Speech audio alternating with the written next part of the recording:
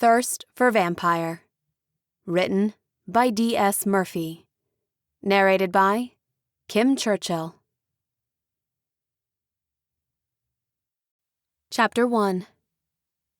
We raced through the dark woods until we were breathless, and even then we didn't stop. The dry branches sheltered us from the burning embers that fell from the sky, but the blanket of gray ash left clear tracks that would be easy for King Richard's guards to follow. Jasmine began to lag behind, so I gave up my seat on the slagpaw.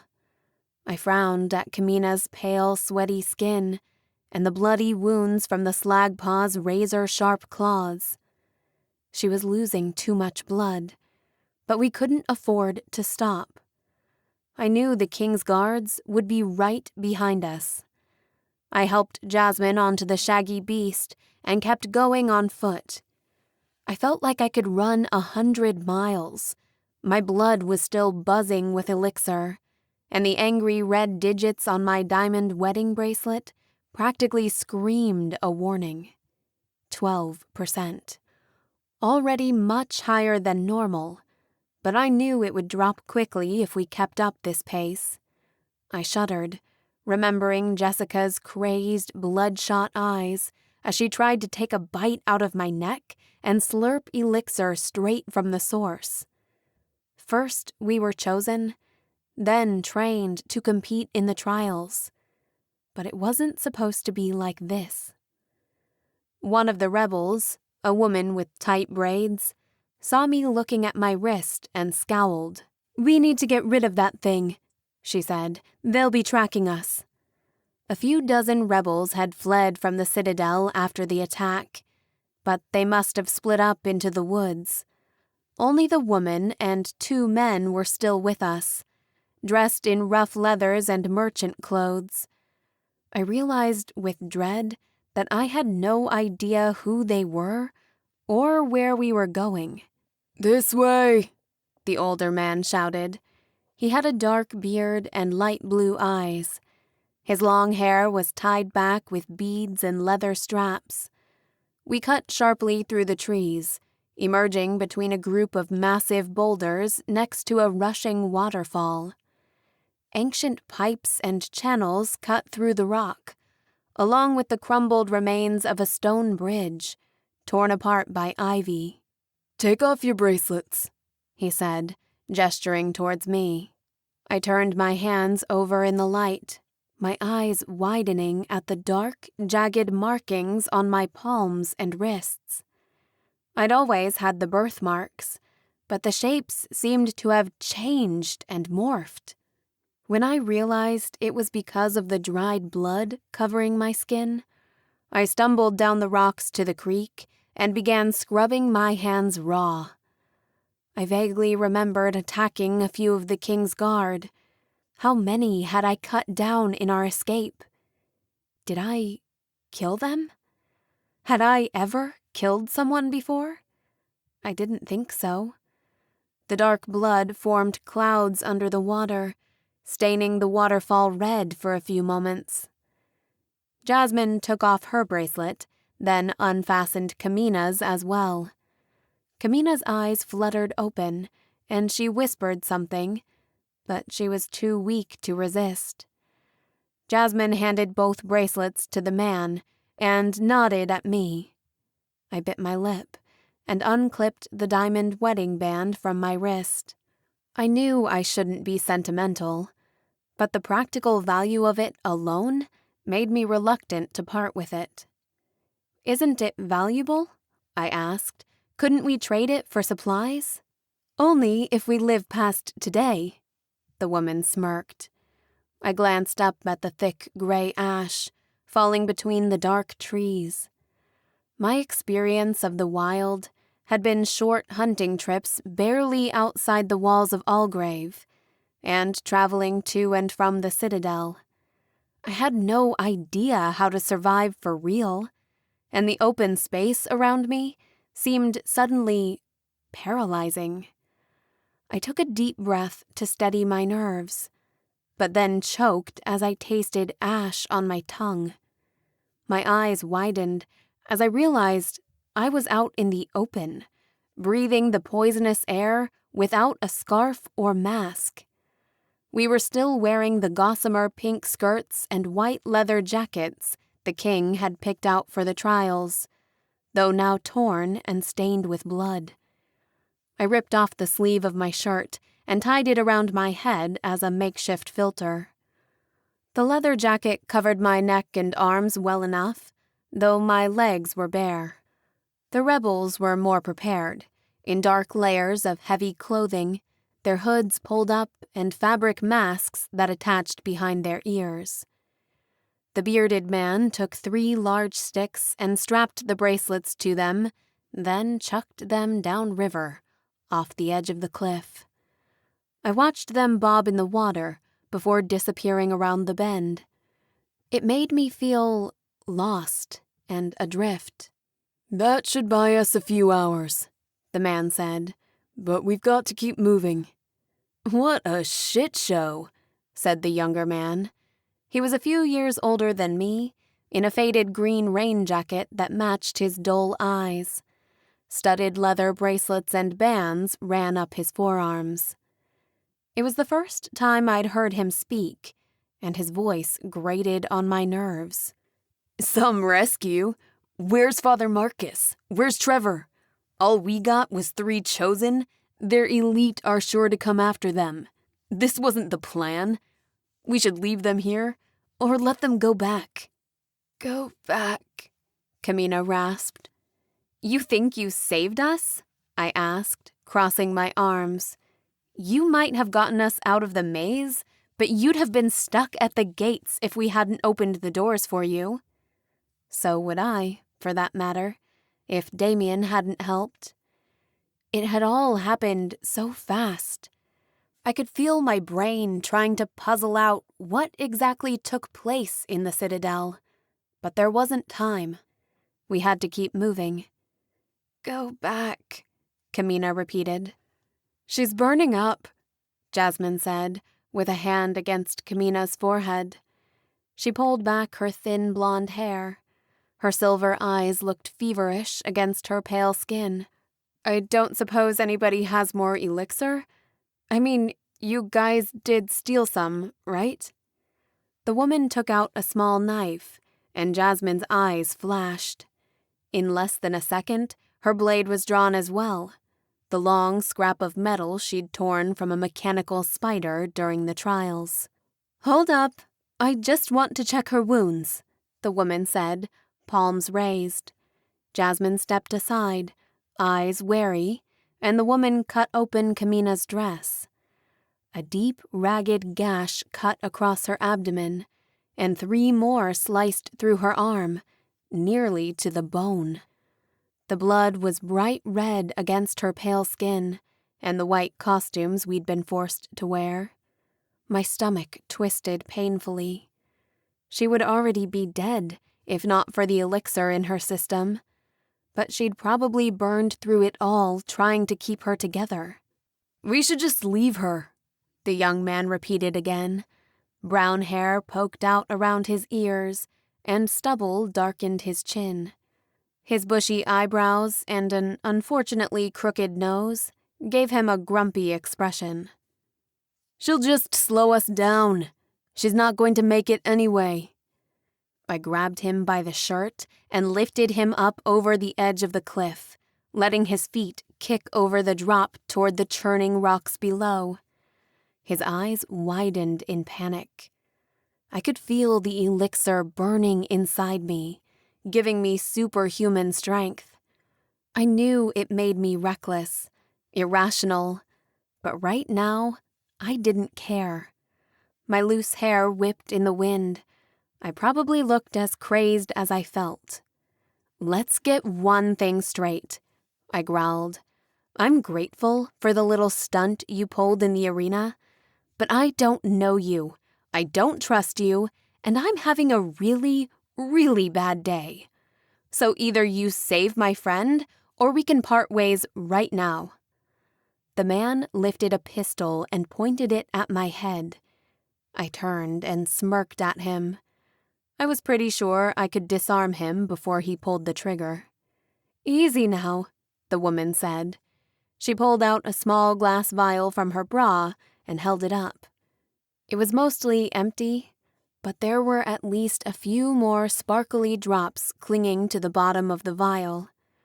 She gently removed the cork and tilted the vial to Kamina's trembling lips.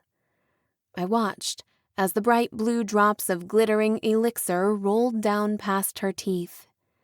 I counted 3. 3 times the weekly dosage humans were allotted during the renewal ceremony, but only a drop more than the daily allowance we'd received since becoming chosen. I prayed it would be enough. The woman shook the vial, then held it up again to show me the empty container. Only then did I release my grip on the man and set his feet back on the ground. He scowled at me like a frustrated teenager, even though he was probably in his early 20s. My arm was burning from lifting him so long, but I stuffed them in my pockets so he wouldn't see me shaking. "We've got to go," the man said. "We're too exposed here." "Go where?" Jasmine asked, looking around uneasily. "I left a package of supplies nearby, for emergencies. We pick those up first, then head for higher ground. I know a place we can stay the night, even hole up for a few days if we have to." The slagpaw whined and licked its chops, then sat down awkwardly.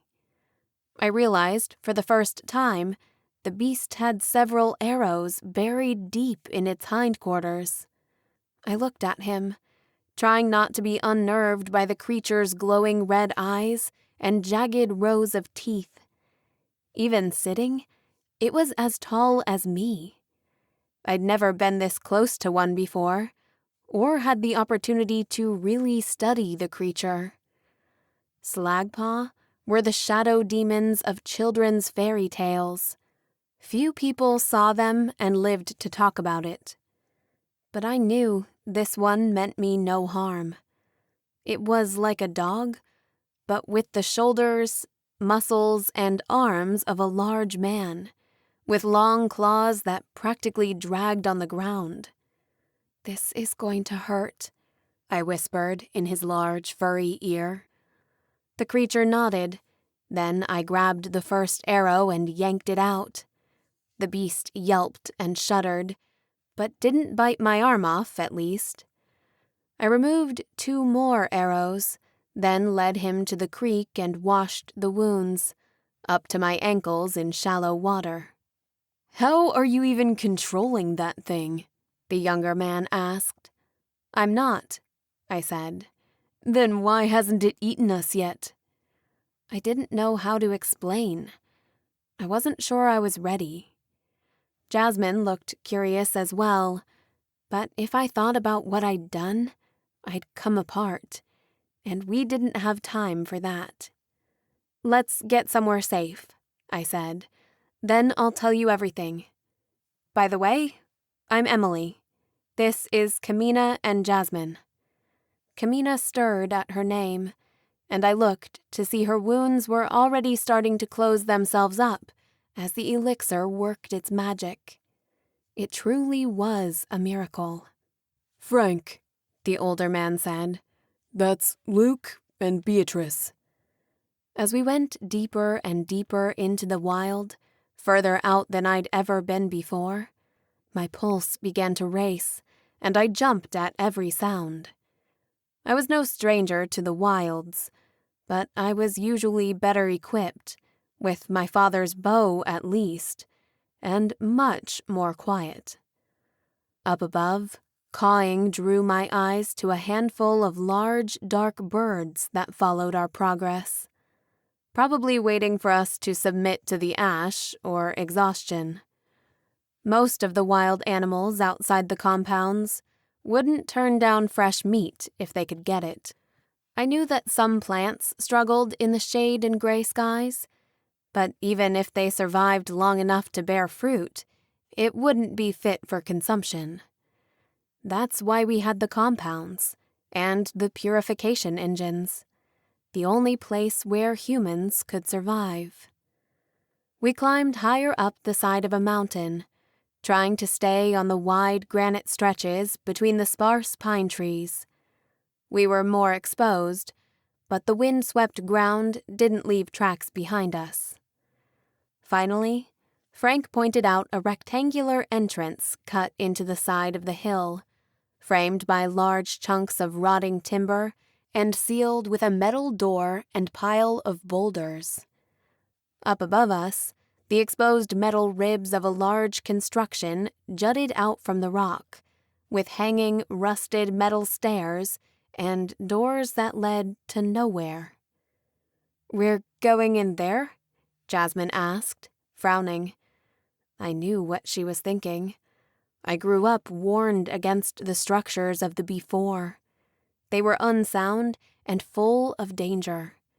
They could collapse on you, if the poisonous ash or slagpaw didn't get you first.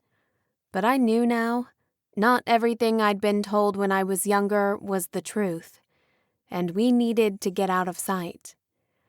Frank shoved the door aside with his shoulder, and it screeched against the rocky ground. "Do you mind leaving your friend outside?" Luke asked. "He gives me the creeps, and it's small enough in there anyway." "Stay," I said, pointing at the covered area beneath a ledge. The slagpaw whined at first, but then licked my cheeks, turning around twice before settling into a furry ball between the rubble. Slowly, we followed the others inside the dark mouth of the ancient tunnel. Beatrice lit a small gas lantern and held it up, leading the way. Frank and Jasmine supported Kamina, who was walking unsteadily between them, with Luke and I bringing up the rear. It was so dark, I had to watch my steps, even though I could barely see my feet. I gasped as we crossed a thin wooden plank. It wobbled, sending a cluster of pebbles ricocheting off the deep walls of a cavern. I heard them plunk into water far below. Frank led us through the twisted tunnels of stone and metal, then through a narrow crevice into a small cavern that looked semi-furnished. In the middle was a campfire, some pots and pans, and bundles of old clothes and fabric, stuffed together with leaves and dry grass for a makeshift mattress. Broken glass and tin cans sparkled in the darkness like a treasure hoard. It smelled of rot and nature, but wasn't foul. I realized the stench that had followed us since the Citadel had been Trevor's thick fur and the unnatural stink of a muted. Luke started working on a fire, and Beatrice strung up a line of crushed cans near the door. "So we'll know they're coming," she said sheepishly, seeming to recognize that if the elite found us here, we'd be dead before the early warning hit our ears. Then she pulled out some folding chairs and set them up around the fire. I sank into mine, crossing my arms. The sensation was uncomfortable, to say the least. In the stillness and darkness of the cave, the events of the last few days came rushing back, and I felt my eyes water. I'd been running on survival mode so long, I didn't know how to sit still. I literally didn't know who I was anymore. Emily Sharrow wasn't even my real name. My mother had confessed as much before she died. Damian told me I was a half-breed, an impossible and possibly the only elite offspring. A genetic experiment, he suggested, just before I'd been arrested on charges of conspiracy to murder the Crown Prince. The look of betrayal in Damian's eyes, when they discovered the pistol in my pocket, scorched my heart and filled me with shame. But he'd helped me escape, even after all that. I didn't know where that left us. Frank passed out a bowl of soup, some kind of tough meat and wild carrots. Then the others looked at me expectantly, their eyes bright in the reflection of the fire. Curate Marcus is dead, I began, creasing my hands in my lap. I think I killed him. Beatrice sucked in a breath, and Luke flinched. I saw his hand move towards his weapon, but Frank held up a hand for me to continue. I didn't figure it out until… The Slagpaw, I said quickly. They're human. I think it's what happens if you consume too much ash. King Richard, he wanted me to kill them. He wanted me to kill the rebel leaders. When they attacked us in the arena, we were just defending ourselves. I think the first one, it must have been Marcus. And the second is Trevor, Beatrice murmured, her eyes flicking towards the entrance. That's why he didn't attack you? Hold up, Jasmine said. Forgive a girl for asking questions, but what the hell is even going on? All I know is trials, then Kamina was hurt, then people were shooting at us. I came with you to protect her, not to join some rebel alliance. Trevor's my friend, from Algrave, I said. I didn't know he was a rebel, not until after I was chosen. Curate Marcus contacted me. They wanted me to join them. I wasn't going to at first. But then, the way Richard treats us, you have to see it's not right. He made Tobias kill Penelope, his own chosen. She was a rebel, Jasmine said with a shrug. So? I snapped. She didn't deserve to die. Not like that. When we went back to Algrave, it was to save my mother. Damien gave me elixir to save her, but then his guards came and started arresting people. I flinched, remembering the truth. The woman who raised me, the one I was trying to save, she was killed. They arrested me. The trials, it was supposed to bring me to heel, to prove King Richard could control me by making me kill Trevor. But I resisted him. When he realized he couldn't compulse me, he would have killed me. How is that even possible? Luke said. I frowned, glancing around the circle, their faces red in the glow of the fire. I trusted Trevor, but I didn't know anyone else here. Damian had sworn me to secrecy, but what did it matter now that the king knew I was renitent? He would hunt me down, which meant these people were in danger. They should know what they were getting into. Just before she died, my mother told me I was adopted, that my real mother was executed, and that my real father was an elite. But that's impossible, Beatrice said, leaning forward. The elite can't breed. Apparently not, I said. Curate Marcus, he said it was because of my grandfather, John Patton. He stole something from the king, an antidote to the elixir. They think he did experiments on his own daughter, my mother, and that's why she was able to get pregnant, and that's why the king can't compulse me. The silence lengthened, and I could tell the others were wary. I'd just confessed to a band of rebels that I was part elite. I was the enemy. The moment was broken when Kamina stirred, sitting up, her pale hair sticking to her warm face. Her fingers grasped for a weapon before finding the large holes in her shredded shirt and checking her wounds carefully. "What happened?" she groaned. "Where are we?" "Don't worry, we're safe," Jasmine said. "Outside the Citadel." "What have you done?" Her eyes widened, taking in the rocky sanctuary. She rose to her knees, her legs shaking. "We're escaped rebels now. We were raised to serve the elite. Loyalty, honor, courage. If I hadn't been chosen, I would have applied to become a soldier or one of the king's guard. This life? I don't know how to do this." "You were injured," I said. "We saved you. Are you serious? She spat, glancing around at the cracked cement and creeping vines. And now what? We live underground like rats, hiding from elite and slagpaw forever? You're free now. You can choose your own path, Beatrice said, like the rest of us. Creases formed around her eyes as she smiled, handing Kamina a bowl of thin broth. I didn't choose this, she muttered, turning away and withdrawing into the shadows, away from the fire. Despite my exhaustion, I couldn't sleep. The stillness of the cave was broken by slow dripping water and a leathery rustling above that I suspected were bat wings. At any moment, the king's troops could slip into the darkness and slit our throats. And yet, I couldn't stop thinking about Damien. Even after he thought I'd betrayed him, he still helped us escape.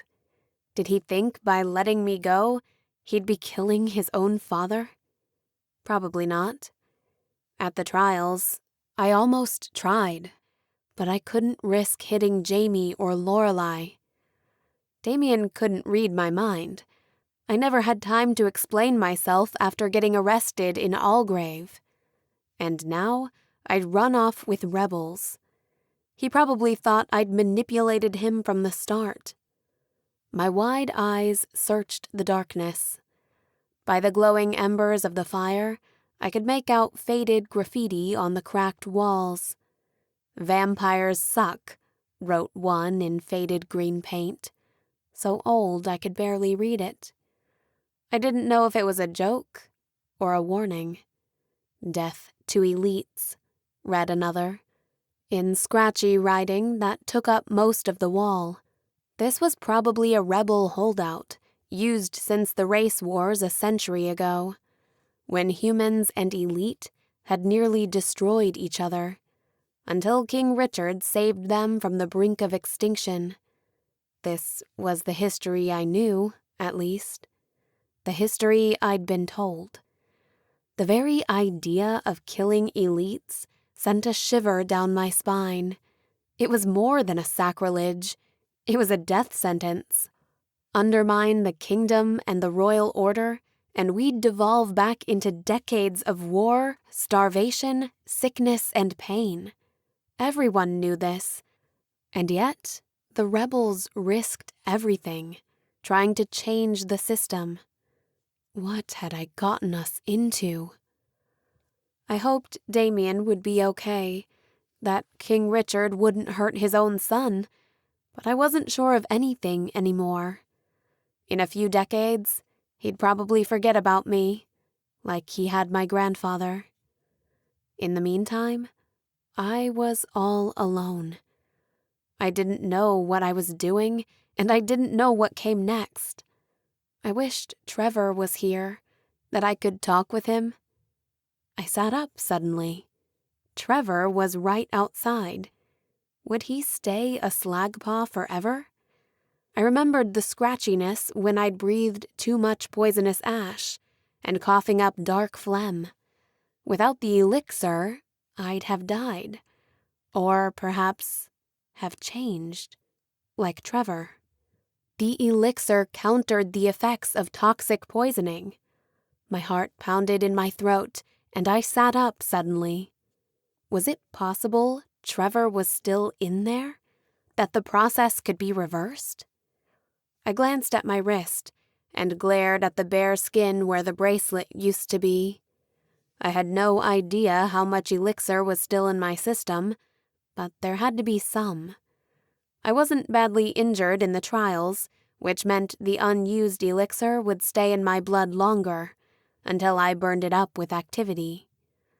I tiptoed back out of the cave, careful not to disturb any of Beatrice's traps, until I opened the door to the ruined lair and stepped outside into the cool night air.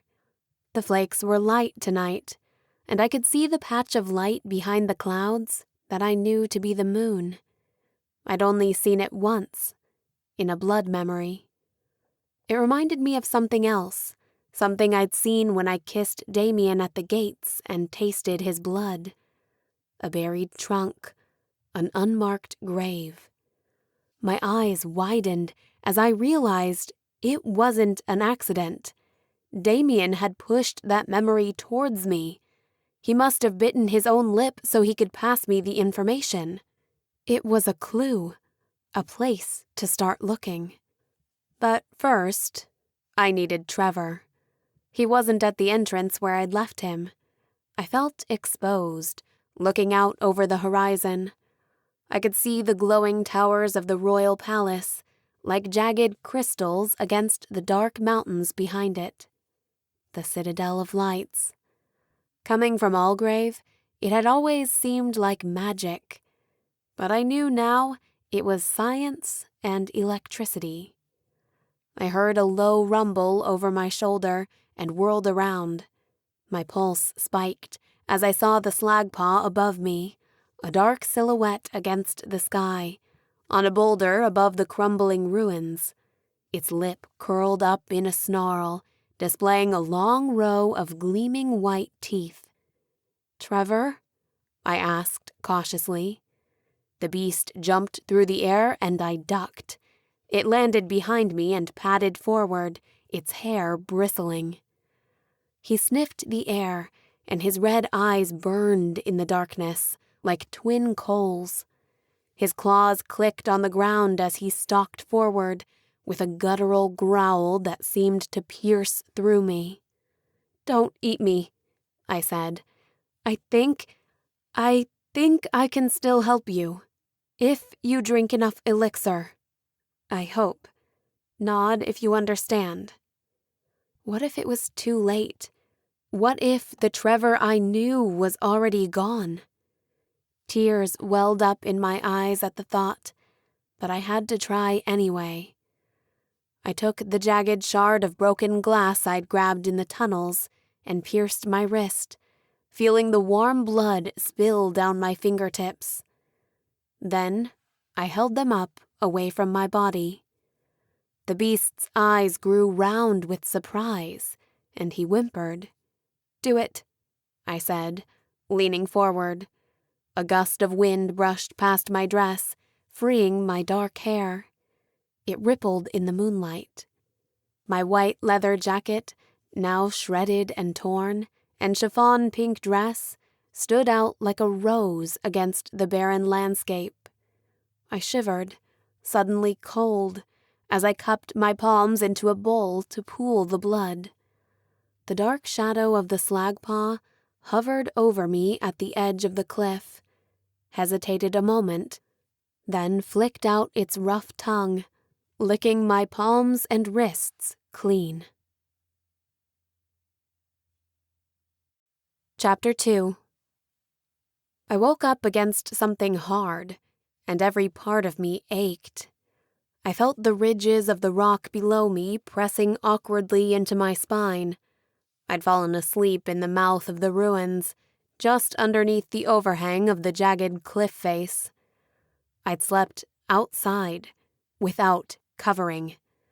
I sat up and gasped for breath, clutching at my throat, which is when I noticed the naked man beside me.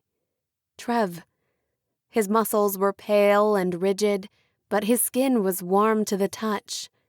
I wrapped my arms around him and felt his heartbeat and the rise and fall of his chest. "You're back," I said softly. He blinked his eyes open and looked at me through his long eyelashes, the ones I'd always been jealous of. "Emily." He breathed my name, cupping my hand with his large palms. I had the weirdest dream. I laughed, brushing away a tear as he sat up. Then his eyes widened and he covered himself up. "Wait," he said. "Why am I naked? Did we?" "No," I said, shoving him with my shoulder. "Hey, I'm not complaining. I've been dreaming for years of waking up next to you naked. I just thought it'd be in a bed, in a house, or something. Where are we, anyway?" "An old structure somewhere?" I said, rubbing my eyes. I don't really know. Yesterday was kind of a blur. I was high on elixir for most of the day, I realized. It gave me a strange sense of focus, like I remembered the smallest details, but none of the context. "Why are you wearing a dress?" he asked. "And is that makeup?" "Yesterday was the trials," I said, rubbing a hand across my face, wiping off a dash of dark eyeshadow and purple glitter. "Did you win?" He smirked. "Not exactly," I said, frowning. Technically, I wasn't sure how the trials worked.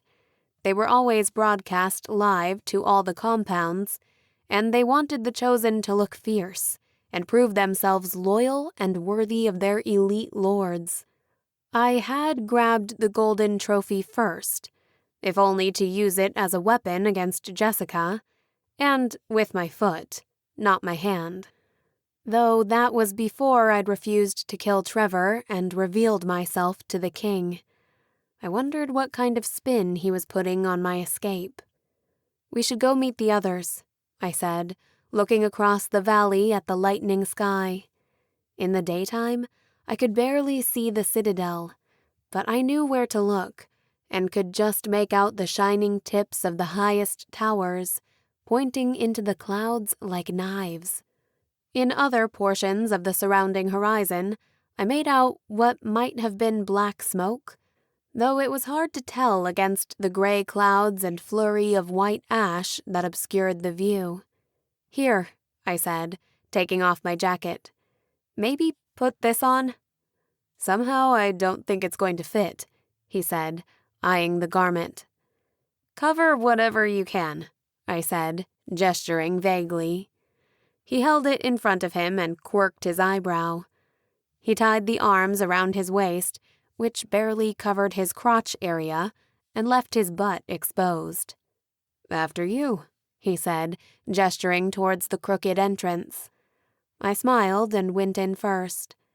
Without the lamp, it was difficult to see my way forward. I heard Trev stumble and curse a few times as we ducked through the crevices towards the secret hideout. Then I heard the sound of a gun being cocked, and froze. "Who's there?" a voice called. "It's me," I said. "Emily. And Trev." Someone rekindled the fire, and a flashlight shone in our eyes, then lingered on Trev's nearly naked body. "Well, hello there," I heard Jasmine say. "I'll be damned," Frank said, wiping the sleep out of his eyes. He clasped Trevor in a tight hug. Beatrice kissed him on the cheek, and he nodded towards Luke, who was still leaning against the wall of the cave. "So, we're all friends then, are we?" I said, but I was glad to see how they greeted him. I couldn't understand how Trevor, who'd grown up like me and barely left Algrave, could be this close to strangers I'd never met. "Sorry I wasn't around to make introductions," Trevor said. Frank found an extra pair of boxers in his bag and a black t-shirt. After Trevor was at least partially dressed, we ate a cold breakfast, the remains of some dried meat and nuts, washed down with bitter root tea. "So, what's the plan?" I asked. "We should get to my supplies by noon," Beatrice said. "Until then, we keep low and quiet. With any luck, the trick at the falls will keep them looking in the wrong direction." "Can someone tell me what exactly happened yesterday?" Trevor asked. "And why my ass hurts so much?" "I might have shot you a few times," I said. "What do you remember?" "We were in Algrave, then we got attacked. Soldiers and elite guards. They moved so quickly. We had elixir, but there were too many. Oh shit, your mom. I'm so sorry."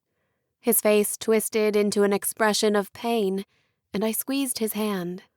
"What happened after you were caught?" Frank prodded. "They took us back to the Citadel," Trevor continued. "Hooked us up to some kind of machine. forcing us to breathe ash. I thought I was dying. I could feel my organs failing, changing. My teeth, my fingers, the hair. Then they let us out. I remember the air, the smells, the noise. I remember, he said, his eyes widening. It's not clear, just weapons, smoke, people trying to hurt me, pain, chaos. I lashed out. I tasted blood. Oh my God, I think I killed someone. That would be me, Kamina growled. Takes more than a slag paw to take me down. It wasn't him, I said, turning to Trevor. It was the other slag paw. And no matter what you did, it wasn't your fault. You weren't yourself. I smelled something calming, something familiar. And then I saw you. I remembered you. But how did you know it was me? I don't know, I said, but I did, and here we are. So, we ran away together after all. Trevor smirked, with far too much satisfaction in his eyes. That's a stretch, I said. I'll take it. Yesterday, I'd had way too much elixir. More than I'd ever had. More than should be possible. It made me so strong, but now that it was gone, my muscles were on fire. Other than that, and feeling gross in my pageant clothes, I felt fine. The marks on my wrist where I'd cut them were almost healed, but not quite. I guess my body had run out of elixir. And I felt lightheaded when I stood up, and weak after only a couple hours walking. I had to stop, short of breath. And my skin itched, though it was hard to tell with the sweat on my neck or ash on my bare skin. We covered our mouths with scraps of fabric, and took turns using the more functional gas masks we'd found in the cave, so we didn't breathe in too much toxin. Even so, hiking through the open landscape for miles and miles soon had me gasping for air. There was always not quite enough oxygen in the atmosphere. We left the rocky base of the mountain and trekked through thick woods for hours, getting scratched by thorny brambles until we came to a small cabin. One wall was missing entirely, and moss and roots had grown up through the floorboards. The remains of a small kitchen and fireplace were tucked into one corner, near the wire frame of a bed. A small room to the back was covered in ash. The roof had rotted away completely, and I could see branches through the hole in the ceiling. "Some place you've got here," Jasmine muttered. "It's too exposed for a real settlement," Beatrice said, "but scavengers mostly leave it alone, if they can even find it in the woods." She stood on the bed frame and lifted a moldy wooden panel in the ceiling, pulling out a large satchel with supplies. "It's not much," she said, handing us a parcel of clothes wrapped in plastic bags. "A change of clothes, a few weapons, and food for a couple days. There should be a few drops of elixir in the pocket." Trevor had spent most of the day in boxers, so he pulled on a pair of jeans, a threadbare blue sweater, and pushed his dark hair out of his eyes. Kamina, Jasmine, and I were all mostly still in our blood-stained costumes from the trials, meant more for display than practicality, and definitely unsuited for our current journey. "I would kill for a shower right now," Jasmine grunted, pulling on a sweatshirt over her dark, matted hair. "It'll have to wait. Bounty hunters and the King's Guard will be out combing the woods. We won't be safe till we get to Havoc." "Havoc?" Jasmine asked. "Headquarters of the Resistance," Luke grinned. "The last bastion of free-range humans." "Here, put these on," Beatrice said, holding out thin paper masks. "It's better than nothing. You've already been out in the ash too long." I shut the door for a little privacy, stripped out of the pink and white dress, which was stained with dark blood, and put on a thick wool skirt that came down to my ankles. The rough fabric sent shivers down my spine. I felt like I was too hot and too cold at once. But it was clean and dry, and didn't make me sick to my stomach. When I turned around, the door creaked open. "Here," Trevor said, handing me a glass vial with a couple drops of elixir still in it. "The others, we'd decided this should be yours." "Kamina needs it more," I said. "Kamina isn't the one who opened her wrists last night." "Seriously? That was stupid and risky." "You're welcome," I said. He grinned and mouthed, "Thank you." I tucked the elixir away, though my body ached for it. I'd gotten too used to my daily dosage, and after yesterday's brutal events and the bloodletting, I was running on empty. After hesitating another moment, I popped the cork and let one drop fall on the tip of my finger, before rubbing it into my gums and under my tongue. I leaned against the wall, waiting for the elixir to work itself through my system.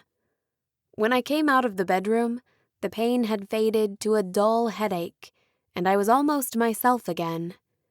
There was just enough gas in the stove to heat up a few cans of soup and have a hot meal with the last of our bread. Then we hit the road again. None of us were satisfied with the meager lunch, so I kept an eye out for game while we hiked through the woods. Somehow, I'd managed to keep my bow when we escaped the Citadel, but didn't have any arrows for it. Jasmine and Kamina split the sword-like metal legs of the mechanical spiders. They'd wrapped scraps of fabric around the ends to make rough handles. And the rebels had rifles and pistols, but firing them out in the open would alert predators to our location. We fell into a rhythm, and for a few hours I concentrated only on trying to move through the overgrown landscape without stepping on any dry twigs. We passed craggy trees with bark like stone, covered in patches of bright green moss, and occasionally an abandoned house or car, half buried between the trees. The ash muted our movements, but in the desolate wilderness, every sound seemed like it carried. I froze when Frank held up his hand for us to stop, his gun poised. I raised my bow quickly. I'd whittled a few rough arrows over lunch, but I was pretty sure they wouldn't fly straight.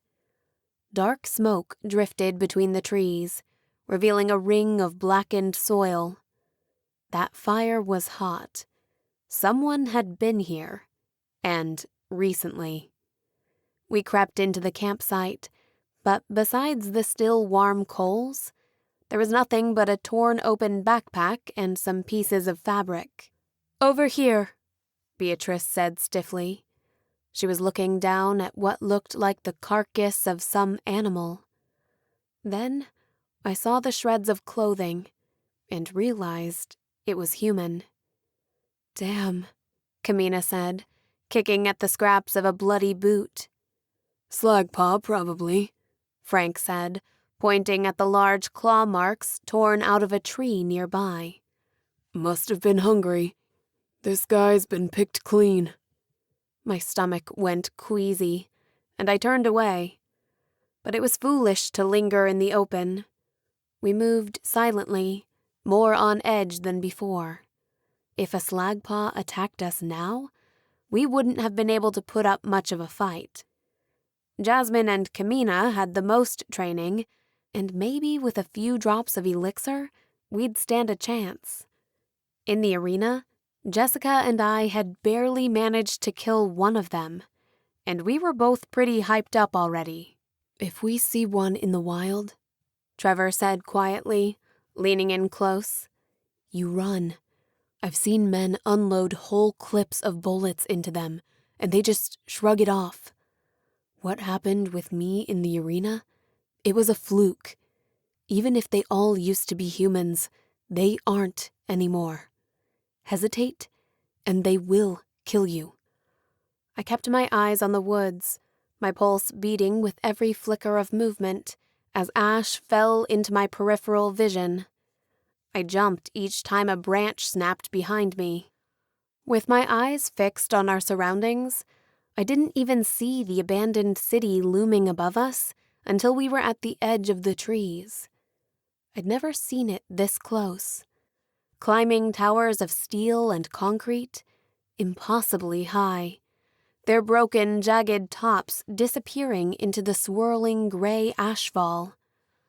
Unlike the Citadel of Lights, these buildings were dark, nearly black against the lighter sky. The wide street leading into the ruins was cracked, with dry grass and weeds poking up through the cracks, and rusted cars and vehicles strewn around haphazardly. I shuddered as we passed a truck on its side, with a skeletal hand reaching out for help. Rusted signs, covered with graffiti, watched us sneak closer into the city with our weapons raised. Our footsteps echoed off the flat surfaces, announcing our arrival. "The strongest shall survive," someone had written in dripping spray paint on the side of a crumbling wall. It was the opposite of what I'd been raised to believe, that the two races could only exist together, symbiotic species that depended on each other for survival. The dark windows were mostly shuttered on the ground level, but shards of glass caught our distorted reflections. Trees pushed up through the concrete, lifting cars into the air, and long-hanging vines choked the traffic lights and telephone poles. Directly in front of us, a gaping sinkhole tore up the street, exposing broken pipes and some kind of metal tracks far below. "Shit," Frank said. "I've never come in from this side before." "I know the way," Luke said. "Follow me." He led around the corner into an alley, up a flight of stairs, then through a bashed-in door. We emerged into a spacious auditorium with hundreds of red velvet chairs and a large white screen. Someone had shredded the bottom half with a knife, probably for the material. Many of the cushions had been ripped off the seats as well, and a black spot on the floor let me know this place was used as a campsite at least occasionally. I paused near the exit. Faded pictures of people had been pinned to the wall, along with handwritten messages. "Have you seen my daughter?" "Sam, I've gone with Dad to the place we talked about. Hope to see you there soon." I ran my fingers over another, scratched into the wood with a nail, that sent a tingle down my spine. Listen to them, the children of the night. The floor was tilted uncomfortably as Luke led us down a twisted hallway, out towards some kind of glass and metal bridge connecting two buildings. Planks of wood stretched between the foundation beams. "That can't be safe," I said, eyeing the street level far below. We must have climbed several floors while cutting through the buildings. "It's fine," Luke said, stepping through it quickly. He even paused to bounce a bit on a beam before continuing to the other side. I'd just stepped off the planks into some kind of office building when I heard a scream and the sound of broken glass behind me. Beatrice was hanging from her fingers at least a dozen feet from the bridge, where one of the boards had shifted and was now wedged precariously against a pane of glass. It cracked as I watched, and splinters forked across its surface like lightning. "Hang on!" I shouted. I reached into my pocket, popping the cork with my thumb, and downed the rest of the elixir. It wasn't much, but it had to be enough. It ignited with the adrenaline in my system, filling me with a rush of energy. I slid across the floor towards the open window of the building, then flung myself out into the air, just as the glass broke. I grabbed one end of the makeshift bridge and Beatrice's wrist, gritting my teeth as she fell. But my grip held. The bridge groaned under our combined weight, shuddering lower. "Stay back!" I yelled as Trevor inched his way out towards us. "What do you want me to do?" Trevor asked, his eyes wide. I tried not to look below me. We were on the 3rd floor, but the jagged maw of the sinkhole opened up below us, and there was nothing to break my fall. Beatrice didn't have any elixir, and even if she was strong enough to climb her way over me, I wasn't sure if the bridge would hold that long. "The window," I said, jerking my chin towards the flat sheet of glass of the floor below us. The building was at least 20 feet away, but it was our best shot. Luke pulled out his pistol and fired 3 rounds, shattering the glass to create an opening. "Ready?" I asked, looking down at Beatrice. Her eyes were full of fear, but determined. I swung her back and forth twice, building momentum, before flinging her into the ledge of the next floor. She tumbled to a stop, rolling over the broken glass, but then stood and brushed herself off. My turn. I tightened my grip, swinging gently. I had to cover more distance with less leverage. On my second swing, the bridge snapped. I felt the instant gravity took hold, but I was faster. I scrambled up the falling bridge like a ladder, pushing off one end and throwing myself forward. I managed to catch the lip of the window, pulling myself up into the opening. The glass shards bit into my skin, but I hardly felt it. "We made it," I panted, turning around. I gave Beatrice a hand up, after wiping my bloody hands against my dark skirt. My smile faltered when I noticed we weren't alone. At least 6 large, bearded men with homemade masks and weapons were hiding in the shadows behind the overturned furniture. My elixir-fueled vision picked them out of the darkness easily. "Elite!" one of them shouted. I heard a gun fire around. I barely had time to shove Beatrice out of the way before the bullet pierced my shoulder. Chapter 3. "Hold your fire," a voice barked a command. Someone made his way towards me, his palms raised. I looked up into a pair of familiar eyes, happy to see me. Curate Marcus. In nondescript gray clothes, with a long black coat, fingerless gloves, and a dark stocking cap. He was alive. I couldn't believe it at first, then threw myself at him. He flinched, but returned my hug. I was as surprised as he was by the display of affection. We'd never exactly been close, but I was so happy I hadn't accidentally killed him, the relief spilled through me.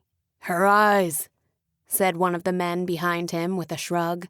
"They're all fucked up, and she moves like they do."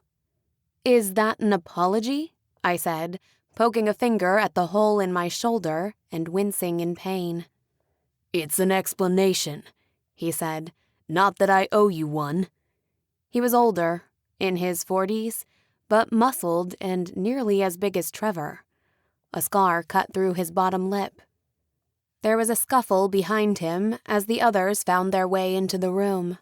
Frank and Luke entered first, nodding to the other men, who lowered their weapons. Trevor scowled when he saw my injured shoulder, but I grabbed his arm before he could get us into any more trouble. Frank's eyes softened when he saw that Beatrice was all right, then turned towards Curate Marcus. "How are you here?" he asked. "The girl told us you were in the arena at the trials."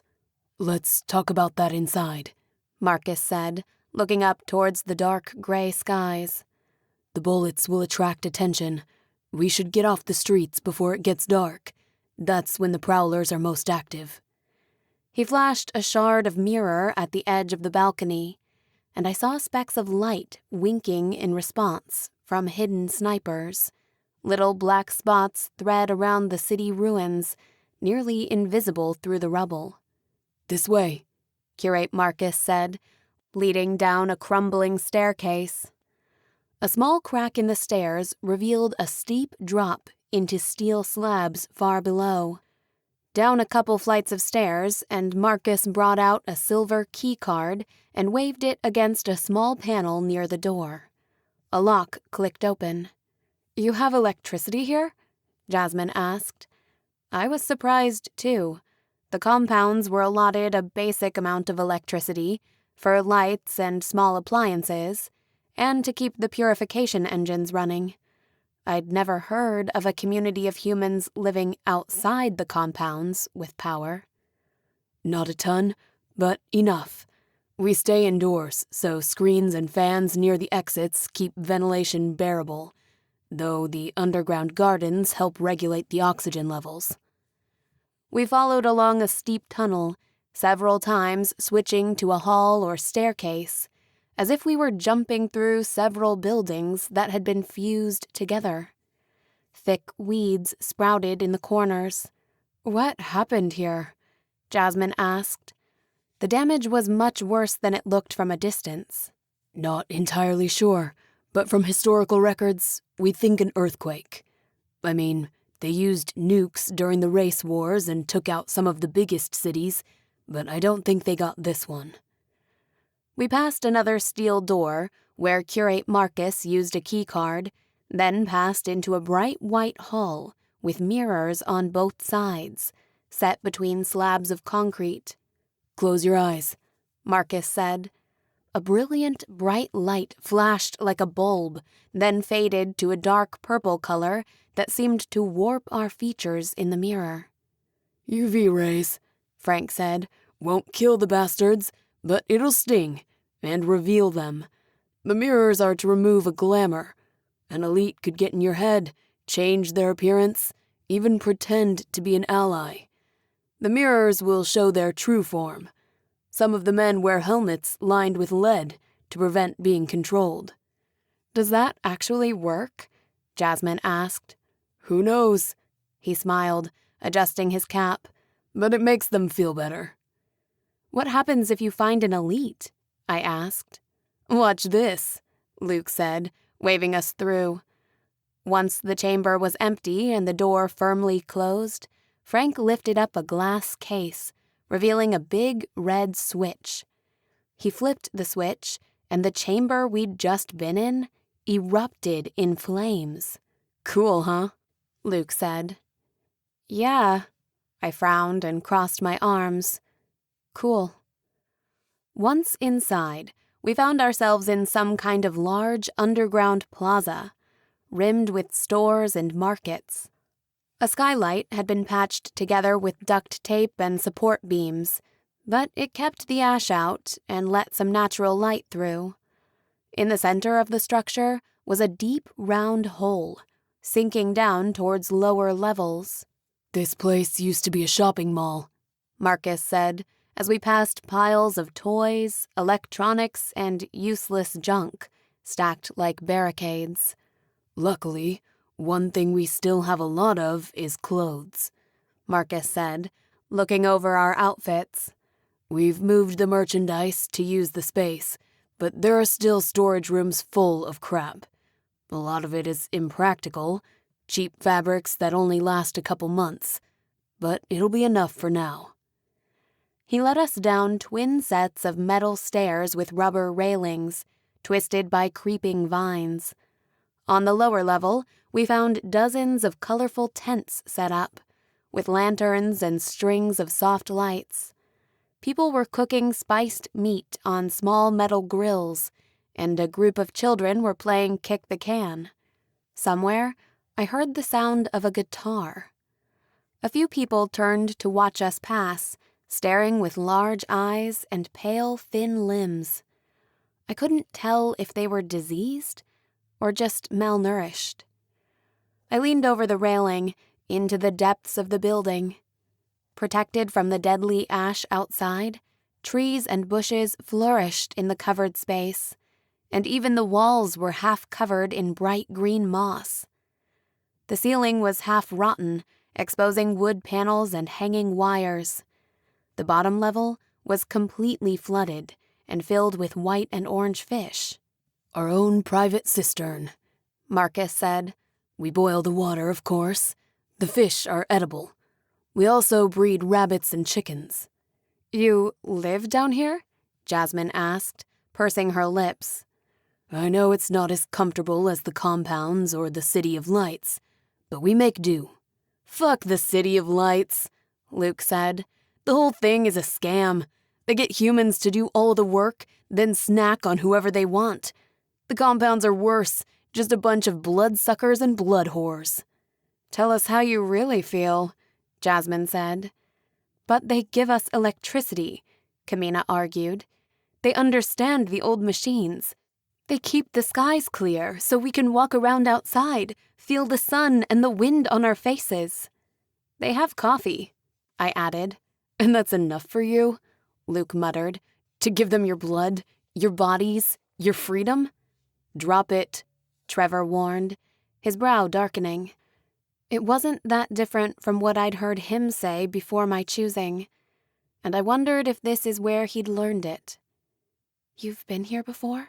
I whispered. "After you left," he nodded. "I was desperate. I started making contacts. Some people talked about a resistance outside the compounds. I heard about this place, and one night I snuck over the barrier and made it here. This is where I met the other rebels." He took a breath, frowning over his shoulder. Curate Marcus was still in the capital. The others showed me how to get in and out through the tunnels. We thought, if we could just get some elixir, enough to heal some of the sick, to get strong, maybe even fight back. "But that's impossible," I said. "Humans can't drink enough elixir to fight an elite. They'll go mad with rage and thirst first." "Sure, maybe in one-to-one combat, but there are more of us than them. Maybe some of us would die, but some things are worth dying for." "Martyrs talk," I scoffed. "So what? You prefer the compound system? The chosen?" "I don't know," I said, looking around at the piles of junk, the exposed wires, and moldy walls. "But it seems better than this." "This way," Marcus said, leading us through the underground city. The mall was larger than expected. Each corner we turned revealed another grand hallway, with marble floors and vast chambers that used to be stores. Most of the rooms had been repurposed as gathering spaces or markets. I laughed as we passed a room full of farm animals, and Jasmine stopped to pet a baby goat. Near the center on the third floor was a large banquet hall with hundreds of tables, surrounded by restaurants and stalls. "Mess hall," Marcus said, waving his hand.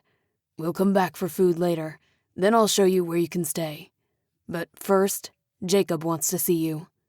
"She needs medical attention," Trevor said. "She's been shot." "I promise we'll see to that as soon as possible, if Jacob lets you stay." "What do you mean, lets her?" Trevor growled protectively. "Frank, why don't you take Beatrice to the health center? I can tell by her limp she's hurt her ankle." "It's just a sprain," Beatrice said. "The other chosen can go as well. We'll meet you there. Trevor, you should join them. This is a private conversation." "No way," he said. "I'm not going anywhere without Trevor," I added. "Fine," Marcus said, gesturing forward again down another flight of metal stairs. "Jacob?" I whispered over my shoulder. "If Havoc has a leader, it's him," Trevor said quietly. We descended another level. From here, looking up, I could see that narrow bridges connected the various floors above. The light was thinner down here, and colder, yet the air felt crisp and clean. probably due to the thick carpet of leafy vines crawling from the water up the walls, and the ring of potted plants and trees. It had an earthy smell of compost and decay. In the center, a raised platform rose from the underground lake like a tiny island, filled with comfortable furniture, a wide wooden table with a dozen chairs, and a whiteboard with markers. A display rack held a small arsenal of assault rifles and pistols. A dark-skinned man with a goatee was waiting, with his hands behind his back.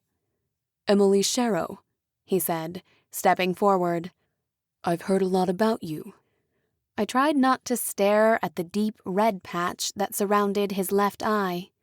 A birthmark, probably, like the ones on my wrist, but the distinctive marking stood out against his colorless clothing and dark skin. Unlike the compounds, where deeply colored fabrics were prized, the Havoc dress code seemed to be limited to faded grays and browns. He wasn't as big or tall as Trevor, but somehow projected a calm authority. Maybe it was the leather straps, armored fatigues, and spiked shoulder pads, or the slagpaw pelt and necklace of claws and bullets around his neck. Altogether, the look seemed more ostentatious than practical. Next to him, the woman in the corner blended in so much she was practically invisible until she shifted her position. Her jet-black hair fell like a curtain, framing her pale skin and slanted eyes. She met my gaze with a slight nod. Although also draped in faded layers of fabric, she was wearing sweatpants and a pair of pink sandals, and looked far more comfortable, curled up on a leather couch. The chipped mug at her side read, "Difficult roads often lead to beautiful destinations." "Emily, this is April Liu, our resident doctor. We have healers who help with smaller things when we need them. Herbs, setting bones. April is more of a research specialist than a practitioner." I nodded, though I didn't know exactly what any of that meant. We had healers in the compounds, but they didn't need to do much, since our weekly allotment of elixir kept most health issues in check. I took a seat at the table cautiously. "And I believe you've already met Steve Haggs." He nodded behind me. I turned to see the man with the scarred lip and short hair hovering behind us near the stairs. He nodded at me, and I scowled back. "You mean the ugly bastard that shot me?" I said, crossing my arms. "Yeah, we've met." I didn't know what Jacob wanted or why I was even here, but I wasn't ready to let my guard down, even after Jacob nodded to one of his guards, who poured me a steaming cup of coffee and a frosted blackberry scone. He watched me take a bite. I tried not to moan. It had been days since I'd tasted anything so sweet. The coffee was bitter and grainy, but strong enough. "We watched the trials, you know.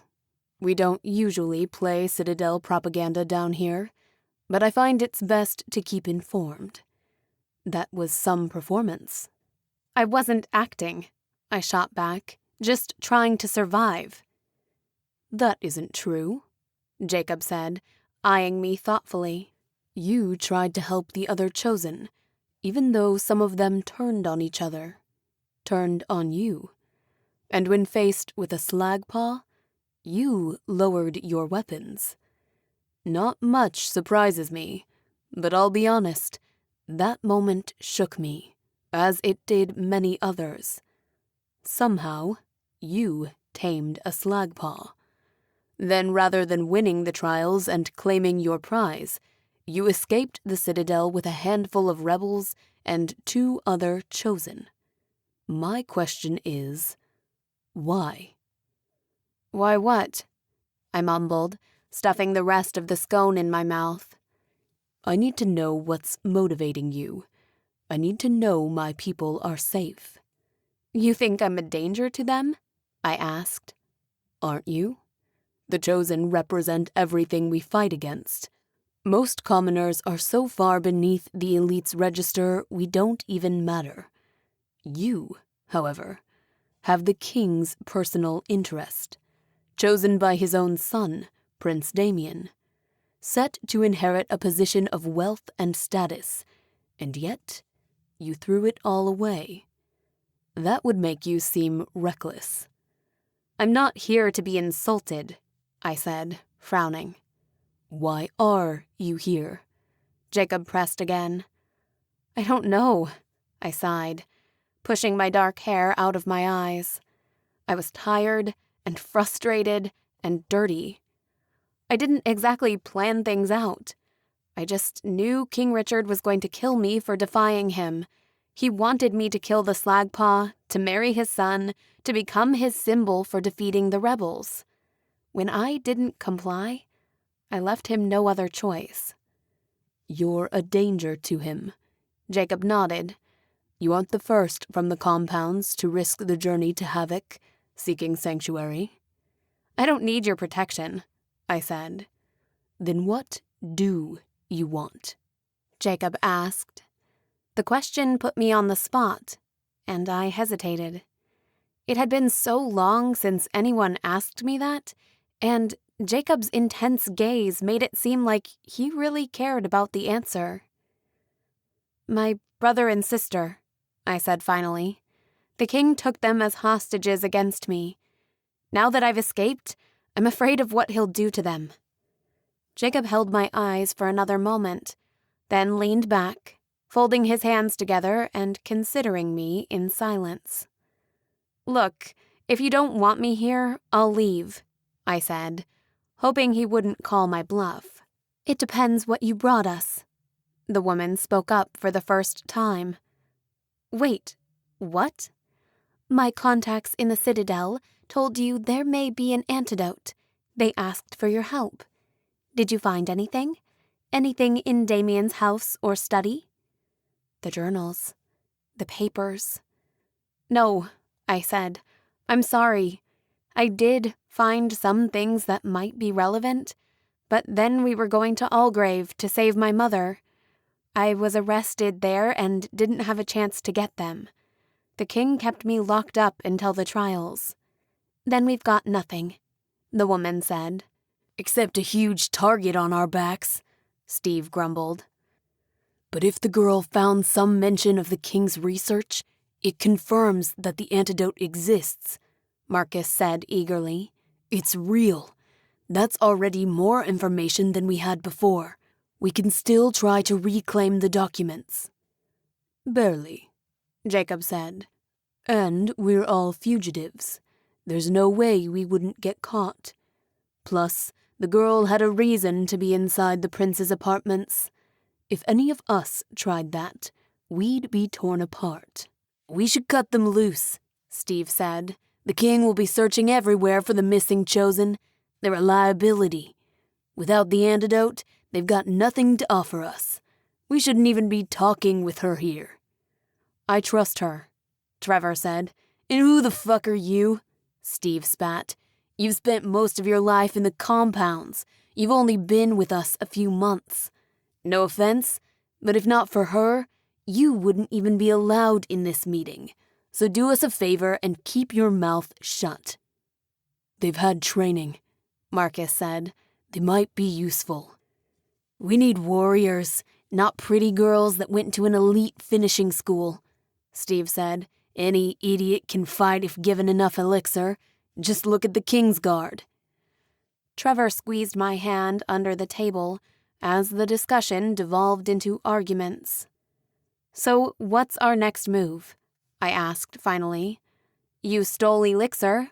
You must have a plan. Not one I'm ready to share with you, Jacob said. Honestly, we were hoping you would tell us. April smiled, leaning forward. Sorry, it's a little hard to think with this bullet in my shoulder. I'd barely felt it at first, with the elixir in my system, but now a dull, uncomfortable throb was spreading through my torso and arm. Let me take a look at that, April said, pulling out a small medical kit. Take off your shirt. I frowned, uncomfortable undressing in a room full of men. But they already thought the Chosen were a bunch of fragile princesses. I didn't want to help feed that stereotype. My fingers tingled as I pulled off several layers, stripping down to my bra. My cheeks burned as Steve looked me over, probably checking me for weapons or wires. "Clean through," April said. I winced as she cleaned the wound with gauze and alcohol. "And already healing nicely. How much elixir did you have today, anyway?" 3 drops, I think," I said. Her eyes widened. She nodded, but bit her lip. I knew what she was thinking. I healed faster than normal humans. I was different. Renitent. I wasn't ready to share that information yet, even though I was pretty sure Marcus already knew. I was glad April didn't push the issue or voice her thoughts. She bandaged me up and handed me my clothes. "We should have provided you with a warmer welcome," Jacob conceded finally. "Although, I'm glad you were shot." "Gee, thanks," I said, pulling on my jacket. "Steve told me you saved one of ours, a woman you barely knew. And when he shot at you, you put yourself in harm's way to protect her. Why?" "I don't know. I didn't think about it." "Exactly." He smiled. His teeth flashed brightly in the shadows, which made me realize how dark it had gotten. A strand of hanging lanterns reflected in the calm pool around us, making it seem like we were on a floating island. "While I can't trust anything you tell me, actions speak louder than words. Your unplanned reaction tells me more than anything else about you." "The antidote was always a fool's errand," Steve said, changing the subject. "Now we can prepare for war." "Against the elite?" I asked. "There's no way you can win." "Not in a full-on battle, but we can weaken their infrastructure, limit their blood supply. Guerrilla warfare. Pick them off one at a time." "We're fleas on a dog," Marcus said. "King Richard is ignoring you for now, but you don't want to feel his bite once he gets annoyed. You haven't seen what he can do." "We can't defeat the king by force," April said. "Not unless we can weaken him somehow, which is why we've been so focused on finding the antidote." "Thanks, sweetie," Steve grinned, "for your expert medical opinion. But maybe leave this up to the men who are actually doing the fighting. A few dozen pounds of C4 should be enough to take out the whole blasted palace, with the king inside it." I stood up, suddenly wide awake. "You can't do that," I said, my fists clenched. "My siblings." "Then what do you suggest?" Jacob asked, probing me with his eyes. "You said they were in danger. How do you plan to get them out of the Citadel?" I looked around the table. We were talking in circles. Something tickled at the edge of my memory. I looked up at Curate Marcus, and he nodded. If I didn't have any ideas, these rebels were going to get themselves killed. Frank and Luke, probably Trevor as well. "There's something else," I said, closing my eyes to concentrate. "I think Damian gave me a memory when I said goodbye. A blood memory. It was an unmarked grave in the woods and a locked chest. I think it has something to do with John Patton or the cure, but I'm not sure what." "He's probably just trying to trick you," Trevor said. "Send you somewhere he can catch you again." "I don't think so," I said. "I think maybe Damien buried the antidote. I think he's telling me to find it." "That's a stretch," Steve said. "Why would he do that? The rebels are his enemy. We would destroy him and his kind." I shrugged. Did Damien give me the memory on purpose? Or had it slipped out? If so, was he keeping it from me? My head was starting to pound. Jacob rapped his knuckles on the table and dismissed the meeting. The others filed out, but Jacob gripped my arm before I could leave. It seems we're allies, for the moment. I trust people who trust you. That's enough to grant you safe harbor here, in the hopes that you prove useful. But if I sense you're a threat or a danger to the people under my protection here, I will be forced to kill you. Great, I said, pulling my arm away. Glad we're being honest. At night, the halls echoed with the sounds of coughing, whispers, groans. From the sick, and some from the lovers, taking advantage of the darkness for a moment of intimacy. It made my skin itch listening to them. Or maybe that wasn't it. My skin felt itchy most of the time, and along with a headache that never quite went away, I was irritable and short-tempered.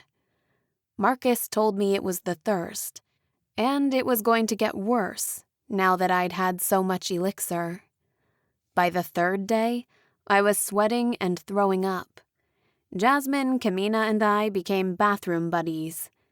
The elixir had always made me feel powerful, but now I understood why Trevor called it a poison.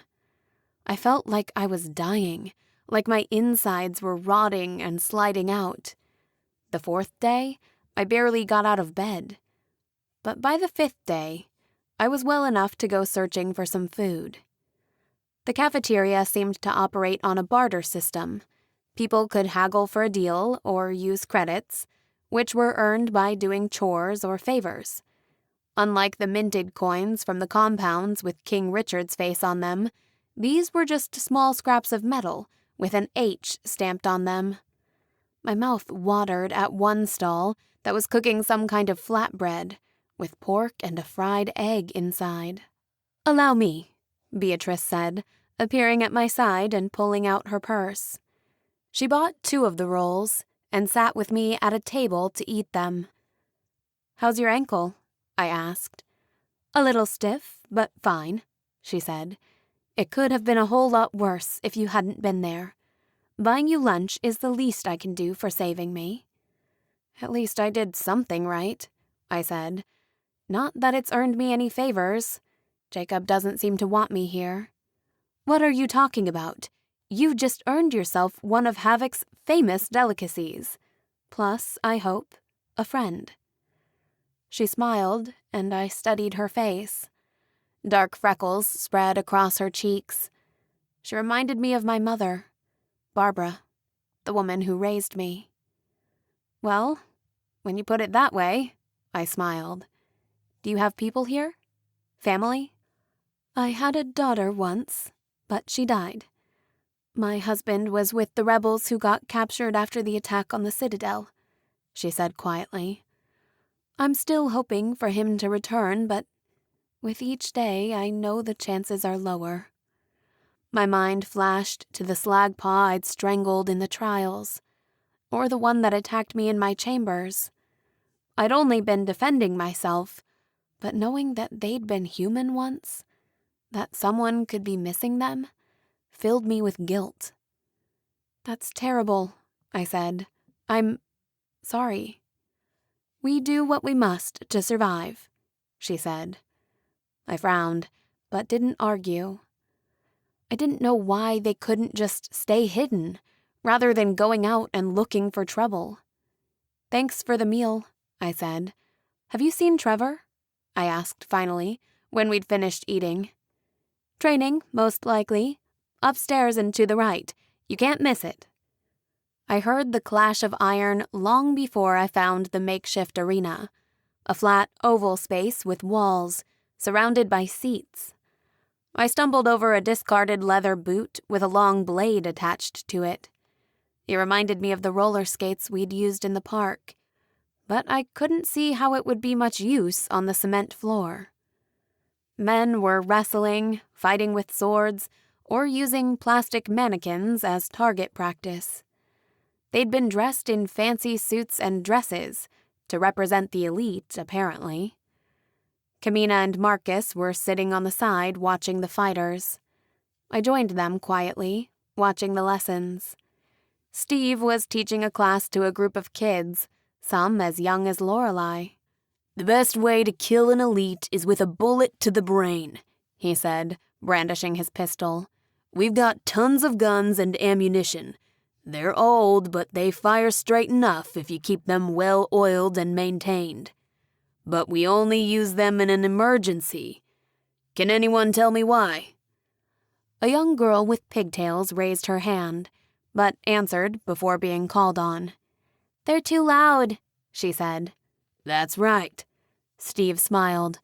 Then he turned quickly and fired towards one of the mannequins, exploding its plastic head into chunks and ripping chunks out of the concrete wall behind it.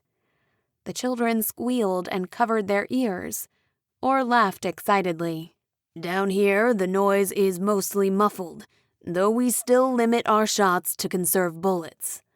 However, up there, outdoors, the sound will carry for miles. The best way to kill an elite is a headshot, from a distance, with a scoped rifle. Take one out, as long as you don't miss, and make sure he's alone. Otherwise, his buddies will track you down and kill you, if a slag pod doesn't get you first. If you have to fire a gun outdoors, move to a new location as fast as possible." "What about arrows?" a young boy asked, eyeing the rack of bow to the side of the arena. "A crossbow bolt or arrow to the heart will work, but you'd have to be at much closer range. And that kind of accuracy with a bow and arrow is goddamn legendary. They're good for hunting small animals quietly, which is critical to our survival, but unreliable in a real fight. Since guns attract too much attention, and arrows are slow and difficult to use in close quarters, that leaves hand-to-hand combat. Can anyone tell me the limitations to fighting elite this way?" "They're too fast and strong," a boy said. "That's right, Eric. The elite are much faster and stronger than any human.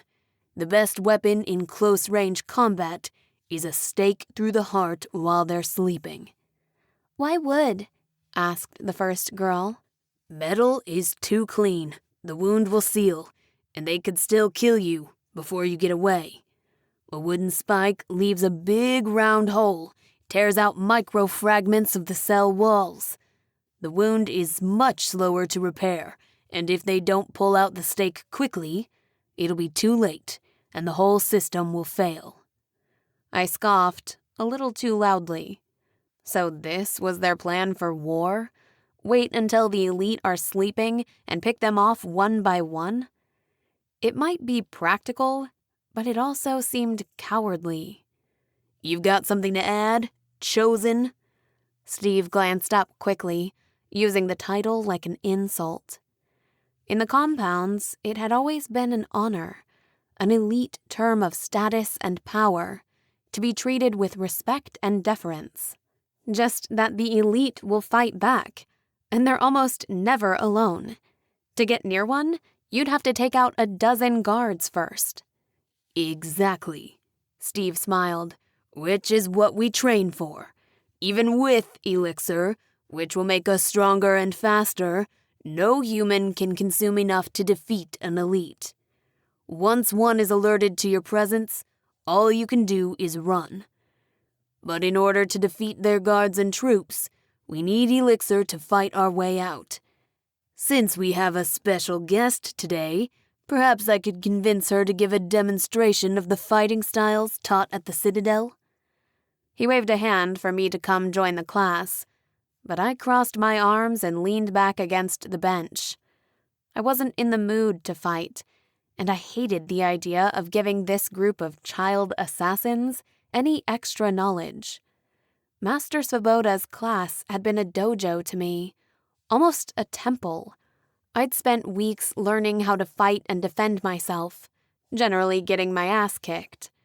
I wasn't going to perform for this bastard's sick pleasure.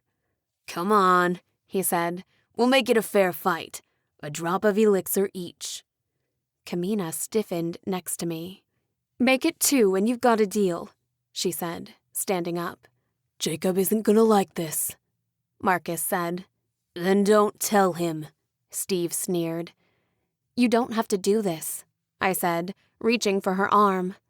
The elixir had healed her wounds, but I could tell from her pale, sweaty skin that she was still wrestling with the addiction, which would slow her down in combat.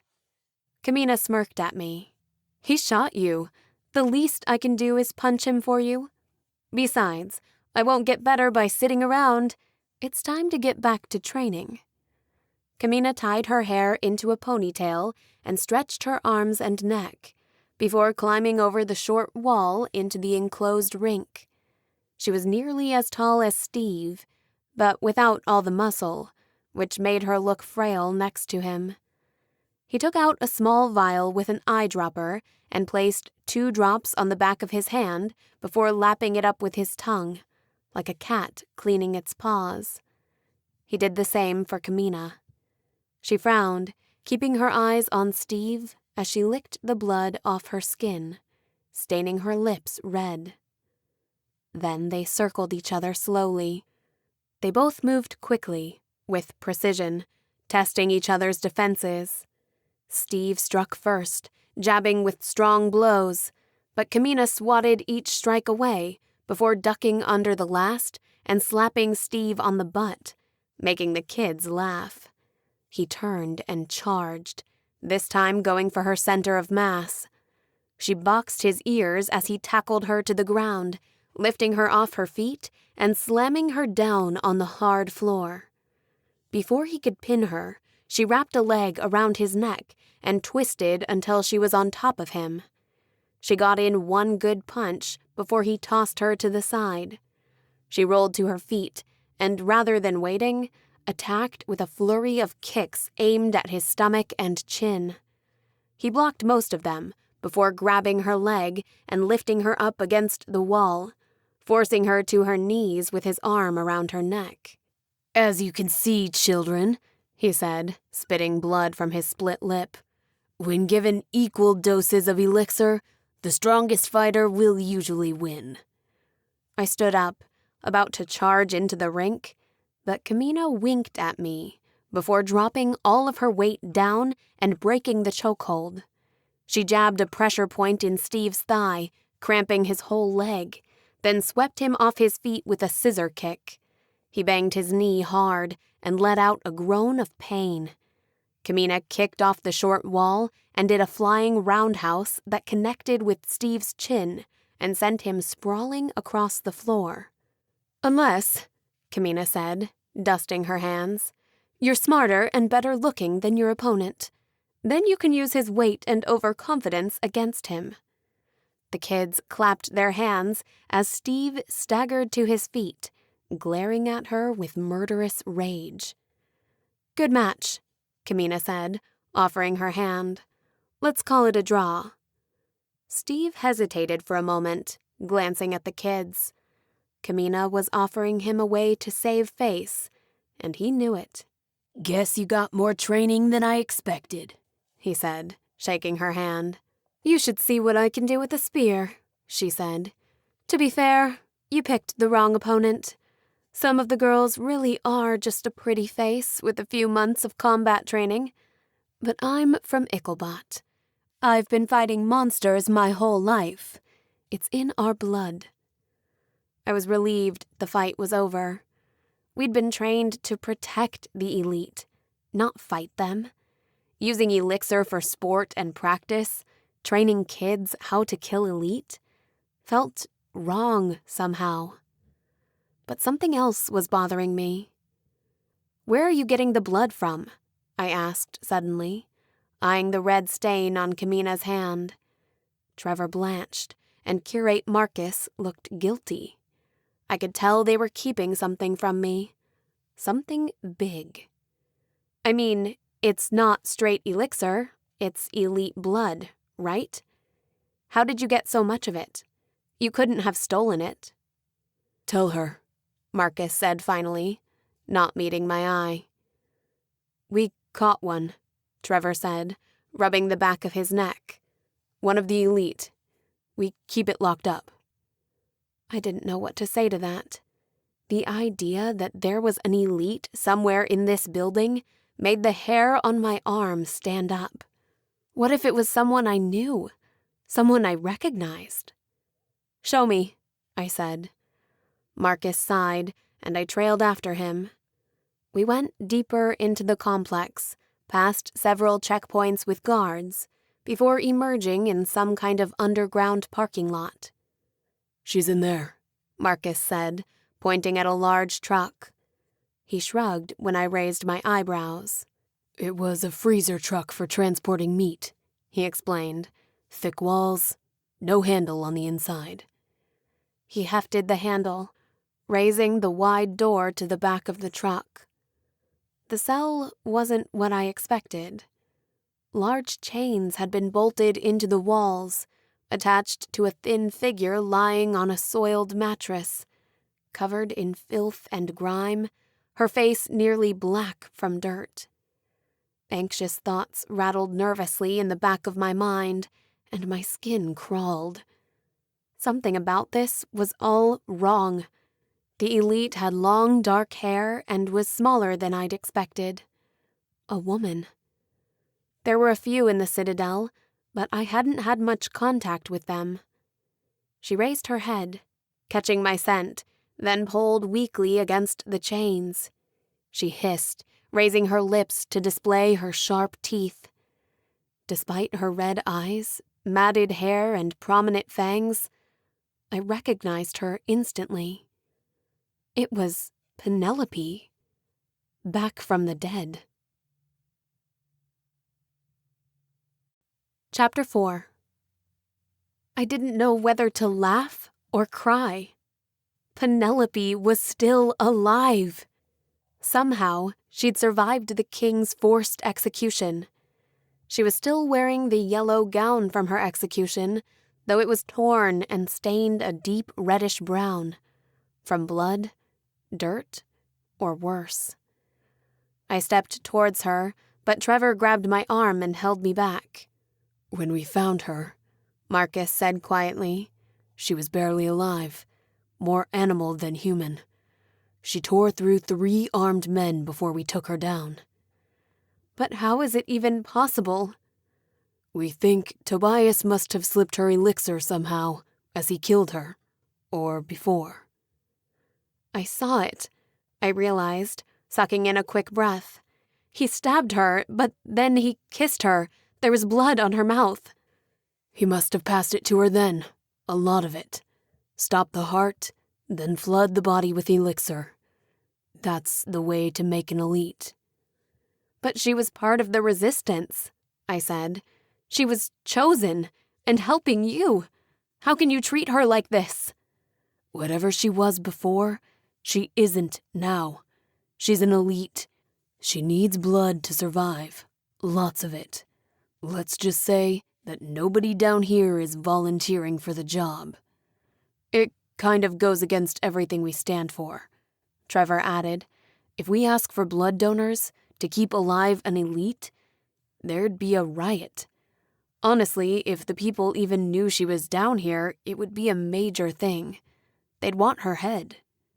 "The only thing that can save her now is the antidote," Curate Marcus said. "If we find it, and Dr. Liu can make it work, we can make her human again. Then she'll be safe here." I frowned, biting my lip. "There's something else, isn't there?" Trevor asked. "Something you didn't tell us before." "It might be nothing." "Do you know where it is?" Marcus asked, holding my shoulders. "Yes," I said. "I think so." It was only a guess, but the vision I'd seen had been of a cemetery, like the one in Algrave, but heavily overgrown. There was only one abandoned compound that I knew of. "Then let's go get it," Trevor said, holding my gaze. "When do we leave?" I asked. "Nobody is leaving," Jacob said, sweeping into the room with 6 armed guards behind him. "It's too dangerous," he added, "at least right now. I have no doubt the woods are thick with King's guards, searching for you. If it's been buried for decades, whatever it is, it can wait until things have died down." "Quondam is abandoned," I said. "I don't think they'll look for us there." "Where did you hear that name?" Jacob asked, like I'd just uttered a secret curse. His stride faltered, and he leaned to the side, his eyes wide. "I've been there," I said. "Damien took me. I'm sure that's the vision I saw. If the antidote exists, it's in Quondam." I sounded more confident than I felt, but I had to do something. The longer I stayed at Havoc, the less comfortable I felt. And now that I knew they were holding Penelope captive, like some kind of rabid animal, I wouldn't be able to sit around and wait for something to happen. "You're trusting that your elite husband isn't luring you back to him. He planted that scene in your mind. It could be fake or a trap. Maybe he let you leave, just so you could lure the rebel forces into an ambush." "Fiancé," I corrected, "and I don't think that's going to happen," I said. But how did I really know? Why did Damien bring me to Quondam the first time? Was it all an elaborate ploy to earn my trust? Was I bait to foil the rebel uprising? I didn't think so. He said he cared about me. The passion we'd shared, when he kissed me in the rain and ash, it felt genuine. But what did I know of love? "We have to try," Marcus prompted. "We've been here before. The elite are too fast, too strong. But if we could weaken them, if we could make them human again, we'd have a chance. John Patton started this rebellion in Quondam. Let's finish it there." "We don't need help," Trevor said. "Just a few men." "And women," Jasmine said, stepping forward. I hadn't even seen her arrive. She must have followed the others. "Do you really think you can find Quondam again?" Jacob asked. "You've only been there once, after all." "Yes," I said, though I wasn't too sure, actually. "She can't just leave," Steve cut in. "She knows our location." "You still don't trust me?" "Not even a little, blood whore." Trevor's hands tightened into fists, but Jacob raised his hands quickly to stop more violence. "Fine," Jacob said finally, clenching his jaw. "But one condition. You bring the chest back here. Everything you find. Hopefully, it will be enough for Dr. Liu to start working on the antidote, and we'll take things from there." In the end, it was decided Jasmine and I, Trevor and Luke, would go alone. We could see if the trunk even existed. I knew Kamina would want to join us, but she was still recovering from the fight and needed rest. "One more thing," Frank added as the crowd dispersed. "This time, you'll be better equipped." He jerked his head, and we followed him to an armory, filled with clothing, weapons, and equipment. Frank gave each of us a small vial of elixir, around 10 drops, which would have cost nearly a fortune in the compounds, if it wasn't so forbidden. The penalty for possession of unauthorized elixir was death. I raised my vial, holding it up against the light. It was cloudy and dark, unlike the pure elixir I was used to, probably processed from Penelope's blood. I clenched it in my palm before tucking it into my pocket. "Don't use it all at once if you can help it. The thirst will be too great and you might turn on each other for more. A drop or two under the tongue. 5 drops and you might be able to run from a slag paw. At least in theory. If you see an elite, you hide. Going up against them is suicide. This is a recon and retrieve mission only." "Got it," I said. "However," Frank continued, "I'm authorized to check out weapons for missions, and we've been developing something new." He held up something that looked like a flashlight. "UV rays, highly concentrated. Hit them right in the face from close range, and it may be enough of a distraction. And then we also have these," he said, running his hand over a row of long black assault rifles. There was even a box of grenades. "It's old-school warcraft," Frank said. "Very powerful, very dangerous.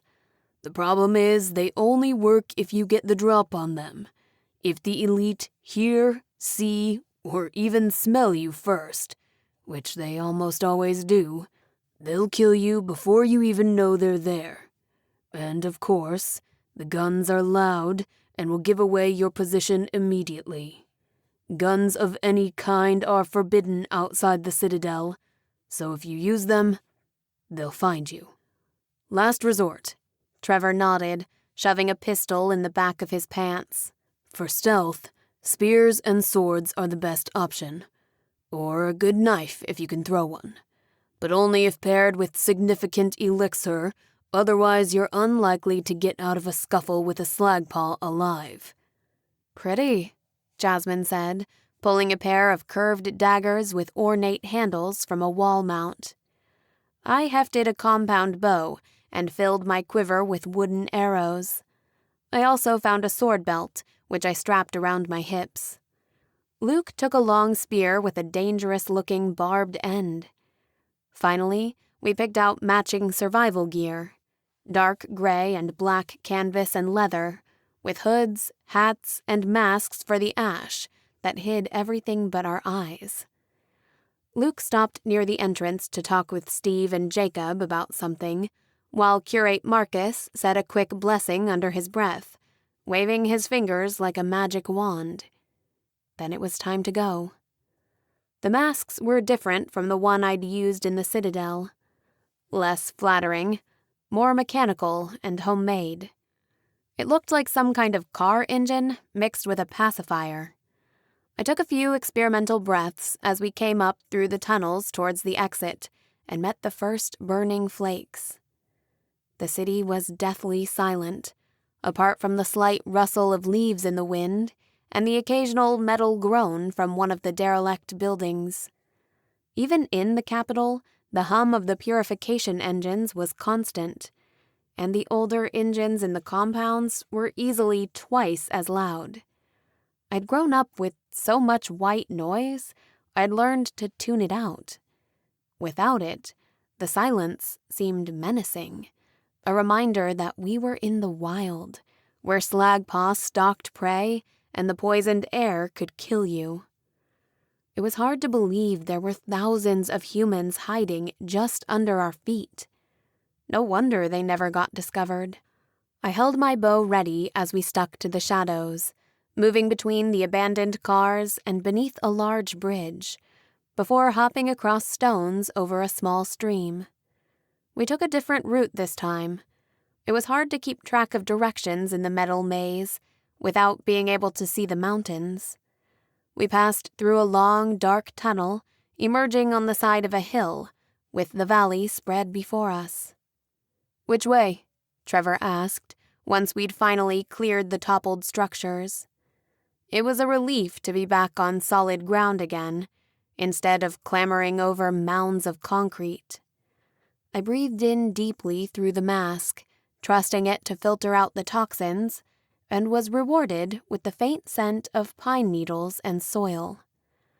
I could see the city, behind us to the left, and make out the pointy spikes of the Citadel through the ash in the distance. Somewhere to the right, I think, would be Allgrave, but I couldn't see it. Now that I had my bearings and could orient myself, I studied the Citadel, looking for the exit we'd taken last time. It had taken nearly an hour on Damian's motorcycle. Walking was going to take all day. "You don't know, do you?" Luke scowled. "Shut up," Trevor said, handing me a pair of binoculars. I found where I thought the road we'd taken should be, a sliver running through the landscape, and traced the path through the woods with my eyes. Squinting through the binoculars, I searched for the abandoned settlement. I paused when I found a thin meadow, a barren spot on the landscape where trees wouldn't grow. There, I said, pointing to it. That's probably about 8 or 9 miles away, Trevor said, taking the binoculars from me. We should get there this evening, if we hurry. We jogged down the hill and into the woods, avoiding the abandoned highways and sticking to smaller roads or cutting through the thick forests when necessary. Part of me was relieved to see the sky again, after days underground. Even though it was full of ash and I had to keep my mouth and nose covered, it still felt liberating to be out from under all that steel and concrete. We were making good time, and were probably about halfway there when we heard a scream. I tensed, drawing my bow and looking behind me. But it wasn't one of us. We can't help them, Luke said. Whoever it is, it's not our problem. And if it's an elite or slagpaw, they're probably already dead. That sounded close, though, Jasmine said. Shouldn't we check it out at least? I agree, I said, nodding to Trevor. He rolled his eyes at me. Shouldn't we be moving away from danger? We're on a top-secret mission, critical for the survival of the human race, and you're going to risk it all to save some stranger? If we don't help the weak and defenseless, maybe humanity doesn't deserve saving, Jasmine said. I caught her eye and nodded. We ran through the woods in the direction of the screaming. It didn't take us long to find the source. A group of merchants were running in circles around a wooden cart in the middle of a flat stretch of road. I drew my bow, but couldn't see anything to shoot at. "What is it?" I asked. There was something strange about them, something dark fluttering around their heads. I thought they were bats or birds at first, but they moved too slowly, tumbling like fuzzy leaves. Once we moved closer, I could see that they were large black moths with dark purple stripes. "They're scared of butterflies?" Luke asked. "They're poisonous," Jasmine said. "Of course they are," Trevor groaned. He tore a branch off a dead tree. The leaves were already brittle and dry. "Toss me your lighter," he said. Luke pulled it out of his pocket and sparked it against the leaves. They burst into flame. The rest of us found our own branches, and together we charged towards the cart with our makeshift torches, streaming thick black smoke. "Don't let them touch your skin," Jasmine yelled, swiping her flaming branch into the dark swarm of winged insects. Their wings caught on fire, and they fell burning to the ground, emitting a terrible screeching sound. It was all over in a few moments. We helped the merchants to their feet. They had large, angry rashes on their arms and faces, but appeared mostly unharmed. "What are these things?" Trevor asked, kicking at one with his foot. With the wings gone, it looked like a large black beetle, writhing in the ash. "Death moths," Jasmine said, "though I've never seen them this far north." Their wings were as big as my palm, with mesmerizing patterns and a velvety texture. "Why do they call them that?" I asked. Jasmine picked one up carefully and spread its sapphire wings. Large round circles in the swirled pattern looked like eyes, and on its back, as big as my thumb, was a white, skull-shaped mark that gleamed against its dark body. "Freaky," Luke said. "Thank goodness you came," one of the merchants said, wiping down his skin with a wet rag. "They're nocturnal. We thought we'd be safe, but they must have snuck into our cargo before we left." "What are you even carrying that attracted them?" Trevor asked. The man opened the door of the cart, and we looked inside. Dozens of potted plants bore shrubs with bright yellow and white flowers. The scent was intoxicating. "Plumeria," Jasmine said, breathing in deeply. "You're from Denvado?" "That's right," the man said. The pollen drives the moths crazy. They would have eaten our whole crop if you hadn't stopped them. Ironic thing is, the flowers smell sweet, but don't actually have any nectar. The moths transfer pollen from flower to flower in their fruitless search, becoming enraged. The flowers usually bloom at night, but they must have opened up in the darkness of the cart. Here, child, the woman said, taking a bracelet of fresh petals off her wrist and offering them to Jasmine. Take it. A gift to remind you of home. She fastened the bracelet of small buds around Jasmine's wrist and smiled. What are all these flowers for, anyway? Trevor asked. You're heading to the Citadel? You're kidding, right? The woman frowned at us. Which compound did you say you're from? Algrave and Denvado, but we've been traveling. The wedding feast, the man said, closing up the back of the cart. The king always orders wreaths and arrangements for the ceremony, same every year. Usually waits till spring, though. Seemed he moved it up this year. We had to scramble to produce this many flowers off-season. I felt a sudden tightening in my lungs and a sharp pain in my chest. I adjusted my mask, fighting for breath. These flowers would have been for my wedding day. I thought they'd be out chasing me, hunting me down. Instead, it was like they'd already forgotten about me. Of course, the weddings would continue. Next year, there would be another choosing. Life in the Citadel would go on, like none of it had even happened. Like I didn't even matter. You okay? Trevor asked. He knew me too well. But he wouldn't understand how I was feeling. Not about this. Forget it, I grumbled, jerking my chin towards the trees. We're on a mission, remember? Let's go. It took 3 hours to reach Quondam. We fanned out, trying to stay low as we approached the compound. It was no wonder it was hard to find. Surrounded by thick trees on all sides, nature had pulled down the walls and half the houses with a covering of ferns so thick the buildings were half hidden.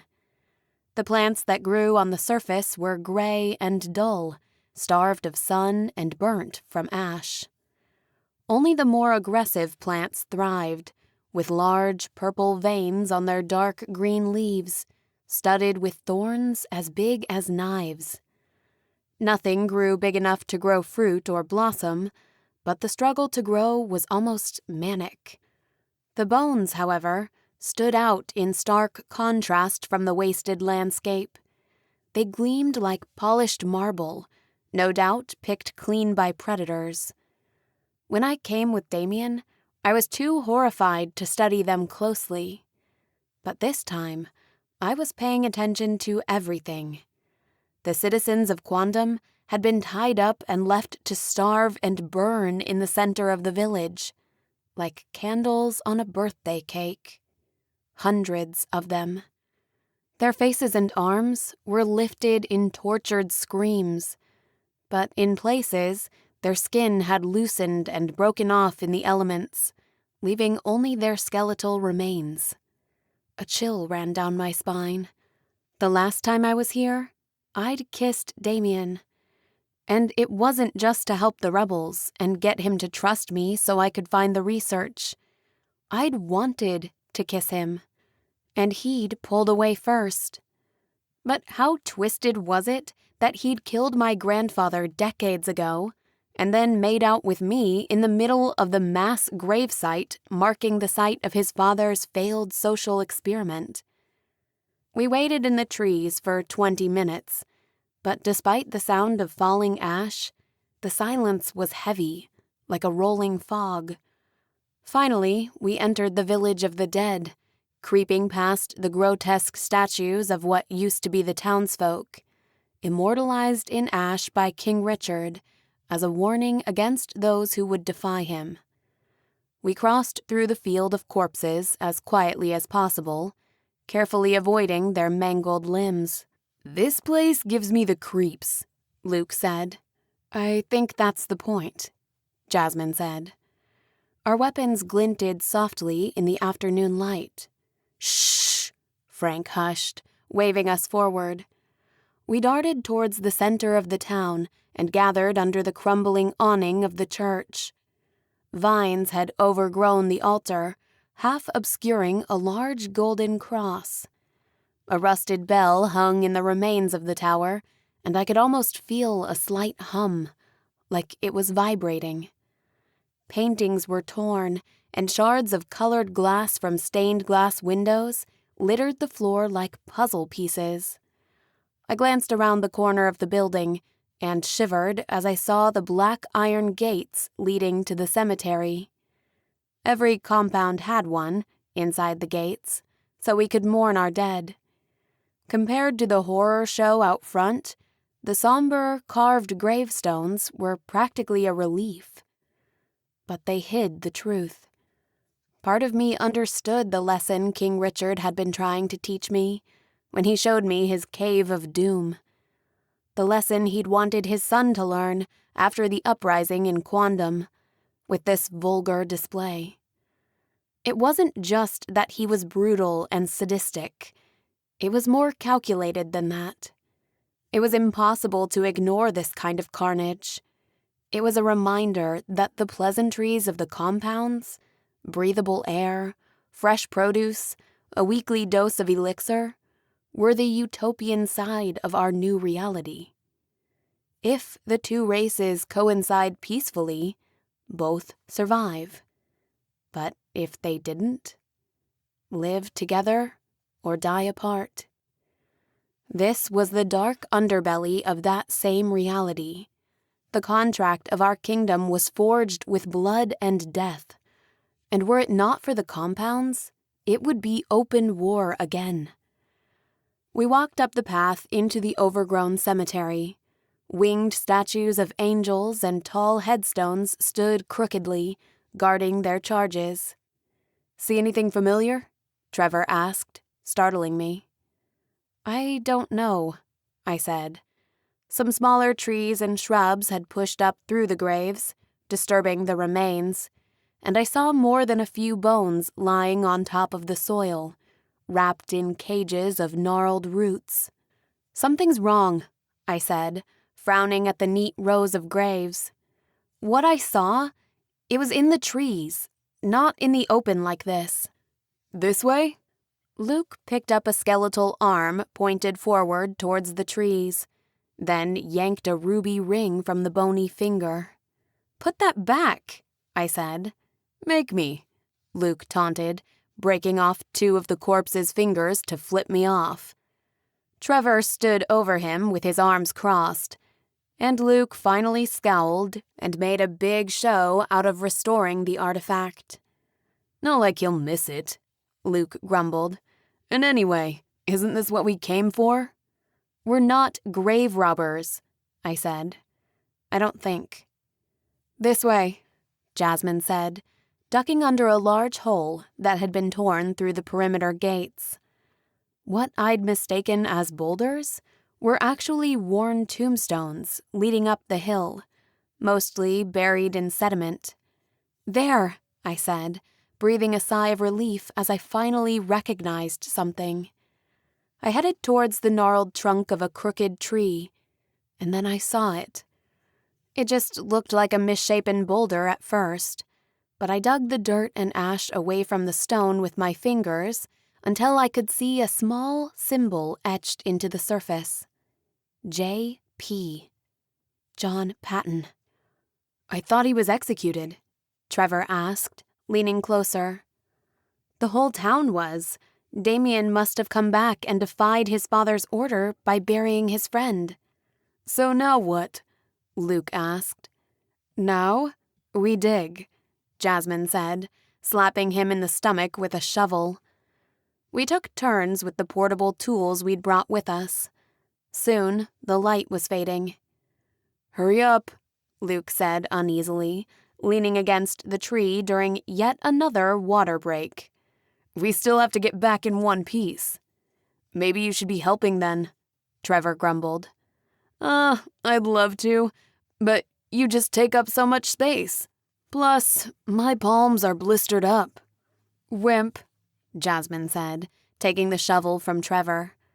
I swiveled my head when I heard the metal of her shovel strike something hard. I pulled back the dirt with my bare hands until I could make out the lid of a large chest. This is it. This is what Damien wanted me to see. I almost couldn't believe it was really here. It was an ornately carved wooden trunk, inlaid with bits of bronze. I was just reaching for the lid when a terrible shriek made me cover my ears. Slagpaw. Shit, that sounded close, Luke said, his eyes widening with panic. He gripped the handle of his rifle tightly, aiming the barrel into the shadows. Remember, no shots unless necessary, I said, gripping my bow and nocking an arrow, or we'll give away our location. I'm pretty sure they already found us, Jasmine said, pulling out her swords. Grab the chest, I said. We'll cover you. Trevor frowned, but didn't argue. He and Luke grabbed the handles of the chest and heaved it out of the ground in a cloud of dust. The boys shuffled down the hill, past the gravestones and into the ruined church. I followed slowly, walking backwards with my bow raised. I shot an arrow at a dark shadow, but I couldn't be sure I hit anything. The sleek black compound bow felt powerful, but unfamiliar in my hands. We hurried into the church, pushing closed the door inside. Jasmine and Luke grabbed a large piece of wood from the fallen rafters and braced it against the entrance. I frowned up at the holes in the ceiling. This isn't much of a defense, I said. At least we can focus our firepower, Trevor said, raising his pistol. Get a couple good shots off before they rip us open. Shh, Jasmine hissed, waving her hand. Everybody down. We ducked behind the scattered pews, using them as barricades. I could hear the heavy, padded footsteps of the creatures outside, sniffing against the walls. How many are there? I whispered. At least 2, Jasmine said, reaching into her pocket. She uncorked the small bottle of elixir and took a sip, staining her lips red. I watched as her pupils dilated. If shit hits the fan, tell Kamina. Tell her something, she said, leaning her forehead against mine. Tell her yourself, I said. Just 2 Slagpaw? We can totally do this. I tried to smile, though my heart was pounding. I held my hand steady as I uncorked my own vial of elixir, my body responding to the heady scent. Was 10 drops too much?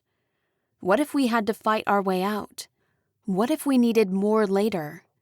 I didn't want to waste the elixir if I didn't have to. On the other hand, I was the only one capable of consuming extra without going crazy from the bloodlust. I decided to take half the vial, around 5 drops, and felt it light my veins on fire just as the front door of the church burst open. I pulled my bowstring taut, expecting Slagpaw, but hesitated when it was a man instead. Or at least an elite. He was wearing a long trench coat and a black hat with a low brim, and a bright red feather that matched the sparkling rubies on the hilt of his sword. I didn't see his face at first, until he lifted his chin and flashed a cruel smile. It was Tobias, but unlike I'd ever seen him. His golden curls had faded into a dull gray, as if he'd aged quickly. Dark purple circles hugged his eyes, which stood out like emeralds against his pale skin. Come out, wherever you are," he taunted. "You should thank me. I could have let my pets eat you. You'll die faster by my hand, probably." One of the Slagpaw jumped on the roof, and it creaked under its weight.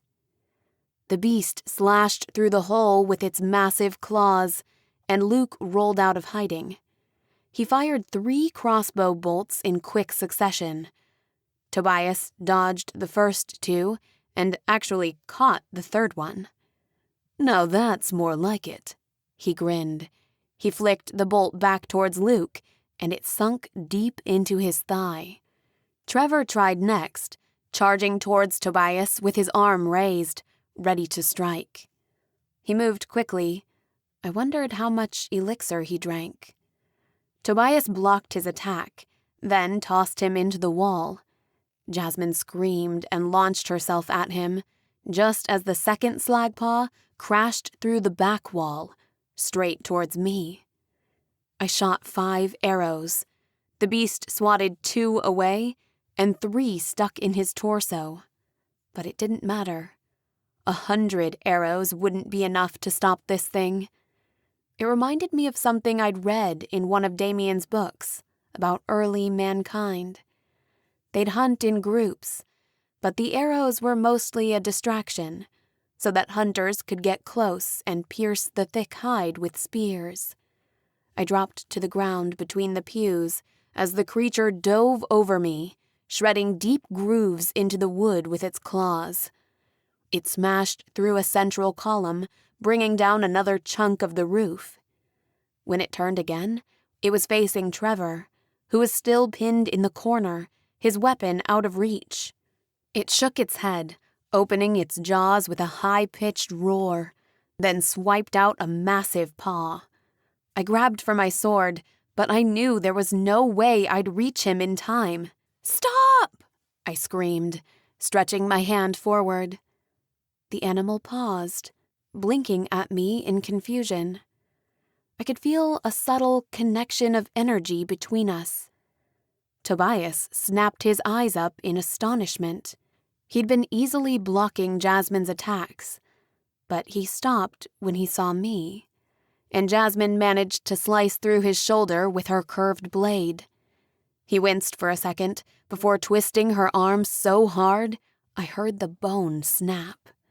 Then he kicked her in the stomach, and she crumpled into a pile of debris. "Now then, what do we have here?"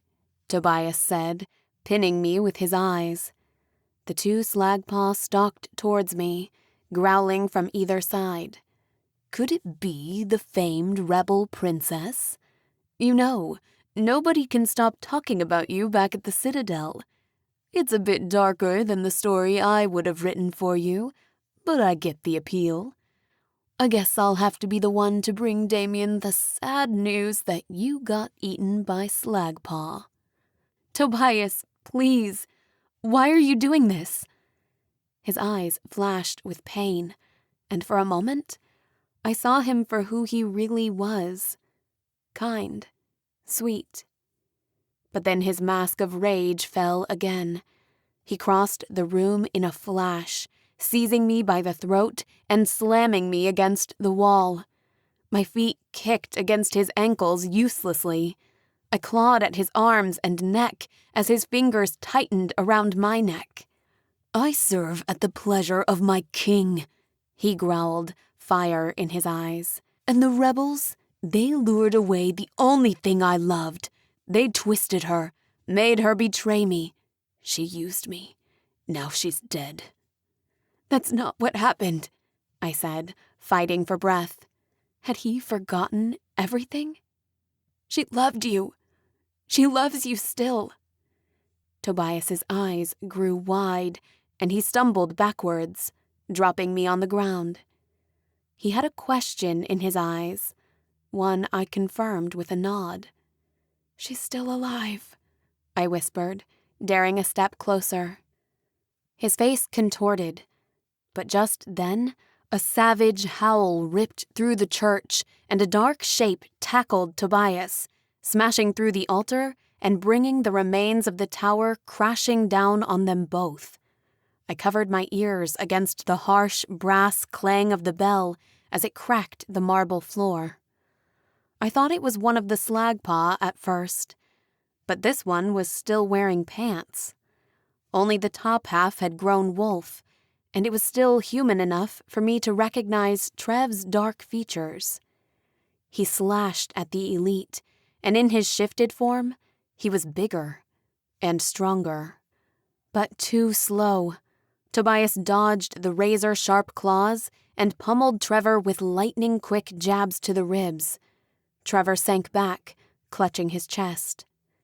Tobias leisurely drew his long, thin sword. Light gleamed against the ornate, decorative blade as he raised it up to strike. My heart caught in my chest. There was no way to beat him. He'd kill the others and take me back to the Citadel a prisoner. I reached for my vial of elixir, even though I knew it wouldn't be enough.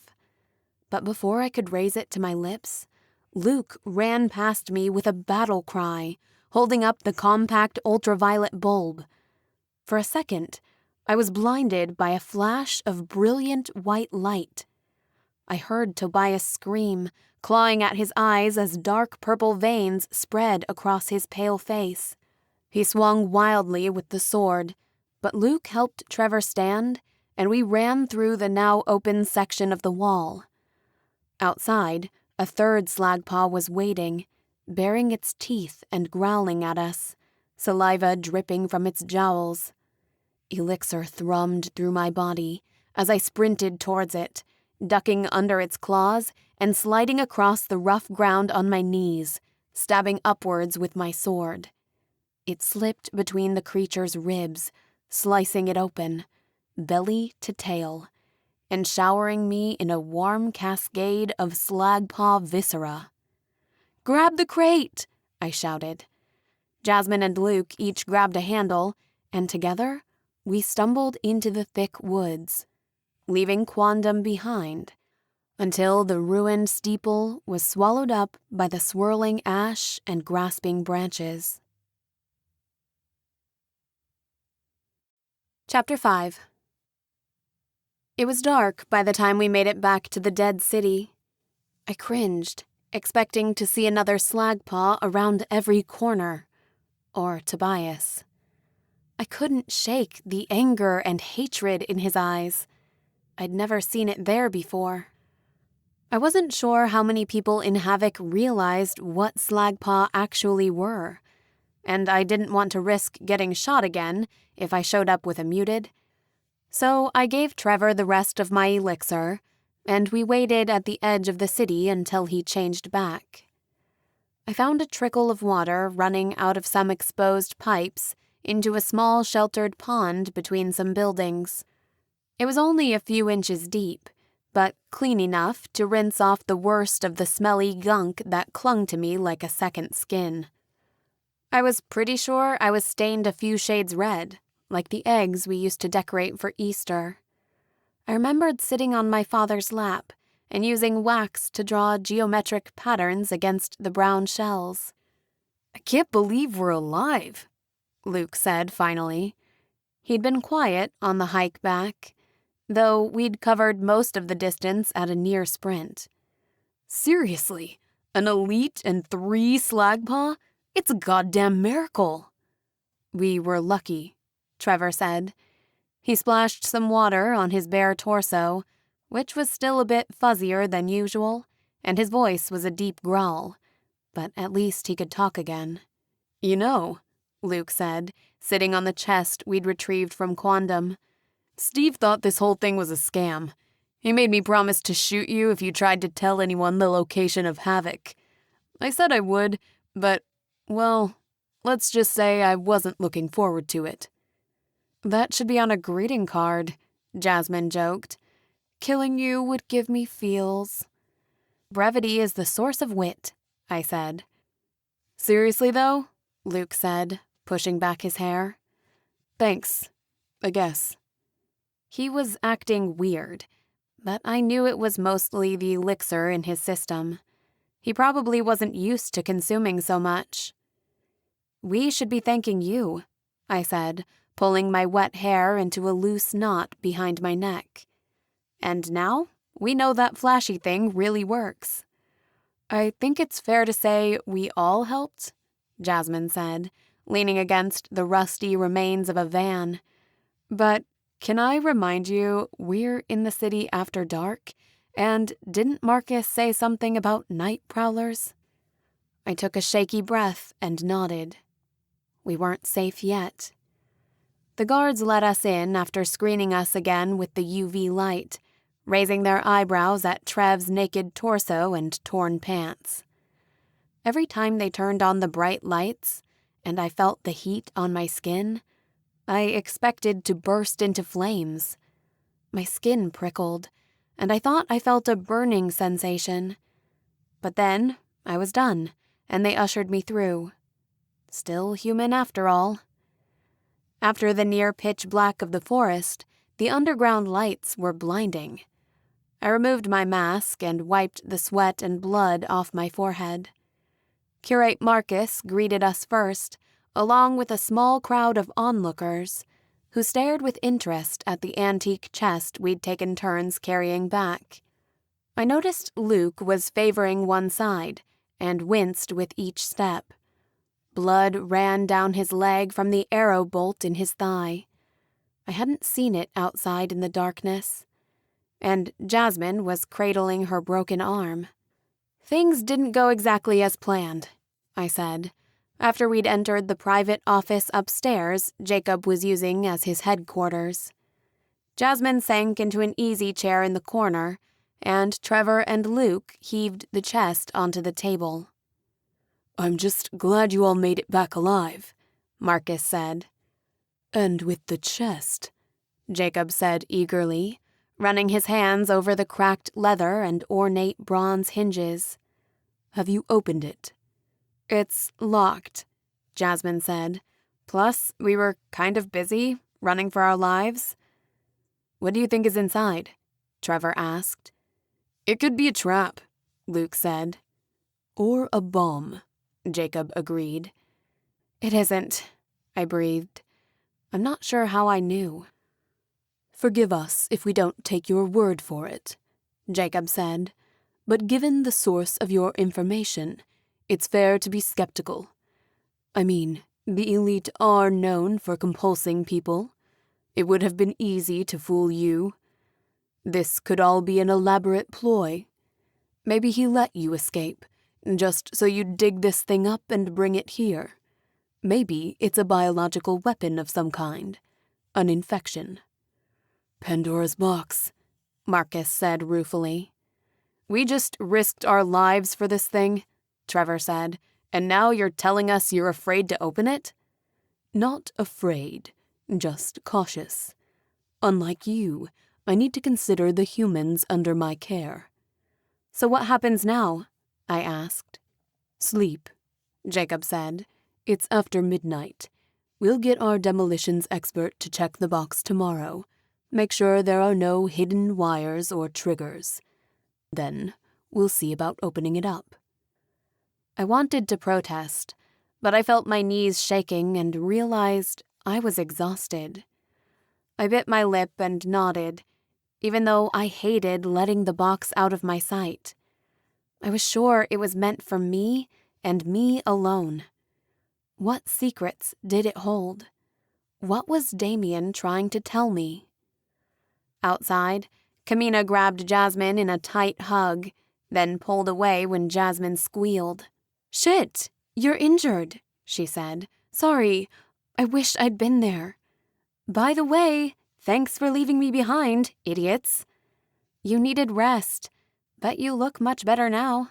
You know me, bed rest and a few drops of elixir." "Here, I brought you something," Jasmine said, pulling the bracelet of flowers off her wrist. The petals were half crushed and stained with blood. It was in better condition before. Still smells good, though. "I love it," Kamina said. "She should see April," Jacob said, "to set that bone, or it won't heal right." "I'll take them," Luke said. "Wouldn't mind a bandage for my leg." They headed off together, and I watched them until they disappeared down the metal stairs. After the others had gone, Trevor walked me back to the living level below, where my tent had been set up. "Are you okay?" Trevor asked. "Yeah," I said. "I think so." I raised my arms and hands, looking over my skin. The thorny red marks on my wrists and hands stood out, even in the dim light. But my birthmarks had always been there. The rest of my skin looked pale, but smooth. Physically, I felt frazzled. Thin, like my body was a shell and I could shatter at any moment. "How did you do that?" Trevor asked, lowering his voice and leaning in close. "The Slagpaw, they listened to you." "I don't know. Maybe they were humans once?" "That elite was right there, and you still managed to compulse them. You're stronger than we thought." Had I compulsed them? Master Svoboda told us once we'd never be strong enough to compulse others. But she also told me the elixir hit me stronger because I was renitent. I guess nobody really knew what I was really capable of. Not strong enough, apparently. When Tobias had me by the neck, I was helpless. I was sure he was going to snap my neck. If it wasn't for you? Wait, how do you do that? You shifted. I grabbed a fistful of ash and stuffed it down. It's all I could think to do. It felt like my insides were melting.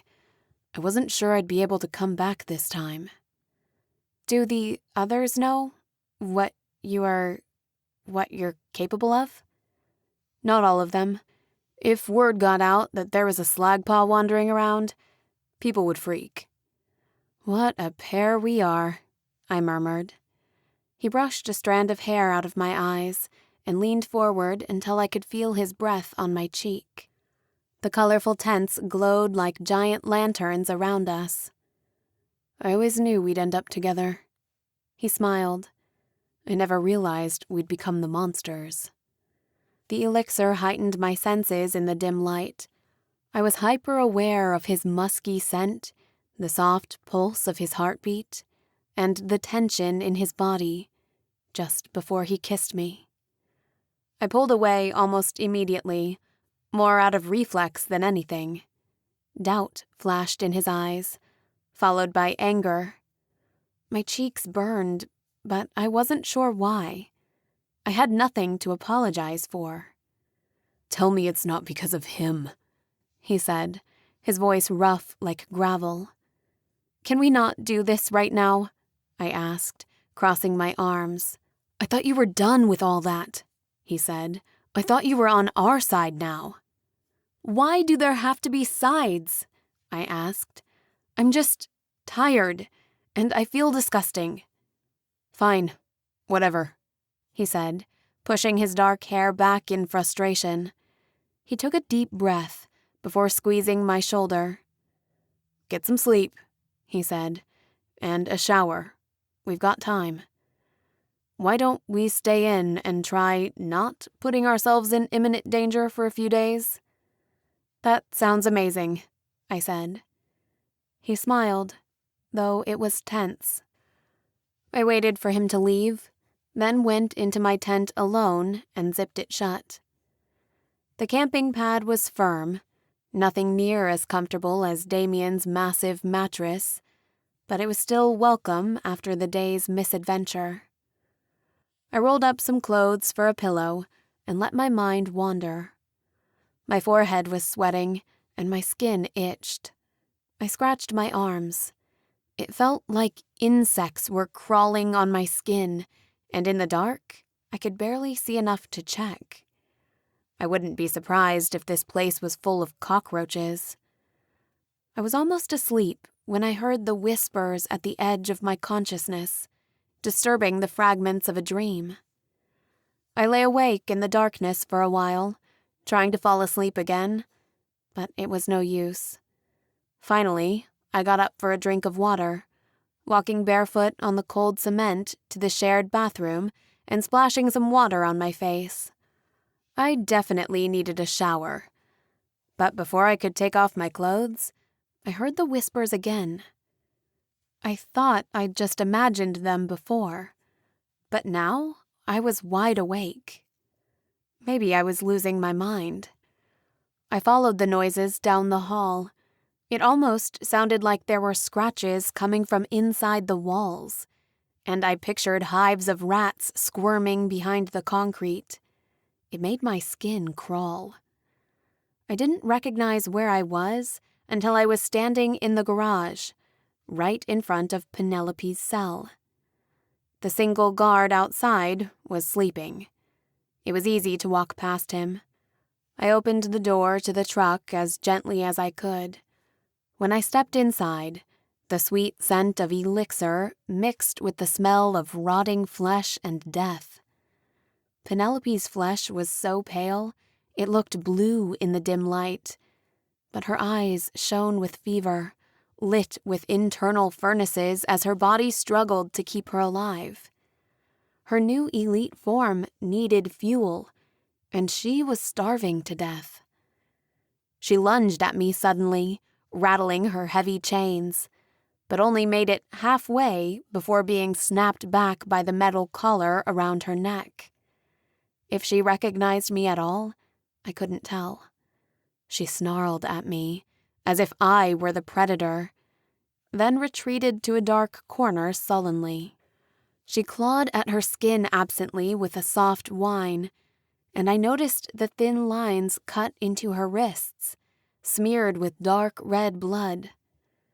At first, I thought she'd done it to herself, but the cuts were too neat and precise. Someone else had done this to her, and recently, someone was bleeding her, feeding on her for the elixir in her veins. She pinched at the open wound, and a drop of blood rolled across her arm, pooling behind her elbow. My stomach rumbled, and I took a step closer, licking my lips before I realized I wasn't hungry. It was thirst for the elixir in her veins. I felt dizzy with need and had to physically drag myself away. Once outside, I closed the door and leaned against it heavily, taking a ragged breath to clear my spiraling anxiety. Finally, I returned to my tent alone, filled with guilt and shame. I had a pounding headache when I woke up the next morning and felt sick to my stomach. It was like a hangover mixed with the flu. Clammy skin, nausea, and hives that broke out on my legs and arms. "How do you feel?" Marcus said at breakfast, piling his plate with canned beans and fried eggs. "Gross," I said. "It's normal after consuming so much elixir," Frank said, coming up behind us. "It's a powerful drug, and addiction is common. We see the symptoms even when we get a new recruit from the colonies. Just 1 drop a week, and they'll still feel slight symptoms for the first month. When you consume more, the symptoms can be unpleasant." "I didn't even have that much," I frowned. "It affects us all differently. We're careful not to give soldiers too much. 1/4 of a vial is the usual limit. More than that, and you may lose control of yourself. Drink a whole vial, and you'll have superhuman strength, but you'll probably die and never come back. Mostly, we use it for healing, not fighting. Unlike the reckless princess amongst us," Marcus teased. "Did Trevor tell you about yesterday?" "Luke can't shut up about it," Frank said. "He's told half the community already how you sliced through that slag paw like a cranberry pastry." "I had help," I said. Everyone was very brave. And lucky.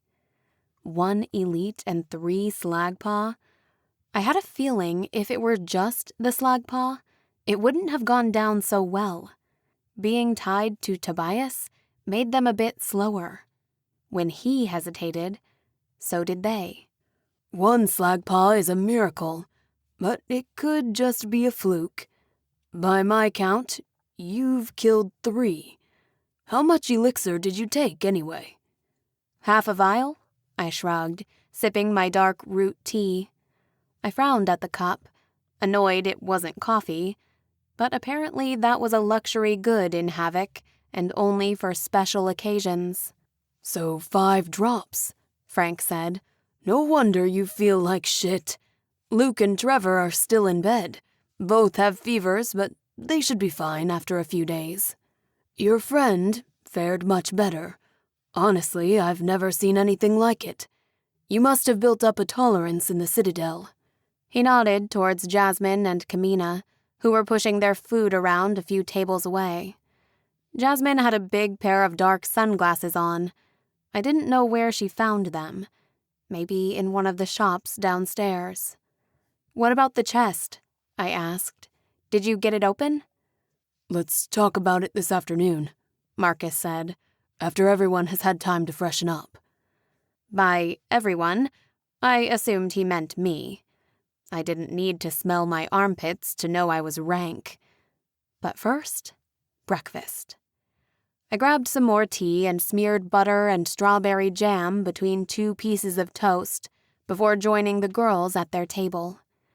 The condiments came in little plastic containers and weren't nearly as fresh or tasty as what we made in the compounds.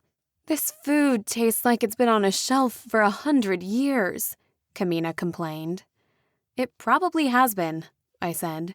"Though I'm actually impressed.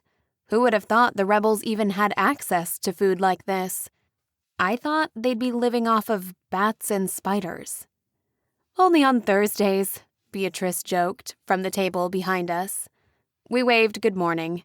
Other than the few residents we'd already met, most were keeping their distance. They stared with a mixture of scorn and curiosity, if not downright malice. "This could be rat sausage," Kamina said thoughtfully, taking a bite of her breakfast.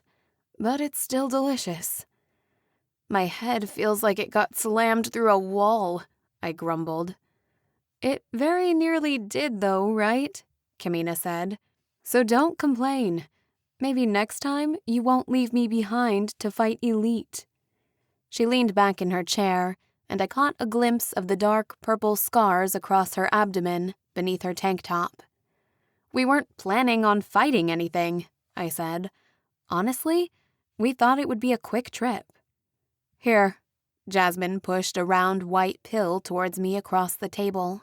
"Where do you get that?" I asked, snatching up the pill.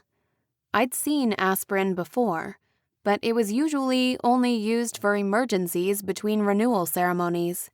Unlike elixir, it was legal to store and distribute, though too expensive for most people to afford. "They have a robust black market down on the 4th level. What did you have to give up for these?" "Who says I had to give anything up?" She winked, adjusting the sling around her broken arm. Even with elixir, it would take a few days to heal completely. After breakfast, I headed to the co-ed shower system.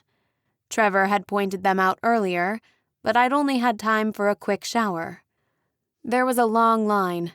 The water was warm, and we were only allowed 2 minutes each, although more time and hot water could both be purchased for a surcharge. "Hot water, like coffee, is an indulgence, not a necessity," Jacob had said. "Like hell it is," I'd grumbled. The water was refreshing, and I lathered my body with the pink sanitizer, scrubbing myself clean until the water ran cold. After the painkiller Jasmine gave me, I was almost feeling like myself again. I fumbled outside the stall for my towel, but it was gone. I poked my head around the plastic curtain and saw it hanging on a peg across the room. Shit. I covered myself as best I could and made a beeline for it, just as another figure came into the room. I stopped just short of knocking him over, but still ran into him hard enough to steal his breath. "Easy," Trevor grunted. "I'm unarmed." I shoved him out of the way and grabbed the towel, wrapping it around myself quickly. Trevor was in boxers and dripping wet. I pulled my eyes away from his muscled torso. "What did you see?" I said. "Nothing, I swear," he said, holding up his palms, though the smirk in his eyes told me he'd gotten a good look. But whatever. I was going to have to abandon my notions of privacy living down here. "How are you feeling?" I asked. "After yesterday. Jacob told me you were sick." He frowned, tousling his dark hair with a towel. I noticed he had a tattoo I hadn't seen before on his bicep, a serpent curling around the tip of an arrowhead. They were rare in the compounds, but I'd seen several people with them down here. I knew they took weeks to heal, which meant you had to skip several weeks of renewal to get them to set right. "Fine," he said gruffly. "I'll walk you back up. Jacob wants to talk to us." Finally.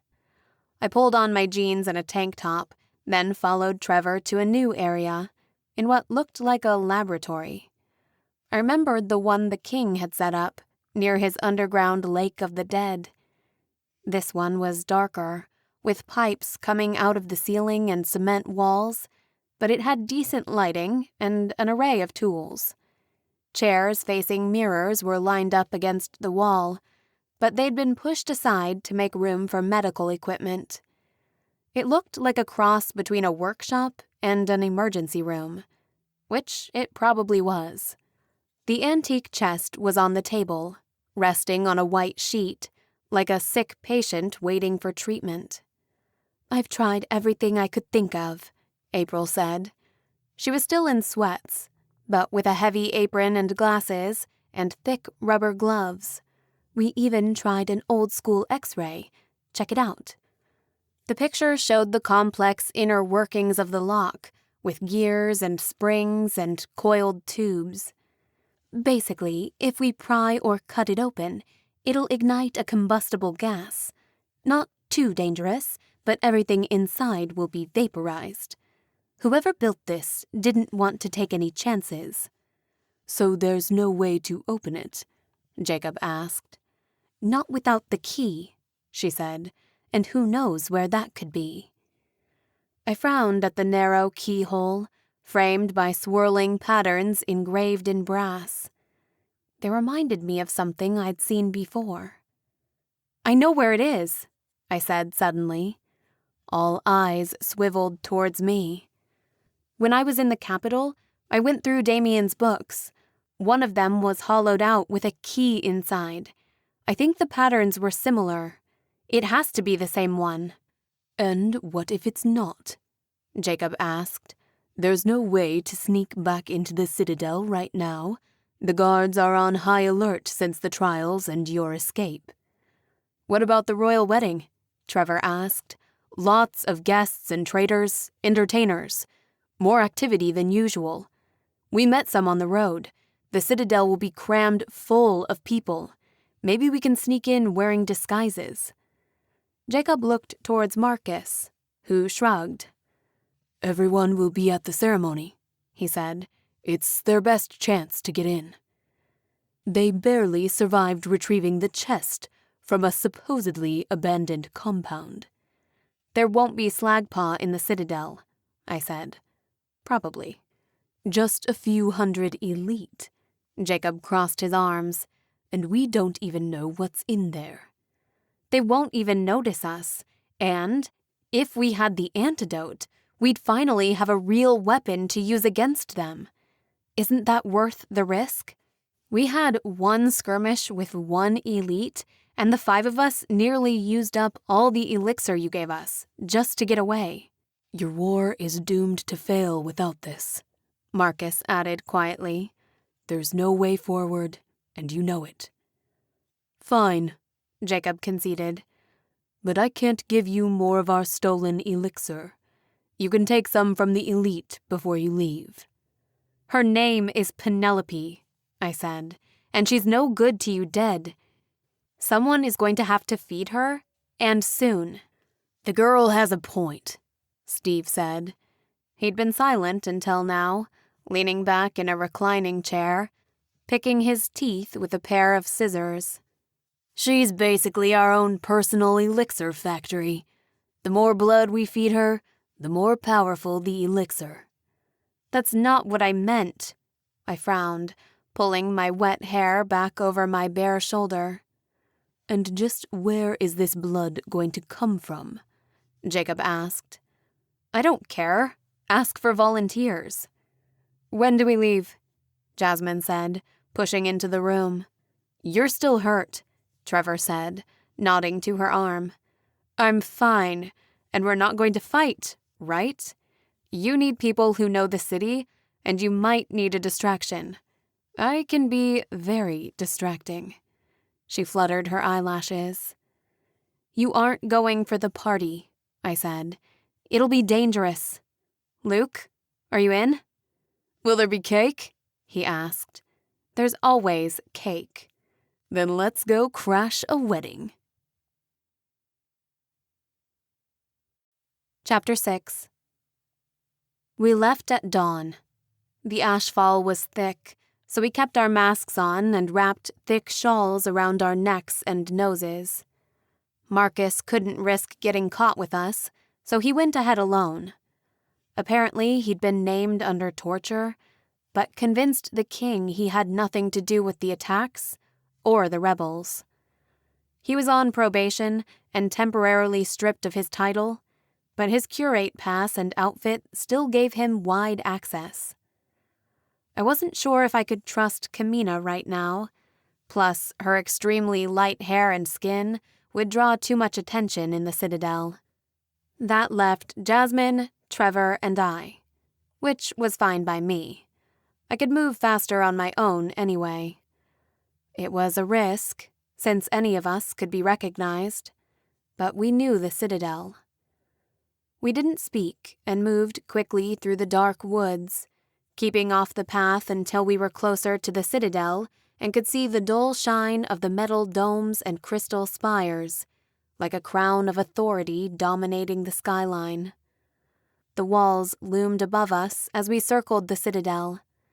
It was nearly 5 miles all the way around, but we only needed to check the first 2 secret entrances to the ruins beneath the city to know they were no longer a viable option.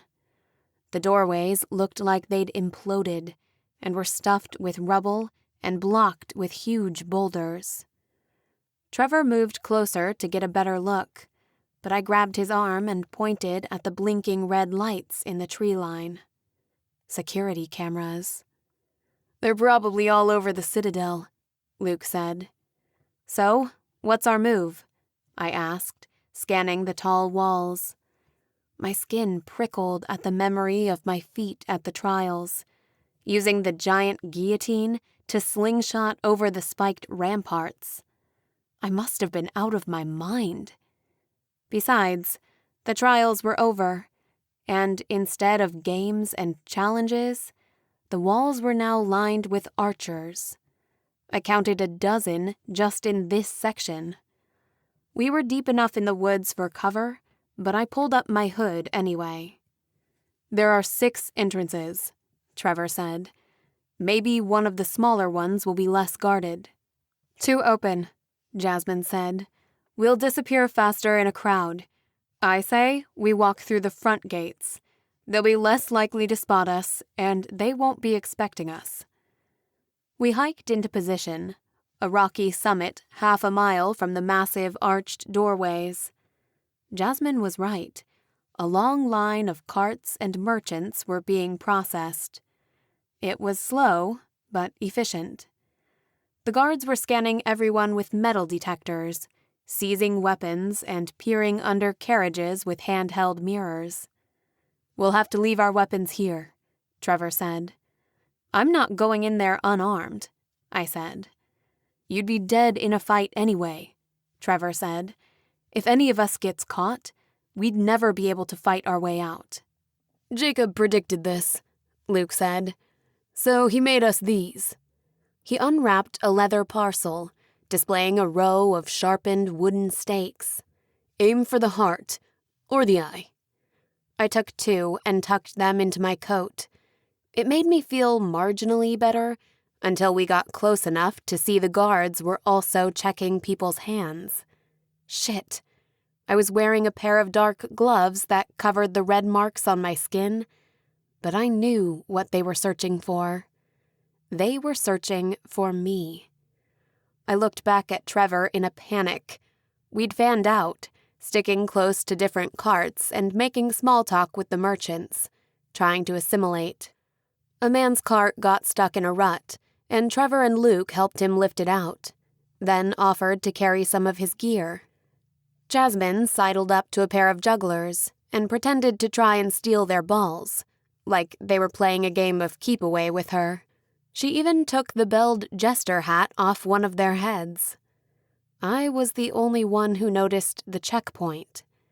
The guards were making everyone remove their gloves, checking their palms and wrists carefully. There was no way I'd make it through, but now we were too close to abandon. If we left the line, we'd call even more attention to ourselves. I searched around desperately and came up with a quick plan when I noticed a cart full of berries. A young girl was sitting on the back, playing with a bunny. I walked up beside the cart, and when nobody was looking, I knocked one of the baskets over, spilling wild berries all over the ground. The horse behind us reared up just as the girl tumbled out of the cart, reaching for the berries as if she could pick them all up. I grabbed her shirt to keep her out of harm's way, pulling her out from under the horse's hooves just in time. "Cynthia," her mother scolded, lifting her dress. "I told you to be careful back there. Now look what you've done." "I didn't do it," she said. "It must have been Mr. Hops." "Hurry up," shouted the man behind us. "It's okay," I said. "I'll help collect them." I leaned down quickly and grabbed 2 fistfuls of berries, making sure to squish them just enough to make the juice run down my wrists. The girl smiled at me sheepishly. A handful of young boys and even a few adults helped themselves to the free berries. I carried as many as I could back into the straw baskets. "What's your name?" I asked the girl. "Cynthia," she said, "and this is Mr. Hops. "If you want, I can ride in the back with you and make sure they don't spill again." I lifted my eyes to her mother. She frowned at first, but then rolled her eyes and nodded. I climbed up just as the horse began moving again. A minute later, we were at the gate. I grabbed Cynthia's hand and held it up to the guard, our palms sticking together. "Sorry," I said. "We had an accident. Want some berries?" I grabbed a handful and held them up, the juice dripping between my fingers. I smiled as widely as I could, willing him to let us pass. He scanned us quickly, studying the dark red stains on our clothes and the girl's tired-looking mother, and the piles of squashed berries behind us. But gradually he raised his hand and yelled, "Let them through." He reached out as we passed, his arm brushing against my hip. I thought for sure he'd seen the wooden stakes strapped inside my jacket, but his hand came away with a bunch of berries, which he popped into his mouth with a wink. "There'll be dancing after the wedding," he called out after me. "Hope to see you there." I smiled and waved, even though I knew I wouldn't be sticking around that long. With any luck, we'd be long gone before the party started. I waited till the cart turned the corner, then said a quick goodbye and jumped off the cart.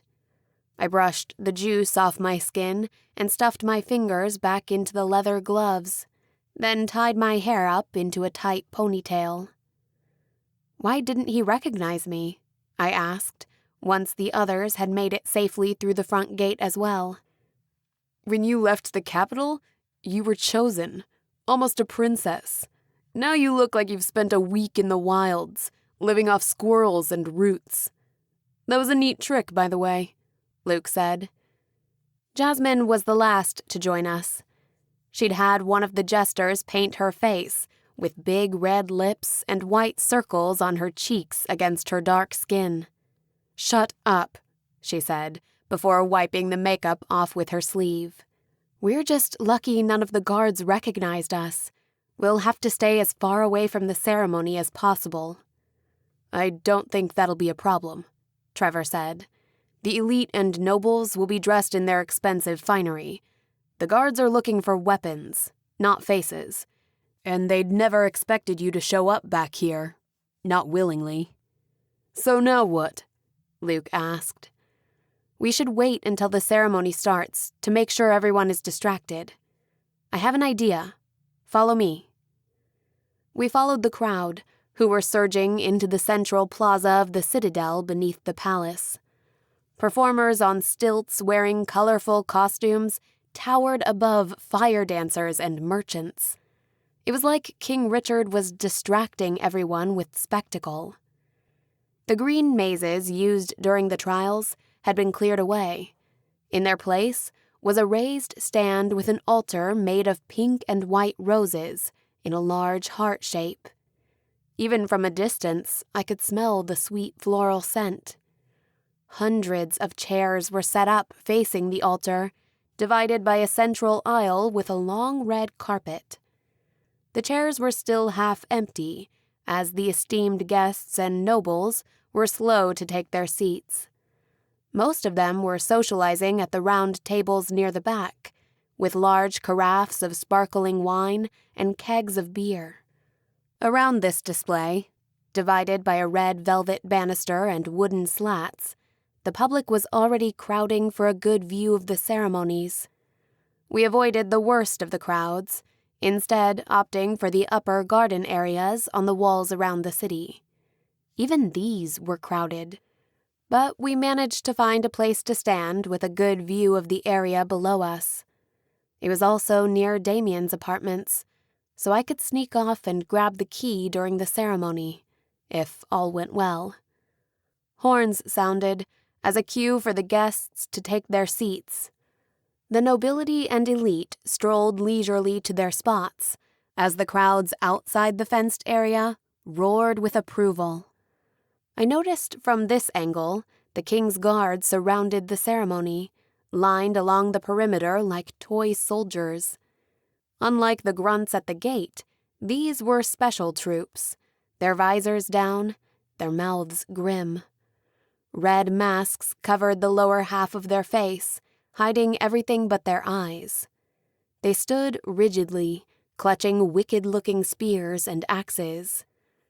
I wasn't sure if it was just a show of force, or if King Richard was actually apprehensive.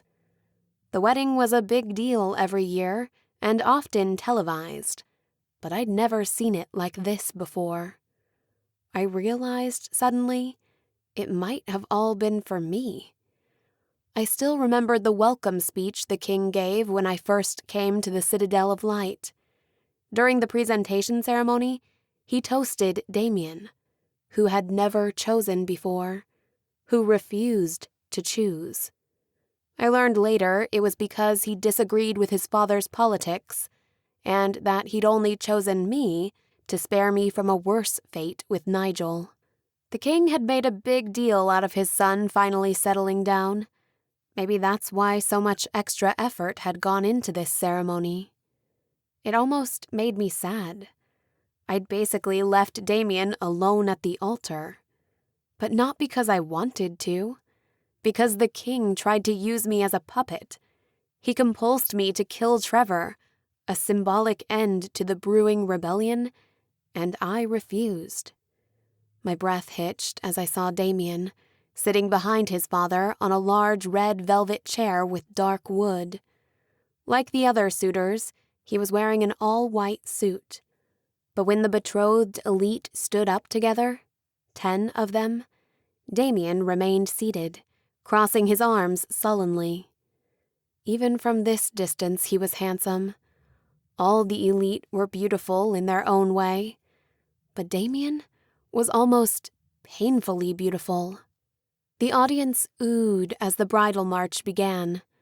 Giant paper lanterns in the shape of swans, their necks entwined, formed a heart-shaped tunnel of glowing feathers. First, a pair of young children came down the aisle throwing pink rose petals. Then the brides came in pairs, in long teal dresses that stood out beautifully from the carpet of pink rose petals. Without me, Jasmine, and Kamina, there were 8 sets. I recognized them, one by one. Jessica's blonde hair was trimmed short, but she left one side long. Jasmine ribbed me in the side and pointed. My heart nearly burst when I saw Mary among the others.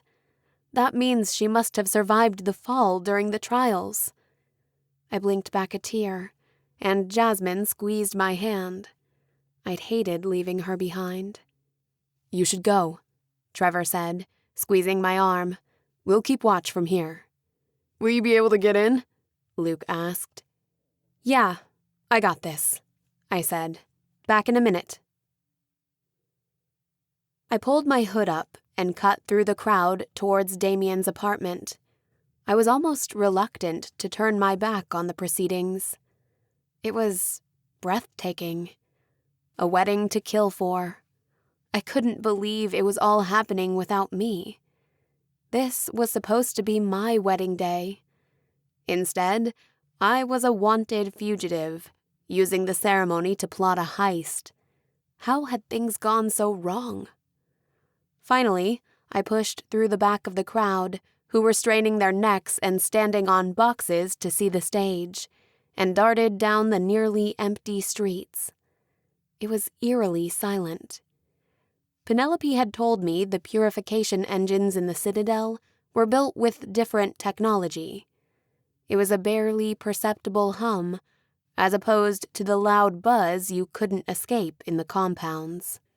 It meant we couldn't use our masks, of course, as nobody wore them in the Citadel, which made me feel vulnerable.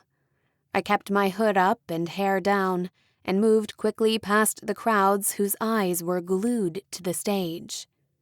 "Dearly beloved," King Richard's voice made me jump, until I realized it was coming from a loudspeaker on a pole to my right. "We are gathered here today." I tuned him out and focused on where I was going. For a moment, I thought I was lost.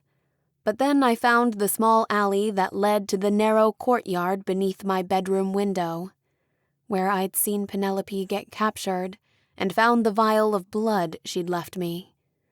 I took a deep breath, hoping my memory hadn't deceived me. My eyes trailed a path up the drainage pipe, across the roof. I'd have to jump from one building to Damian's, but the gap was only a few feet across. Then I could lower myself down to the window. I knew Claire often left it open, so the bedsheets could dry in the afternoon. I hoped it wasn't locked. But even if it was, breaking the window would be easier than busting down the front door.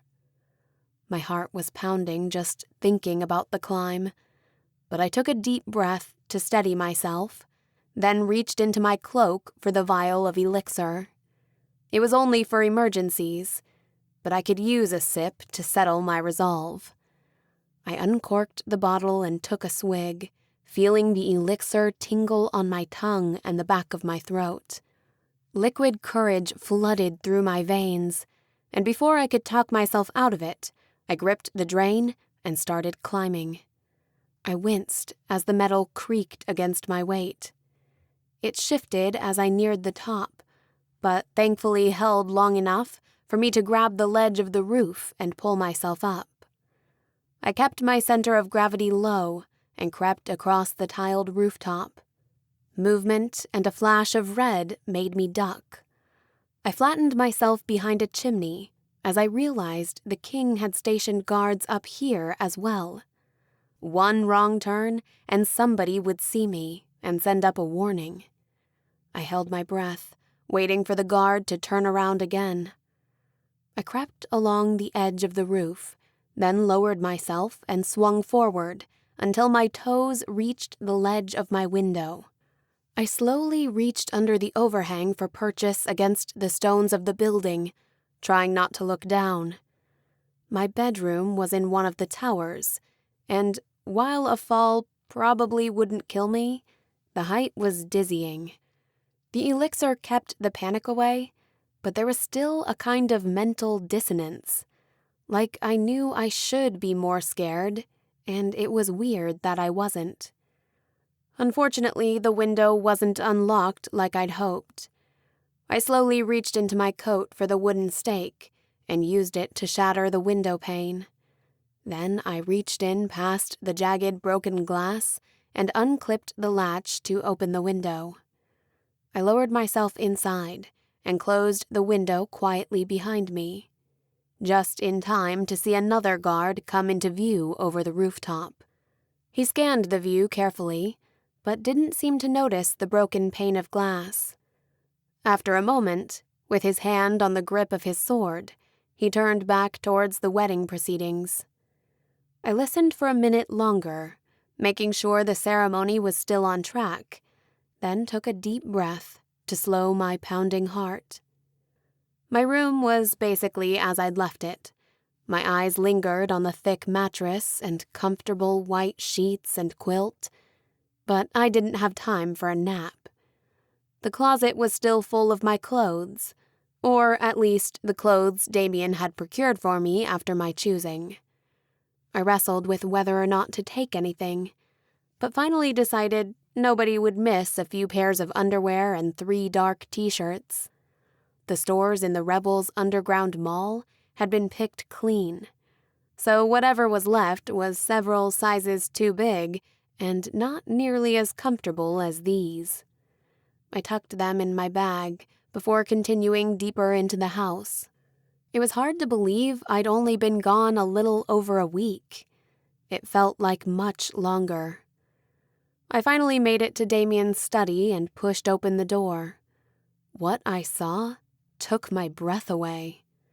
The study was a mess, with papers all over the desk and floor, half-melted candles and books in disarray.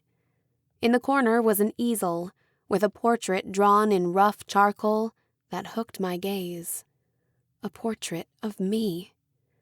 There were at least a dozen others, in pastel or watercolor, pinned up against the wall with knives and thumbtacks.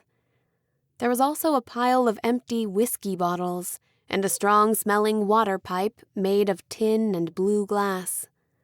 My eyes scanned the shelves to find the volume I'd seen last time, and my heart nearly stopped when I recognized the empty space in the shelf where it should have been. It wasn't here. But then I saw it poking out from under a pile of books on Damien's desk and breathed a sigh of relief. A note fell out from the pages, sprawled in Damien's elegant script next to a splatter of black ink. The key to the cure. It looked like Damien and I were searching for the same thing. But if so, why hadn't he gone out and retrieved the chest himself? Was he afraid to oppose his father, or still too loyal to his own kind? After all, if we got the cure, we'd have the power to destroy the elite, or at least make them mortal again. It was John Patton's dream, one the king had killed him for. He'd destroyed an entire compound just to make sure it was buried with him. Now that the king knew I was renitent, he'd never stop hunting me. I was too dangerous, the only human alive who could resist his compulsion. And the elixir was the only way to stop him. I flipped the book open to reveal the hidden compartment between the pages and breathed a sigh of relief when I saw the key. It was exactly as I remembered it, thick, iron, with a decorative top and tied with a shiny red ribbon. I quickly slipped it in my pocket. The book's pages fluttered open to a different page that had been earmarked, and my eyes fell to the passage which Damien must have read 100 times. Next to it was a complex schematic of an engine. Scrawled in the margins was a note. These infernal devices. I read it again in confusion. Why would Damien have these? I could tell he was suffering, but would he really go so far to hurt his own father? Or his own kind? I felt a pain in my heart, thinking about him, locked up in this room all alone, as the Citadel prepared for the wedding. Dread filled my veins as I studied the plans. Without the elite to fix the purification engines, and enough elixir to counter the poisonous ash, humans would all have to go underground. I'd be forcing thousands of people out of their homes to live like the rebels. Was that really in everyone's best interests? Or was I being selfish? I pushed the thought away, then tore the page from the book. I wasn't sure what it was yet, but I grabbed it anyway before heading to the door. I'd just put my hand on the brass handle when someone else turned it from the other side. Chapter 7. I ducked behind the bookshelf just as the door swung inwards. A figure crept into the room, swiveling her neck before heading straight for a shelf full of pens and ink. She pulled a container from her cloak's pocket and placed it back on the shelf. It looked like elixir at first, but it was bright red and there was so much of it. She wasn't stealing, she was returning. I saw her face when she turned to leave. Claire, her face ashen and full of worry. I should have just stayed hidden, but I had to know what was happening. I jumped out and covered her mouth with my hand to stifle her scream, then spun her around so she could see my face.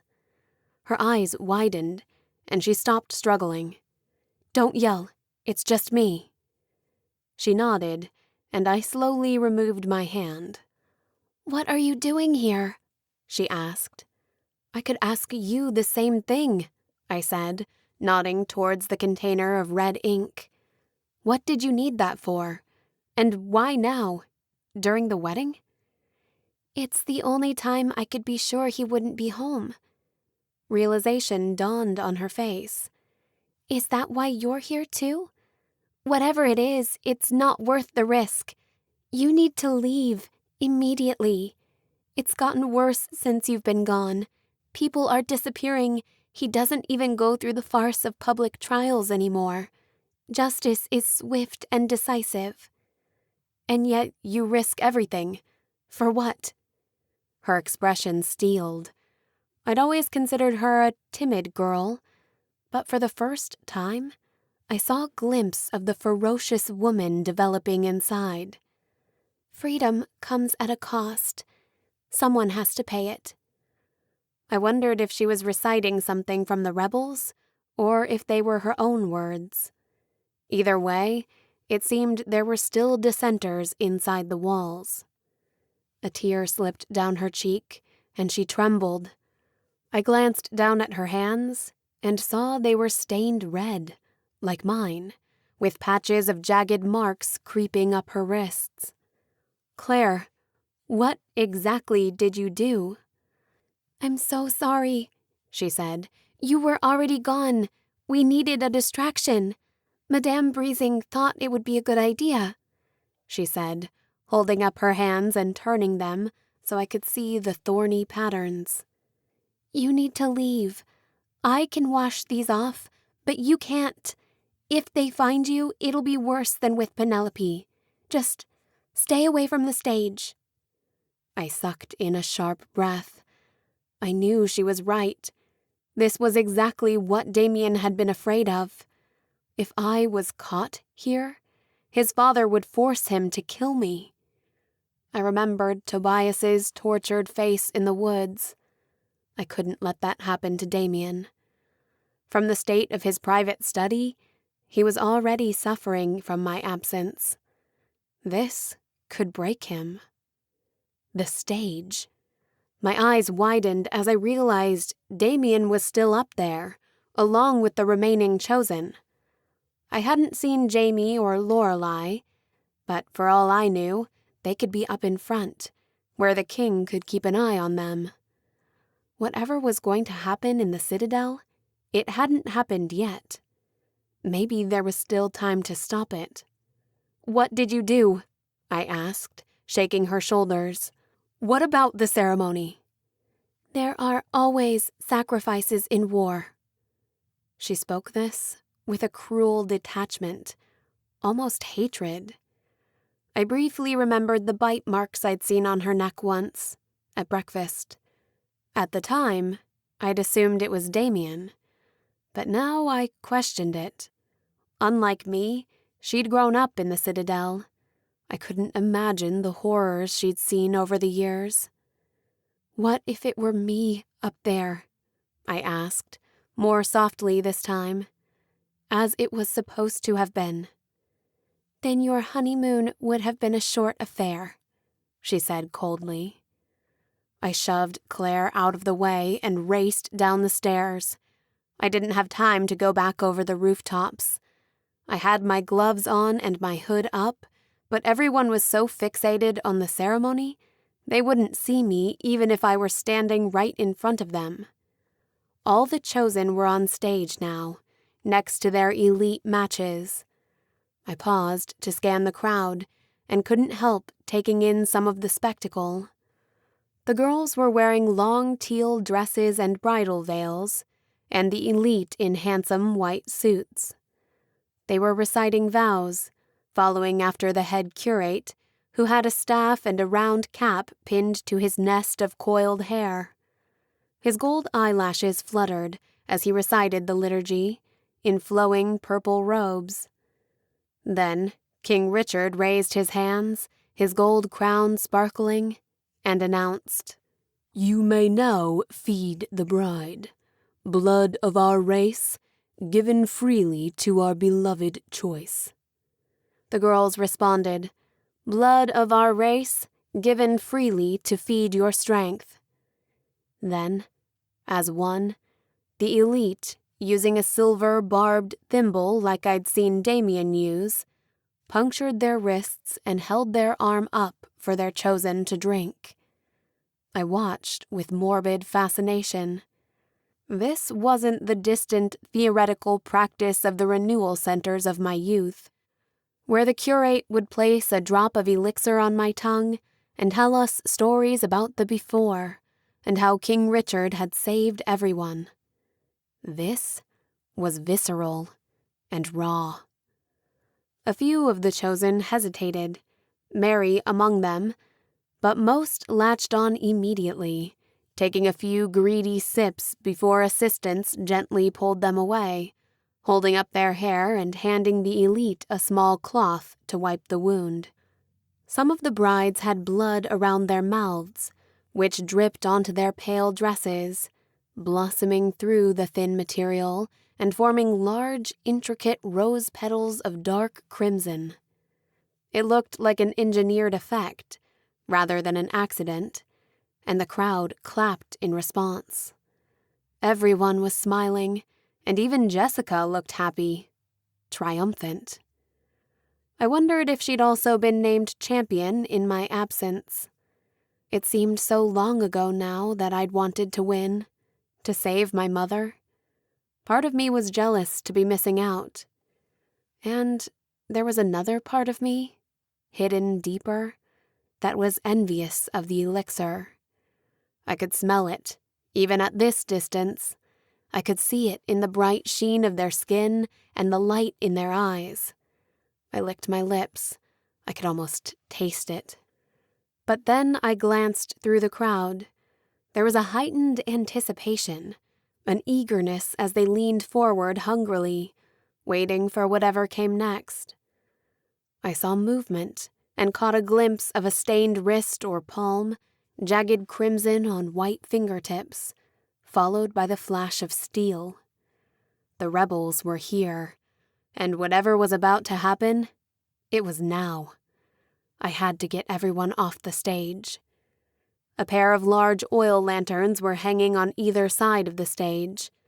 I grabbed the wooden stake from beneath my cloak and flung it as hard as I could.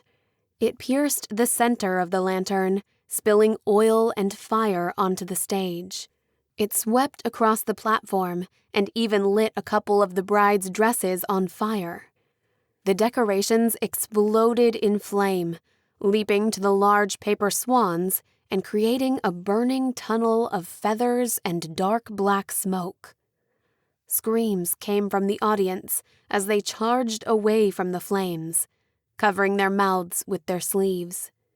The guards drew their weapons, while the elite pulled their chosen off the stage. The wooden platform was an unfortunate choice, in retrospect. It went up like a bonfire. But at least the stage was clear. I was halfway back to join the others when the bomb went off. The stage exploded into flame and smoke. I felt the heat on my back, but didn't turn around. "Go!" I shouted as soon as the others could see me. I knew the Citadel would go into lockdown almost immediately. If we weren't past the gate by then, we'd be trapped. We ran towards the nearest exit, a smaller side entrance just past the stables. We were nearly there when someone grabbed my wrist.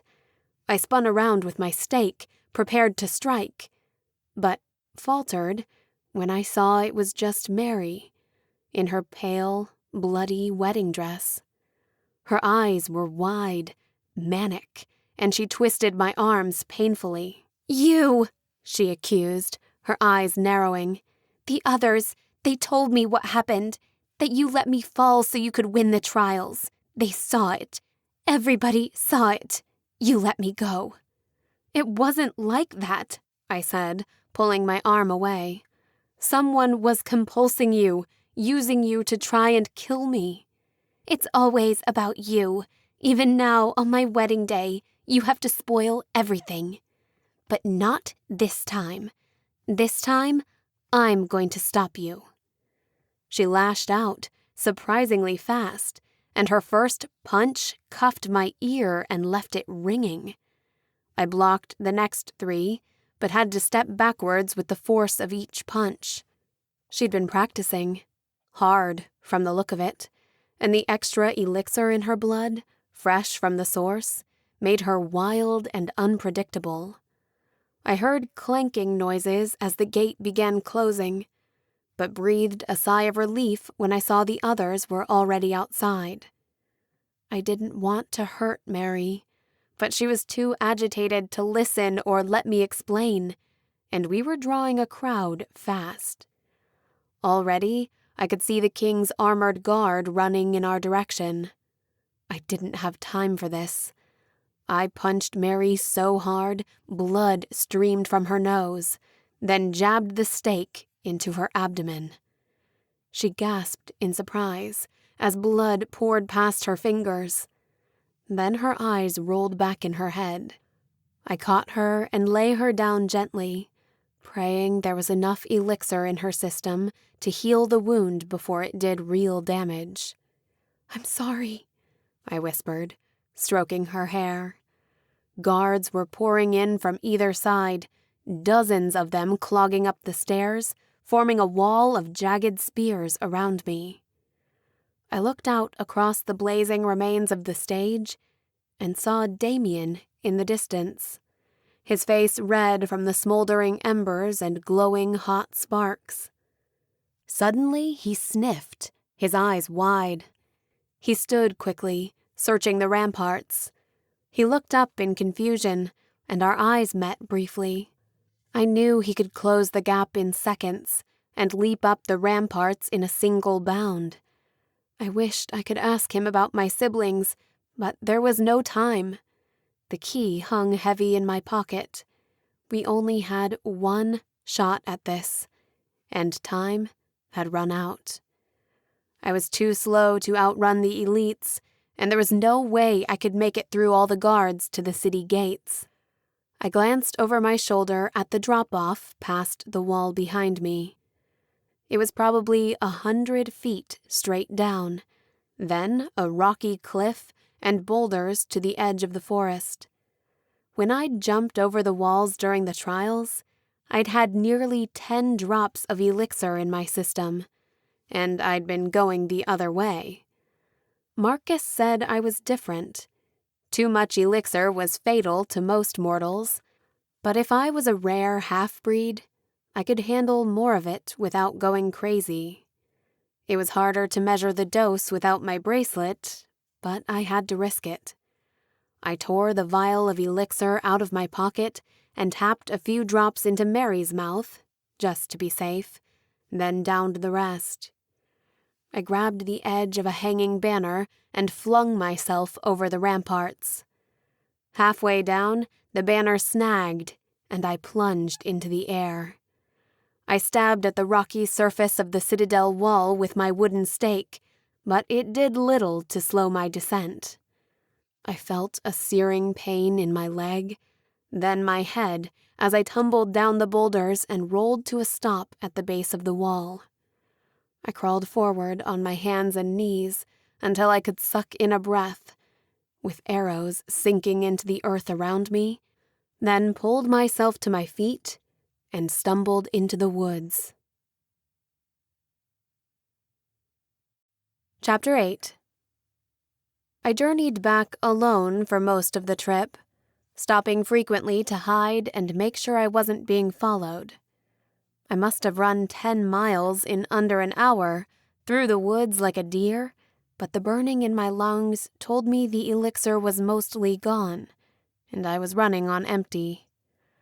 I walked slowly as I entered the ruined city, pulling back my hood and raising my hands, so the snipers on the rooftops didn't think I was an elite and shoot me. Hopefully they'd been given orders to let me in. Trevor was waiting near the entrance, near a lamp. His face broke into relief as he saw me. He ran towards me and pulled me into a hug that lifted me off my feet. "Thank God," he said. "I thought you were right behind us, but then they shut the gate and we had to run. We waited in the woods, but finally figured you must have made it out on your own." "I did," I said. "Mostly." My leg was throbbing painfully, and I had a feeling I might have broken it when I jumped off the Citadel walls. It felt strong enough now, but my body ached for elixir, like the healing wasn't finished, or the bone hadn't set right. We passed through the security measures, and I raised my arms for the screening and the blast of UV light. Jacob and Steve were waiting inside, but Trevor pushed past them. "Give her some space," he said. "She needs to rest." "Shit, Em. Is that blood?" "It's not mine," I said, glancing down at the dark stain across my chest. My stomach clenched as I thought about what I'd done to Mary. We'd been friends once, or something like it. But that could wait. Jacob looked at me expectantly, so I reached into the folds of my dark leather cloak. My hands shook as I retrieved the ornate metal key with the red ribbon. "You found it," Jacob said. I nodded. It wasn't all I found, but we could deal with the rest later. First, we had to know what was in the chest. "No thanks to the rebels," I said sullenly. "Did you know they were planning to attack the wedding? Or curate Marcus?" "Not all the cells communicate with each other," Jacob said stiffly. I noticed he didn't explicitly answer my question. "It would have been good intel," Luke said. "We were completely caught off guard. We could have been caught, or worse." "You had no reason to go closer to the ceremony. If anything, it should have provided a useful distraction." Jasmine grabbed him by the throat and slammed him into the wall, which was impressive given her size. "You bastard," she said. "You would have killed civilians. Chosen." "They made their bed." "They didn't choose to be there. Not really." "You escaped. They didn't. They get what they deserve." "You should have waited," Trevor said, "until we got back." "If you came back," Steve said. "We still don't know what's in the chest, and we don't know this isn't all some elaborate ploy. The wedding was an opportunity we couldn't afford to miss, not only to possibly take out a few elite, but also to strike a blow at the king's rhetoric, to show them the dark and violent truth upon which the Citadel is built." "What truth? That the outside world is dangerous and full of violence? What's the point of that kind of carnage? To send a message. Something he can't cover up or gaslight. It won't work, I said. It'll just make the public more afraid. They'll view the rebels as violent extremists, which will make them less likely to side with us. Then they deserve to burn with those filthy bloodsuckers, Steve said. Not all elite are bad, I frowned. Not all deserve to die. That's an opinion we do not share, he growled. There's no point in arguing about it now, Jacob said, interrupting us. The others didn't see what happened. Is the king still alive? How many elite did the rebels take out? My skin prickled, and I bit my lip. Last I saw, Luke said carefully, eyeing me, someone moved too early. There was an accident just before the bomb went off. A lantern spilled. Caught shit on fire. They cleared the stage before the explosion. Jacob sat heavily, stroking his goatee. So the king's still alive then? I squeezed my fists so tight my fingernails cut into my palms. If I hadn't stopped it, we could have killed the king, the chosen, the prince, everything all together. Instead, my first instinct had been to stop it, to save the elite, the other chosen. I was exactly what the rebels feared, an elite sympathizer. I didn't believe in their cause. What was I even doing here?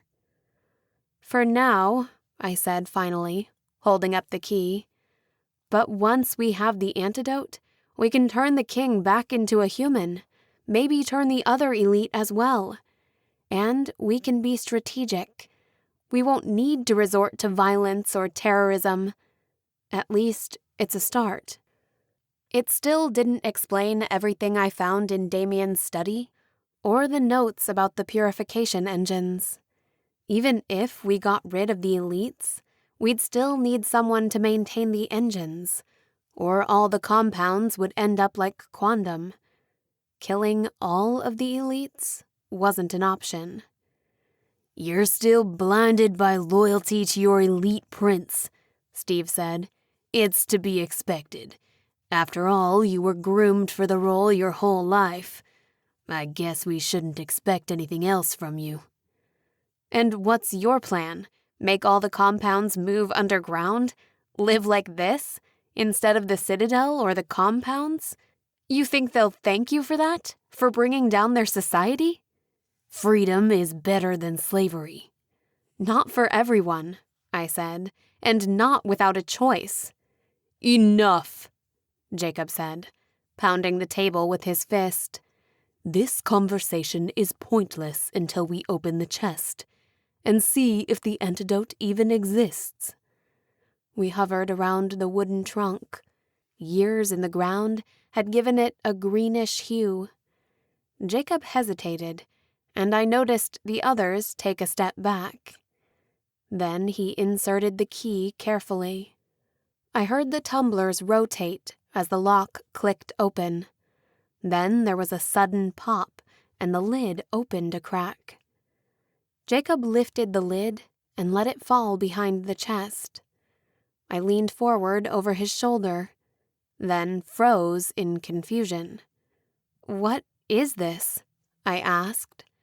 There were a few pages with scrawled notes and formulas, but what caught my eye was a family photograph. It reminded me of something I'd seen in Damien's room. Jacob sifted through the old news clippings, a handful of pages torn from a notebook, and paused when something rolled out from under the scraps of faded paper stuck to the bottom of the chest. He pinched it between his dark fingers, then held it up to the light. A small vial of clear liquid.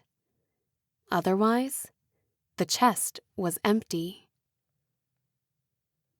A few months ago, I'd known exactly who I was, but I had no idea who I could become.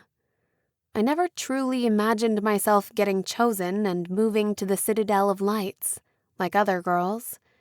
But I also didn't picture myself growing old in Allgrave, having kids, going to renewal once a week to share small-town gossip.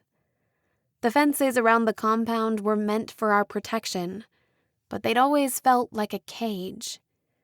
And now, I was practically buried underground.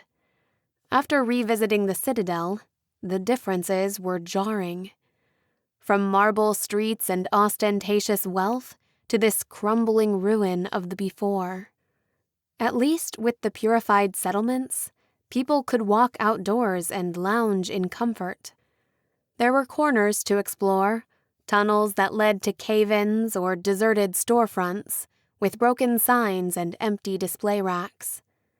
But each time I reached a new dead end, I'd have to turn around and face reality. That I now lived in the ruins of a crumbling human civilization. That I was one of the outlaws, the rebels, who used violence to cause anarchy against the elite masters. I wasn't sure how I felt about that. I'd seen what King Richard was capable of, on more than one occasion. I knew he had to be stopped, somehow. But did that mean taking down all of the elites? I couldn't stop thinking about Damien's ice-blue eyes, and the look of anguish when he'd seen me at the wedding, through the flames and smoke. Or our kiss in the abandoned cabin, stolen, as if we were illicit lovers instead of engaged to be married. Part of me wished it could still work out somehow, and it was more than just missing the comforts of the capital or training with the other girls who had been chosen. I wished it could work out with him, that Damien and I could be together. Some part of me appreciated the symbiosis of it all. He needed my blood to survive, and the elixir in his made me strong enough to match him. But there were too many humans, a drop a week for the compounds, and it had been enough, at the time. But now that I'd tasted more, each day without elixir I felt empty, drained and weak. The aches and pains came back, including the leg that I was sure had snapped during my harrowing escape from the Citadel. My thoughts were sluggish, my mouth dry, and my skin itched constantly. Jacob said these were just normal effects of the thirst, and they would fade. But then what? I'd just be a regular human, meant to live and die underground, feeding on the pale vegetables grown in the UV light, and always worried about the elite tracking us down and forcing us out into the poisoned ash. We were all killing time, waiting for April to try and reverse engineer the cure from the fragmented research we found in the chest. Jacob got tired of me pacing and kicked me out of the lab. He said it could be days or even weeks before she figured it out. Besides keeping myself busy exploring, Jasmine, Kamina, and I practiced sparring like we used to in Master Svoboda's class. Sometimes the other inhabitants of Havoc joined in with the training. We taught them what we could. It might be useful someday, though even with a fair share of elixir, I knew they'd never be a match for even a single elite, and probably not even one of the king's dosed-up guards. Others were less happy to have us there. We could hear the men grumble as we passed, and the women watched us suspiciously. It was worse than how they treated the new recruits, or people who had escaped the compounds. We were chosen. We'd lived in the Citadel. We symbolized everything they hated about the elites, everything they'd taken from us, everything that we'd freely given. It didn't matter that I'd never actually slept with Damien. I didn't ask the others. I was still treated as a whore or a prostitute, which, in a way, I guess the chosen always were. Brides to pay for the deal that had been struck by our forefathers, or as I'd found out, a system completely fabricated by King Richard himself. A bargain struck with children who were too young to understand what they were committing to. The myth I'd learned about the covenant being signed by the survivors of the war, given shelter and peace in exchange for blood, was a lie. Children were caught and educated, implanted with a false history and a reverence for their captors. The second night back, Marcus returned with a warrant for my capture. My heart nearly stopped when I saw the picture. It looked like one of the portraits from Damian's study. Is that why he'd been drawing me? For my wanted poster? Dead or alive, Jasmine read, for crimes against the crown. That's crazy, I said. I didn't plant those bombs. I didn't go after the wedding. It was the rebels. I didn't even know it was going to happen until too late. All I did was clear the platform and save lives. Nobody will believe that now. You were seen at the event just before the bombs went off. But even if you hadn't been, you make a convenient scapegoat. He's also trying to confront the sympathy. With what? Me? To some, you're a rousing story. The rebel princess, beautiful enough to get chosen to infiltrate Richard's kingdom and then sabotage the trials by trying to assassinate the king. That's not what happened. It's pretty close, Trevor said. I bit my lip. I wanted to argue, but the others didn't know that I'd tried to stop it in order to save Damien. Guilt twisted in my stomach. It doesn't matter what really happened. People love stories. And this one in particular has a fierce grip. People are talking about it everywhere. Some girls are even painting their hands like yours. My stomach turned. My birthmarks had always been a source of shame, an ugly mark on my pale skin. I saw that at the Capitol. The other rebels, the ones who planted the bombs, they painted their hands first, trying to pin it on me. I hated the idea of being a symbol for rebellion. People shouldn't risk their lives to play revolution. It was too dangerous. We took dinner in private, rather than joining the lines in the mess hall. Trevor got potato soup and bread for us. I kept asking to go outside and hunt. I needed the space and quiet. But Jacob said it was too dangerous in the woods right now, so soon after the attack. I realized I'd taken the sky for granted. Poisonous or not, it was better than this. I knew I should visit Penelope, but I hated seeing her chained up in that filthy cell. When I met her in the Citadel, she was breathtaking, so elegant and fashionable. Besides, she wouldn't recognize me anyway. April joined us after dinner. She looked tired. "How's it going?" I asked. "I've followed the directions as best as I can. I believe it might work. It should be ready tomorrow, and then we can test it." "Test it?" I asked, but I already knew what she meant. Test it on Penelope, the half-starved elite downstairs.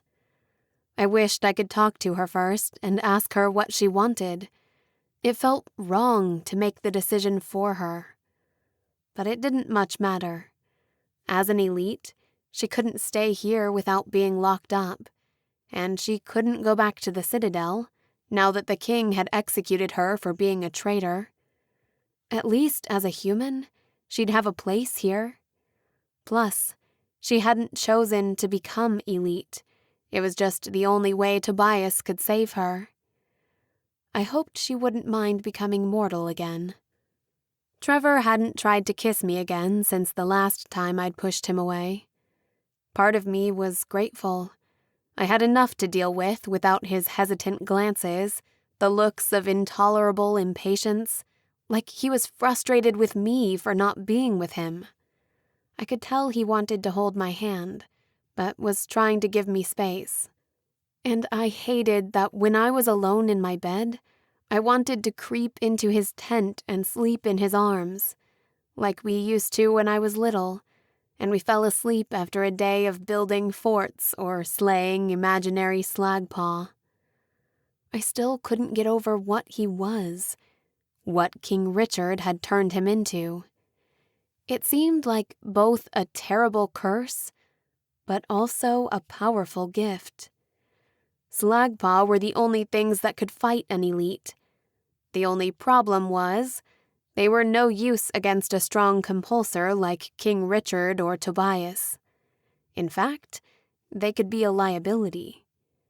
I'd been able to compulse the Slagpaw away from Tobias this time, but only because I was charged up on elixir and caught him by surprise. A regular human or chosen couldn't do it at all. It must be because I was a renitent. Thanks to John Patton's genetic experiments on my mother, she was able to give birth to me, in secret. My head still spun with questions, but it didn't matter where I came from.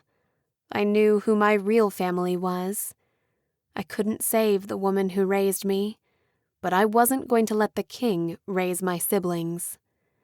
I had to get them away from him. But did that mean bringing them here? To grow up in fear, buried underground? I wasn't sure I had the right to make that choice for them. I was sure the king was even stronger than Tobias, which meant, if there was a battle, he could turn Trevor against me like he'd done in the trials, force him to kill me, just as he'd forced Tobias against Penelope, or Damien against John Patton. No matter how I looked at it, it felt I was destined towards a future of betrayal and heartbreak.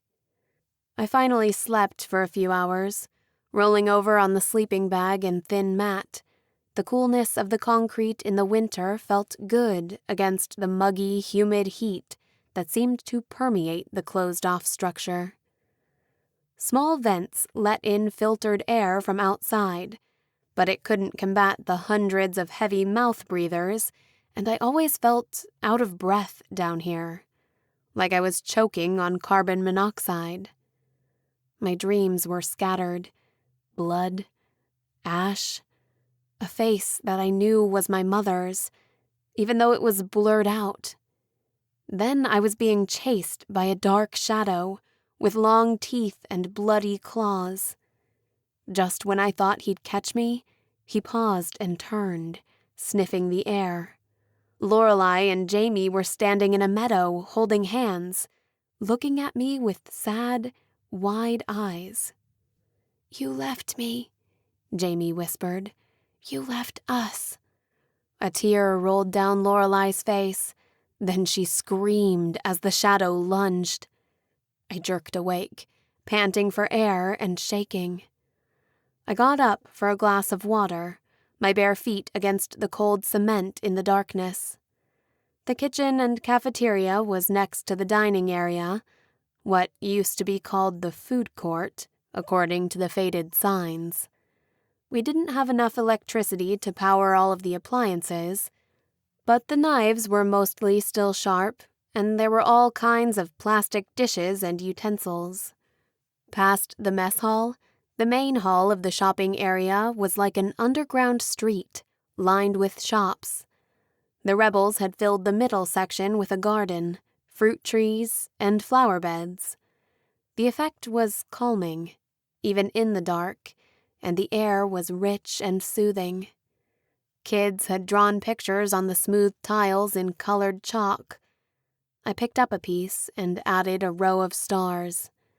I'd never seen them, but I knew their shape. I'd taught Lorelei how to draw them a few years ago. I took deep breaths until I felt my heart rate calm down. Then I decided to check on Penelope. I tried to convince myself I wasn't just craving elixir, that I'd never feed on her blood without permission. Jacob had collected the unused elixir after the last mission, but I wished I'd kept some for myself. The hallway was empty this time as I crept into the garage and lifted the door to the armored truck. Something moved in the darkness, and I blinked. The shadows looked different this time, and that's when I realized someone else was here, blocking my view. The dark figure was bent over Penelope, holding her wrist against their mouth. Her long, pale limbs twitched, and her eyelids fluttered as she drifted near consciousness. I gasped as Kamina spun around, her silver eyes wild, blood dripping down her chin. She growled at me like a dog whose meal had been interrupted. I stumbled backwards, falling out of the truck and banging my tailbone painfully on the concrete. Chapter 9. The next morning, I missed breakfast. I'd run out of the garage after discovering Kamina's midnight snack, unwilling to confront her in the moment, and struggling to process what I'd seen. Part of me thought it was just another terrible dream. But now, in the light of day, I knew it was real, and that I had to put a stop to it. I wondered how long she'd been feeding from Penelope.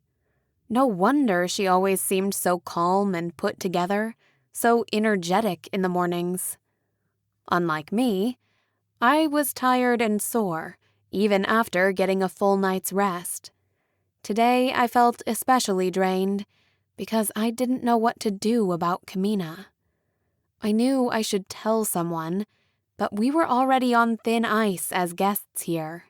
We didn't truly belong, like the other rebels and outcasts who had grown up outside the compound system. To be harboring an elite was bad enough. To also have a chosen that was feeding off of her? It was too complicated for most people to understand. I barely understood it, or at least, I wish I couldn't. The truth was, I'd had cravings like this before, with Damien. Once I started getting a steady dose of elixir, I could smell it whenever I was around an elite. I wanted him, but the attraction was confusing. I didn't know how much of it was me, and how much was the thirst. I headed down to the cafeteria. Most of the inhabitants were already doing chores or fulfilling various roles, so it was mostly empty. I poured a glass of hot water and mixed it with powdered burdock root. It wasn't exactly coffee, but the dark bitterness was comforting. I found Jasmine playing cards with a few of the younger men in the compound, with a sizable pile of contraband in front of her. Two of the guys weren't wearing shirts, and one was pantsless. "Strip poker?" I asked. "What did you bet?" "It doesn't matter," she smirked. "I won't lose." "Have you seen Kamina?" "Yeah, I think she went for a run." "Where?" I asked. "Laps, around the top floor." I headed up the metal stairs, stepping over the twisted roots. The mall was built in rings, with an open central space and curving platforms on each level. A portion of the two top layers had collapsed into each other, so they were mostly used for storage and livestock. I found Kamina jogging around a stubborn goat, munching on dry, colorless grass. I grabbed her arm as she passed to slow her down. "Hey," I said, "we need to talk." "About what?" She smiled. The dark bags under her eyes were gone, and she seemed fresh and alert. I wondered if she'd truly forgotten last night, but there was no way she hadn't seen me. "Look, I get it. I've felt the thirst before, but it's wrong. We can't do it like that." "Whatever. I know she was your friend, but that thing in there is gone. She's barely conscious. She doesn't even notice." "I don't care. You can't just do what you like." "You don't get to tell me what to do," Kamina said, putting her hands on her hips. "You're not champion. We're not even chosen anymore.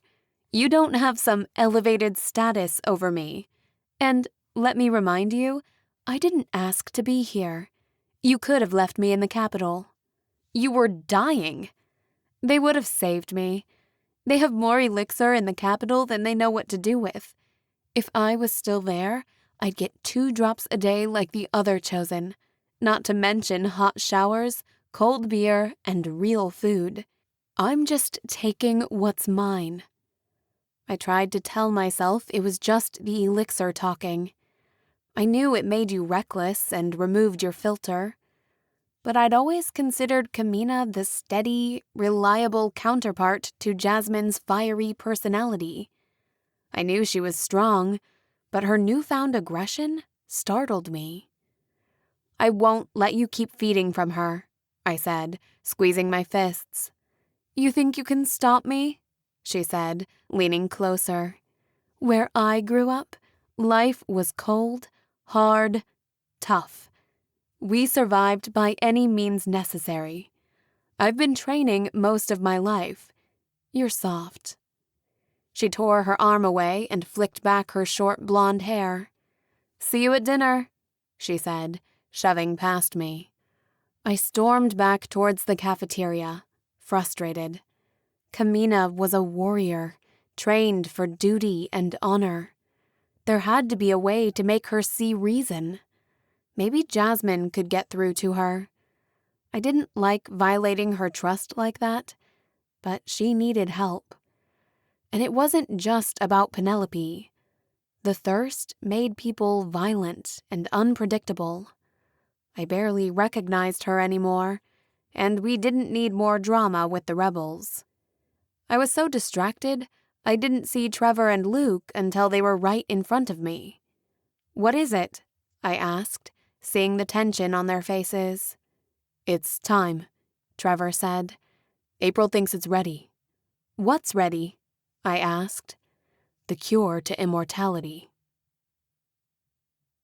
We gathered in the makeshift underground laboratory. Technically, it was the health center, where med supplies were gathered, but someone had also lugged some large machines with blinking lights from an abandoned hospital a mile away, along with a rolling bed with built-in pads. Leather straps had been fashioned to the sides, and Penelope was already tied down when I arrived. Her eyes were wild, like a wounded animal, but she was calm, until she saw the syringe. Then she jerked back and let out a pained shriek that hurt my ears. Trevor and Frank held her down. I reached for her hand, trying to calm her, but her nails dug into my skin, drawing blood. Shh, I said. We aren't going to hurt you. We just want to make you better. A tear slipped down her eye, and I wasn't paying attention until Steve filled up the 3rd vial with her blood. She shot me a look of angry accusation. What the hell? I just told her to trust us. It was your idea, Steve said. We don't know what this will do with our elixir supply, but it makes sense that even if we save her, her blood will no longer retain its regenerative powers. Fuck you, I said. She's a person, not the fountain of youth. At the moment, Jacob interrupted, she's only the latter. If this works, she'll be only the former. We're just taking precautions. April tucked the vials away and held up a larger syringe, filled with shiny pink liquid that looked like dish soap. She looked at Jacob, and he nodded. 4 of us had to hold her down, careful to avoid the snapping maw of her fanged mouth. She was starving, and being this close to so many warm-blooded humans must have been overwhelming. April found a vein and drove the needle deep under her skin. A discharge of black fluid crept up the chamber before she emptied the vial slowly into Penelope's blood. Her eyes rolled back in her head, and she squealed like a pig being slaughtered. I'd heard that once, in Algrave, when I was walking past the butcher's. I never enjoyed bacon quite as much after that.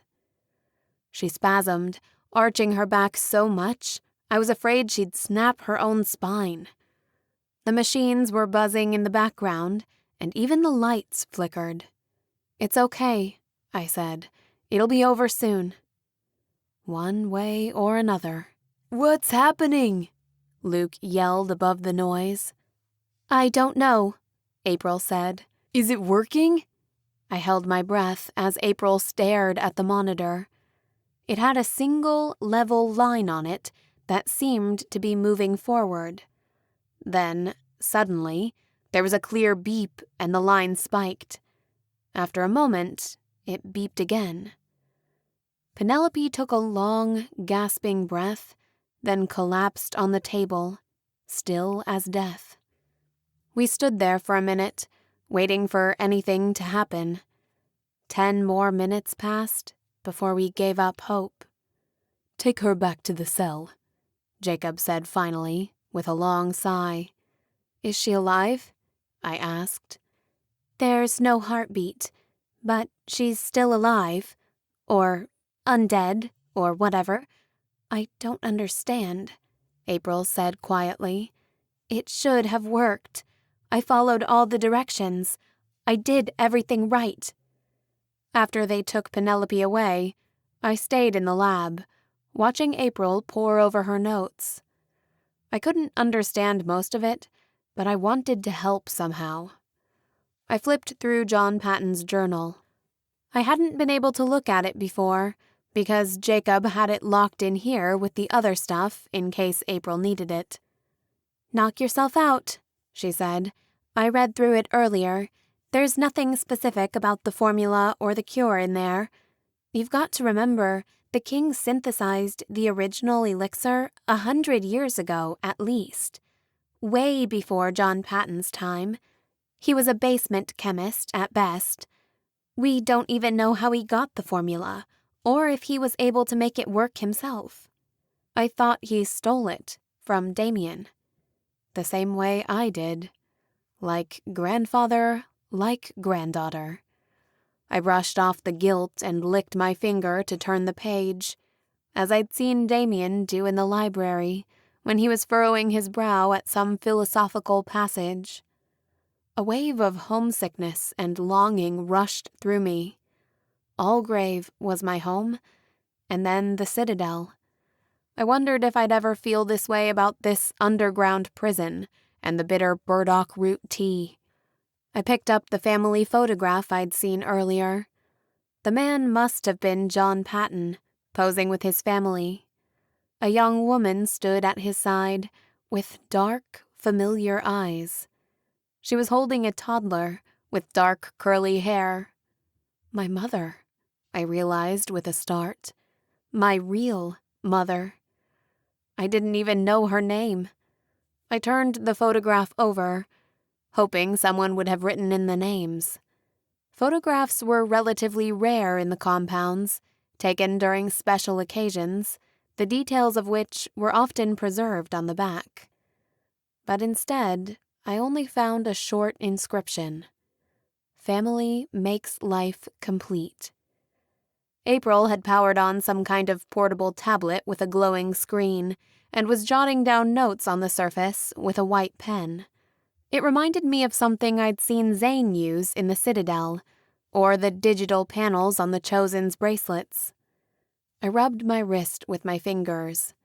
April noticed, looking up. "Miss it?" she asked. "Miss what?" I asked. "Being chosen."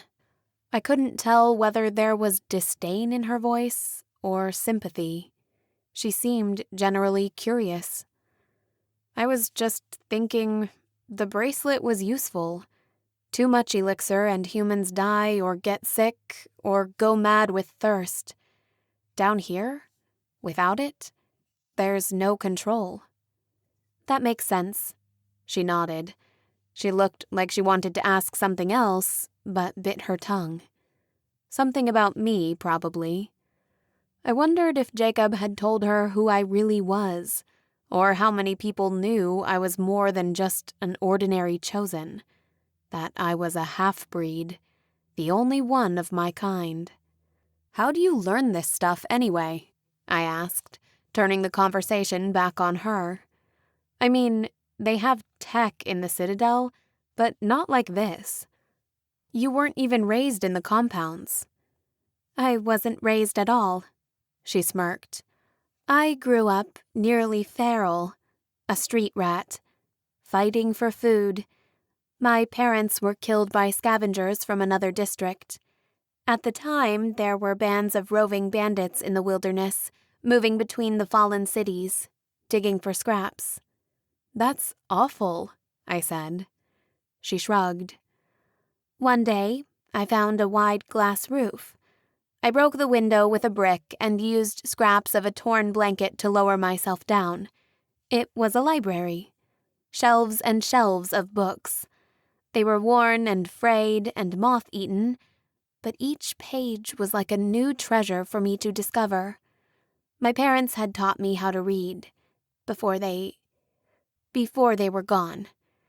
At first, I started with the books I remembered, the children's section, fantasy and romance. Then I moved on to the good stuff. I found a book on wilderness survival tactics. It taught me how to build traps, and there was a procedure for water purification, for organic antibiotics. The library even had an old-fashioned microscope. That was the beginning of my love for science. I even had a cat. I named him Tiberius." "What happened?" I asked. "One day, elites came. They lit the library on fire. They killed my cat.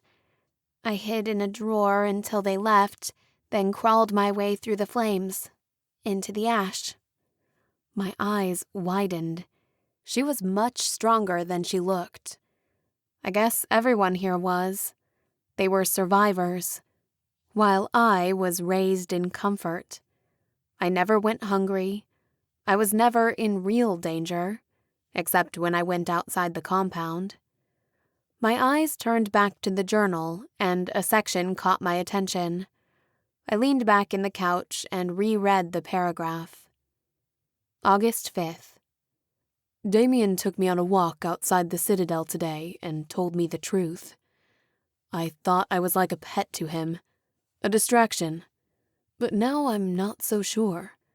He's never chosen, and being the king's son must bear its own pressures. I think he's lonely. I don't think he even realized the momentousness of his confession. It was a revelation. It was like time stopped. He pressed on through the ash, hands clasped behind his back.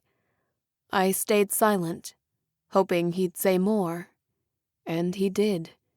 So much more. We were told the elixir was created as a response to a plague that was decimating the human population. That in the time before, pollution and overpopulation and antibiotics had led to a superstrain of resistant viruses that were wiping humans out. King Richard was a scientist who created a true panacea, a cure for all. It healed the sick and kept humans strong, but too much of it would lead to death and rebirth in a new immortal form. These were the first elites. Most of the people raised in the compounds don't even know this much. To them, the elixir is blood magic. King Richard is God on earth, and that's enough for them. But in the Citadel, they are more informed. Or so I believed. But today, Damien was talking about his childhood in the before, describing things I had no amount of comprehension for. Dating apps and ride shares and field trips to the zoo. Picnics in the park, ice skating. It sounded like utopia to me. But then, according to him, his mother got sick. His father tried to save her. In the end, he failed. He created the elixir a few weeks after they put her in the ground. Damien said this bitterly, almost like he blamed his father for his mother's death. Where was the noble scientist who single-handedly saved humanity from the ravaging plague? Instead, we have only a grieving husband turned widow. Was this really the beginning of the elixir? Before the race wars? Before the bloodthirst? It all started with a man trying to save the woman he loved? This was new. It felt important, but I didn't know how. Damien had never talked about his mother with me. I closed my eyes, trying to imagine the scene. There was something else bothering me, just at the edge of my awareness. The woman he loved. Suddenly, I saw a vision, a man dancing, a ballroom, the moon. I saw her, I realized suddenly, or I was her. What do you mean? April asked, glancing up from her work.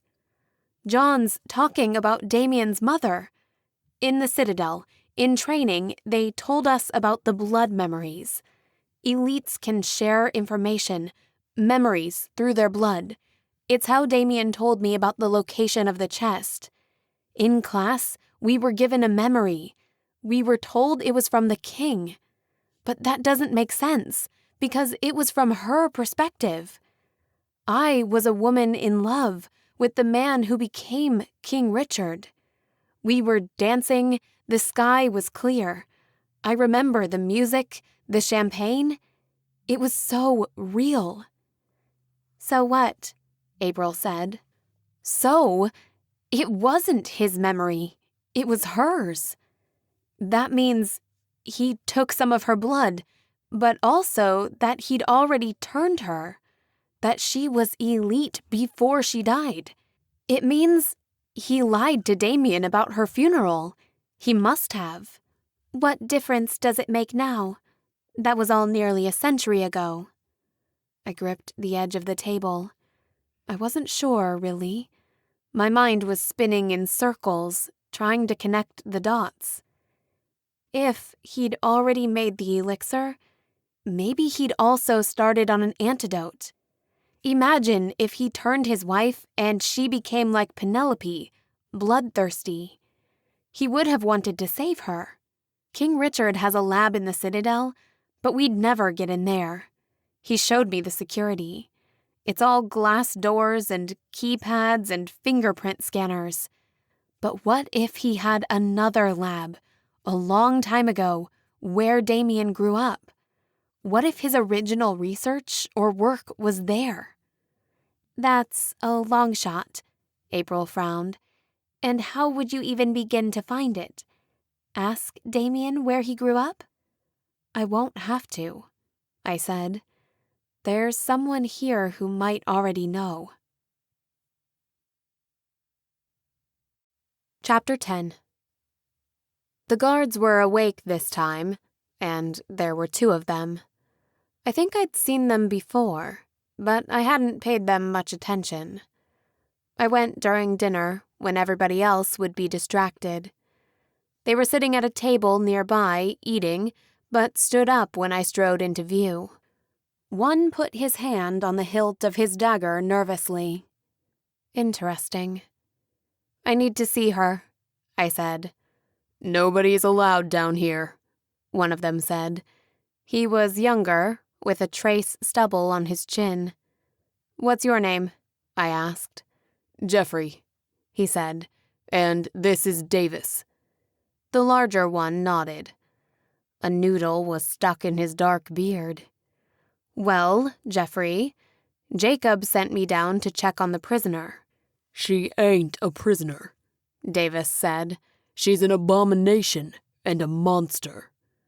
Right, well, the procedure today didn't go as planned, and we need to make sure there are no lingering effects. So unless you want to go in there yourself and check her vitals, I suggest you let me pass. Maybe I should just check, Jeffrey said, reaching for his radio. Sure, I rolled my eyes. I'm sure Jacob doesn't have better things to do than have each one of his orders triple-checked. I pushed past them, unlocking the heavy door and stepping inside the truck. Penelope was still in the corner, locked up with heavy chains. I could barely see the cuts from last night, hidden under the dried blood coating her thin arms. I wrinkled my nose against the foul smell and took out the small dagger I'd tucked against my hip. I held it against my wrist, then pulled sharply until the steel bit into my flesh. Penelope's eyes snapped open, and she sniffed the air hungrily. "That's right," I said. "It's time someone fed you. I'm sorry. I should have done this sooner." She reached for me, straining against the chains. I stood over her and held out my wrist, turning it so the blood could drip down on her pale face. She wiped the blood with her hand, licking it off her fingers, then opened her mouth like a baby bird as I squeezed a small trickle of blood out. I wrapped my wrist with bandages I'd swiped from the med center and leaned against the far wall. "I'm sorry if it tastes funny," I said. "There's a lot we have to talk about. So much has happened since this," I said lamely. "Damien tasted my blood once and looked disgusted. But I found out later it was just because I tasted so familiar. Because he knew my grandfather. But I am different.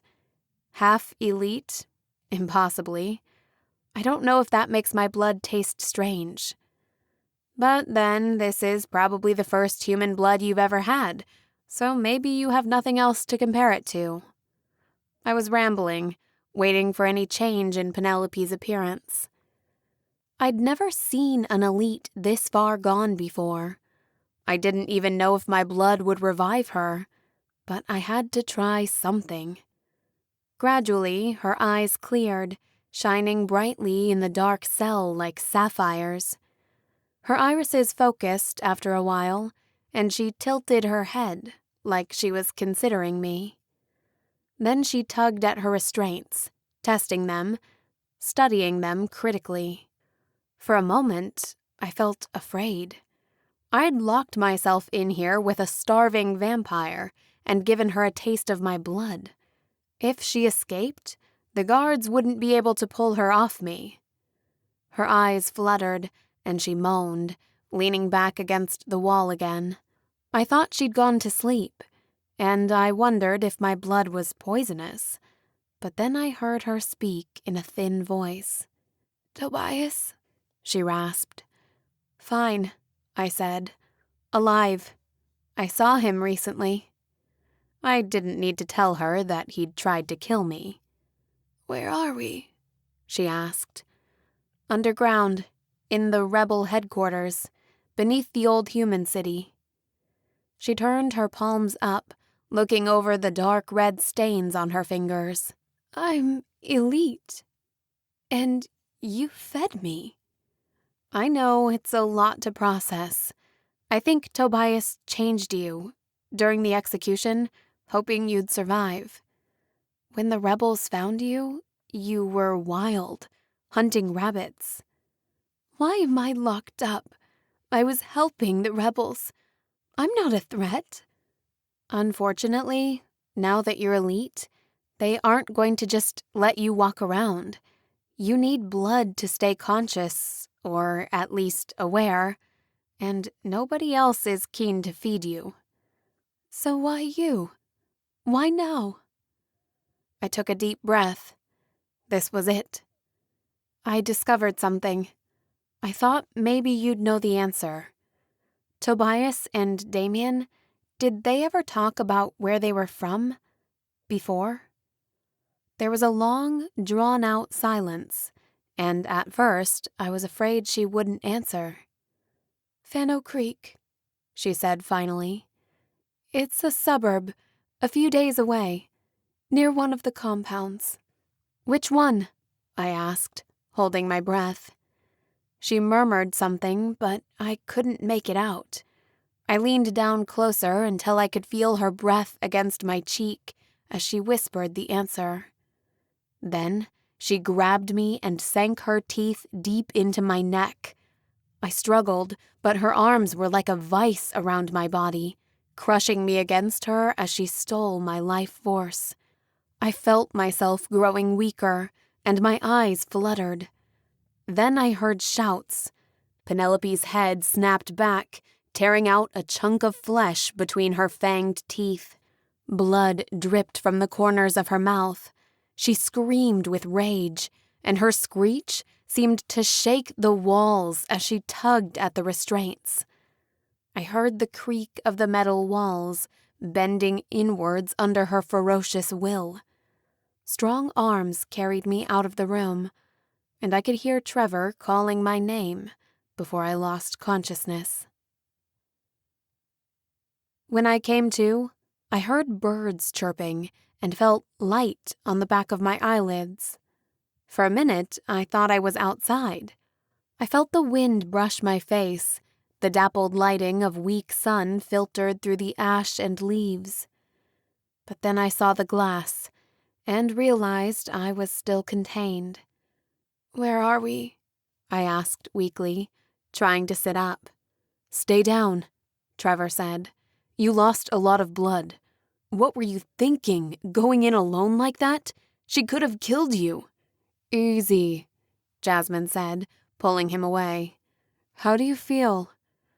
I took a deep breath, and the oxygen edified me. My thoughts were slow, like pushing through molasses, and my hands were shaking. I put them in front of my face and tried to hold them still.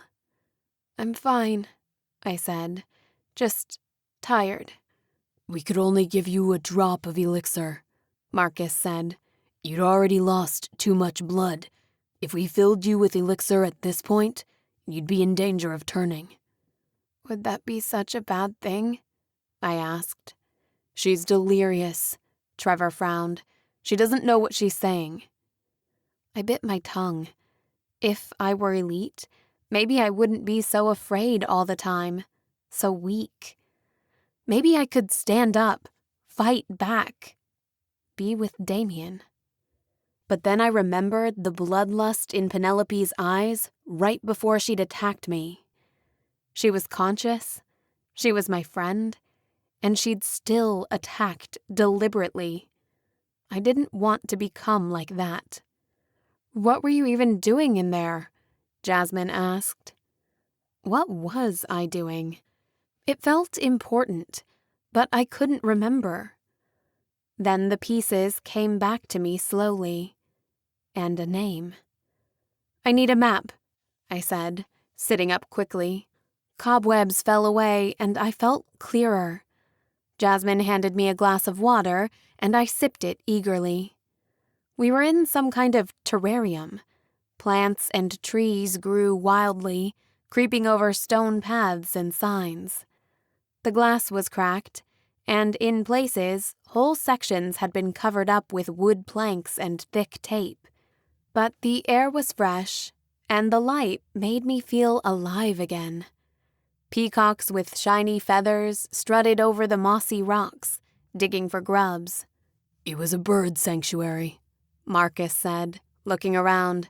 "Attached to the mall through an underground tunnel. I like to come here to think sometimes." "It's beautiful," I said. "What you need," Trevor said gruffly, "is sleep and bed rest. Whatever crazy idea you have brewing, it can wait." I wanted to argue, but his eyes were full of fire, and I was too weak to yell at him right now. I nodded, letting him think he'd won, then leaned back against the mat. "Bring me some books and coffee, and I'll stay here for a week." I smiled, adjusting the thick bandages around my neck. Trevor grinned, his smile breaking the tension that had formed into hard lines on his face. "That we can do. Though I may have to trade a vial of elixir for a pot of coffee." "Worth it," I said. He left with Marcus, leaving Jasmine and I alone. "Where's Kamina?" I asked. "Sleeping in again?" she said. "I thought she was getting better, but this morning she's sick. Tremors, vomiting, fever. I don't know what happened." I did. After my attack, the guards had probably doubled. which meant no late-night blood feasts for Kamina. She's detoxing, I said. From what? I should have told you earlier. I frowned. I wasn't the first to visit Penelope. Kamina has been stealing blood at night. What? Why? For the elixir, I said. Her eyes widened with dawning comprehension and then disgust. It's not her fault, I said. Surely you've felt it. The elixir? We've had so much. It's difficult to stop. Jasmine crossed her arms. Yeah. For a few days, I lived off sex and chocolate until the itching went away. Maybe not everyone can get those luxuries as easily as you can win them from a poker game, I said. She needs our help. You have to watch her. Help her. Promise. Of course, she said. Trevor came back a few minutes later with a thermos full of coffee and a stack of novels. I had to ask around and borrow books. Lots of people were willing to donate. I reached for the thermos and sipped the steaming liquid. It was dark and bitter, but so much better than the root-based stuff we'd been drinking. It was almost worth getting attacked for this pampering, I said. Trevor's gaze hardened. Don't say that, he glowered. Relax, macho. Jasmine squeezed his arm. She's kidding. Trevor had somewhere he was supposed to be, so Jasmine kept me company for a while, but then she excused herself as well. I'll be back for dinner with soup and food. Maybe I should just go back? Take a day at least, or the boys will be upset. You know how they enjoy taking care of the weaker sex. She smirked. Right, I said. Well, I guess if it makes them feel useful. This place is between the buildings, hard to find from the outside, and the glass is reinforced. You'll be safe here. Oh, and here, she said, handing me a sachet of herbs. Beatrice made this for you. Smells like thyme and nettle. She said it would be invigorating. I placed the poultice near my pillow, enjoying the fresh, spicy scent. In the end, I allowed myself to be coddled for a day, watching a family of 6-legged albino squirrels chase each other up and down a tree outside the window. I tried to read, but couldn't focus. I felt like a fool, getting so close to Penelope. I knew she hadn't meant to hurt me. She just couldn't control her bloodthirst. And Kamina was almost as bad. I felt like I was seeing the emotional core behind the king's noble system. The elixir given during the renewal ceremonies was about more than just healing or survival. The thirst opened up a need for us. We felt incomplete without it. Citizens needed their weekly fix, just as elite needed to feed to survive. Left to our own devices, we'd rip each other apart, looking for something to fill the longing in our hearts. Could we ever trust an elite? My thoughts turned to Damian, and the look he'd given me when he'd seen me at the wedding. What would have been our special day? The start of our lives together. Did he think I'd planted the bomb? That I was trying to kill him? I snuck out of my bed rest at night, when the light was too dark to do anything but lay awake and be miserable. I wasn't doing anybody any good by just waiting around, and I hated the idea of the others making plans without me. Plus, I really needed a shower.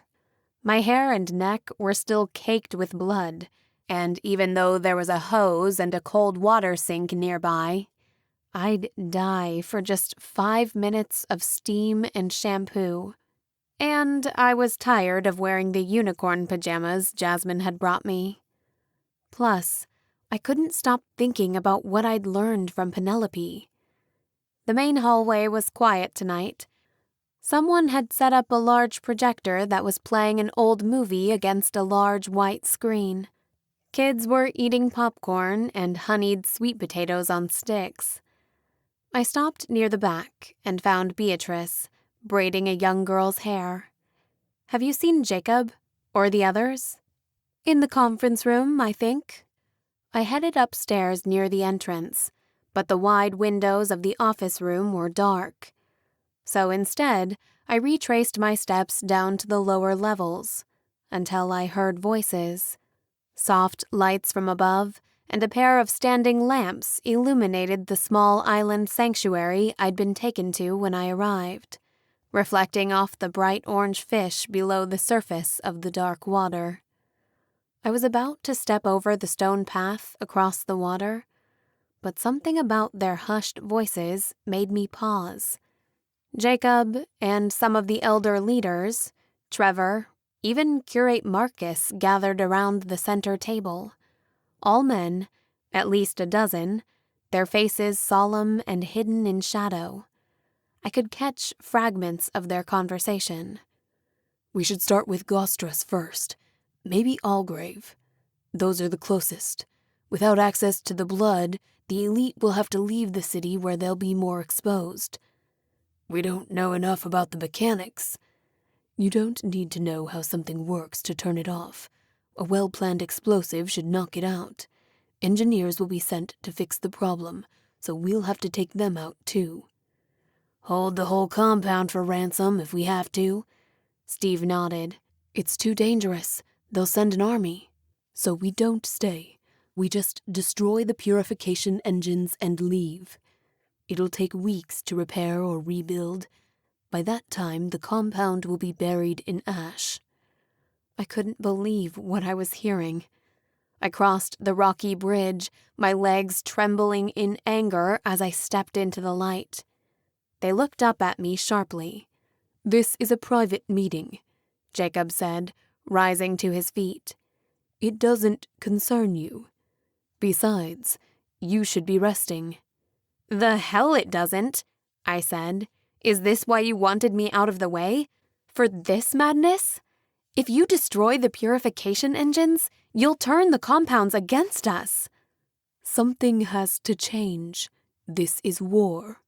"Not for them." "They are complicit with their continued subservience to the elite. They've chosen their side." "They had no choice. They never did.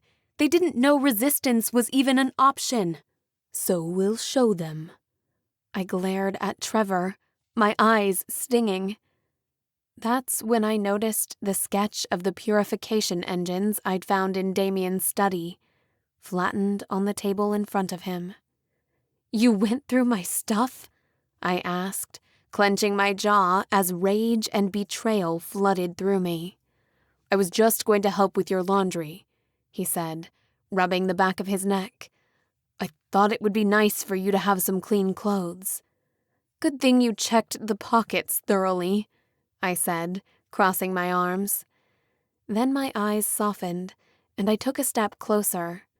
"How can you be on board with this? What about all the people we grew up with in Algrave? You'd really sign their death certificates? Without any warning? You've seen Quondam. The king did that. If you do this, you'll be just as bad as him." "They don't have to die," Trevor said, avoiding my eyes. "They can stay inside, or we can find masks. And even if they breathe too much poisoned ash, we know now that the death doesn't have to be final. They can come back, like I did." "That should be a choice, not a curse," I snapped. "What happened to the antidote and going after the king alone? I thought that was our plan." "We tried that," Jacob said. "We let you track down the box. Miss Lou tried to make the formula. We tested it. It failed. I'm not sure what else you think we can achieve. She will keep working on a cure, but in the meantime—" "There might be another way," I said quickly.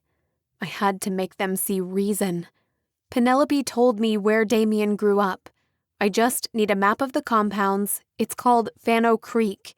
It was where King Richard developed the elixir. There's more there. I know it. I can't afford men to go on some wild goose chase. I'm not asking, I said. I'll go alone if I need to. You've already done quite enough, a man said, raising grumbles from the others. What's that supposed to mean? I asked. You fed the monster. She attacked 2 guards, almost escaped because of you. You think I did that on purpose? She could have killed me. Yes, she should have, Jacob said. Yet, here you are. Why were you really in there? I just told you, I said. I needed information, and I got it. Plus, I wanted to check on her, make sure she's okay. Yeah, well, the problem is, now she can talk. We had to gag her. She's always pleading. It's freaking out the guards. Nobody wants to be around her. They're afraid she can compulse them. She was better off as a wild animal. So you're more afraid of women who can talk. Got it. You're a bunch of spineless fucktards. I'll talk to her myself.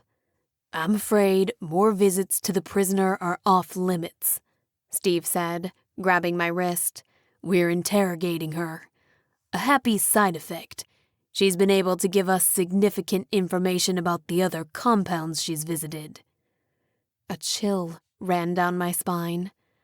I'd woken her up, and now they were interrogating her. In the meantime, Jacob said, I'll have to insist you leave the planning to us. And I suggest you learn to behave, Steve added, or we may have to lock you up as well. I yanked my arm away, pushing him away. I glared at Trevor. He shrugged apologetically, but made no move to stand up for me. Asshole. Chapter 11. I stormed upstairs, furious. I still felt shaky and a little lightheaded, but I wasn't about to let them lock me away in an infirmary while they plotted genocide. I should have known better. The terrorists were exactly as bad as we always thought they were. They wanted to bring down the whole system and make everyone as miserable as they were. King Richard was cruel and unjust, of course. It terrified me that he had Jamie and Lorelei in his control. I needed to rescue them as soon as possible. But that meant finding a way to weaken his control or will, not antagonize the compounds needlessly or attack innocents. In the back of my mind, I'd been expecting a peaceful transition of power. Take out the king, and Damian could rule. With me at his side, maybe, a human to temper his worst impulses. He'd already said I made him better. The system wasn't irrevocably flawed, it just needed better leadership. We'd be able to rein in Nigel and the other bad actors. With Tobias, Penelope, a council maybe, made up of humans and elite. But Jacob was right. It would take too long, and it all depended on finding a way to remove the king. The antidote was our best hope. I had to find an answer, and soon, before these misguided terrorists did something stupid and made everything worse for everyone. I knew one thing for sure. These rebels had no idea what they were really up against, and their foolish, unearned confidence was going to get them killed. But Jacob wouldn't let me leave, as if I were the enemy. And Trevor had sold me out, trading Damian's blueprints for a seat at the table. I kicked his tent as I passed, bending the metal pole until it leaned crookedly. I was still wearing pink pajamas and the long leather jacket Jasmine had left for me. I was weak after my bloodletting and felt slow and foggy. Between escaping the Citadel and getting attacked by Penelope, my body needed more elixir to heal. I stopped in my tent, planning to change clothes and take a quick shower to calm my nerves. I frowned at the pile of clothes on the floor. Trevor must have given up the laundry attempt after discovering the blueprint for the purification engines. It's not like I was keeping it a secret from anybody. I'd just forgotten about it. My eyes landed on the shirt I'd been wearing in the Citadel, and I stiffened as I caught the slight scent of something sweet. I grabbed the shirt and rushed to the bathroom, examining the fabric under the light. It was still covered in dried blood from when I'd stabbed Mary, when she'd been high on elixir. I grabbed a small bucket and carefully washed the fabric, squeezing the cloudy water into the plastic vessel. Then I held the container up to my lips and drank as much as I could. The water was sour, but I thought I could taste just a tiny bit of elixir in the liquid. I put the edge of the shirt in my mouth, chewing on the fabric to loosen the fibers. Gradually, I felt the sharp edge of my anxiety loosen, and I was filled with a soothing calm. Fear and anger was replaced by conviction. I wasn't going to be bossed around or told what to do. I was back in the narrow hall leading to Penelope's cell before I realized where I was going. 2 stocky guards were outside the door to the garage, wearing ridiculous tinfoil hats and cloves of garlic around their necks. Their eyes narrowed as I approached. One was holding a flaming torch, and the other gripped the handle of the pistol tucked in the front of his pants. "Relax, boys," I said. "Jacob sent me down to check out the prisoner." "I don't think so," one said.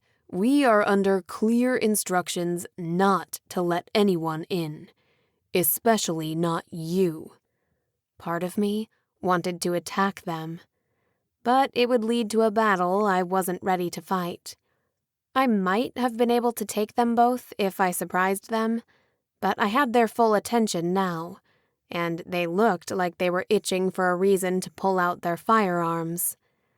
I squeezed my fists, feeling frustration roll through me in waves, filling me with a warm glow. It wasn't the explosion of power I usually got when drinking elixir, but a subtle hum that ran along the surface of my skin. I pushed deep within myself to tap into the feeling, expanding my awareness. "You will let me in," I said calmly, stepping closer to the first man and gazing into his eyes. His jaw went slack, and his pupils dilated. He reached for his pocket and pulled out the keys. "And you," I said, turning to the other, "are going to get me a pen and paper." I didn't stop to think about what I'd just done or what it meant. I unlocked the door, then opened the back of the truck.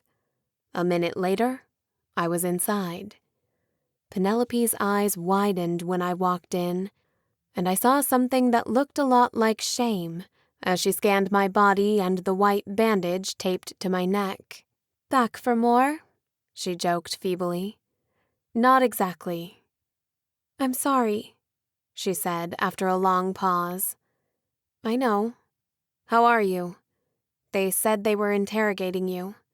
She turned up her wrists and showed me the blistered scorch marks on the back of her hands. The blackened flesh made me feel sick to my stomach. "UV penlight," she said, marveling at her own skin. "Feels like a blowtorch." "That's awful," I said.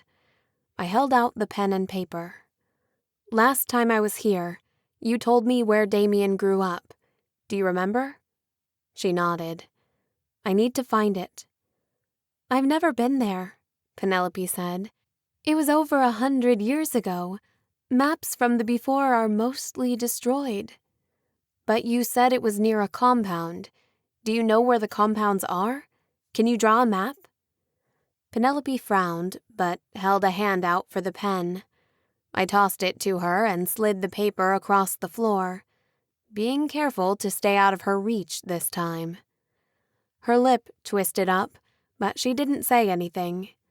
I watched as she traced long, clean lines across the paper, frowning and biting her lip.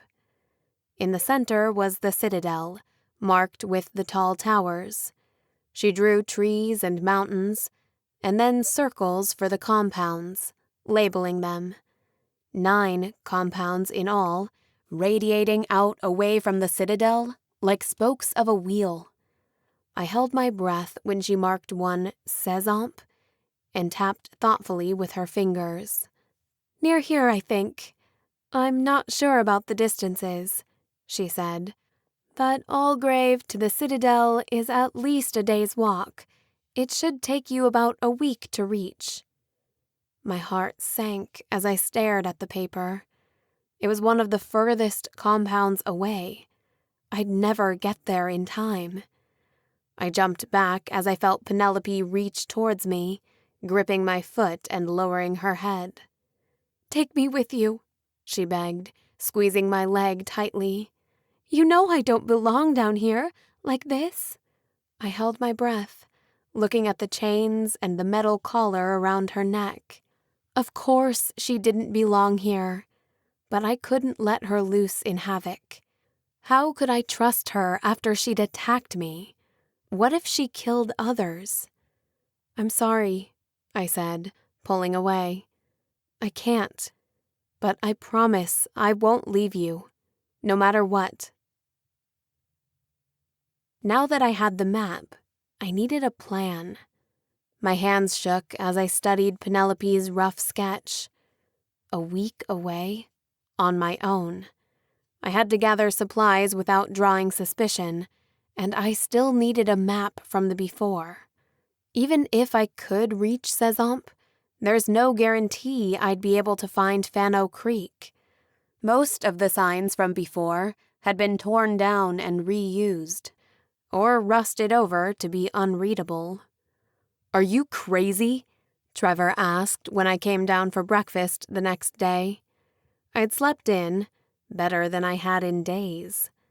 "What?" I asked. "You went to see her again, after Jacob told you not to. She's my friend, and they're torturing her. I had to see if she was okay." "She attacked you." "That wasn't her fault. She's starving, because the rebels won't feed her. If she's dangerous, it's only because of how they're treating her." "It's worse than that," Trevor whispered, leaning in closer. "The guards, they say they don't remember what happened. They think you compulsed them. People are already talking.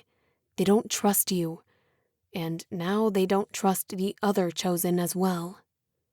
Had I compulsed them? Could I compulse humans? Only if I had significant quantities of elixir, Master Svoboda had told me once. But I'd barely consumed a few drops of second-hand elixir. "What do you expect," I said, "from men who wear tinfoil hats? Those superstitious assholes are afraid of everything." "Don't you get it? You've made yourself an enemy here. They could kick you out." Fine, I thought. I was leaving anyway. I knew Trevor was just upset because he was worried about me. But I was also still pissed about him going through my things. I'd always thought he was on my side first. But now, I realized that may not be true anymore. I couldn't count on him to defend me or side with me. I couldn't depend on anyone. "I can't believe you're okay with attacking the compounds," I said, changing the subject. "People could die. Don't you remember Allgrave? Mrs. Gibbons' strawberry rhubarb pie? Playing hide-and-seek in the apple groves? Spending Saturdays at the library with a good book? Do you regret everything? Because I don't. Think of the hundreds of kids in Allgrave who have never known anything else. Never known violence or danger. You're going to take all that away. It doesn't matter if it's built on a lie. Something has to change. Not like this, I said. Promise me you'll keep your head down, at least for a while, until I can convince the others you're on our side. I bit my lip, then lied to his face. I knew what he was like. I promise, I said. Good, he said. You don't have that many allies in here, and Curate Marcus is going back to the Citadel. He is? Where is he? He left already. I turned and raced towards the entrance, leaving Trevor speechless. I caught up with Marcus at the main entrance, gathering his sack. He was wearing his curate outfit again, beneath more rugged travel clothes. You're going back? I asked. I have to check in and keep up with my duties, or I'll be suspect. But I'll be on a tight leash, and I'm sure the king will have spies watching me. You have to stop this, I said. It's madness. You're a curate. You're supposed to take care of people, their health and well-being. It's out of my hands now, he said. What about the attack on the wedding? Did you condone that also? Violence goes against your creed. I didn't know about that attack, he said. And using you like a scapegoat like that, I'd never have agreed to it. But there are too many people living here now. They're getting restless, and they're burning up with anger. If we don't find an outlet for them soon, something bad is going to happen. So we go to war because they're bored and restless? All they want is peace, freedom. Don't they have it? No. As long as the elites rule, even while living out here, we still feel the king's authority. We are outlaws, outcasts.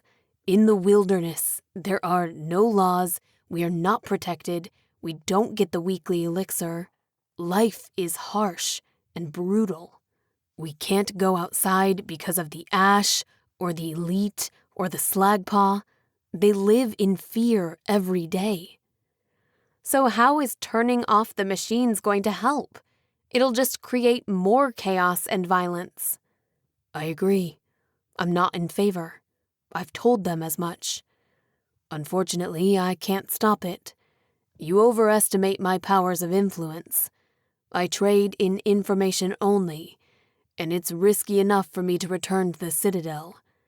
If I'm caught, I will be killed. Something nagged at my mind, and I realized what it was. I knew someone in the Citadel who dealt with information. He'd called himself an information specialist once. The technician. What if there is another way, I asked, to get the compounds on our side, instead of making them our enemies? It's always good to have options. Find Zane, in the Citadel. I don't know his last name. He has access to surveillance. When I was living in the Citadel, I saw bodies of 2 children. I'm sure they were killed by elites inside the walls. Someone is covering it up. If you can find proof, it means the treaty was violated. If the elite are breaking the rules, it will create sympathy for the revolution. The rules are somewhat more fluid in the Citadel for elites, Marcus said. There's no room for flexibility in the compounds. If people break the rules, they're held accountable. There can be no feeding without consent, and the legal age for consent is 17.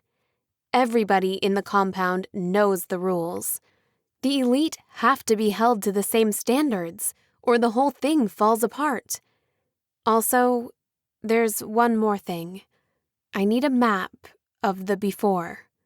Zane, he might have one. You're not planning anything reckless, are you? Maybe, I said slyly. Promise me you'll wait till I get back at least. I was tired of making promises I couldn't keep, and for some reason, lying to a curate felt even worse than lying to Trevor. He read the hesitation on my face and sighed. I promise I'll try, I said finally. Then peace be with you, he said, reaching for my hand. He took my palm in both hands, and I felt him press something cold into my palm. I uncurled my fingers and saw the outline of a vial of elixir, about a third of it left. Just in case, he whispered. Won't you need it? For your trip? I asked. I'll be fine, he said. Curates have stationed outposts. If I reach one of those, I'll ask for an armed escort of the King's Guard. I tucked the elixir into my pocket and watched him leave until he was out of sight. Part of me wished I could go with him. Even though I knew the Citadel would be dangerous, it was better than sitting around doing nothing. Are you really going out there? A voice asked behind me. April was leaning casually against a cement pillar, wearing loose, dark clothes, her face in shadows. I hadn't even seen her there. Why? You going to tell on me? I glanced over her head to make sure nobody else was around. No, I agree with you. This cure, it's the best chance. That's what you're after, right? Penelope gave me a lead, I whispered, stepping closer. But I need a map of the area around Sezamp, from before the culling, and it could be weeks until Marcus comes back. I have a map, she said quickly. I grabbed her arm and pulled her down an empty hallway. We ducked into what must have been a bathroom once, with broken mirrors and tiles, and the remains of a few standing stalls. From the smell, some of the guards still used it as a urinal. What do you mean? I asked. I found it, years ago, she said, brushing her dark bangs out of her almond-shaped eyes. When I was a kid, in a store for a garage station. A map of the whole area. The state, they used to call it. You have it here? I asked, my pulse rising. Can I see it? No, she said. I left it outside, in the place I used to stay, before coming here. I frowned, then poked my head out of the room to study the main entrance.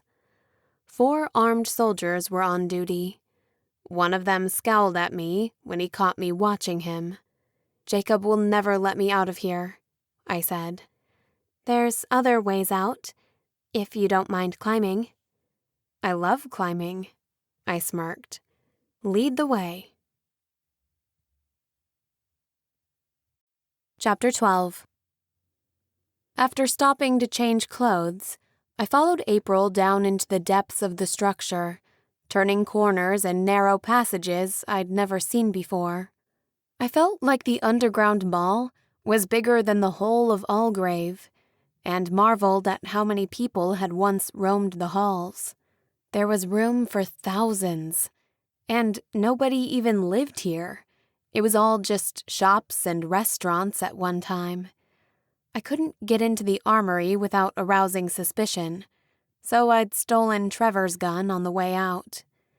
I knew he kept it in his tent for protection. He'd be mad at me for leaving, and for stealing it, but he'd be glad if I had a weapon out there. Not that I planned on using it. Firing a gun in the wild was practically suicide, as you'd be alerting all the nearby monsters. But it would deter most human enemies, and I felt safer with it. I was more or less a guest of Jacob's in Havoc, but his colony couldn't be the only one in the city. Outside, it would be a free-for-all, and we didn't know what we were getting into. I also grabbed a hunting knife as long as my forearm, with jagged edges on the back, and I kept the vial of elixir Marcus had given me close. Plus, it wasn't like we'd be gone long. Hopefully, we'd return before anybody even noticed we were gone. There, April said finally, pointing above our heads. I could barely make out the discolored panel in the ceiling. We were in some kind of storage or surplus warehouse, full of toppled racks and heavy machinery. April dragged an empty metal shelf from against the walls. It screeched against the concrete floor and sent shivers down my spine. She nimbly climbed up the makeshift ladder and popped open the panel of an air duct, revealing the sides of a metal chute that continued up into darkness. "You have to jump to catch the ledge," she said, "then pull yourself up into the tunnel." I watched her feet leave the top of the shelf and held my breath as the shelf wobbled beneath her. She kicked for a minute, then her feet and legs disappeared into the hole in the ceiling. I climbed up after her.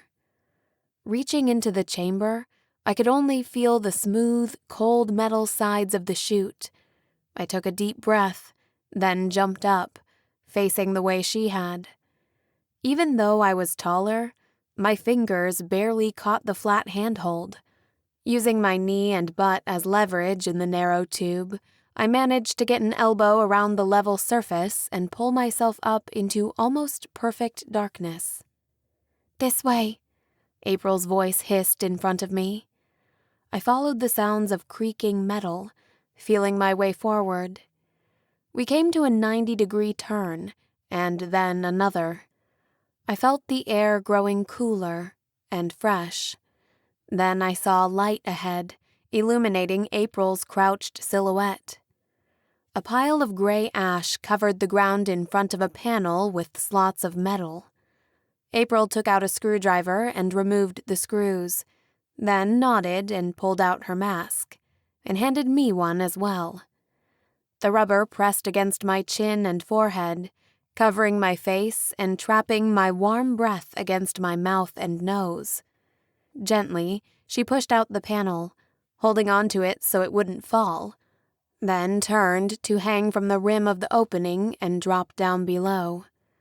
I followed her outside. She stashed the panel behind some rusted trash bins. We were in a narrow alley between buildings, half filled with debris and garbage.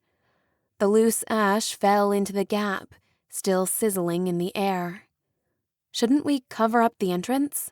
I asked. "It's too small for the slag paw, and the elite won't find it. They rarely come to the cities. And if a human got in, they'd probably starve before they found their way through." She stepped quickly over the rubble towards the end of the alley. I glanced back, and she was right. Even from a few meters away, it was hard to see the opening if I wasn't looking for it. She waved for me to follow. At the end of the alley, we had to cut across a wide open space that used to be a large road, then weave through the remains of several buildings. We passed through the center of one, with marble floors, the ceiling caved in, and fake plastic plants in tall vases. Wide canvases were painted with vibrant splashes of blue and gold. Half the space was barred with metal slats and glass. "A jail?" I guessed. "It used to be a bank," April said. "People would store money here, then come and take it out when they needed it." "They had too much money to carry?" I asked.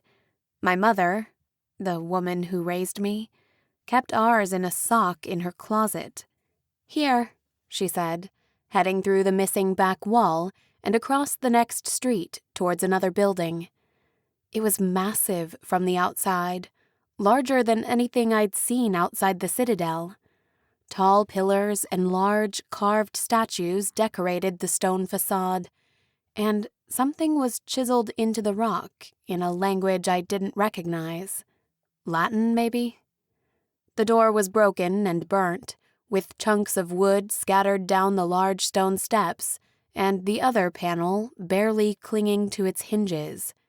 Inside were high ceilings and rows of bookshelves. Long tables with green lamps, mostly just piles of shattered glass now, filled a spacious hall. Campfires had been lit in the center, and it looked like people had been camping out. I pulled the charred spine of a book out of the fire pit and read the label. Nothing I recognized. This is where you grew up? I asked. All alone? For a few years anyway, April said. There were other humans. They came and went. Nobody found my private stash, though. I followed her behind a wooden counter, and she pointed out a small slat in the wall. See, they'd return the books here, and they'd go into an underground room. That's how I knew there must be something down there. It took me weeks to find it. She reached underneath the desk and groped around, then smiled. I heard a ripping sound, then the jangle of keys as she retrieved her hand. Still here, she said. I followed her as she walked down the steps, through 2 more rooms. I paused briefly, listening, as I thought I heard something moving above us. Do you hear that? I asked. It's just the wind, she answered. The floors creak sometimes. Check this out. She gripped the edges of a small shelf that was built into the far wall and wiggled it until she could pull out the whole section of the panel, revealing a dark space behind. It must have gotten covered up in reconstructions, she said, stooping into the space. Behind it, completely sealed off, was a small door, which she unlocked with the key and pushed open. I took a breath and stepped inside.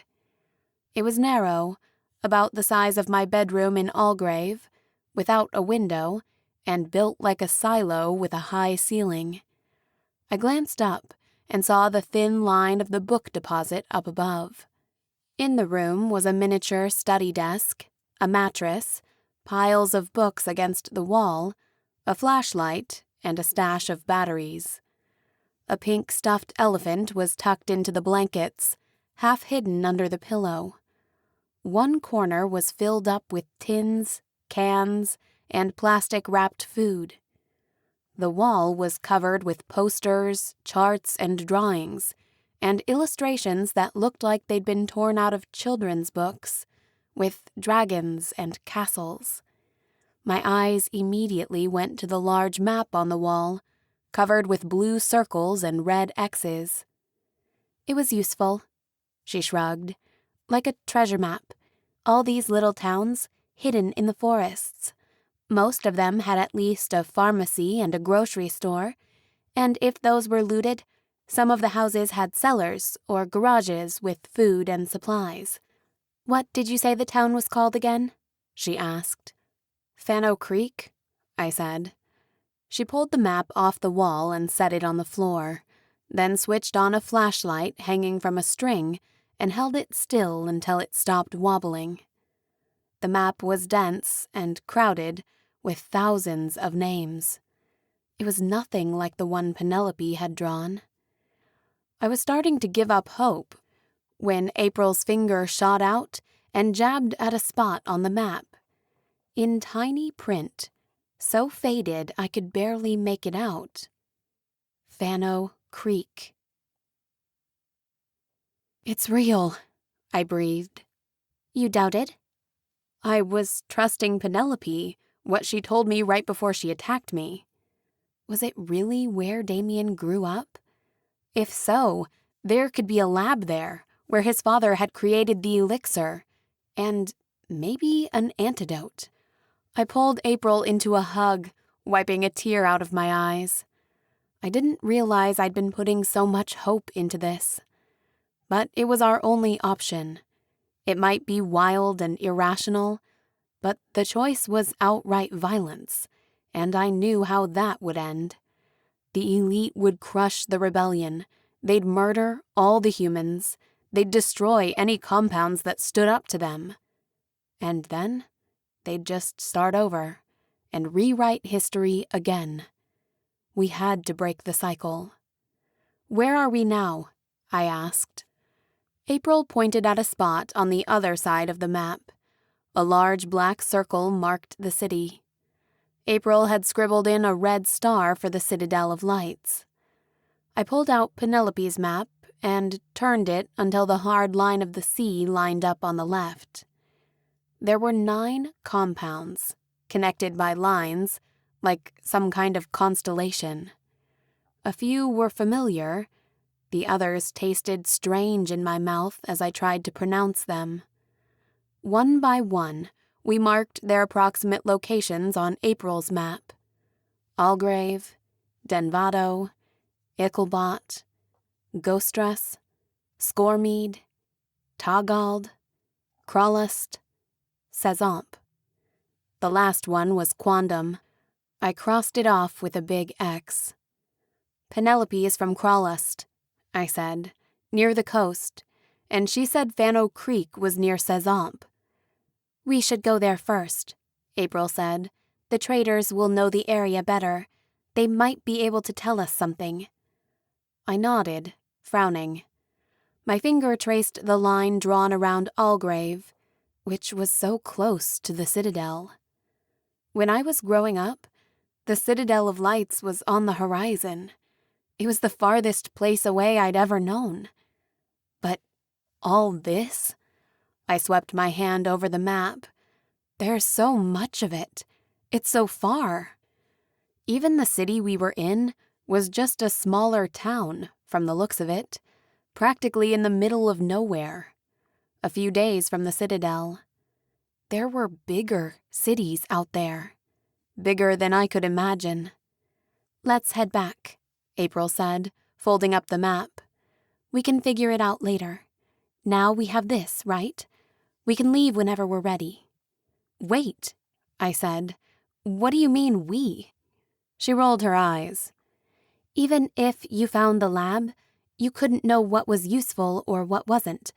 You wouldn't be able to read the research. I have to go with you. I wanted to protest, but she wasn't wrong. It's too dangerous, I said. Have you ever even left the city? No, she said, but I think it's about time I broaden my horizons. You can't learn everything from a book. I squeezed her hand in the dark room. Then we retraced our steps upstairs and through the main hall. We were nearing the entrance when I heard a rumble behind me.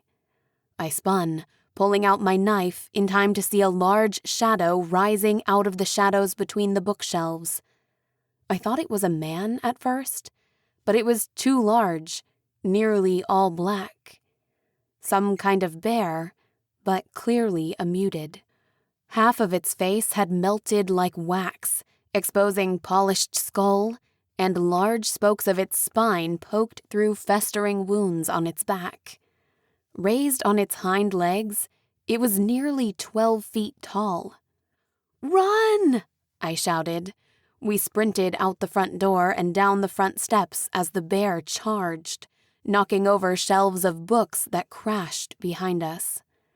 Soon, my lungs were burning, and I could hear the heavy grunts of the creature behind us, closing in. Then I felt a blow from behind that sent me sprawling, and pain radiated through my back. I skidded to a stop against the curb as the beast stalked toward me, licking its lips.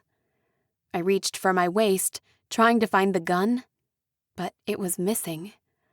I saw it a dozen paces away, the cold steel glinting against the gray ash and concrete. Why was it after me? I knew mutids ate flesh, but it was after the elixir. It could smell it. It pawed at my pocket, shredding my pants with its claws and cutting into my thigh. I slashed out with the knife, and the bear growled at me, shattering the silence. It swiped its paw, sending the blade out of my hand, clattering against the stones. Then it bared its teeth and roared, opening its rotten mouth like it was going to suck my face off, and sending a blast of foul air that shriveled my lungs. I flinched when I heard the first shot. The bear whirled around as the bullet tore into its flank. April fired 2 more rounds before the bear charged her. I dove for my knife and threw it almost as soon as I rolled to my feet again. The monster howled in fury as the blade sank into its shoulder. It wouldn't cause much damage, but it was enough of a distraction for April to duck into a small doorway, mostly collapsed and too small for the creature to follow. I pulled the elixir out of my pocket. I hated to use it now, before we'd even started the real mission, and for just a brute animal, but I didn't have any choice. I tipped it into my mouth, feeling the elixir pump its way into my heart, and then the rush as it ignited through my bloodstream, filling me with energy like my blood was on fire. The bear and I charged each other at the same time. I ducked under its first swipe, the razor-sharp claws missing me by inches, then grabbed a handful of matted fur and used my momentum to launch myself up onto its back. With my other hand, I retrieved my knife out of its shoulder and jabbed it through the side of its head, twisting the handle until I felt the skull crack and the knife penetrate its brain. It screamed in pain, spinning and bucking to throw me off, but finally sank into the concrete, and after a final tremor, lay still. I closed my eyes, laying on top of the warm body, listening to the creature's heart until it stopped beating. "That was amazing," April said. "I've never seen anyone move like that. How much elixir did you have?" "I don't know. 3 or 4 drops? It's hard to tell without my device." I shook my wrist. "You really are different," she said. "Only with elixir," I said. "Otherwise, I'm just like everyone else." "Quickly, we've got to go. Something else could have heard the gunshots. We don't have much time." We hurried through the street. I was still buzzing from adrenaline and elixir, which made me paranoid. We should have been quieter. We were reckless. This was a mistake. It was getting dark by the time we found the alley that led into Havoc. I took a deep breath of relief when we found the secret entrance undisturbed. I boosted April so she could climb up into the hole. Then she reached down and helped pull me up to the ledge. I was almost inside when I felt something grab my ankle and drag me back outside. Chapter 13. I hit the ground hard, knocking the air from my lungs. Someone ripped away my mask, and I choked on a bitter flake of hot ash as it scorched the back of my throat. "Emily Sharrow," a familiar voice whispered in my ear, making me shudder. For a moment, I was right back in the clearing outside Allgrave, fighting for my life. Nigel had even brought the same henchmen. The 3 elite filled the narrow alley. Their dark, casually expensive suits and flawless skin stood out in stark contrast with the rubble and twisted metal scraps behind them. I kicked and screamed as Thomas and Bryce held my wrists, pinning me to the ground. "You're becoming quite the nuisance," Nigel continued, unbuttoning his cuff slowly and rolling up his sleeve. "Got everyone talking.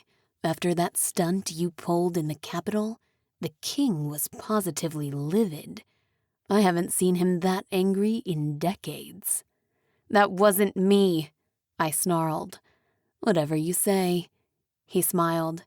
"Though you've already been charged guilty. That means I'm allowed to punish you, and nobody will intervene this time." "Bite me," I spat. "Oh, I will," Nigel leered. "I told you the prince would get bored with you. I'm finally going to take what's mine, what's owed to me." "I was never yours," I panted, as Nigel squeezed my neck with one hand. Then his hand drifted lower, his nails scraping against my skin and slicing through the top button of my shirt. My chest heaved as I struggled to force him off of me. "You would have been," he glowered. "I chose you.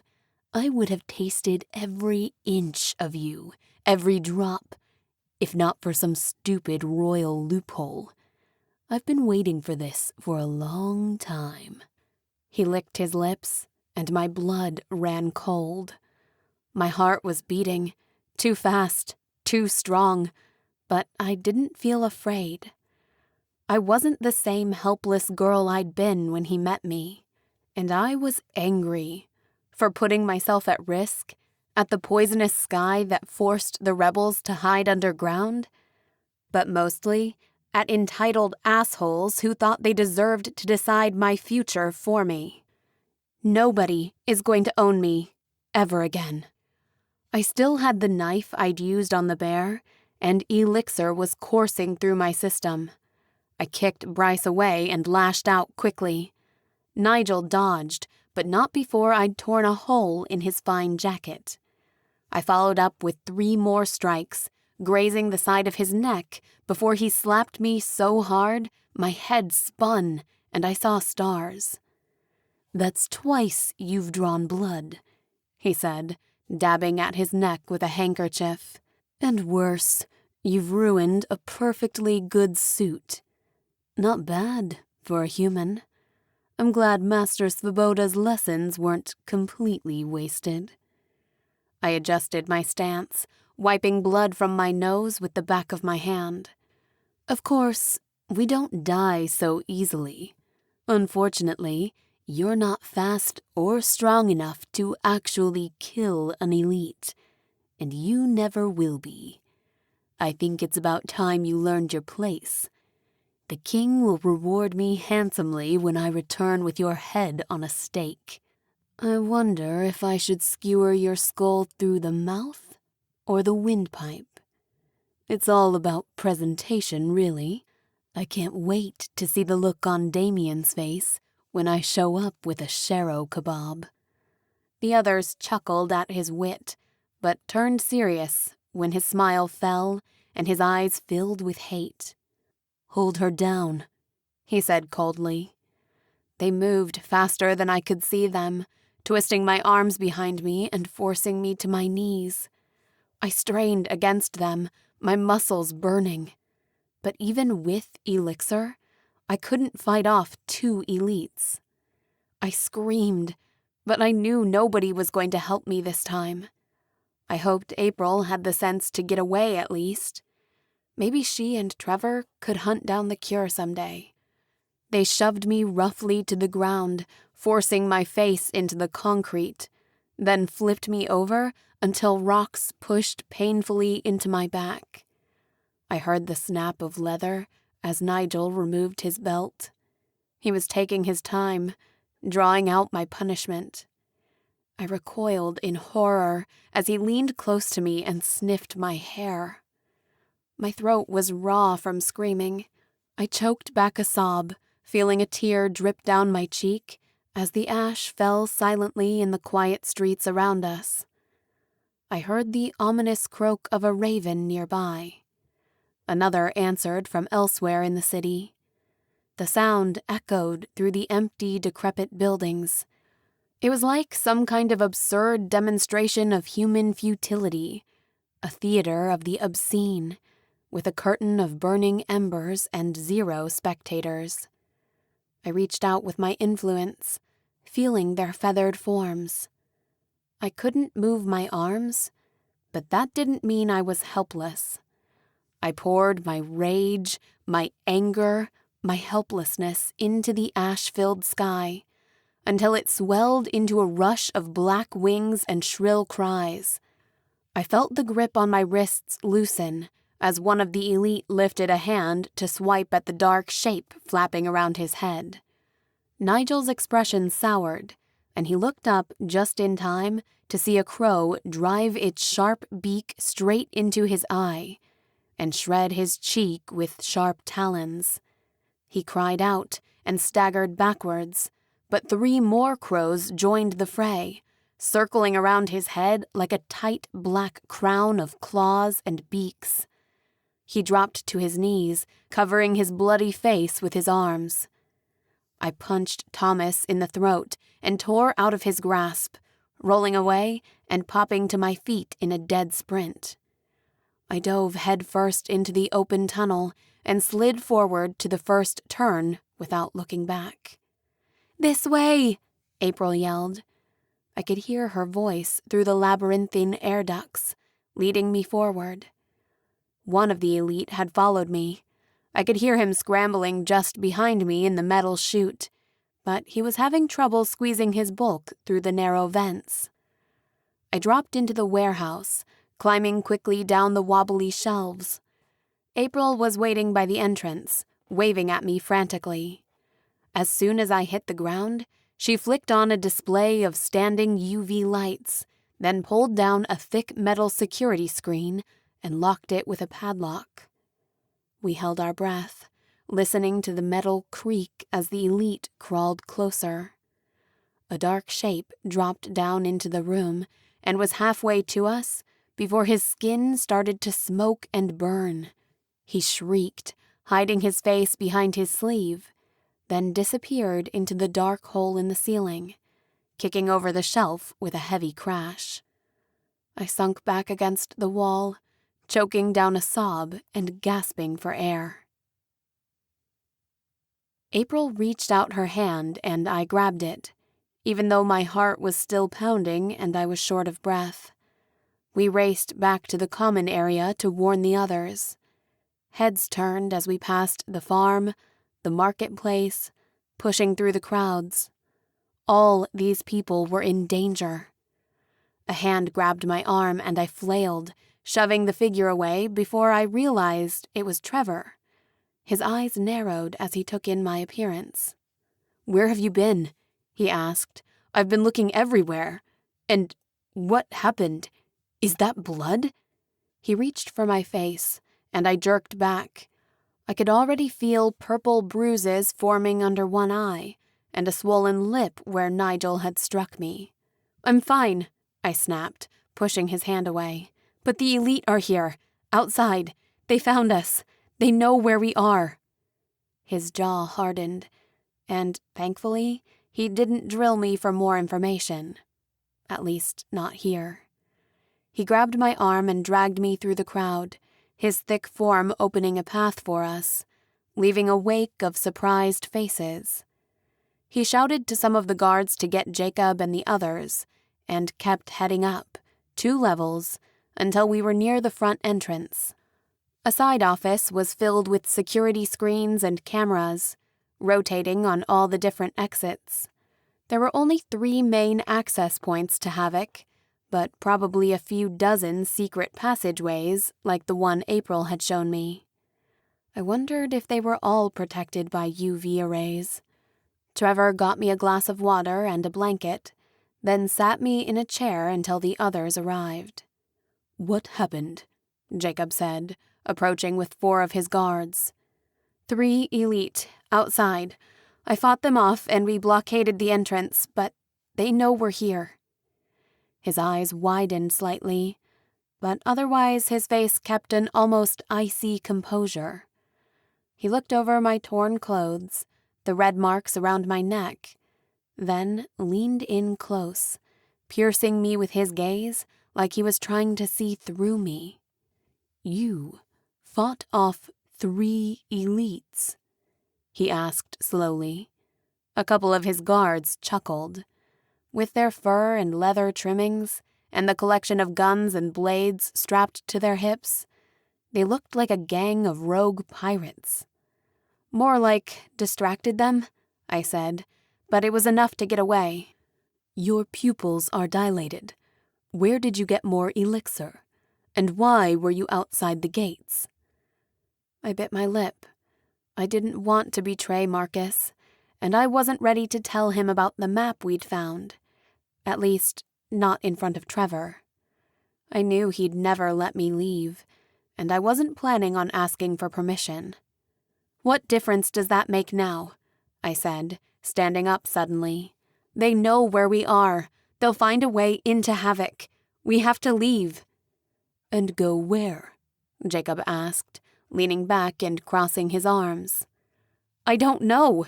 Somewhere else?"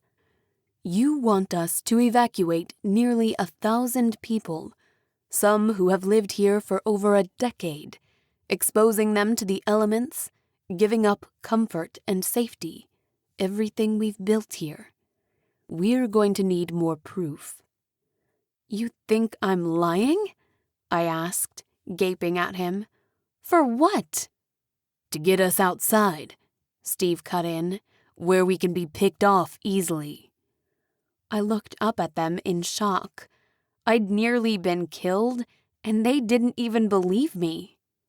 And the bruises? The scratches? I asked, gesturing at my face.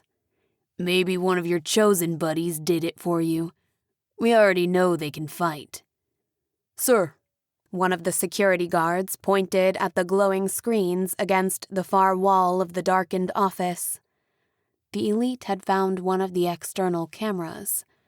Nigel waved from the monitor, then leaned in close, his lips curling up to reveal his sharp fangs. A bloody handkerchief had been tied around one eye, and his cheek had deep scratches, though they already seemed to be healing. Hello? Anybody in there? I shivered as his voice filled the small room. I've got to thank you, Emily, he said. We knew there was a rebel stronghold in the city, but we would have never guessed this complexity. To the humans inside, I come in peace with a message from our king. Send out the traitor to the crown, Emily Sharrow, who is wanted for crimes against the kingdom. The men shifted nervously behind me. I felt a pinch of vindication as they realized I'd been telling the truth.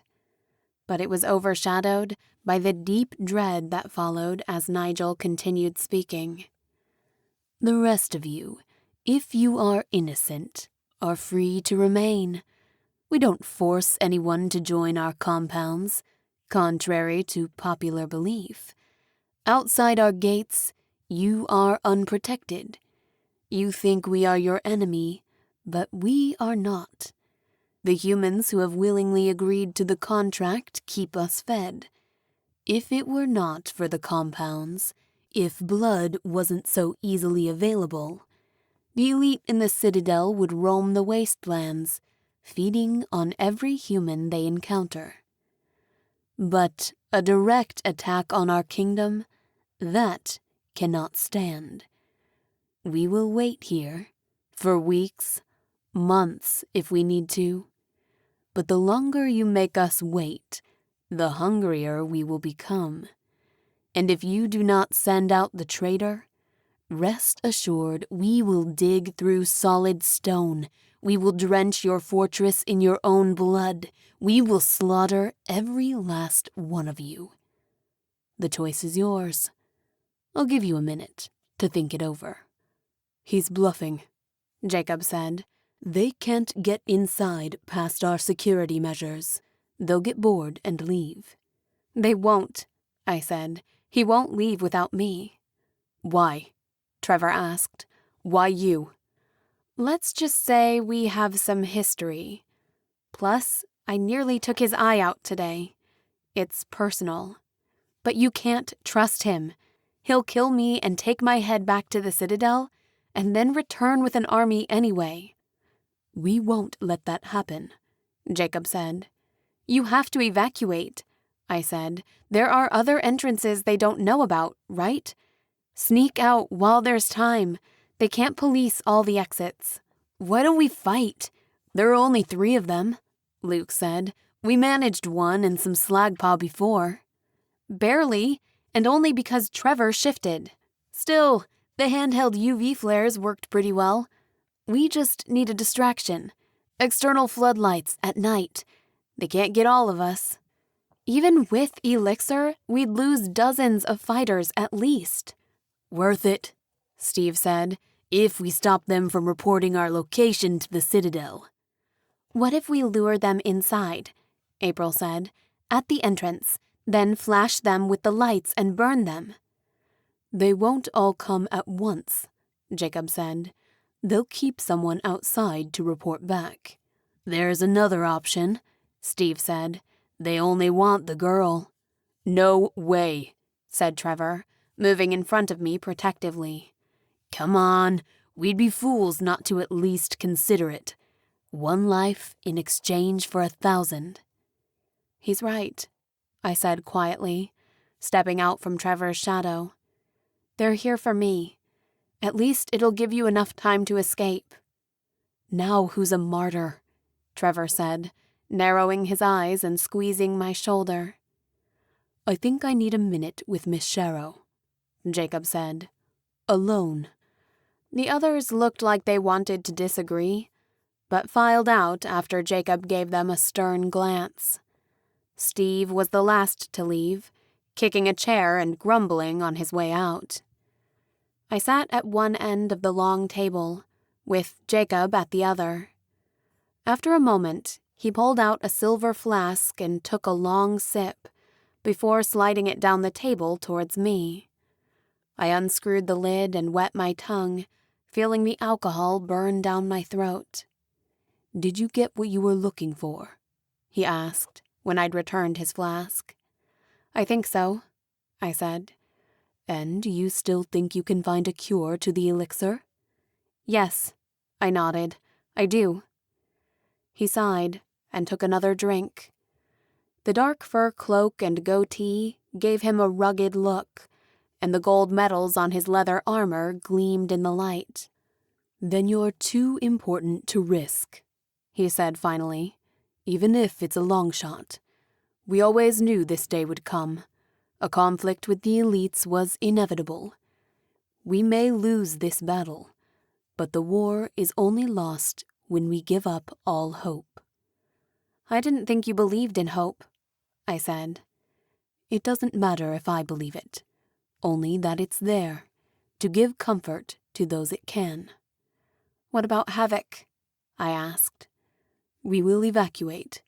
There are places they can hide, throughout the city, in the forest. Somewhere safe? Nowhere is safe. Not anymore. But in time, we'll regroup and rebuild. You will go on your quest. Be careful. Take whatever supplies and weapons you need. What about you? I asked. A captain goes down with his ship, he said sadly. He waved to the others through the glass window, calling them inside. Start the evacuation, 15 at a time. Small groups, different directions. The camera flared to life again as Nigel came into view, dragging a struggling figure in front of the camera. He held her over the edge of the building by the scruff of her neck. I could see the beaded braids in her hair. She was clutching a bundle in her arms, and I recognized the herbs and flowers from the poultice I'd found in my bed earlier. My heart pounded in my throat as Beatrice twisted against Nigel's grasp, kicking her legs in the air. They were on the roof, several floors up. She'd never survive the fall. Time's up. Nigel grinned. Beatrice's face was one of calm resolve, until the instant he dropped her. There was a flash of surprise, a short scream, and then she was gone. Chapter 14. Panic and anger set deep into my bones, spurring me to action. I ran towards the metal doors of the front exit, leaping over chunks of concrete and rubble, but was blocked by Jacob's men. "Let me go!" I shouted, tears streaming down my face. I shoved one of the guards so hard, he stumbled and fell. I felt strong arms wrap around me and beat my fists against them. I'd saved her from falling and condemned her at the same time. She'd gone back outside, probably to pick more herbs for me. This was all my fault. It's too late for her now, Jacob said. I'm sorry, but it's not too late for the rest. I let Trevor hold me until I'd stopped fighting. I could feel the last of the elixir slipping away, leaving a deep exhaustion. Jacob and Steve barked orders, but I tuned them out, staring at a faded poster on the wall. The edges were torn away, but I could make out a picture of a sunrise, and the motivational message below. Each day starts with a grateful heart. But I couldn't find anything to feel grateful for. Gratitude must have died out in the before, along with the sun. All I wanted to do was tear out Nigel's heart and stomp on it. "What about the girl?" Steve asked. "The vamp." "We leave her here," Jacob said. My head snapped up suddenly as I realized they were talking about Penelope. "You can't do that," I said. "They'll kill her if they find her." "Would you rather let her loose to feed her way through Havoc? I can't save everyone." I bit my lip, but allowed myself to be dragged away by Trevor as alarms pierced through the underground compound, along with flashing red lights. Jacob's men spread the word as calmly as possible, but the panic spread like a disease. Everyone was running around, grabbing supplies and tearing down tents. Women and children were to head to the rear exits. Able-bodied rebels would guard the retreat until everyone was safely outside of the compound.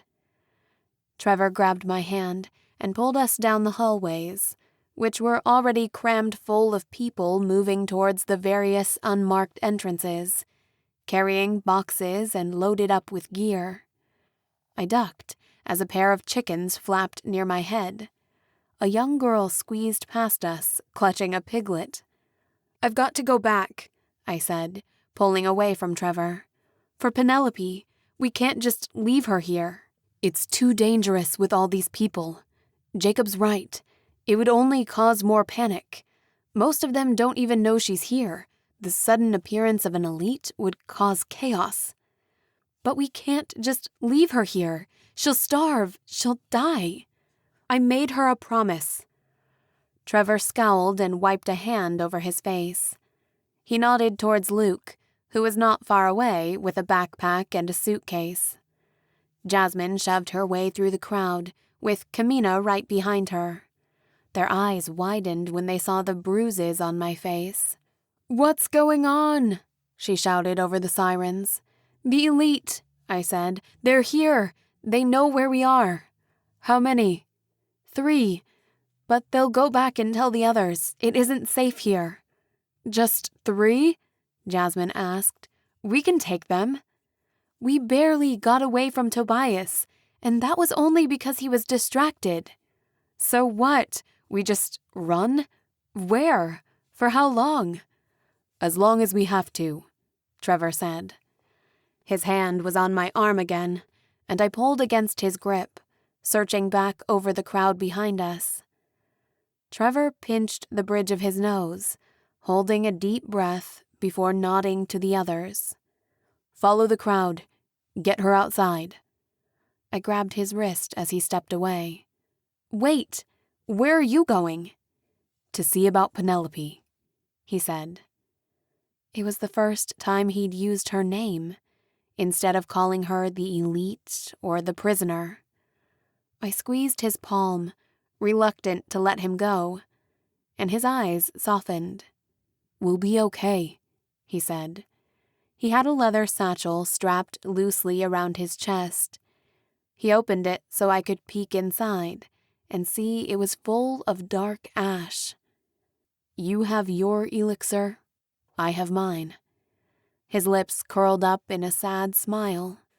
"You're not the only one who's stronger now. I'll wait till the people have gone. Then we'll get out. Together. But you have to leave now." I bit my swollen lip, but then nodded stiffly. Warmth and icy cold fear fought for dominance in my chest. "If you go through the city," Trevor said, "on the far end, near the woods, there's an old gas station.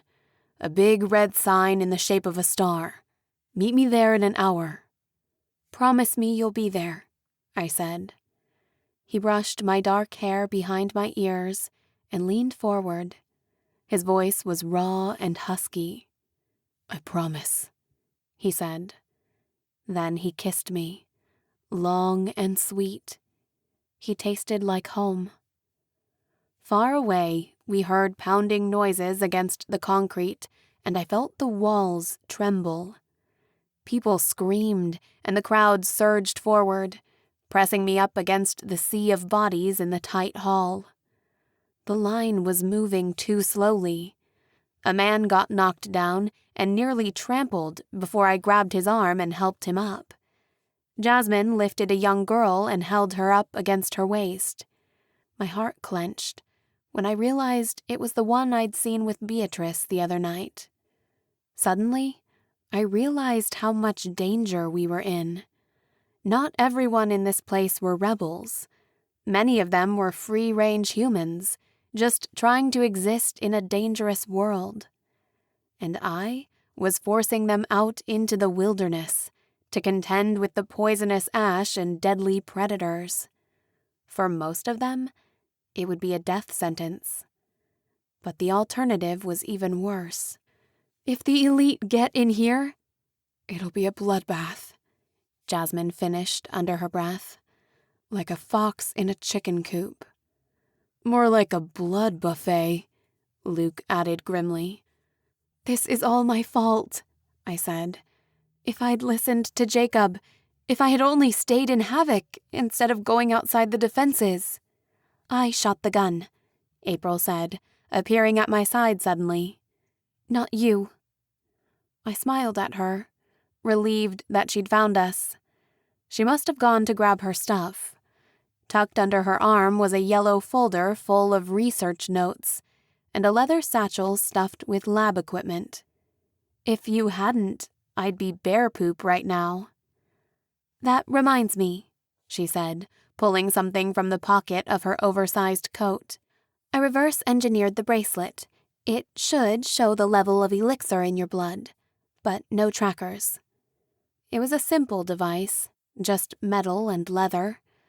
I felt a sharp pinch when I strapped it on. Instead of the fancy gold and diamond band the king had given me, this one was a black strap with metal studs and an analog reader. The screen was blank for a few breaths, but then flickered to life. 1%. It works, I said. Probably, though I'm not sure if it's accurate or on the same measure scale. How much can you handle? I don't know. In the Citadel, when I killed the first slagpaw, it was at nearly 20%. So, at least that much. Let's hope we don't have to find out today, Kamina said sagely.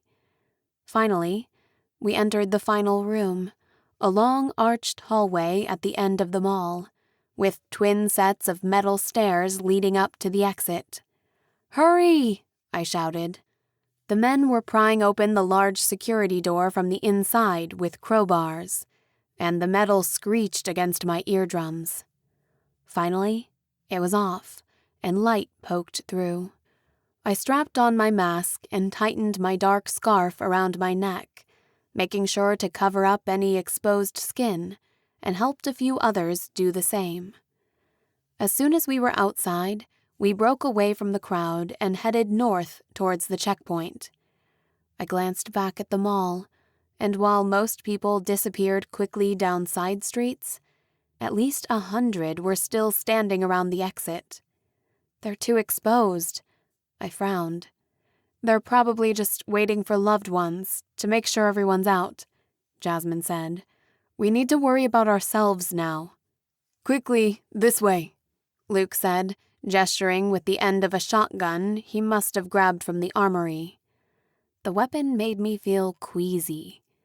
After my encounter with the muted bear, I never wanted to see another firearm again. I tightened the straps to my backpack and hurried after him. After 10 minutes, we'd put them all behind us, and our footsteps echoed in the silent streets, despite the floor of ash. The streets got thinner and more residential.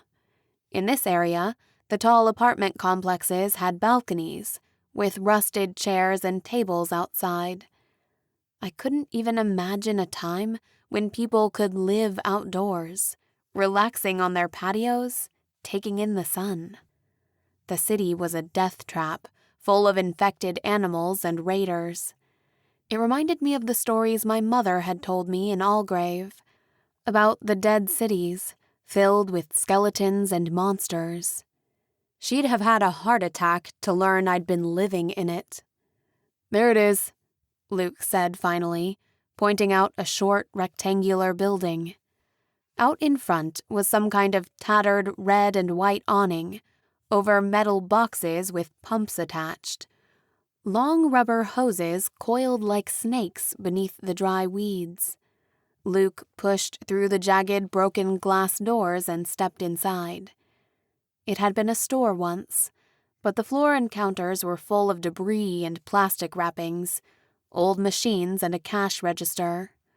We ducked behind the counter and held our breath for several minutes. "I don't think anyone followed us," April said finally. She seemed so young sometimes. I forgot that she had much more experience surviving in the streets than I had. I bet it would have been easier for her to move around on her own. Together, we stood out. We made too much noise. We barely spoke for the first 20 minutes. Luke kept checking his watch. "How long have we been here?" I asked. "Nearly an hour," Luke said. He must have seen the worry on my face. "He's not late. Not yet. He'll be here." The sky was starting to darken as dusk settled, the scorched clouds of ash turning an angry gray and red as the sun dropped towards the horizon. I froze as I heard gunshots in the distances. Then an explosion tore through the ground, rattling the broken windows and rumbling like thunder. I stood up quickly and rushed outside. On the horizon, I could see a dark plume of black smoke rising from the direction we came in. My heart pounded in my chest as dark smoke filled the sky, along with flashes of bright flame. "What the hell was that?" Jasmine asked. "They must be trying to blow their way in," Kamina said. Luke shook his head. "It's protocol," he said. "In the event we were discovered, Jacob had explosives set up throughout the area. A controlled demolition." My throat tightened painfully, and my knees felt weak. Trevor and Penelope could have still been inside. "I'm sure they got out," Jasmine whispered, squeezing my hand. I could barely feel her touch. A rushing noise filled my ears, and I felt dizzy. "He wouldn't have done it unless the building was already cleared," Luke said. "Unless the elite had gotten inside somehow and it was too late." Kamina punched him in the shoulder, hard. "He didn't know Trevor had gone back for Penelope," I said. "They should have been here by now. Maybe your elite buddy didn't want to come. If she didn't attack him right away, she would have run off by herself, like a wild animal." "No, she'd never." But then, why would she trust Trevor? She didn't even know him. "I should have gone myself," I said. "We've got to keep moving," Luke said. "We need to find shelter before dark. If he's alive, he'll find us." "How?" I snapped, turning on him. "How will he find us? We're waiting till he gets here." Minutes ticked by.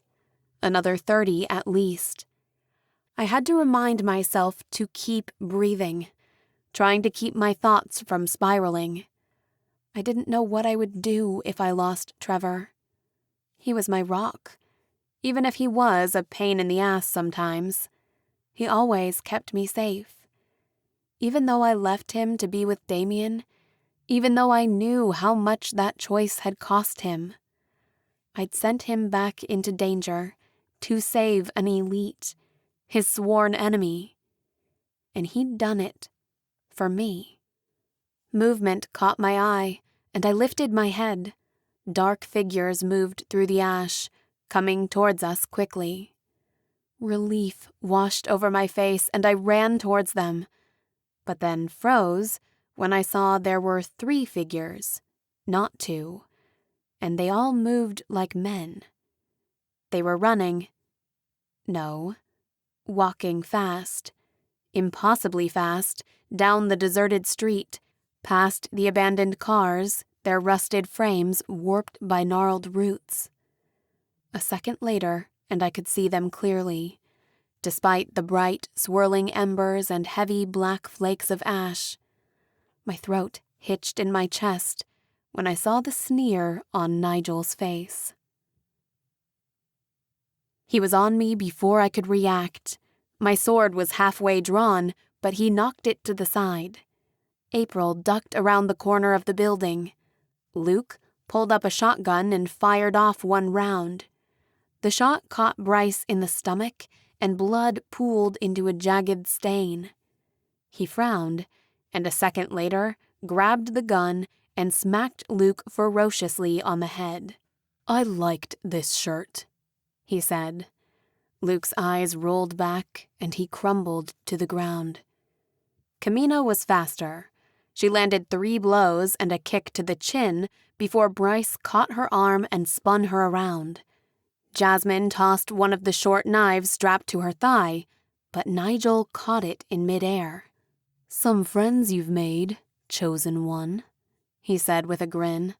"Don't call me that," I growled. "We're chosen," Jasmine said, squirming as Thomas put her in a chokehold. "Protected." "No, you aren't," Thomas said. "Not anymore. Not way out here." "There's nobody else to protect you now," Nigel leered. The deep red gouges across his cheek had already started healing, though bloody bandages still covered one eye. "It's just you and me. Let's finish what we started earlier." My muscles strained against his grip as his arms wrapped around me, squeezing the air out of my lungs. I gasped for breath. My head felt dizzy from lack of oxygen. The bracelet on my wrist let out a soft, beeping alarm. After all of today's excitement, I'd burned through the elixir I'd had earlier and was running on empty. "Looks like you're out of juice," Nigel said. "I'm halfway tempted to give you more, just so we can keep things fair. I've been waiting for this a long time," he whispered, his cold lips trailing the nape of my neck. "It seems somehow anticlimactic. You're so weak. It's disgusting." I shivered, kicking hard against his shin, but it was no use. I flinched as his teeth grazed my skin. Then I felt them sink into my flesh. I felt his muscles flex, getting stronger as he drained the life from me, my blood staining his lips and filling his veins. He paused, taking a deep, satisfied breath. Crimson blood ran down his pale chin, turning my stomach. "Interesting," he said, licking his lips like an animal. "More flavor than I would have guessed from someone as ordinary as you." "Stop it," a shaky voice said.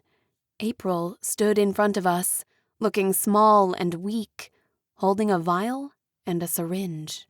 "Or what?" Bryce asked. "Or we'll kill you," April said. She waited until the elite had finished laughing before holding up the syringe. "We've created an antidote to the elixir. It will make you human again. Weak, mortal, just like us." Bryce and Thomas exchanged glances. "There's no such thing," Nigel said. "It's true," I said, backing April's bluff. "You must have heard of Quondam, of what happened there, what the king did to them. But do you know why? A man named John Patton stole research from the Citadel. He engineered a cure." I wasn't sure how much of this was news, but Nigel's pupils widened in recognition. He must have heard some of it before, enough to worry him. "Let her go, now," April said, taking a step forward, the syringe clenched in her shaking fist. "Step any closer to me, and I'll snap her neck," Nigel growled. You should know better than to try and take a bone away from a dog." "What an exotic morsel you are," Bryce added. "I might have you for dessert, after I've finished with this one." "Let's just kill her and be done with it," Thomas said. Nigel nodded at him, and Thomas let Jasmine go and moved towards April. She screamed and stumbled backwards. Jasmine, now that her hands were free, pulled another dagger from the sheath on her thigh and flung it at him, striking him deep in the shoulder. Then she spun and slashed at Bryce's arm, cutting it deep to the bone. Kamina bowed her head and slurped a mouthful of his elite blood, then flung her head back, cracking his nose. She broke his grasp and elbowed him hard in the ribs. He stumbled back, surprised, but then backhanded her so hard she went tumbling. A ferocious snarl tore through the air as a dark blur leapt at him from behind, smashing him into a container truck hard enough to dent the metal. He cringed away from the large, shaggy slag paw as another figure emerged through the ash. "Hey, boys," Penelope said, tossing her hair over her shoulder. She looked like hell after weeks in a cell, but I could tell the elite recognized her. She was wielding a long, sharp spear, edged with a curved blade at one end. "You're dead," Nigel said, a tremor of anxiety in his voice. "I watched you die." "Death is more of a concept," she said. "Seems it didn't really agree with me." Bryce got up and rushed at her, but she was fast. Maybe not as strong as he was, but she'd been chosen, and a champion. Even though she was newly elite, she knew how to defend herself, and the deep wound on Bryce's arm slowed him down. Jasmine and Kamina were fighting Thomas, which left Nigel to Trevor and me. The slagpaw growled, stalking forward, saliva dripping from its massive jaws. Nigel held me in front of him like a protective shield. I knew, one-on-one, most elite could take a slagpaw or two. I was too drained to fight, which meant if Trevor went after Nigel, he could die. I glanced at April, who was still on the ground, and gestured to her frantically. It took her a minute to catch on, but then she threw me the vial. I caught it in one hand and stabbed Nigel in a fluid sweep, plunging the sparkly pink contents into his neck. He gasped, swatting at his throat with bulging eyes. He knocked the empty syringe on the ground, where it shattered into twinkling bits of glass. I used the distraction to duck out of his grip and roll away from him. "That cure is going to kick in any minute now," I said smoothly. "If I were you, I'd use what speed you have left to outrun my fanged friend here. You might just make it back behind the Citadel walls before you're fully human. I wonder if they'll let you stay, or if they'll ship you to one of the compounds so some elite lord can get his weekly taste of you." Nigel's jaw twitched. The others had stopped fighting to watch us. Thomas lifted his sword to cut Jasmine down, but before he could, Penelope flew like a blur and severed his outstretched arm. Before he could react, she spun around, twisting the spear behind her back before stabbing it up through his heart. Then she kicked his body forward towards Trevor, who pounced on it, chewing through the elite's shoulder and ripping open his torso with a spray of blood. "This isn't over," Nigel growled, grinding his teeth. Then he took off in a blur through the ruined city, with Bryce close behind him. Chapter 15.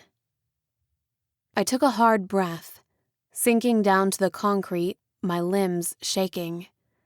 The ringing in my ears and dizziness muted the shouting around me. After a few moments, my heart stopped racing, but I still jumped when I felt the bristly hairs of the slag paw rub against me. I patted its head absently, and it whined as I scratched behind its ears. Shit! Shit! Luke said, kicking at the remains of Thomas. Glistening intestines wrapped around the elite's exposed ribcage. I can't believe we just did that. Yeah, Jasmine said, rubbing her neck. Thanks for all your help. Really, couldn't have done it without you. You're welcome. I mean, I did shoot him first. That probably weakened him. You shot Bryce, I muttered, stumbling to my feet. He's the one that got away. He'll heal, and now he knows your face. Luke's expression paled considerably. I took a step closer, eyeing the remains of Jessica's fiancé warily. I remembered the day he'd selected her from the stage in Algrave, and the radiant joy on her face at getting chosen by an elite. His blank eyes stared up at the dark sky. A burning piece of ash fell on his pale cheek, sizzling a dark hole in his skin. I used to play chess with that creep, Penelope said behind me, wrapping her arms around her frail body. I don't know how many parties we attended together. He was always a bit of a jerk. I took another deep breath, held it in, and exhaled slowly. Penelope was still breathing hard, blood dripping from the long, sharp stick she'd plunged into Thomas. Jasmine and Kamina looked warily at her from the other side of the gas station. She was still wearing what was left of the tattered yellow dress she'd had on during her trial and execution, though it was hard to tell under the layers of blood and filth. Her hair was a ratted mess, her eyes glowing bright in the darkness. But the way she'd moved, she was so much stronger than she had been. And now, she was free. April leaned over and vomited into the pavement, then wiped her mouth with the back of her wrist. I offered her a hand and pulled her to her feet. Thanks, I said. That was brave of you. Quick thinking on your part, she mumbled. Hold up, Jasmine said. I thought the cure didn't work. It doesn't, April said, as far as we know. So you were bluffing? Mostly, I said. Brilliant, Jasmine said. Only problem is, he's going to go back and tell the king we have a cure. I think before, branding you as a rebel was bad enough. But if you really have a cure, he's not going to stop until he catches us. Plus, we're murderers now. And he'll tell them Penelope is still alive, right? I don't know. Nigel's not particularly loyal, but he'll do what he needs to. Still, we have to move, Kamina said. They know where we are. They'll track us and be back with the king's army. I'm not going anywhere with that thing, Luke said, crossing his arms and nodding at Penelope. She stood by herself, drenched in blood, rubbing her pale arms with cold palms. That thing is Penelope. She's my friend and she's coming with us. She's been treated like shit and she deserves better. She threw me a grateful look, and my heart caught in my throat. She was the only person I'd known before and after their death. Part of me had wondered how much becoming an elite had changed her. The rebels said they were violent, bloodthirsty monsters. But in that moment, she was still the woman who introduced me to iced mochas in the Citadel, and I'd never seen her look more vulnerable. What about him? April asked, pointing at Trevor.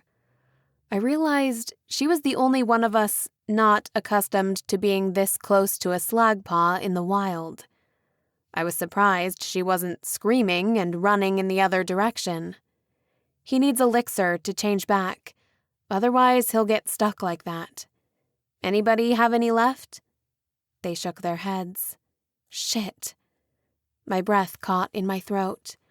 I'd used the elixir Marcus had given me against the bear, and fighting off Nigel the first time. And then he'd fed on me. I tried not to think of his teeth against my neck. Panic filled my veins. I bent down to look in the slagpaw's red eyes. I barely had to stoop to be at eye level. He was nearly as big as a horse. "You're an idiot," I said. The slagpaw whined a response. Trevor shifted to save us. But if we didn't find more elixir, fast, he could get stuck like this for good. In a few days, he'd forget who he was. In a week, he'd be a monster.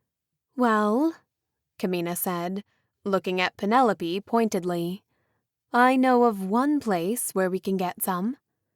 Penelope frowned, crossing her arms. "Sure, just use me as your magic dispenser," she said. "That's cool." "She's too weak anyway," April said quietly. "She needs fresh blood to make more elixir. And without it, she'll go feral again. She will kill us. She won't be able to help it." I thought back to her attacking me, and a shudder ran down my spine. April was right. As long as Penelope was with us, we'd have to keep her fed. It felt like a complicated math problem, how to keep everyone I cared about alive, without them killing each other. "So," I said, "some of us will need to donate blood, voluntarily, to keep Penelope from losing control.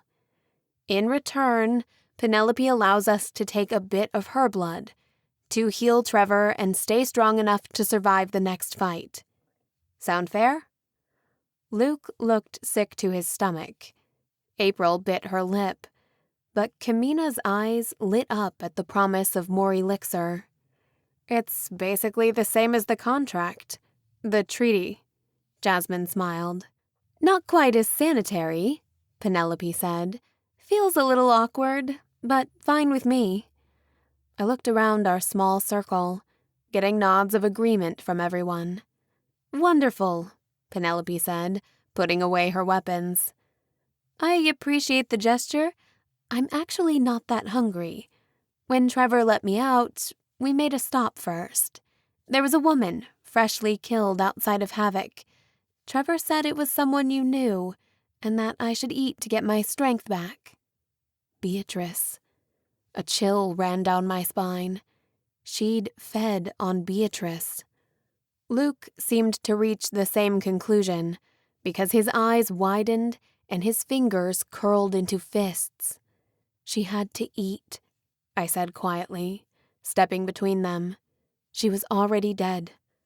"As for your boy there," she nodded towards the slagpaw as it crunched through Thomas's skull like a walnut, before stripping flesh from bone. "Looks like he's getting plenty of elixir on his own." "This is insane," Luke grumbled, shifting the shotgun over his shoulder. "We should just kill her and be done with it. You can't trust an elite." "Watch it, sewer rat," she said, flashing her teeth. "Or I'll eat you first." Luke blanched, then turned to look back towards the horizon. The smoke from the explosion was only slightly darker than the falling ash. "I can't believe it's gone," April said, following his gaze towards the underground sanctuary. "We'll have time to mourn later," I said. "We need to get as far away from here as possible, without leaving tracks." "And then what? What's your big move?" I looked around at my companions. They were looking to me for answers, but I couldn't meet their eyes. Instead, I stared at the pile of bones that used to be Thomas. I couldn't feel shame or remorse, just a coldness deep in my bones. We'd killed an elite. April was right. Things were going to get worse. He'd taught me to fear our masters. I'd never paid him much attention, but now I wondered, How many girls had he accosted, in dark meadows outside the Citadel, where nobody could hear them scream? Surely I wasn't the first. And now, he was dead. I wondered how many others would fall. 3 chosen against 3 elite, I said, and it wasn't even close to a fair fight. Even with Trevor and Penelope, we may not have survived if we hadn't used the elixir as a distraction. So, Luke asked, what's the game plan? Jacob said you had some kind of top-secret mission. I glanced at April, and she nodded. It was time to tell them the truth. More elixir isn't a solution, not long-term. We've got to find the antidote, for real. You saw Nigel's eyes, the way they panicked. Take away their abilities, turn them human again, and they're nothing but cowards. Imagine a weapon like that in our hands. You know where it is? Luke asked. Not exactly. We're going to try and find Damian's childhood home. His dad had a lab there. It's where he made the first elixir. We think there might be a cure as well.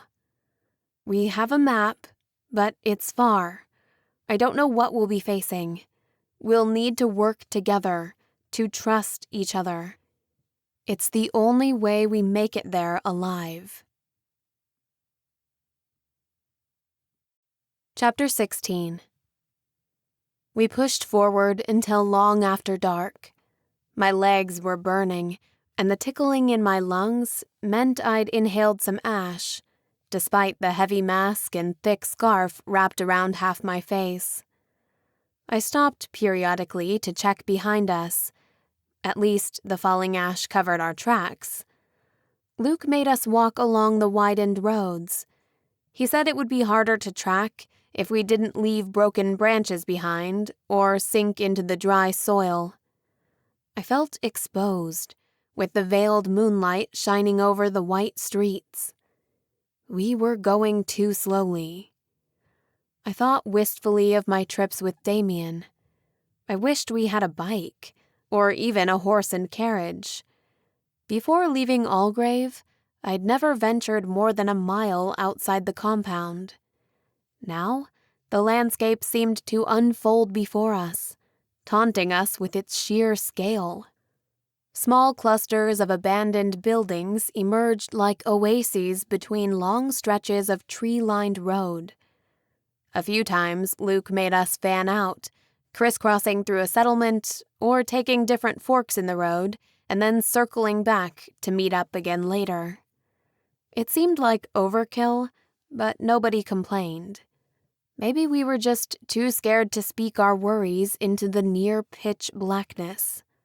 It was enough to focus on avoiding the roots that tripped our feet and the dark branches that scraped against our jackets. More than once, the shaggy outline of a slag paw stalking us from the shadows quickened my pulse. Before I recognized it was just Trevor's altered form. It was well past midnight before April stumbled. I went back and grabbed her arm, but her legs were shaking. "Just need a minute," she mumbled. Her face was pale, and she struggled to keep her eyelids open. I wondered when she'd last eaten. "We've got to stop," I called ahead. "We all need rest." Luke nodded. I wasn't sure how he'd become our unofficial leader, but I wasn't about to get into a power struggle, and nobody else seemed interested in seizing responsibility. We stopped at the next structure we found, a long rectangular building that looked like it had once been some kind of a warehouse or a factory. The windows were broken, so it was easy to shatter the remaining shards of glass and climb into the ground level. At least, for everyone except Trevor. His furry shape was too big to fit. Even the main doors would have been a struggle for him. He hasn't changed back yet. I frowned, worried about leaving him alone outside. "Did it take this long last time?" Jasmine asked. Last time, I'd slit my own wrists, feeding him whatever elixir was still in my system. He'd had far more this time, directly from an elite, but didn't show any signs of shifting back to his human form. He fed on the elite after it was dead, April said softly. Does that matter? Jasmine asked. She shrugged. I've never had the opportunity to study a dead elite. Elixir usually keeps its integrity after harvesting from a host. Technically, they are already dead, in a sense. But perhaps when Penelope stopped its heart, it sent out some kind of signal to self-destruct? Honestly, I have no idea, but maybe the elixir is weakened if the host is destroyed. I glanced at Penelope, anxiety flooding through me. Please? I asked. Fine, she said, rolling her eyes. I'll feed your dog. She grabbed a chunk of glass and slit her wrist, holding it through the open window so Trevor could lap it up with his long tongue. I took my empty vial and held it against her skin, filling it before the wound could heal again. Penelope marveled at the wound as her skin began to repair itself. I took a sip of elixir before passing it to the others. I felt weak and shaky, and it wasn't just the thirst this time. So much had changed in one day, it felt like the sky was falling. But I was too exhausted to escape it. I believe we had a deal, Penelope said, pursing her lips. I started rolling up my sleeves, but Jasmine pulled me back. I'll go first, Jasmine said. You've already been fed on once today. I stepped away, revulsion churning in my stomach as I remembered Nigel's mouth pressed against my neck, squeezing me dry like an orange. No, let me do it, Kamina said. I had a pretty large dose of Bryce earlier. I'll recover faster. She pricked her palm with the glass and held her arm out to Penelope. Isn't that like cannibalism or something? Luke asked, grimacing. I mean, can elite even drink elixir? It's probably fine, April said, setting down her pack and stretching her shoulders. Humans metabolize elixir quickly. Since Kamina wasn't injured, it would have just turbocharged her immune system and boosted her red blood cells to create collagen. Those are the tough white fibers that form granulation tissue over open flesh wounds. Elite have an abundance of collagen, which is why they heal so quickly, but very few active red blood cells of their own, which is why they need constant feeding.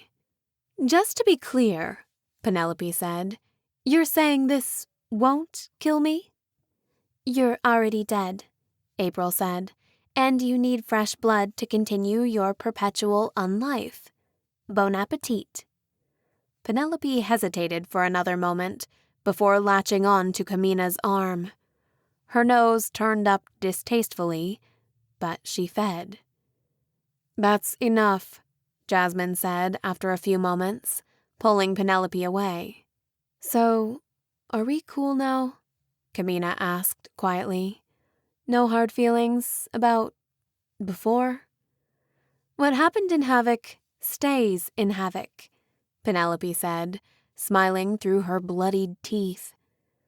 Through the window, I watched Trevor turn around several times, clearing a spot in the ash with his massive paws before settling in for the night.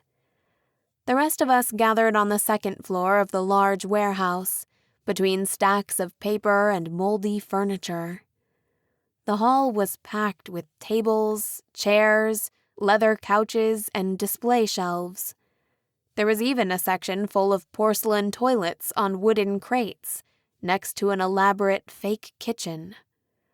Wide windows looked out over the dark trees. An icy wind cut through the cracks in the walls, but in the center of the room, the air was free from ash.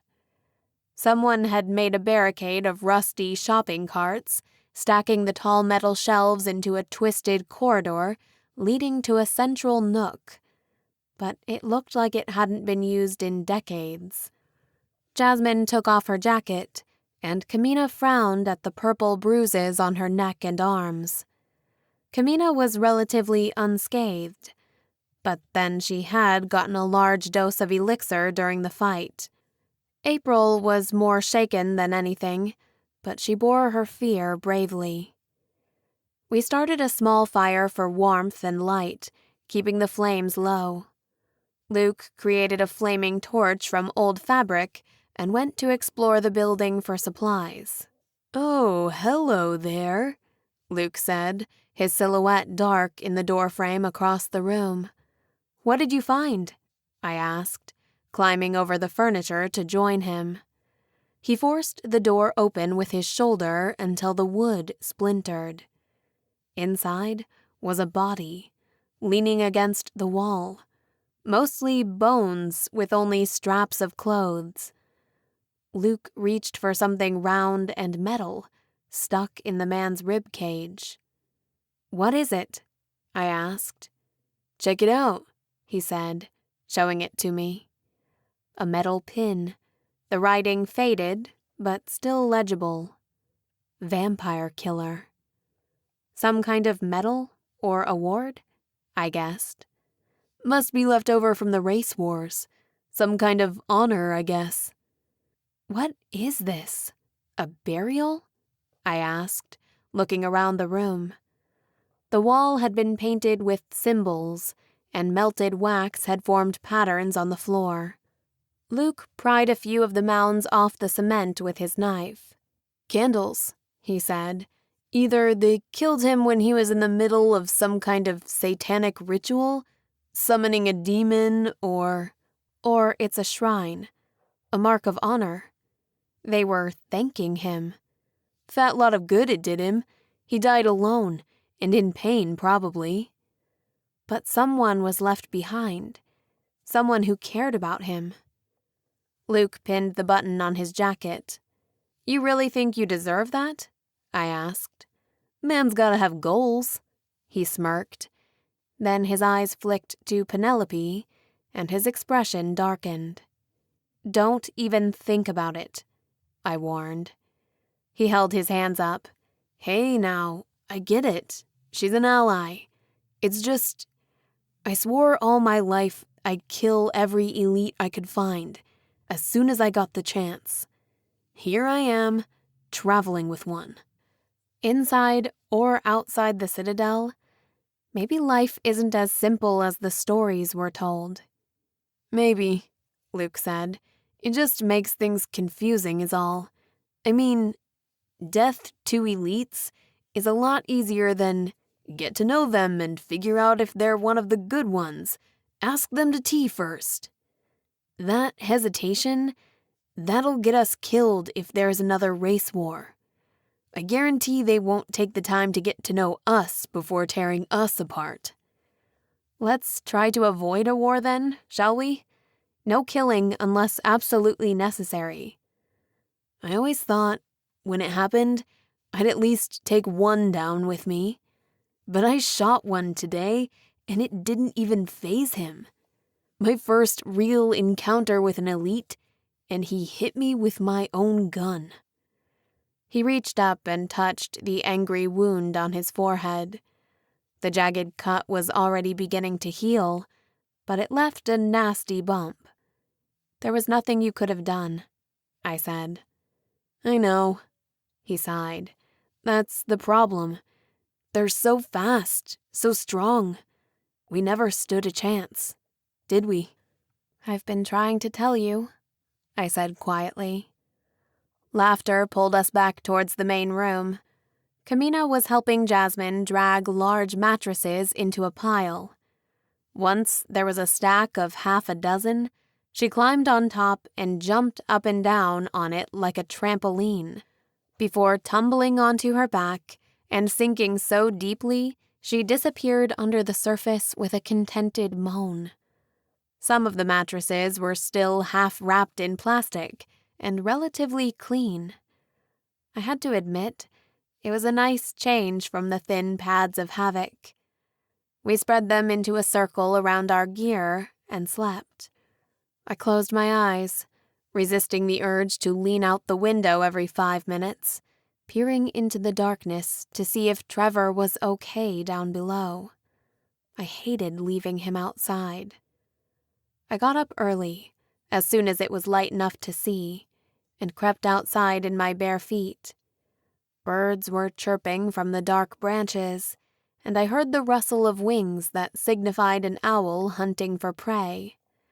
I'd left Trevor some clothes I'd found in a broken closet, so he had something to change into at least this time. "Morning," I said when I found him, sprawled out in a pile of blue plastic tarps, in the middle of what looked like a large outdoor bathtub. He blinked and groaned, flexing his muscles as he pushed himself up. But he was human again. "I feel like I drank a bottle of whiskey last night." "In other words, just another day for you, right?" He grinned, pulling on the pair of brown overalls I'd left him, then stood and stretched. "Thank you," I said, "for going back for her, for saving us." "She's important to you," he said. "And if you haven't figured it out yet, you're important to me." He stepped closer, his voice husky. This time, I didn't pull away. "When the building blew up, I was so scared. I thought I'd lost you. I didn't know what to do." "I'm still here," he said, cupping my cheek with his rough palm. "But for how long?" I asked. It was mostly rhetorical, but I couldn't help myself from following the train of thought. "I mean, this is crazy. Did you ever think, growing up in Algrave, we'd be on a quest to topple the kingdom? King Richard was practically our god, a savior. That's what we were taught." "We've changed. We've learned," Trevor said, reaching for his shirt. "But now we're free. Free to choose our own paths. Free to be together. Isn't that worth the risk?" A flash of metal caught my eye, and I recognized the simple gold band on a long chain around his neck. It was the ring he'd tried to give me once, in Algrave. Somehow he'd held on to it, all this time. My eyes drifted to the scars on his chest and arms. Scars he'd gotten fighting for me, and he was still fighting. If I hadn't been chosen, would he have gone down this violent path and joined the rebels? It was a whirlpool of destruction. If not for me, he wouldn't have been tortured, turned into a slag paw by the king. And it wasn't just an accident of fate. If I hadn't gone out hunting, if I hadn't somehow captivated Nigel's obsession, I doubted any of the elites would have given me a second look at the choosing ceremony. What a different life we might have had. "We may have to pay for it with our lives," I said finally, answering his question. "And that's a choice we can make for ourselves, but not for others. Jacob said they were going to attack the compounds. Is that really what you want?" "Something has to happen," Trevor said darkly. "Not that." I turned away from him, but he grabbed my wrist and pulled me back.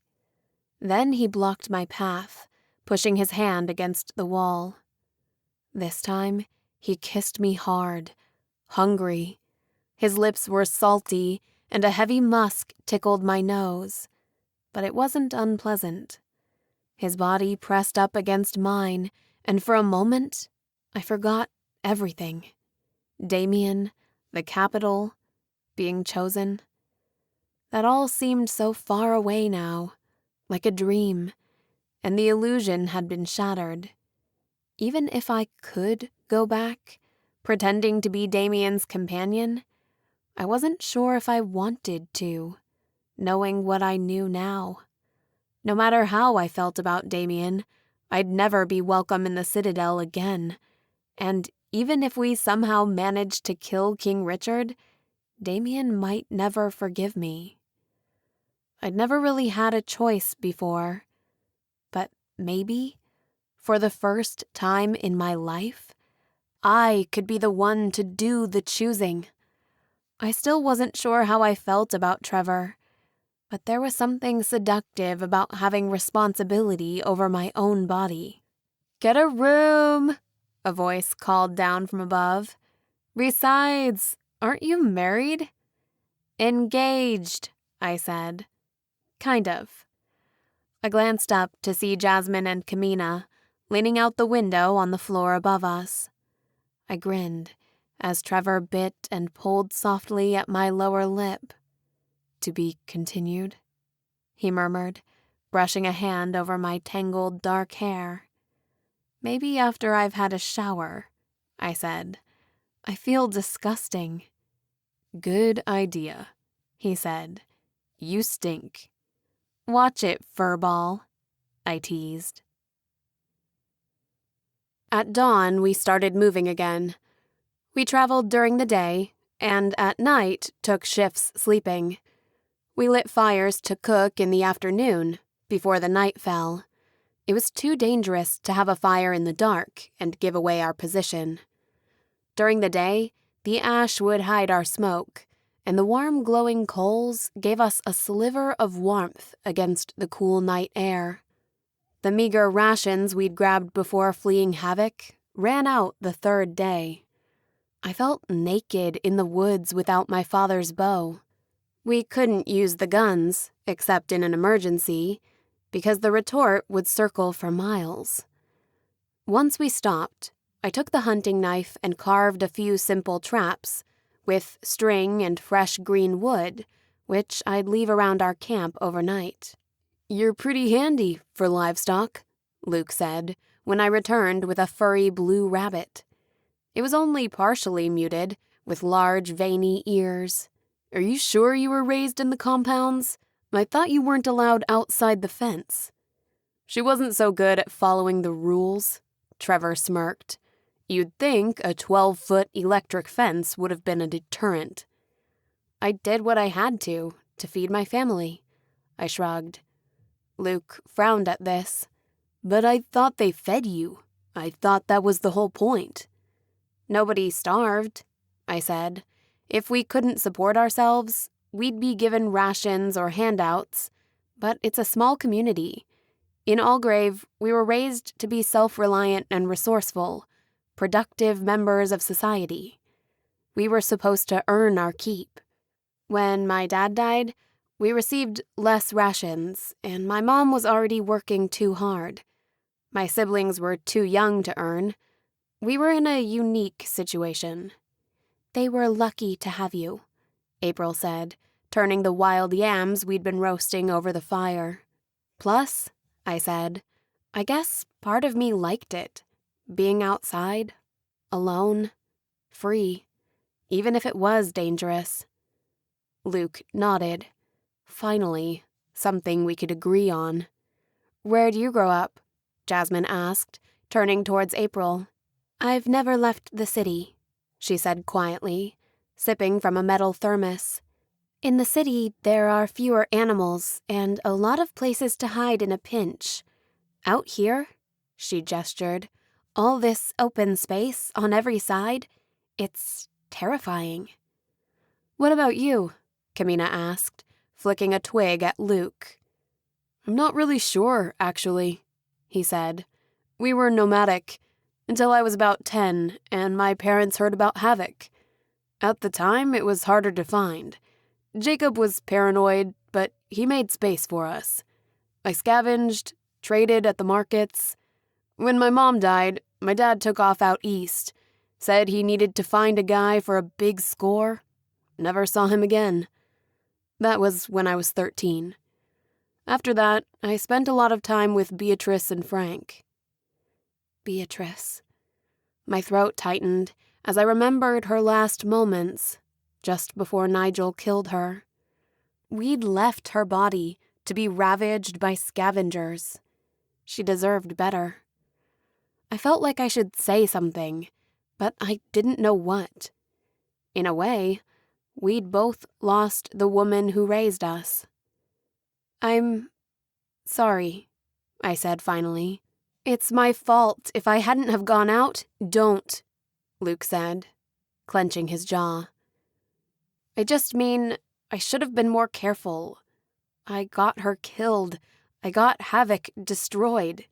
It's all on me." "Yup," Luke said. "Your elite buddies killed her, and your other elite buddy drank from her mangled corpse after she died." There was fire in his eyes as he turned back towards me. "She was kind and brave, and it doesn't matter because now she's dead. So make it mean something. Make it count." Luke grabbed his pack and stormed off through the trees. "Guess break time is over," Penelope said, standing and brushing off her jeans. I nodded, blinking away a tear, as Trevor stomped out the fire. We grabbed our packs and kept hiking, catching up to Luke just before he disappeared around the bend in the road we were following. On the fourth day, we heard the sound of running water and found a small stream. We followed it until the flow of water quickened. Our bottles were nearly empty, so we decided to fill up and boil the liquid once we made camp. "You guys, check it out," Jasmine said, stripping off her top before disappearing over the boulders. "Last one in's a rotten egg." Down below, the creek plunged into a waterfall and a deep pool.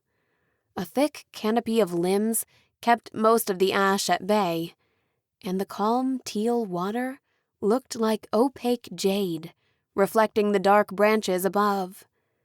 Every once in a while, a piece of hot ember would ignite one of the dry leaves, and it would float down slowly until it was consumed by flames. "Are you sure it's safe?" April asked. "Define safe," Jasmine said, dipping her toe into the water. "Let's say somewhere between fighting an elite and the rash that's forming under my armpits. An acceptable risk." "You should keep your clothes on," Luke said. "What's the matter? Never seen a girl naked before?" She winked, shrugging off her jeans. Luke turned away, and I could swear he was blushing. "Let's give the girls some privacy," Trevor said. "We'll scope out the area and get a fire started. We can boil the water and refill our canteens." "How far do you think we are from Crawlust?" I asked. "Not far, I think," Penelope said. "We might even arrive by morning if we push on." "And do you think we'll be safe there?" April asked. Penelope frowned. "Not for long," she admitted, "but maybe for a night or two." "Enough time to grab some supplies and elixir." I nodded. "And my neck will be grateful for a pillow after a few nights on the ground." "If we show up like this, it's going to raise some eyebrows," Penelope said. "I left when I was 17, a chosen. The last time I visited was 3 years ago, and we were treated like royalty. A huge feast in our honor, banquets and dancing every night. Tobias dressed me up in fancy ball gowns and heavy jewelry, showing me off. I think he was trying to prove to everyone that the chosen were well treated." "Interesting," I said. I vaguely remembered some of the chosen returning to visit, but that was years ago, before my father died. Algrave had a long dry spell before my ceremony.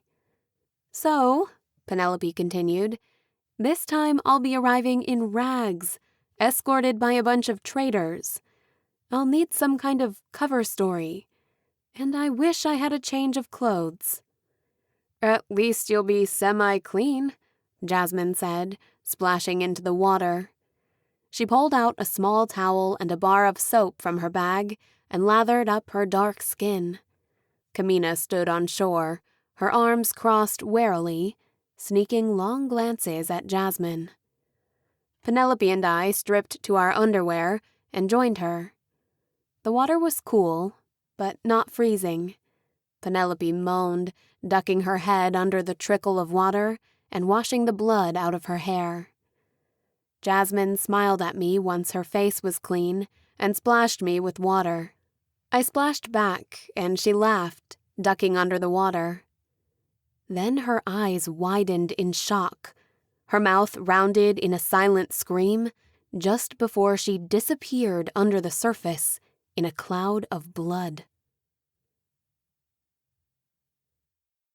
Chapter 17. Kamina dove into the shallow water before I could even react, hauling Jasmine's spasming body into the dry soil. I gasped as I saw her mangled leg. It looked like it had been caught in barbed wire.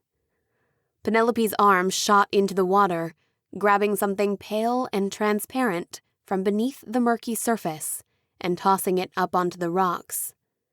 It was some kind of translucent, muted fish with rows of needle-sharp teeth, too large for its body.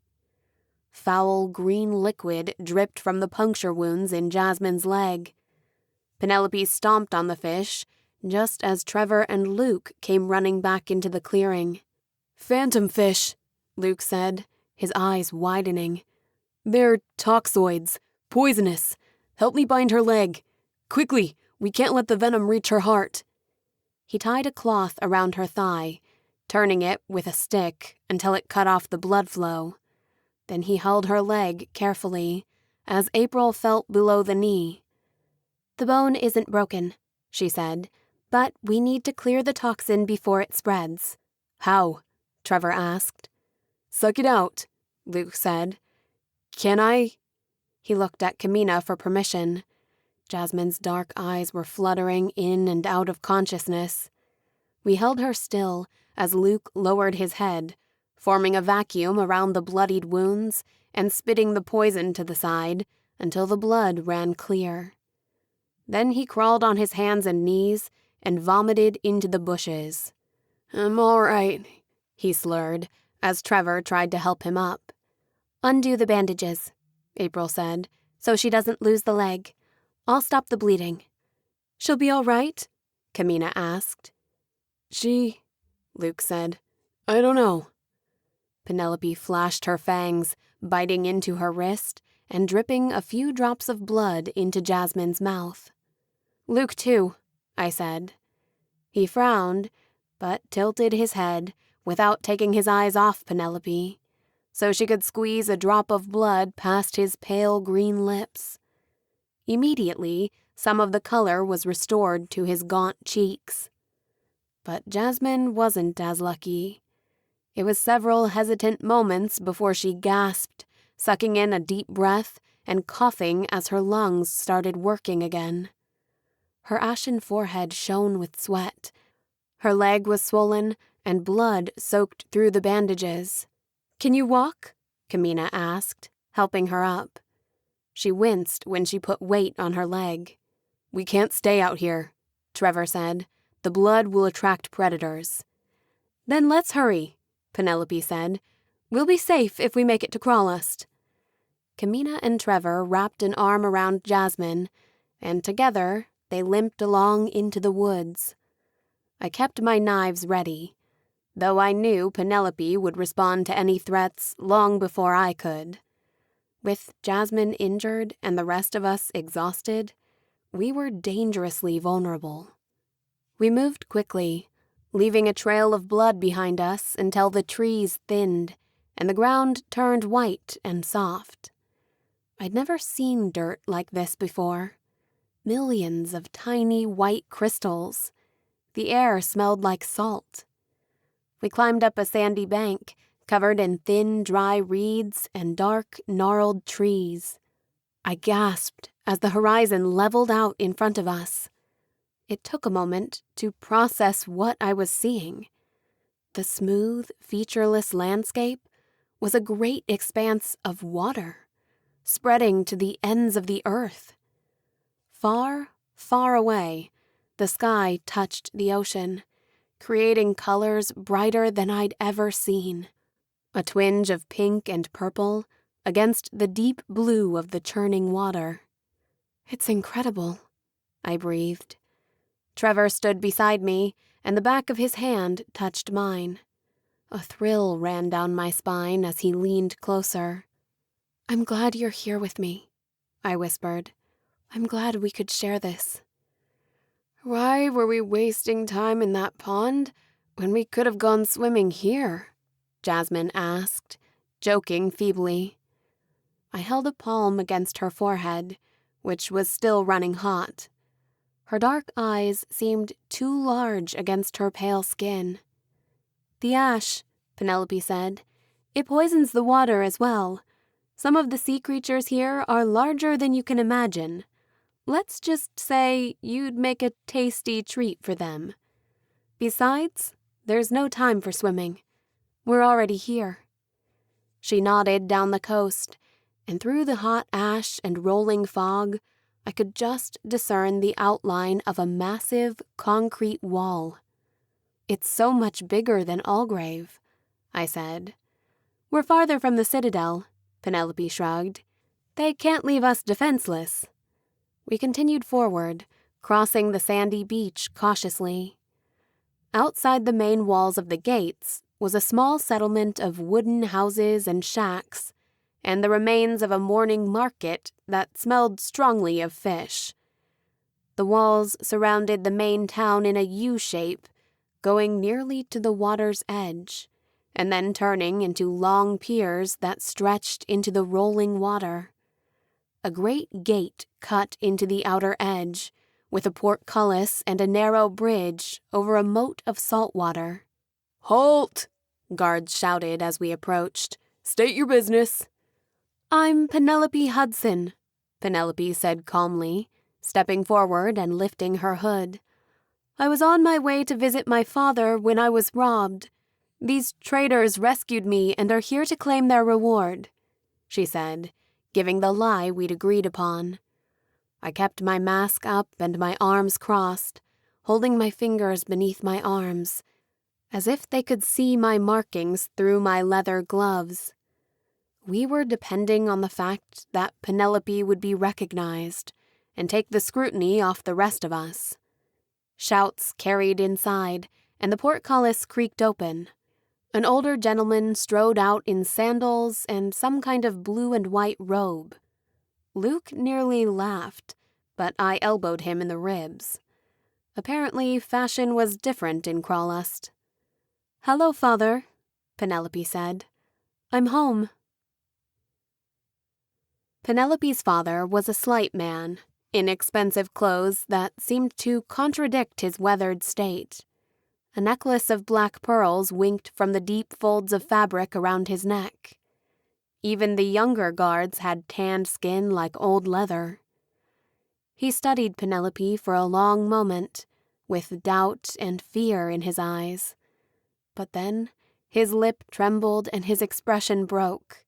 He rushed forward to clasp her in his arms. "I don't care how or why," he murmured, patting her hair, "but I'm happy to see you, daughter. Home at last." The guards were tense, with their hands still on their weapons, but with a nod from him, they relaxed. He grasped Penelope's arm tightly and led her through the rows of guards, with us close behind, until we reached the main gates. Although the tall, crescent-shaped wall around Crawlust was unique, the heavy iron gridlocked gate reminded me too much of the Citadels, and I couldn't help but think of my last few moments with Damien. "Are we sure this is a good idea?" Luke whispered behind me, eyeing the armed soldiers in steel and blue armor. "You got a better one?" Trevor shot back. "Jasmine can barely walk. We need shelter and rest." "Forgive me, friends." Penelope's father turned back to consider us. "Security has been tight these last few months. We got word of unease in the capital. Between beasts and bandits, we've done everything we can to protect our borders. That said, firearms are never allowed in Crawlust, so you'll need to check them at the gate." Luke grumbled, but removed a pistol from the holster on his hip, then pulled out the shotgun strapped behind his shoulders. He eyed his weapons sadly as a guard swept in and moved them to a secure trunk not far away. I tucked my dagger tighter against my thigh, hoping they wouldn't search me too closely. Penelope's father seemed to spare us from extra scrutiny, however, as the guards opened the portcullis and waved us through once we'd given up our visible weapons. Moments later, we were in the city. I breathed a sigh of relief as we left the guards behind and mingled with the crowds attending the large market in the central square. "I'm sorry if it's not the homecoming you expected," Lord Hudson said.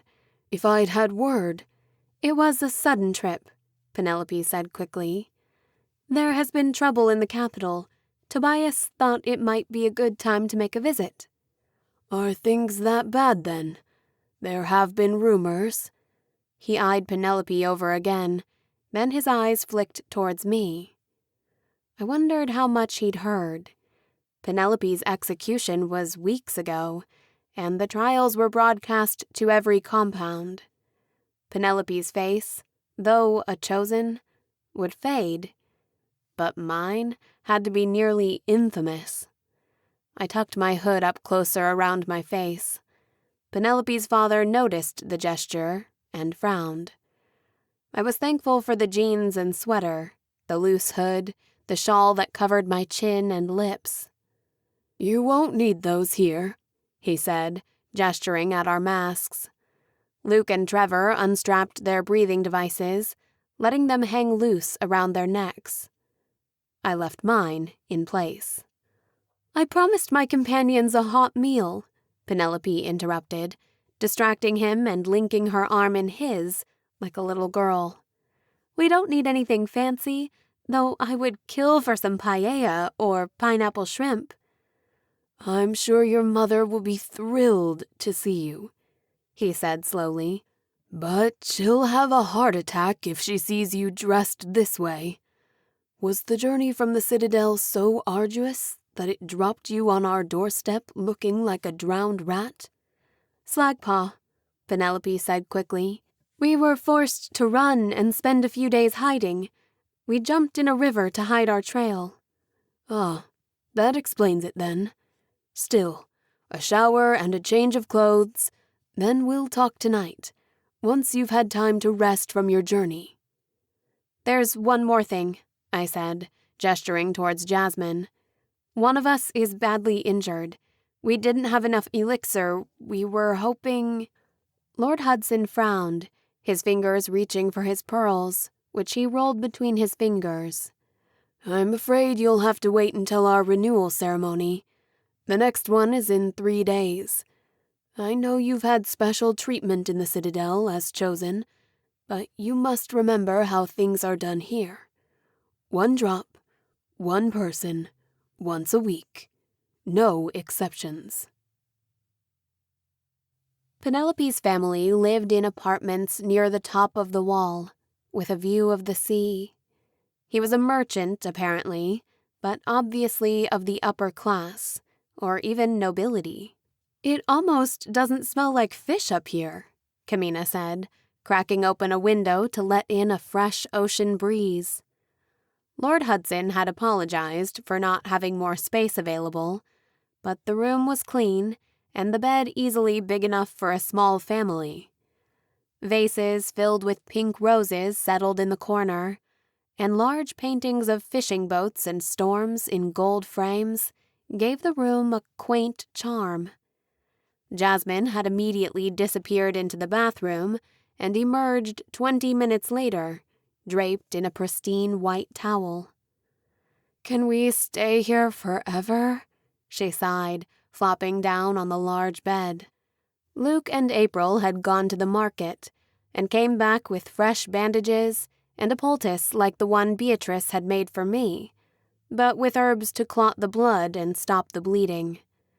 Jasmine was asleep before April finished tending her wounds, and Luke followed a minute later, sinking into the velvet sofa in the corner. "My sisters have all married," Penelope said, coming into the room from a side door, freshly showered. "The closets should still hold some of their old clothes, Help yourself. Trousers are uncommon for girls here, so I'd recommend a dress, at least for dinner, or else my mother will ask all the wrong kinds of questions." It was jarring to see Penelope dressed, not in the modern fashion I'd gotten used to from the capital, but in a frilly lavender gown with a wide skirt. Her skin looked immaculate, and now that she was clean, her eyes sparkled with intensity. "Death suits you," Jasmine joked. I frowned at the macabre comment, but she wasn't wrong. Penelope had always been stunning, with dark hair and crystal blue eyes, but now she seemed otherworldly. Maybe it was just the contrast, after seeing her locked in a cage for weeks, more like a rabid animal than anything else. Now her pale skin was practically glowing, though the dark circles under her eyes hinted at her recent trauma, and her collarbones stood out a little too much against her too thin frame. I joined her on the balcony as Kamina took her shower. Outside, the steady hum of the purification engines blended with the soft beating of the surf against the shore, like a slow heartbeat. "How are you holding up?" I asked.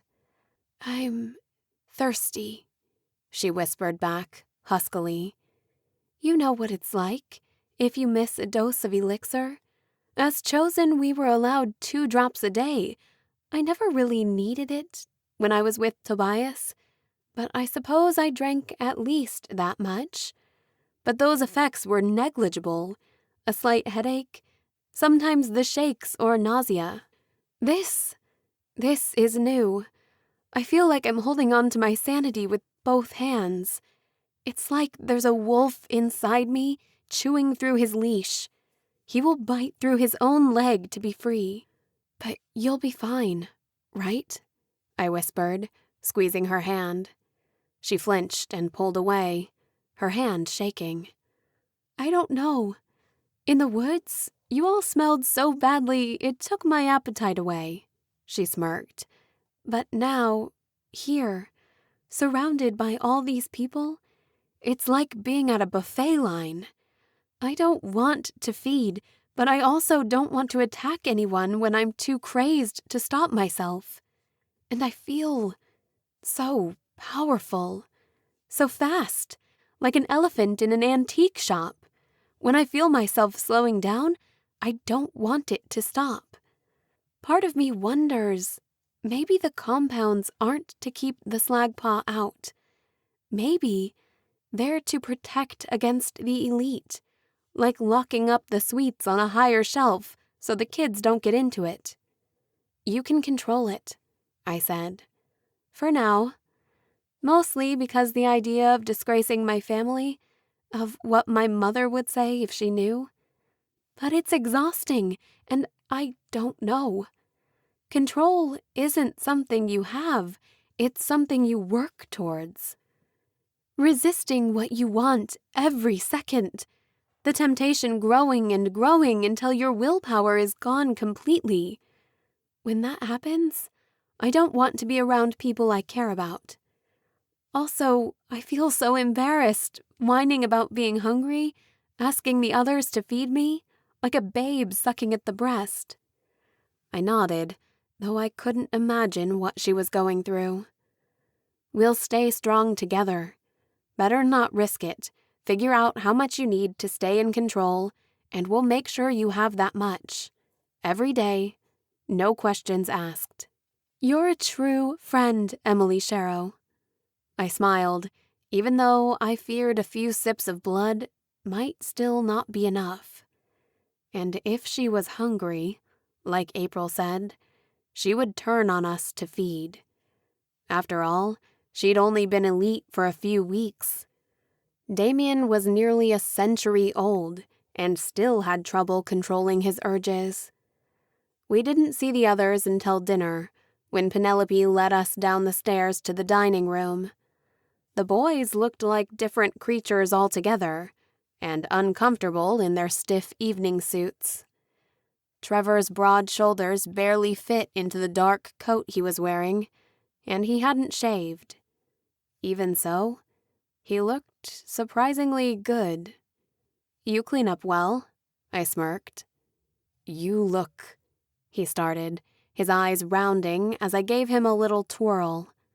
I'd found a light blue dress with sparkles and sequins that reminded me of sea foam. It made me feel like the mermaids I'd read about in fairy tales when I was younger. "Perfect," he said finally. A young girl with curly hair practically tackled Penelope, running into the room in a dark teal dress with black lace. "You're back!" she shouted. "Always for you," she said, picking the girl up in a hug. "My youngest sister, Josephine." "Your mother will be down shortly," her father said, gesturing us towards the table. "She's been out of sorts." The dining room wasn't nearly as massive as Damien's, but the cozy wood paneling and candlelight gave it a cheery glow. My stomach rumbled at the dishes already prepared. Some strange-looking creatures, a few I recognized from the confirmation ceremony, what Penelope had called aphrodisiacs. Jasmine showed Luke and April how to shoot oysters, and they almost managed to do it without gagging.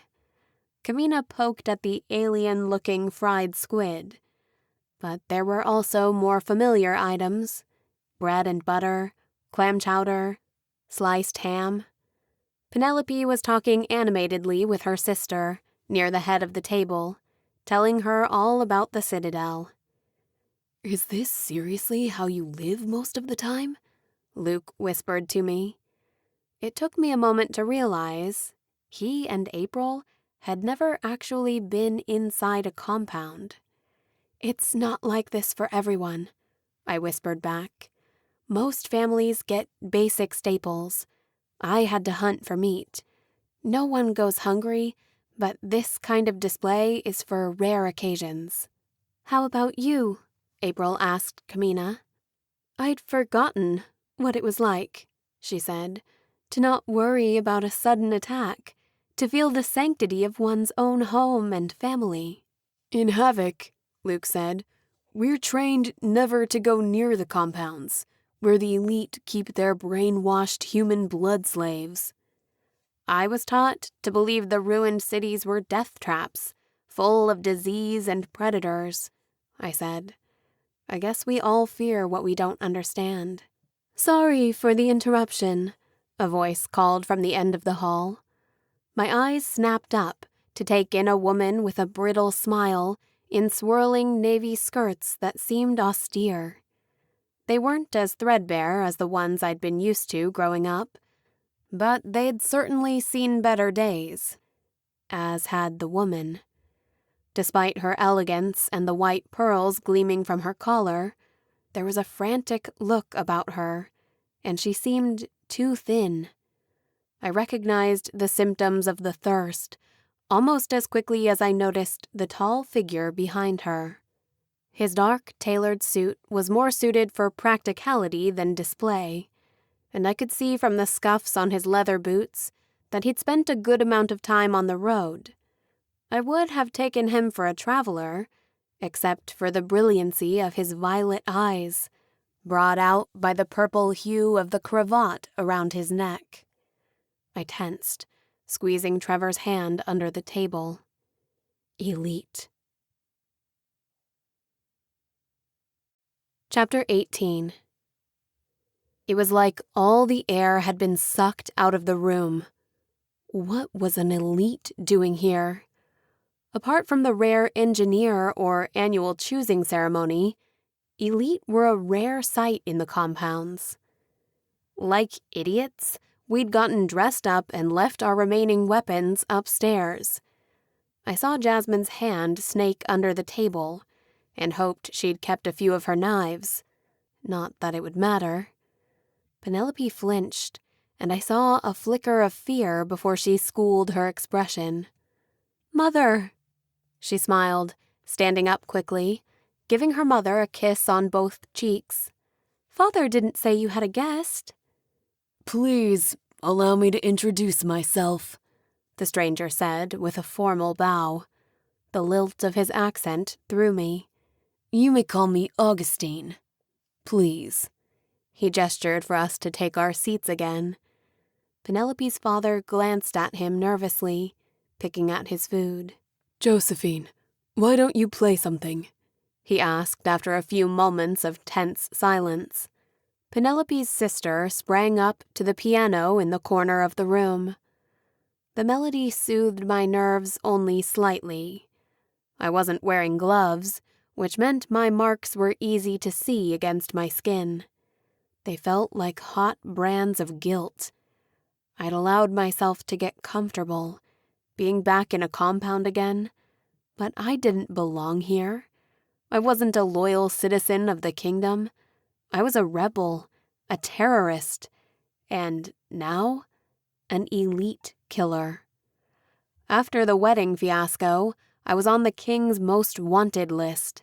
He was probably sending out elite to every compound to look for me. Of course he was. We should have never come. "How long have you been in Crawlust, Augustine?" Penelope asked. Several weeks.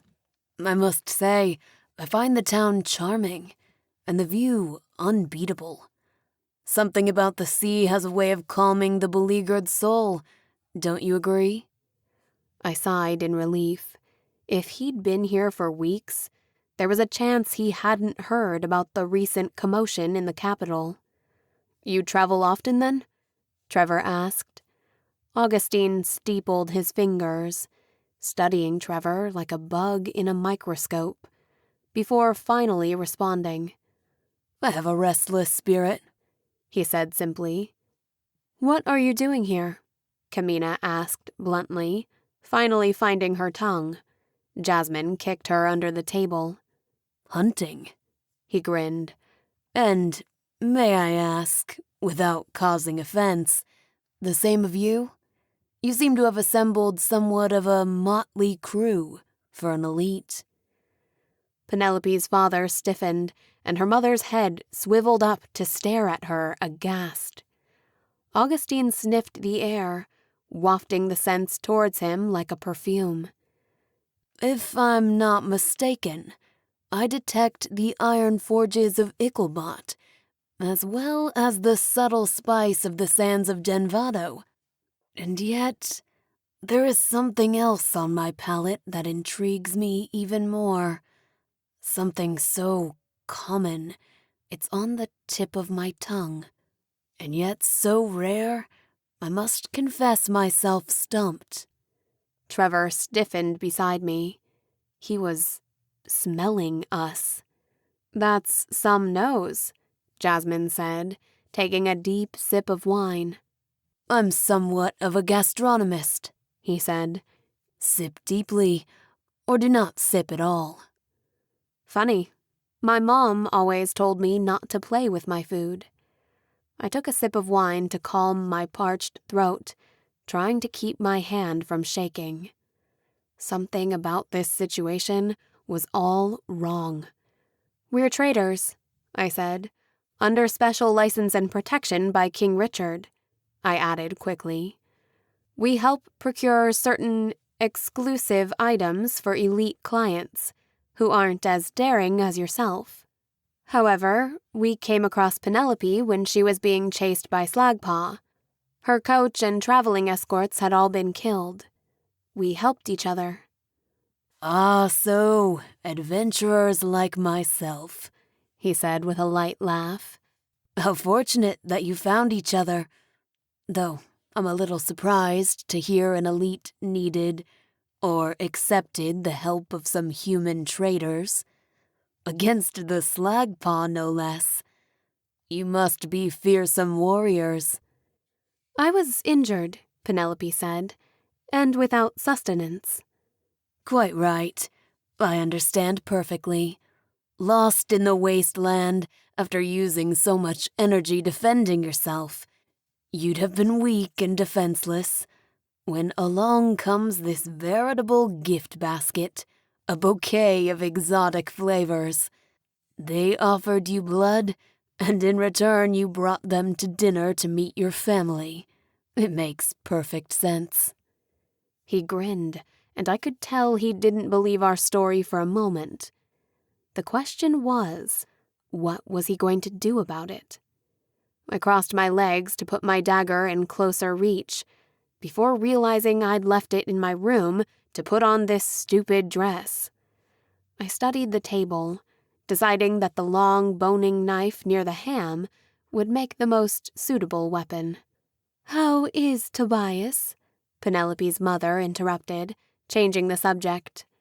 I was glad to distract from the interrogation. "Fine," Penelope lied. "He would have, of course, come with me, but he was worried after some recent events in the Citadel. He promised he'd come next time." "You mean in another 3 years?" she sniffed. "If I'm still around to visit." "Don't talk like that, Mother. You know the road is treacherous. If he'd have been with you, you wouldn't have been in any danger." That's why he turned me," she confessed. Her mother took in a sharp breath, holding her palm to her heart. "It's true, then," her father said with a slight smile. "You've been turned. You're immortal. Like them. I thought I noticed the signs, but I didn't want to pry." His shoulders slumped, and he seemed to age years in a moment. "It was a condition of my visit," Penelope added, "so I would be able to protect myself. Although, to be fair, Slagpaws seem attracted to elite blood far more than human. He may have miscalculated." "Well, you're safe here, now, and that's all that matters." "A noble reward. You must have pleased him greatly," Augustine said. "We should celebrate. Josephine," he called, his eyes never leaving Penelope's face. "I'm ready for a drink." Josephine's face paled, but she took wooden steps towards him and sat on his lap, before lifting her hair and exposing her neck. From the marks on her skin, this was somewhat of a nightly ritual. Penelope snapped up immediately, knocking her glass to the floor. "Don't touch her," she growled. Now, Augustine smiled. "Your father has been most generous during my stay. Like most humans, I prefer my food warm, and I've always been fond of seafood. I assure you, your family has been properly compensated," he said, nodding towards her mother, whose cheeks flushed scarlet. "What about the covenant?" I asked. "Live together, die apart, isn't it?" Augustine grinned, one hand clutching Josephine's neck with long, bony fingers. "Not like this," I stuttered. "Never like this." "As I'm sure you know, visiting elite are allowed to sample local goods. It's not uncommon for elite to trade in special vintages. You must be thirsty. If you'd like, I can save you some." "Let her go," Penelope said again, baring her fangs like a caged animal. "Or I will rip you apart." "Penelope!" Her mother stood up, aghast. "You will respect our guest. This is still our house." I see I've caused offense." Augustine shrugged. "Forgive me my clumsy manners. I will withdraw immediately." He released Josephine and gave a deep bow, straightening his collar. Dinner was a short affair after that. Penelope, still seething, practically locked herself in her rooms. Jasmine had been putting on a brave face through dinner, but the added stress was too much for her. Kamina helped her limp back to her room, her face a mask of pain and feverish. She needed rest and more elixir, or her condition could worsen. I was too keyed up to sit still. Who was this mysterious stranger? How had he ended up here, in Penelope's house? Was he looking for us?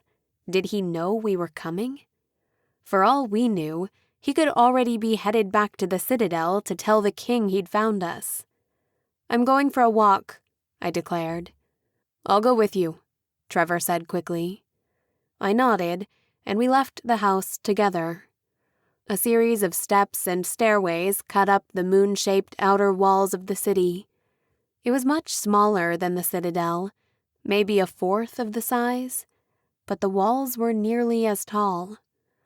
We explored the streets silently, keeping to the shadows as the light faded.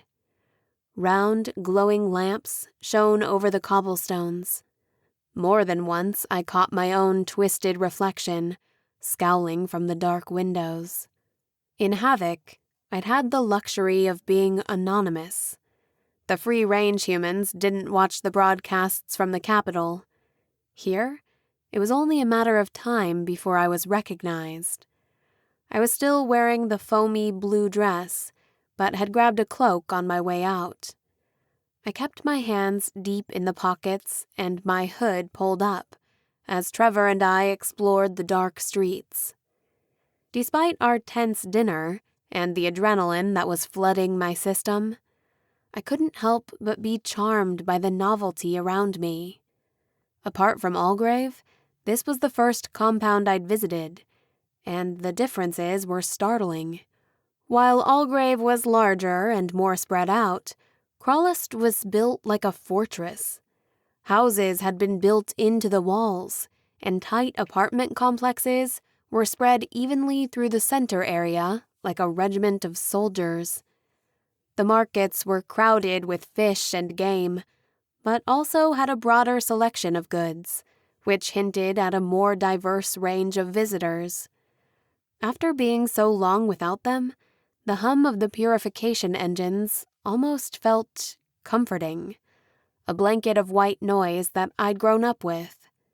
It reminded me of home. This was the reward of belonging to Richard's kingdom. Fresh air, relative freedom of movement, no poisonous fish or dangerous beasts, no muted bears. But at what cost? I couldn't forget the glassy stare of Penelope's young sister as she offered herself to her family's elite guest. It was a duty, almost an honor. And it was just blood. He wasn't killing her. He wasn't forcing her. And yet, I could see the powerless and hopelessness in her eyes. Taught from a young age that she existed for the pleasure of another. There was no fight in her. The elite could take what they wanted. It was every citizen's duty, though with so few elite visits, apart from the annual choosing, and even then, often only 1 or 2 girls would be picked from each compound. 1 life of service in exchange for thousands of lives living in relative peace and security. It wasn't the worst trade-off. But every time I thought about what happened at dinner, I imagined King Richard and Lorelei or Jamie in Josephine's place. He was keeping them captive in the Citadel. Was he feeding on them? It made my stomach roll with nausea. Everyone over the age of consent was required to contribute to the regular blood donations. But until then, they were supposed to be safe. And even though it was technically forbidden to feed on children, I knew it still happened. Augustine had been daring us to stop him, and we'd done nothing. I noted the renewal center, at least the most obvious one, though I was sure there were others. It rested in the center of the walls, above the main gate. The bright lantern of its steeple cast a warm glow, like a lighthouse beacon. I paused at a tall archway carved into the wall, with motifs of sea life in bright mosaics. Steps led down deeper, underneath the city. Trevor followed me without comment as I lifted the skirts of my dress and descended down the stairs. My eyes lit up in surprise when we reached the bottom. It was some kind of underground corridor, connecting one corner of the compound to the other, facing the sea, but one wall was completely made of transparent glass. On the other side, through the dark blue ocean waters, I could see the subtle glow of pink jellyfish undulating in the tide. "It's so beautiful," I breathed, stopping to peer closer at the glass. "We shouldn't stay," Trevor said, though he came up behind me and put his hands on my shoulders. I turned my head to brush my cheek against his fingers. We stood still for several minutes, silhouetted by the glow of the marine life. "Don't you think it's weird, her father barely asking questions?" "Maybe he was afraid," Trevor said. "Of what? His daughter?" "She's elite now," Trevor said, "and you should be scared of her too. You saw her at dinner. She's barely in control of herself." I frowned. I would have done the same, or worse, if it were Lorelei. "And what about Augustine?" I asked. It was, as far as I knew, the most time Trevor had ever spent with an elite. "He's lying," Trevor said after a moment. "We should leave, as soon as possible. Tonight. We aren't safe here." "Jasmine's not ready to travel," I said, "and Lord Hudson said it was 3 days until the next renewal." "Even so, she'd only get 1 drop of elixir. It may not be enough to heal her wounds. Maybe we should leave her here. We can pick her up on the way back." I shoved away from him, spinning in the near darkness. "We aren't leaving anyone," I said. "Fine, but think about the risk. We have 1 elite, 3 chosen, and a slag paw, except precious little elixir. If I do turn again, I won't have enough to shift back. Jasmine can barely walk, and without elixir, you and Kamina aren't much good either. If it comes down to a fight, you're relying on Penelope to protect us from Augustine, and he has decades of experience on her." I read the truth in his eyes. He didn't like depending on an elite for anything, and he wasn't exactly wrong. We needed to even the odds. We kept walking, and at the end of the corridor, I noticed a small tunnel carved through the rock, leading up. We emerged facing a sandy cove, filled with small, brightly painted fishing boats. Nets were hung to dry against the rocks. I took my shoes off, feeling the wet sand beneath my feet. Trevor glanced around us nervously, but we were alone. The walls of Crawlust extended all the way into the water, lined with wooden piers that formed a small harbor, protected from predators and the elements. We found a flat boat filled with nets, and Trevor offered me a hand, helping me up over the stern before lying back against the coils of rope. He pulled a small flask out of his pocket and grinned before taking a deep sip and handing it to me. "Compliments of Lord Hudson," he said. "Of course you raided his liquor cabinet." "He said to make ourselves at home." The liquid burned the back of my throat, but soon filled me with a pleasant warmth. I took another sip and felt the tightness I'd been carrying in my shoulders melt away. The ash was thin here. No doubt we were just on the edge of the ranged purification engines, and the dark sky was filled with bright embers. If I squinted, I could imagine they were faraway stars. Far above them, I could see a bright patch of light clouds, casting a bluish gleam on the sand and ocean. "Looks like a full moon," Trevor said. "I wish we could see it," I said, leaning into the gentle rocking of the boat. For a moment, it was like when we were younger, falling asleep together, with Trevor's arms around me, the open sky above us. No masks or weapons, or imminent danger. I never allowed myself to dream of a future together. Not really. but it was hard not to wonder what life would have been like if I hadn't been chosen, if I'd accepted Trevor's proposal. He'd have taken over his father's business. My mother would still be alive. And we'd be happy, at least for a few years, until Lorelei turned 17, and then it could all be taken away from us. I tightened my fingers into fists, realizing how cold they'd gotten. I shifted gently out from Trevor's arms. From the way his chest rose and fell, I knew that he was sleeping. Maybe that was for the best. There was something I needed to do, and it would be easier to do on my own. I ran across the beach quickly, stopping to put on my shoes before entering the city and retracing our steps through the tunnels until I came out at the edge of the compound. Lanterns were lit along the walls, gleaming off the polished stones, and my eyes traced the path I needed to take, winding up the staircases to reach the renewal center at the top of the walls. It was more austere than the cozy renewal centers of Algrave, and not as grand as the epic basilica in the Citadel. This building was tall and pointy, like a black crown, with narrow windows that shone like yellow jewels in the darkness.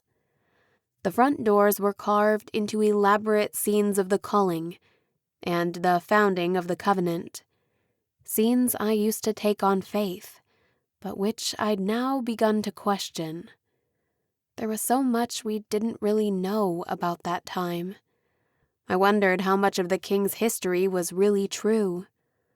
The door was locked, so I pulled myself up on top of a spiked gate ringing the outer barricade and shuffled sideways, clinging to the external frame of the building until I was out over the ramparts. I cursed at my gown, inching forward slowly so I wouldn't trip on the bulky folds of fabric. A bitter wind tore at my grip, and I sucked in a sharp breath, eyeing the 100-foot drop below. But the effort was worth it. Someone had left a window on this side open. I stuck my fingers into the narrow gap and lifted the frame before climbing inside. Carefully placed lights illuminated sweeping arches and a high ceiling that rose up into the tall vertical shaft of its apex.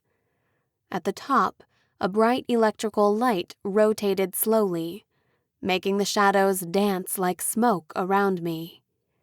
A central altar featured a golden statue of King Richard, his wrists slit and an expression of agony on his face, feeding the people his miraculous healing blood and saving them from disease. I searched the back rooms until I found what I was looking for: a box of elixir, stamped with the royal seal. I frowned at the heavy padlock that secured the lid, before glancing at the rudimentary bracelet April had made me. It was blank, which meant I was running on fumes.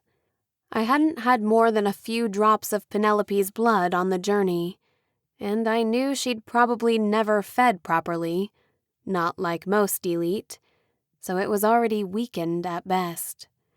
I could already feel the drowsiness, though it could have been the whiskey I'd shared with Trevor at the beach. At any rate, I didn't have the tools or strength to open the crate and get what I came for. Then I glanced up at the tower. I took the box in both arms, grateful it wasn't that heavy, and began to climb the winding stairs into the tower. At the top, I stepped out onto the narrow balcony overlooking the city, taking a deep breath at the now quiet and mostly dark town. On the edge of the walls, I could see guards on their rounds, the glint of their swords and silver armor reflecting under the flaming torches. I wouldn't have much time. I hesitated briefly. Part of me knew this was a really bad idea. That's probably why I hadn't wanted Trevor to come. He would have talked me out of it, of risking more when we were already so exposed. But we needed this.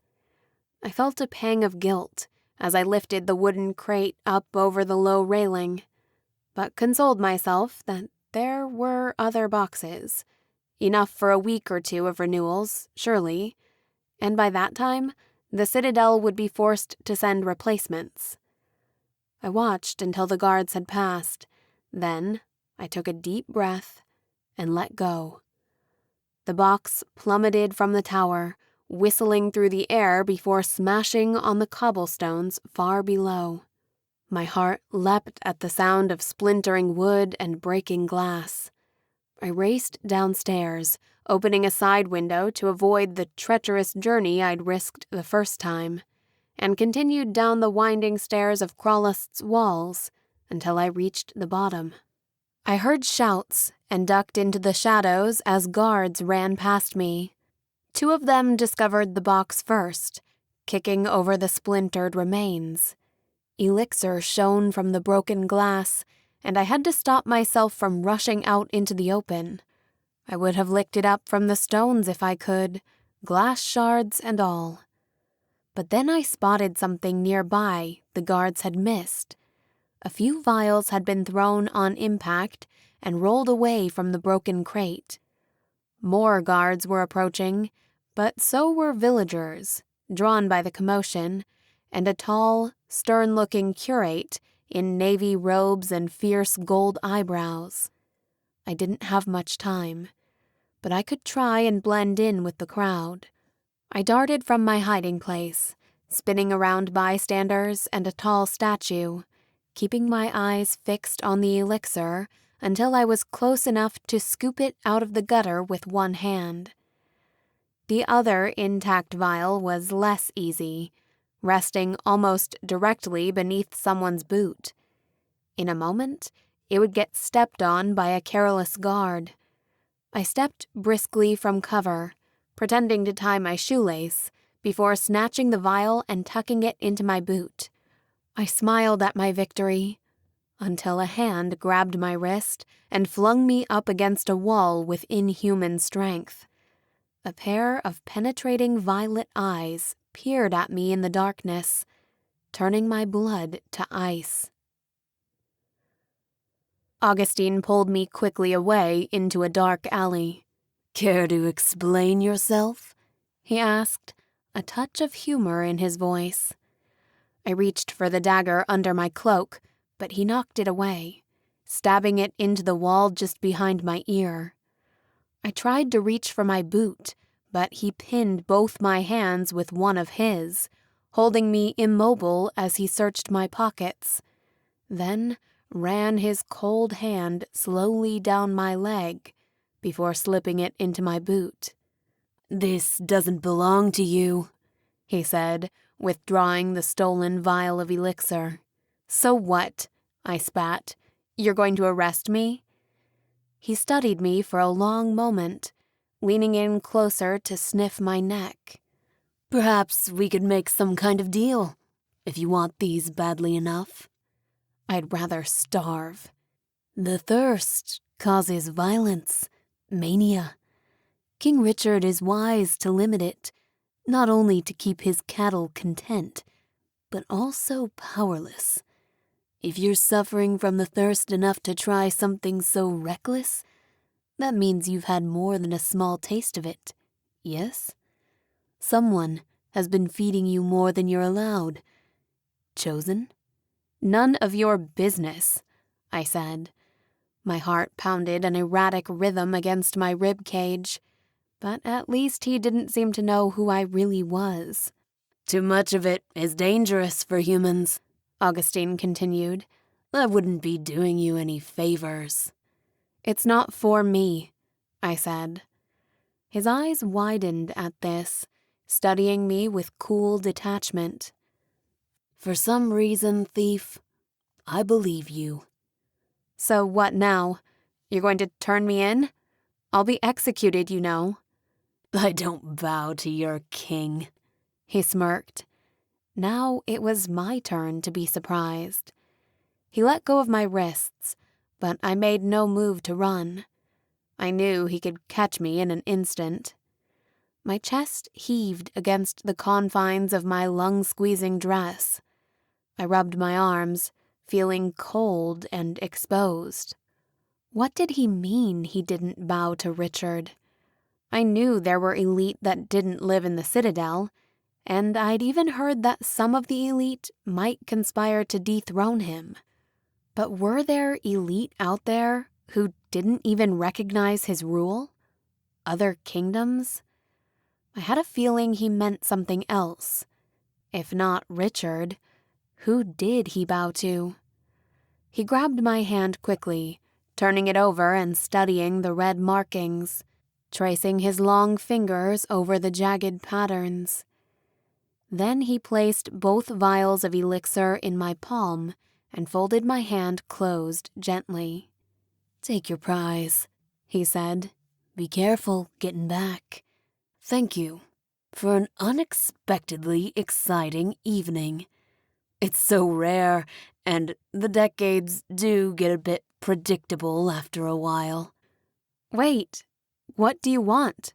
I asked, before he could disappear into the shadows. "At the moment, Emily Sharrow, you have absolutely nothing I want.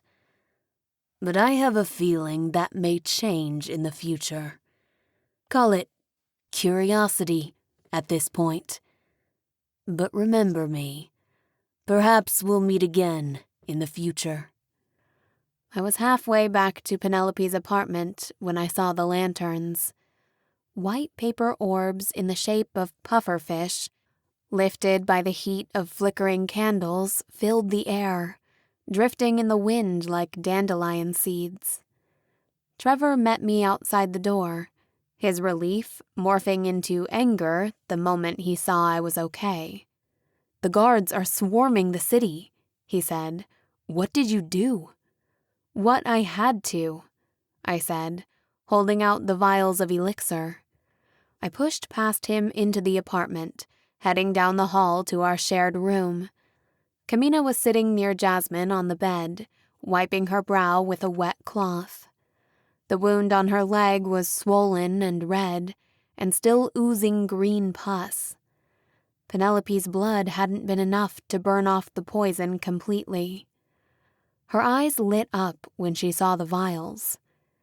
The others watched as I lifted my hand, carefully tilting several drops of the sparkling blue liquid into her mouth. Almost instantly, her eyes cleared. She sat back against the pillows and took a deep breath. A minute later, the swelling and redness faded. 5 minutes, and the wounds had begun to close. That's when the guards started pounding on the door. We heard them swing open and her mother call loudly, "They're upstairs!" I froze when the door opened, but it was Penelope's father. He locked the door behind him and crossed the room quickly, pulling a rope ladder out of a drawer and tying it quickly around the balcony. "I'm sorry," her father said. "Your mother alerted the guards. They've lit the beacons. When King Richard sees them, he'll send troops. You must go now." "What about you?" Penelope asked her father. "We'll be fine, but you must leave. Stay safe, daughter. It would be better not to return." Chapter 19. The rope ladder dropped us on the south side of the city gates, amidst a group of tall boulders and not far from the woods. Trevor and Luke led the way through the darkness. They'd spoken to a few of the traders at the market and, after consulting the map, had a reasonably clear idea how to get to Cezamp, though we had to stay off the main trails. We hadn't had time to change, but grabbed our gear and bundles. We pushed on until nearly dawn, then took shelter under a thicket of thick brambles several miles inland. I hated to leave the dress behind, wishing I could give it to Amber in Algrave. But Luke said it was too impractical to carry with us, and I didn't know when I'd get the chance to wear it again anyway.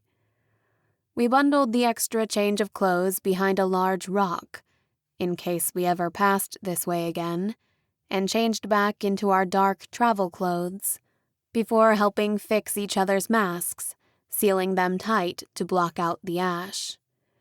We were still rationing elixir, and had been taking turns feeding Penelope, but it was a tricky balance. We all needed our strength, and if we were found by Richard's guards, or a pack of slagpaw, we'd barely have enough energy to run, let alone fight. We moved slowly, ducking for cover at the slightest sound. I couldn't imagine how Penelope must be feeling. Being chosen, then 5 years of luxury in the capital, and now, this. Tromping through the mud, a resurrected, exiled criminal. But it had been her choice, at least. She'd joined the rebels, for whatever reason. She had to know the risks. But Jasmine and Kamina would still be in the Citadel if they hadn't helped me escape. They'd been trained to defend the elites, not kill them. Fought for the privilege and honor of being chosen. And it had all been taken away in an instant. Because of me. Luke had grown up in Havoc, which was now destroyed and empty. And it wasn't just us, I realized. Hundreds of other survivors were out there as well, fighting for their lives. Some for the first time. It was hard not to feel some responsibility. All I'd wanted to do was protect my family. Now, my mother was dead, and my siblings were being held captive by King Richard in the Citadel. Part of me wanted to throw in with the rebels, gather bombs, burst through the doors, and burn everything down. But I knew now, after seeing my mother's glassy eyes in the dirt, it only took a second to have everything you loved ripped away. And the elite were fast. Too fast to stop. I wouldn't wish this on anyone else. I couldn't. We reached Sezamp by the 3rd day. We were tired, but uninjured, which I knew better than to take for granted. We'd been forced to escape from Krawlust without the weapons that had been seized at the gate. The guns were pretty useless anyway, and we had a few daggers and knives between us, but no real weapons. The landscape had changed. Instead of thick pines, we trudged through forests of white alder, their knotty trunks rising out of muddy marshlands. The thin canopy of leaves had been burned away, leaving the reaching branches charred and blackened, and the air thick with ash. Even with my hood up and the mask hot around my mouth, visibility was poor, and after hours of walking through mud, my legs felt stiff and heavy. Finally, we came across a series of wooden pathways, weaving a path through the trees. "Are we really sure we want to enter another compound?" Luke complained. "Things didn't exactly go very well last time." "Yeah, and things went so much better out in the woods alone," Jasmine said, gesturing towards her leg. The wound was practically healed now, other than the row of curving scars down her calf, like a paper doll someone had tried to sew back together. "We have elixir, and we have the map," Trevor said. "What's in Sezamp that's worth the risk?" I studied the tall fence that surrounded the compound, cutting through the mud and sparse trees. It was a scrappy thing, made of thin strands of barbed wire and long, thin planks of wood. No doubt electrified like the one in Allgrave. I could feel the hum as I got closer. I peered in through the fence, examining the town. A few men were standing by the side of a building, smoking tobacco in a long pipe. Otherwise, the town seemed quiet, mostly empty. Tingles spread up my spine. Luke was right to be careful. But we'd be strangers here, and I wouldn't need to steal. Maybe things would go smoothly, and we'd be gone by the morning. Plus, I knew they were looking at me for a plan, and I didn't have one. I barely knew what I was doing, and if I was forced to think about it too long, I might fall apart. I needed some time, and a good sleep, before I was ready for this conversation. "Let's go in," I said. "If Fano Creek is around here, they may know the way. It beats stumbling around in the dark, unless you want to sleep in the mud, and it might be our last hot meal for a while." "Fair point," Jasmine said. "I feel gross." We crossed over towards the open dirt road that led into the compound entrance. A handful of men with orange beards guarded the gate, with pistols stuck into their belts. My eyes widened at the firearms, which shouldn't have been permitted in the compounds. "Militia," Trevor said, nodding at the purple insignia on their battered cloaks. "I suppose we should be thankful they aren't royal guards," I said under my breath as we approached. "That's far enough," one of the men, with a thick gray mustache, stepped forward. "State your business." I raised my palms, closing the gap between us. "We're seeking food and shelter," I said, "for my companions and myself. We'll be gone by morning." "This compound is protected by King Richard. We don't share our supplies with strangers." "We can trade," I said. "With what?" another man asked, standing up. I clenched my jaw, stalling for time. Besides our weapons, we didn't have any coin. Our stolen elixir was probably worth a fortune, but it was also illegal contraband. "Information," Jasmine said, stepping forward. "News from the Citadel and Crawlust. Surely you saw the lanterns a few days ago. No wonder you're on edge. And if that's not enough, some very fine dresses and materials. We hid them a few days away. We can draw you a map to them." "Ain't got much use for dresses," the man spat with a tense smile. A few of the others chuckled behind him. Penelope stepped forward, dropping her hood. The men gasped when they saw her luminous eyes, then shifted nervously. "Apologies for the deception," she said. "The truth is, we're on a mission for King Richard. Dangerous rebels are in the area, and we think they may be infiltrating the compounds and stealing elixir." The men shared nervous glances with each other. I was sure they knew something. "I appreciate your skepticism. It's your job to protect Cézanne, and you've done an admirable job. I'll be sure to relay my compliments to the king myself personally. However, as I'm sure you understand, discretion is paramount to our mission."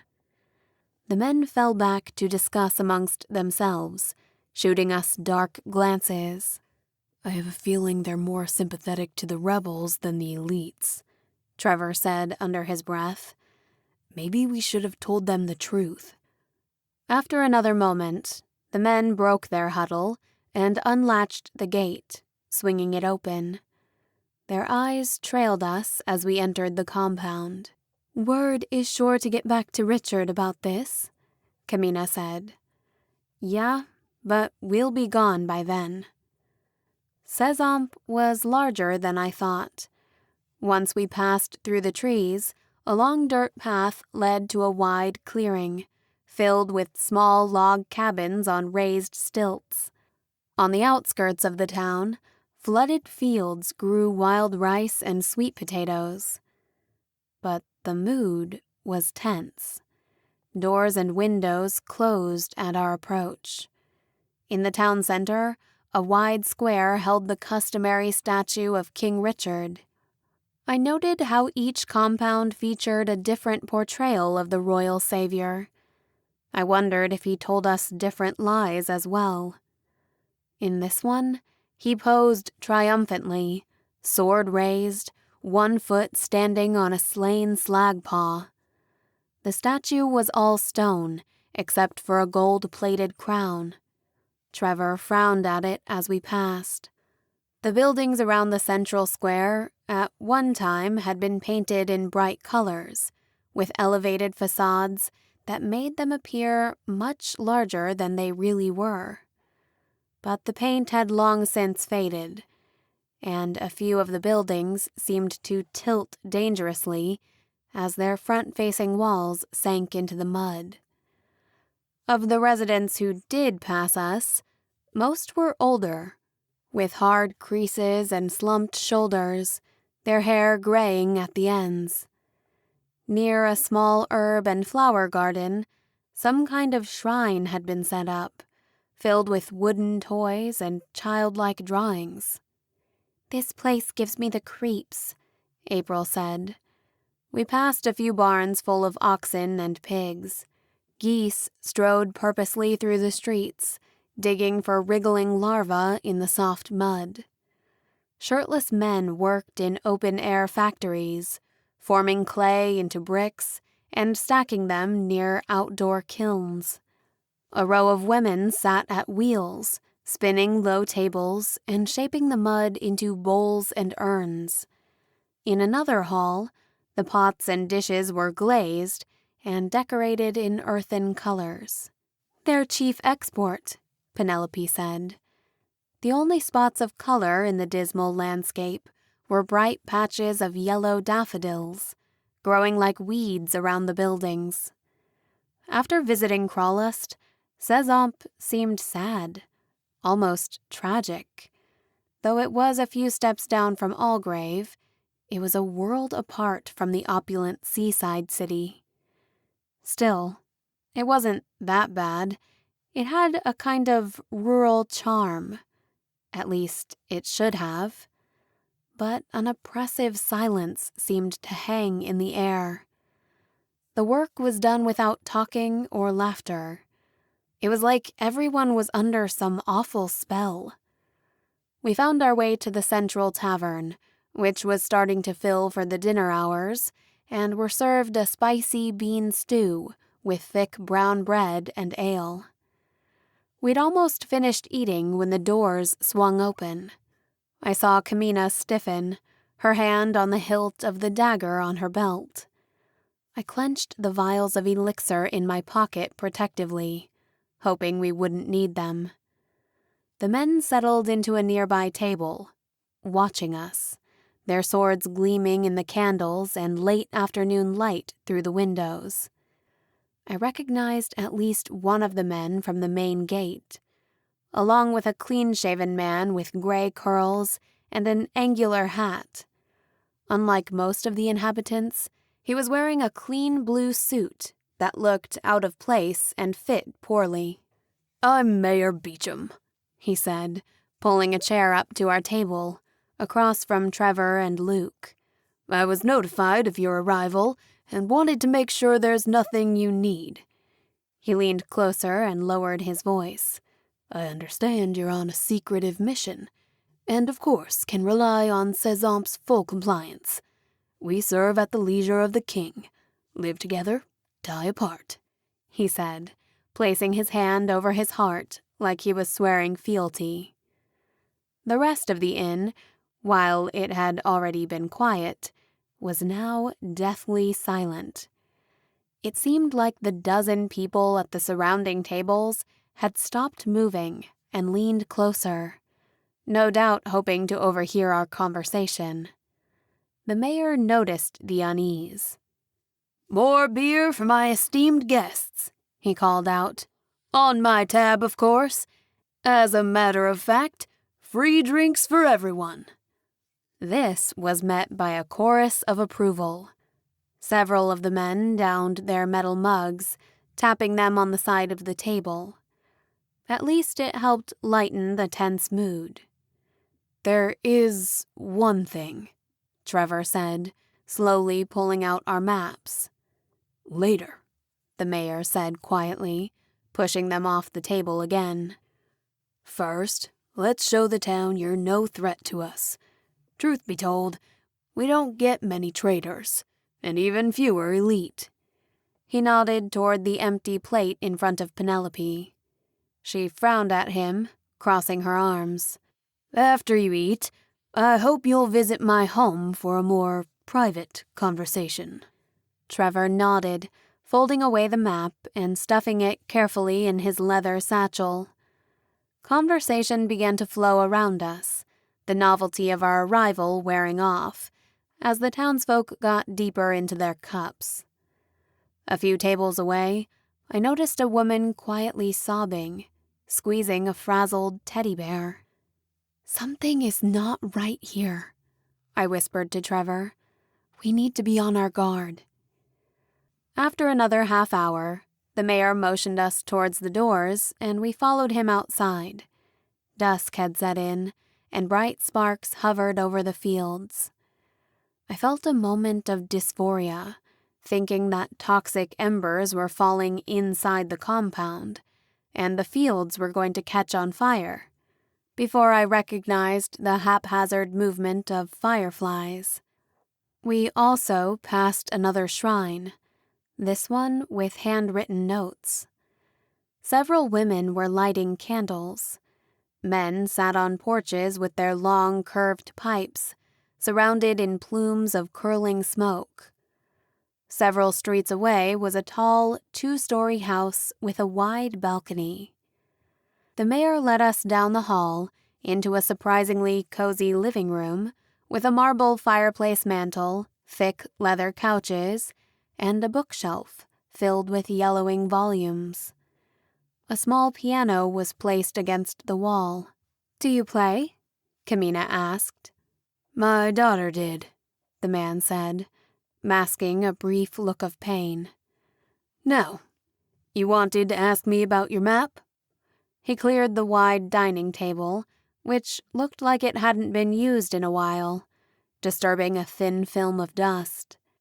Trevor unfolded the map April had given me and pointed out the areas we'd marked. "We think Cezamp is about here," he said, pointing.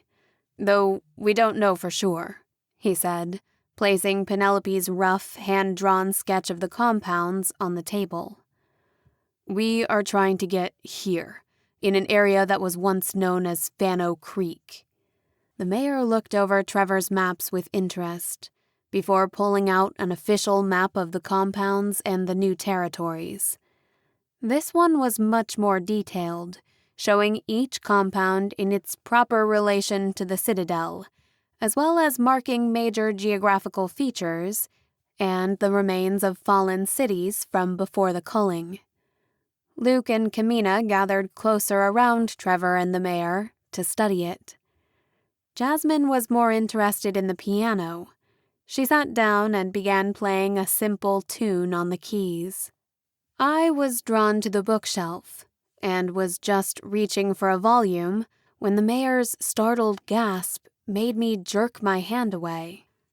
"The area you're looking for, Fano's Creek," he said, his face ashen. "We call it the Lurks, but you can't go there. It's too dangerous." "We understand the risks," I said. "We aren't afraid of Slagpaw." "It's not that," he said. "It's much worse. They say it's the last refuge of the damned, cursed by a foul witch. Those who enter do not return." He reached for a bottle from a liquor cabinet behind him. He seemed almost ready to drink straight from the bottle before he remembered his manners and pulled out a tray with small crystal glasses. Then he reached for a smaller glass decanter and poured something dark into a metal goblet. "I think you'll like this," he said, offering it to Penelope. "Most elite find our blood a little earthy, but my family started experimenting a few decades ago. This vintage was allowed to mature in oak casks for 12 years. I'm told it's very good."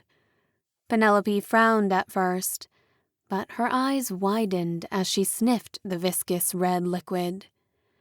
She gave me a timid glance, but I nodded.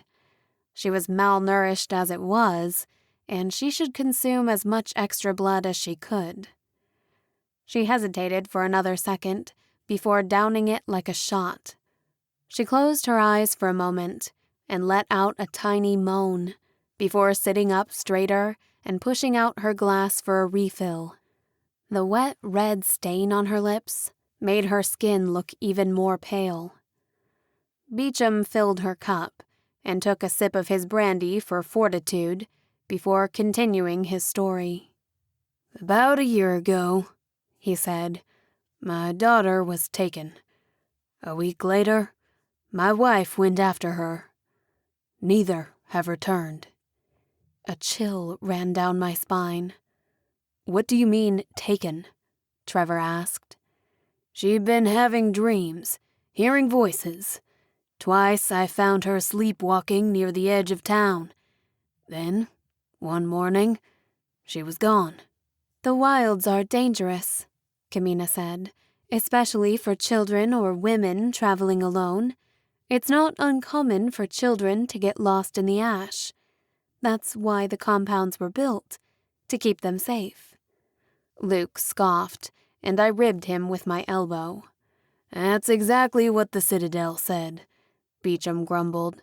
"We've been sending letters, protests, with every visitor, but nobody takes us seriously, and they don't seem that concerned with us. We make our shipments on time, we bleed ourselves dry for the elite. Maybe they'd pay more attention if we stopped." "Maybe they would," Luke said. "Or maybe they'd punish you," I said. "Surely there's another way." "Someone needs to find out what's really happening in the lurks," the mayor said. "And since you're heading that way already—" "You want us to find the missing children?" April asked. "If they're alive, yes. But at the very least, report the cause to the king on your return so that action can be taken. After all, it's his citizens at risk. My rangers will take you to the edge of the area, as close as they dare." "We'll need elixir," Kamina said, "and weapons." "You know the compounds are on a tight ration," the mayor said, "though I'm sure some of the parents might be willing to forego a week or two." "That won't be necessary," I said. "We don't want them to suffer more than they already have. But we'll take whatever provisions or weapons you can spare." "Then," he said, raising his glass and finishing his drink with a flourish, "we will leave at dawn." The mayor showed us to our rooms. At night, his manor, though large, was silent and eerie. Nobody else wanted to stay in his daughter's room, which had a small bed and was filled with dolls. A wooden rocking horse sat beneath the moonlit windowsill. I took it because I needed some time alone, despite Trevor offering to split a room together. I was too tired to be good company, and after weeks of having no personal space, or sleeping on the ground, I was eager to get a good night's rest. It was strange how comforting it was to be back inside a compound. Even though Cézanne was foreign to me, it felt more like home than anything since Algrave. My eyes closed as soon as I lay my head down on the soft pillow. Hours later, the sound of a door creaking snapped them open again. I stood up and looked out the window just in time to see Penelope moving across the grass below. She was wearing a thin nightgown and clutching a lantern that cast long shadows in the grass around her. I grabbed my coat and the one dagger I'd managed to hang on to since Crawlust and fled down the stairs barefoot, following her through the dark streets. She was moving slowly, and I could have caught up with her if I wanted, but curiosity got the better of me. She looked too much like a hunter, stalking her prey. She'd handled herself well in Crawlust, but it had been her family's home. Perhaps out here in the wild, her elite thirst would be less easy to control. If she really was dangerous, I had to know. The compound spread further into the woods, and I cursed myself for not bringing shoes when my bare feet squelched into the soft clay of the marshlands at the edge of the compound. Luckily, the humming of the purification engines drowned out my footsteps. Light flickering through the thin trees caught my attention, then voices. I lost track of Penelope in the woods, but shifted towards this new target. A group of men were gathered around the engines, carrying a large crate and tools that glinted in the torchlight. One of them turned, and I gasped when I recognized him. I didn't know his name, but I was sure I'd seen him before. In Havoc. One of the rebels. I crept closer. There were about 10 figures, stocky men, a handful from Cezamp, given their clothing and appearance. The rest could have been from anywhere. I wondered how they'd gotten in, and whether the mayor knew the rebels were already here inside his gates. Maybe that's why they hadn't wanted to let us in at first. Maybe the mayor's invitation and the story he'd told us had all just been a distraction to keep us occupied. But what were the rebels doing way out here, in the middle of the night? I realized the answer when they started pulling wired devices out of the large box and setting them up around the purring machines, which were so loud I couldn't hear anything they were saying. But I knew their agenda. They were going to follow through with Jacob's plan and destroy the engines. My heart caught in my throat. The villagers would wake up tomorrow drowning in ash. They'd be quarantined to their homes. It could take weeks or months before engineers from the Citadel could rebuild. I looked around desperately for Penelope, but didn't see her. There was nobody else to stop them. No one but me. I reached into my coat pocket, pulling out the half-empty vial of elixir. I took a sip, waiting until the monitor on my bracelet read 5%, before I came out of hiding with my hands raised. 2 of the men spun when twigs snapped under my bare feet, training their rifles on me. "That's far enough," one of the men growled, searching into the woods behind me with a flashlight. "You don't have to do this," I said. "If you destroy the machines, the ash will kill everyone in the village, and whoever is left, the elite won't take kindly on." "At least the elite will finally take us seriously," one of the men grumbled. "You're working with Jacob, right?" I said.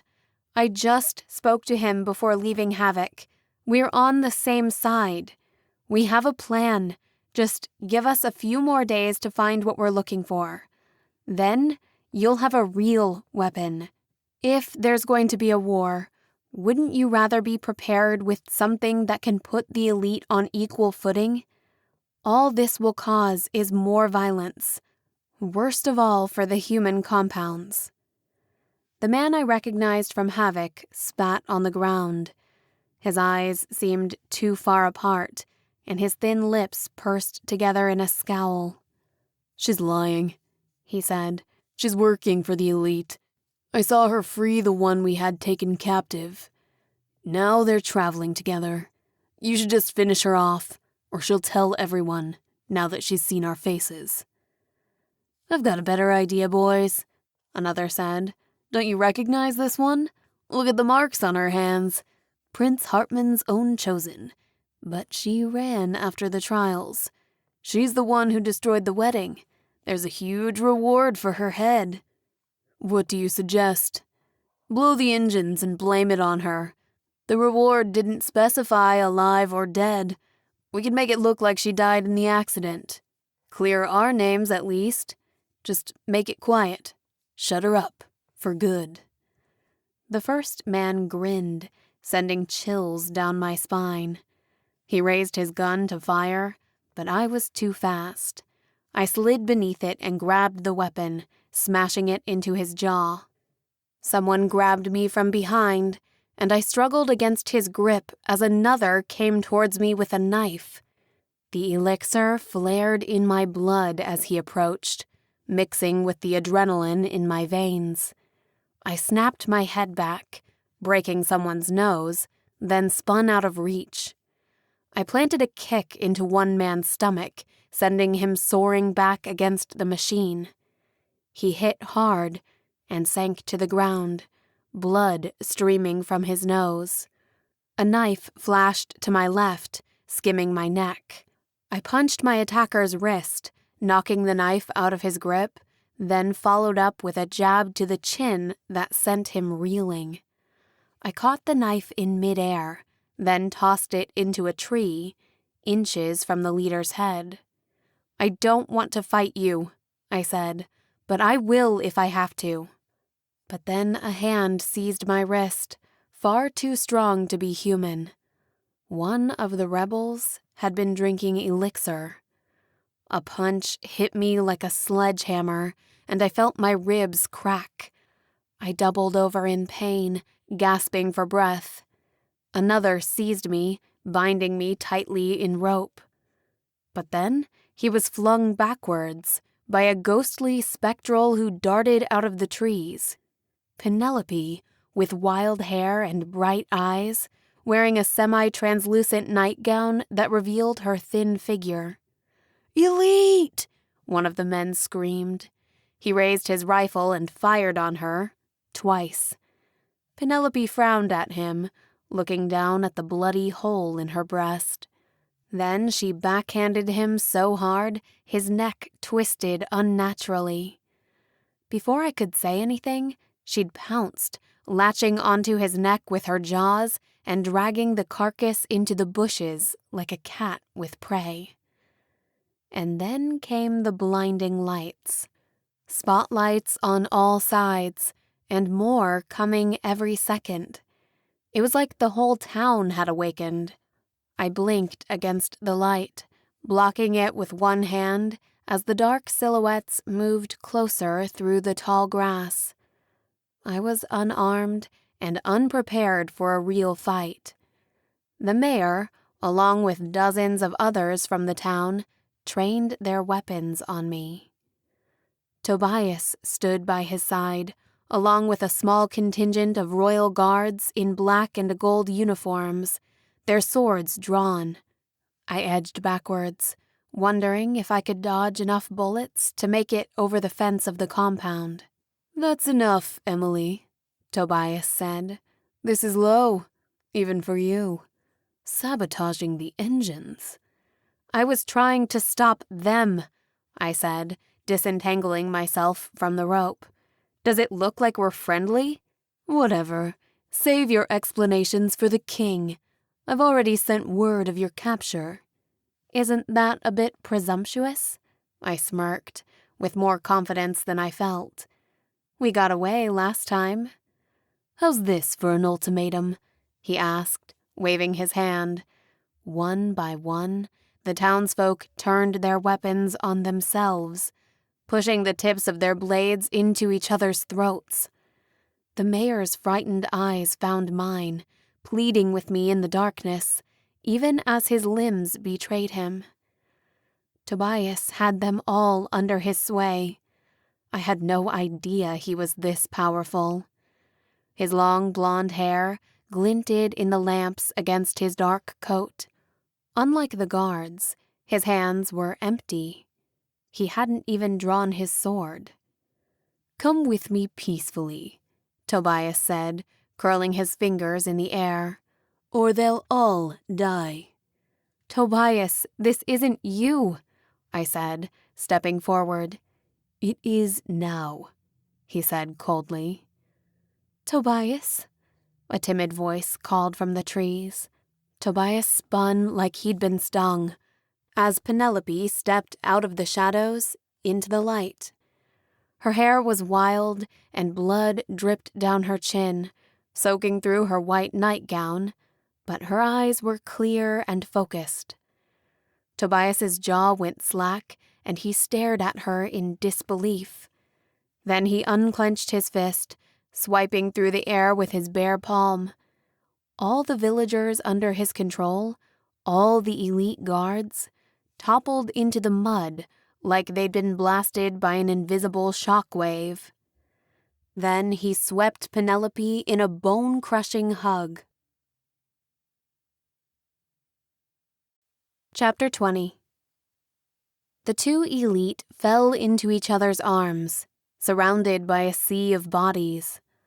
I stood awkwardly to the side, my heart pounding. "I didn't want to believe it," Tobias said, caressing her cheek. "I thought I'd lost you. I thought I'd lost myself." "I'm here," Penelope said. "It's me. Well, mostly." His eyes softened, and he stepped back to examine her. Blood covered her neck and torso, and she had a bullet hole below her collarbone. But it had missed her heart and was already healing. Her eyes were wild and manic, her hair tangled, her fangs sharp. And yet, I'd never seen her look more composed. She'd always been poised and elegant. Now, she moved with a supernatural speed and grace. Both elites stiffened suddenly, noticing the others arrive before I did, their shadows weaving through the mud and grain in the darkness, stepping over the unconscious bodies. Luke let out a low whistle as he got closer, then froze when he saw Tobias holding Penelope. Trevor's eyes went wide as well, but I shook my head. Tobias was no longer a threat. He put away his weapons and crossed the distance between us, wrapping his arms around me. "What happened?" Luke asked. "We heard the gunshots." "You can explain later," Tobias said. "We don't have much time. They'll wake up foggy and confused, but word will spread of the rebels, the vandalism of state property. If it were just a few, I could try and wipe their memories. But this many, it's too many to compulse. We can't cover up an event like this." "What about the rebels?" I asked. "How do we know they won't just try it again when they wake up?" "Well, they'd have to get their hands on some more explosives first. Those can't have been easy to come by." Tobias kicked one of the men, who was rousing to his feet shakily. He grabbed him by the throat and held him against the warm, rumbling engine. "You have committed treason against King Richard," Tobias said, locking the man in a fierce, unblinking gaze. "The penalty is death." The man, struggling, spit at Tobias, tearing his gaze away. Tobias grabbed his chin and forced his eyes open with one hand, until their eyes connected and the man went slack. "I know your name, and your face. If any of you try something like this again, I will not hesitate to kill you. In fact," Tobias pulled out a tiny barbed device. He stuck it in the man's neck and snapped it off. The man screamed in pain. "From now on, your movements and conversations will be tracked. So I suggest you practice restraint, as I have today." Then he tapped his finger against the man's forehead, and he fell unconscious. "We have to hurry," Tobias said, dropping the man in a heap. "I knocked out the royal guards who were with me, but more are on their way. A lot more." "What about you?" Penelope asked. "I'll keep them off your tail as long as possible." "I'm not leaving you again," she said. Tobias grabbed Penelope's hand and pulled her off the path towards the woods. The rest of us followed warily. The last time we'd run into Tobias, he'd nearly killed us with his pet slagpaw. Luke and Trevor held back, grabbing guns and weapons from the fallen rebels. I took a curved sword from one of the elite warriors and a high-quality mask with black mesh. I frowned at my bare feet, wanting to go back for my gear in the village, but I knew Tobias wouldn't wait that long. I grabbed a pair of boots from a young woman and shoved them on before catching up to the others. We approached the outer fence, tall, electrical, and lined with barbed wire. But it was late and unguarded. Luke and Trevor unlocked the heavy gates and pulled them open. The hum of the machines faded behind us as we got further away. I adjusted my mask as we headed into the deadly ash outside the compound, moving briskly until we reached the top of a small, rocky hill. "How did you find us?" Kamina asked. "When the alarm went up in Crawlus, we knew you were in the area. I didn't dare hope, not really, but after Emily told me you were still alive." "Well, I'm not technically, am I?" Penelope smiled. Half of her face was still wet with blood, which made the expression chilling. "You're elite now," Tobias said, wiping a thumb over her lips. "Strong, powerful. But unfortunately, that means it will be harder to hide you, and the beasts will be drawn to the elixir in your veins. I can't bring you back to the capital with me, and I have to go back. I can distract the guards, point them in the wrong direction. It'll buy you time." "Time for what, though?" Jasmine said. "You tell me," Tobias said, crossing his arms. "What are you doing out here? What's your plan? Please tell me you have nothing to do with those fool terrorists." "They were only trying to do what they thought best," Luke grumbled. "Someone had to do something." "Are you so eager to fight that you'd put every compound at risk? Thousands of humans live under elite protection. You'd rather have them starve and die horribly in the wild?" "At least they'd have a choice," Trevor started. "No, they wouldn't," I snapped. "You'd be deciding for them. If you actually bothered to ask, I'll bet the vast majority of citizens are happy living in the compounds." "As happy as a toad in hot water." "When I found you before," Tobias said, interrupting us, "you compulsed the slagpaw, didn't you?" I glanced at Trevor and nodded. "So they all know that you're renitent?" "They know. But so what? You said I only had one chance at the trials, and I blew it." "King Richard didn't know you could resist his compulsion. It did give you a slight advantage. Now that he knows, he'll come after you with everything. However, he still doesn't know who you really are or what you're capable of." "We found the formula for the cure," I said, "and John Patton's notes. But we tried it and it didn't work." "You tested it? On an elite?" "On me," Penelope said. Tobias narrowed his eyes and he spun around suddenly. "You what?" he growled, his fingers drifting towards his sword. "Which one of you assholes used my wife as a guinea pig?" "I had a vision," I said quickly. "A blood memory from Damian's mother, which meant she was an elite, right before everything. That means maybe Richard wasn't working on a cure for cancer like he told everyone after he'd failed to save his wife. What if he succeeded and turned her elite and was actually working on a cure? What if the notes and research are at his house still?" "That's why you're out here? That's a really big stretch, Emily." "But you said it yourself. There's no other way to beat him. He's too powerful, right?" Tobias sighed, pinching the bridge of his nose, then nodded. "This way," he called, gesturing to the path in front of us, leading between a valley of ruined buildings. He led us through 2 intersections, the old cement roads so overgrown They were hard to see in the darkness. The elixir kept me going until dawn, but I knew the others were struggling. Trevor pulled me aside as the buildings thinned and we came to the edge of another forest. "Why are we following them?" he said. "You saw what Penelope did to that guy back there." "He shot her. What was she supposed to do?" "Besides, without Tobias, I'd probably be dead. He serves King Richard.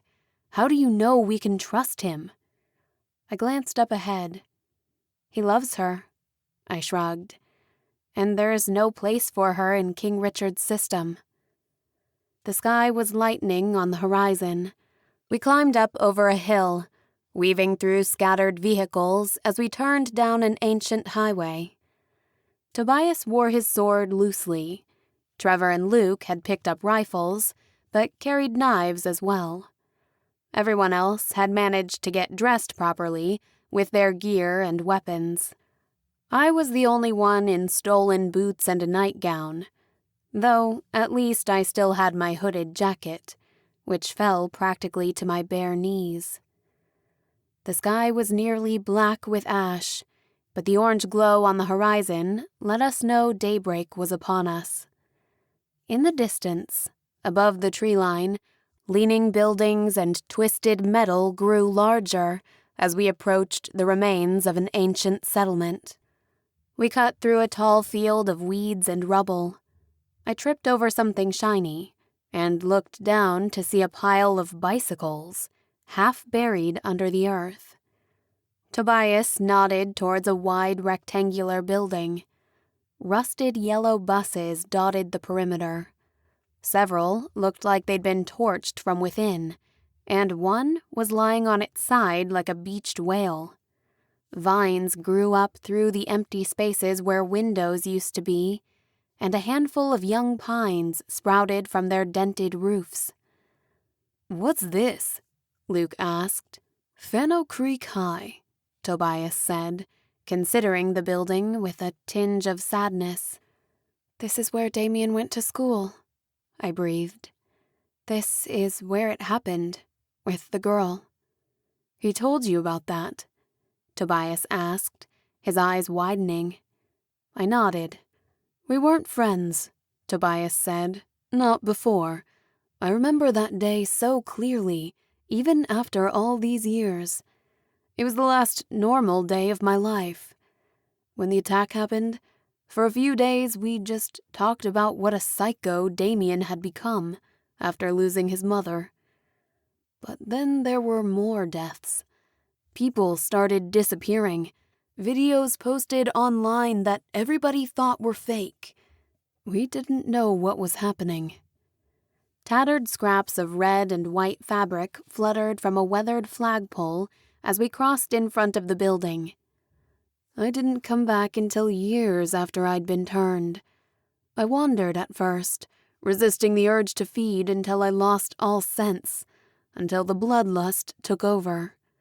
I did terrible things. Hated myself and what I'd become. Then Damien found me. He told me there was another way."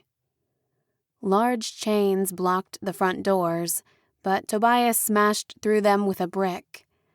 The hallway was half filled with rubble, and the ceiling had collapsed in a few places, letting in hot sparks that had scorched the hallway. Lockers yawned towards us, spilling their contents. Books and stationery molded in musty piles of yellowed paper. I nabbed a few ballpoint pens and stuffed them in my pockets. They were rare and always useful. "I never knew his exact address," Tobias said, pushing his shoulder against a door until it groaned open. "But the office must have kept records." He yanked on the desk drawer, but the handle snapped off in his hand. "Let me," I said. I bent down on my knees, pulling out the metal file cabinets carefully. The paper was old, but in decent shape. I scrolled through the student roster until I found the right file. Damien Hartman. I glanced through his academy history, noting the grades and performance reviews, even his extracurricular schedule. Orchestra, AV club, and something called lacrosse. I held it up and showed Tobias. He nodded, studying the address as he walked back outside, nodding to a grassy path through the trees. Take this street for 4 blocks. Turn right at the gas station, then left at the park. That should be the right road. Then just look for this address. The houses should be numbered. "You're not coming?" Penelope asked. I can't, he said, holding her hands. Richard can compulse me to tell the truth. Or at the very least, he'll know if I'm lying. I'll stay away from him as long as I can, but eventually, if he asks the right questions, he'll find out. You have to be gone by then. "Let me come with you," Penelope begged, his face contorted with regret, but he shook his head and stepped away slowly. Find what you're looking for, then get out. In 3 days, meet me at the abandoned amusement park outside of town. 10 miles north. You'll recognize it. He pointed towards the distant mountains, barely visible through the ash. What about Damien? I asked. Will he help us? I don't know, Tobias said, tucking a golden strand of hair behind one ear. It's not that easy. What you're planning, it's treason. It's worse.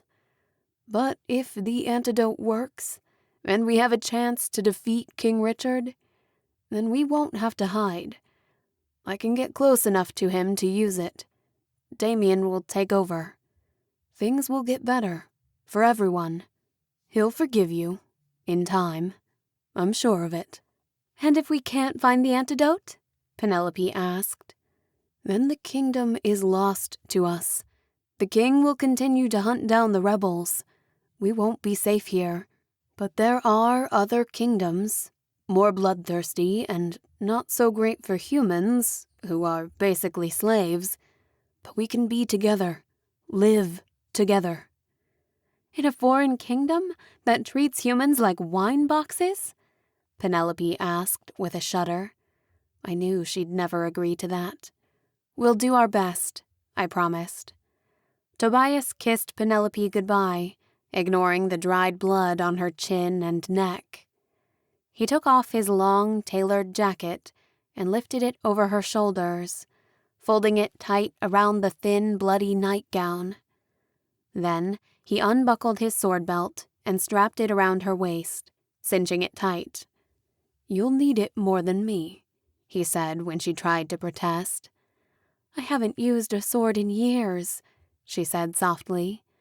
"Not since I was a girl, and you chose me from that stage." The training will come back to you, he said, kissing her forehead. You're stronger now, and twice as beautiful. Stay alive. I'll see you in 3 days.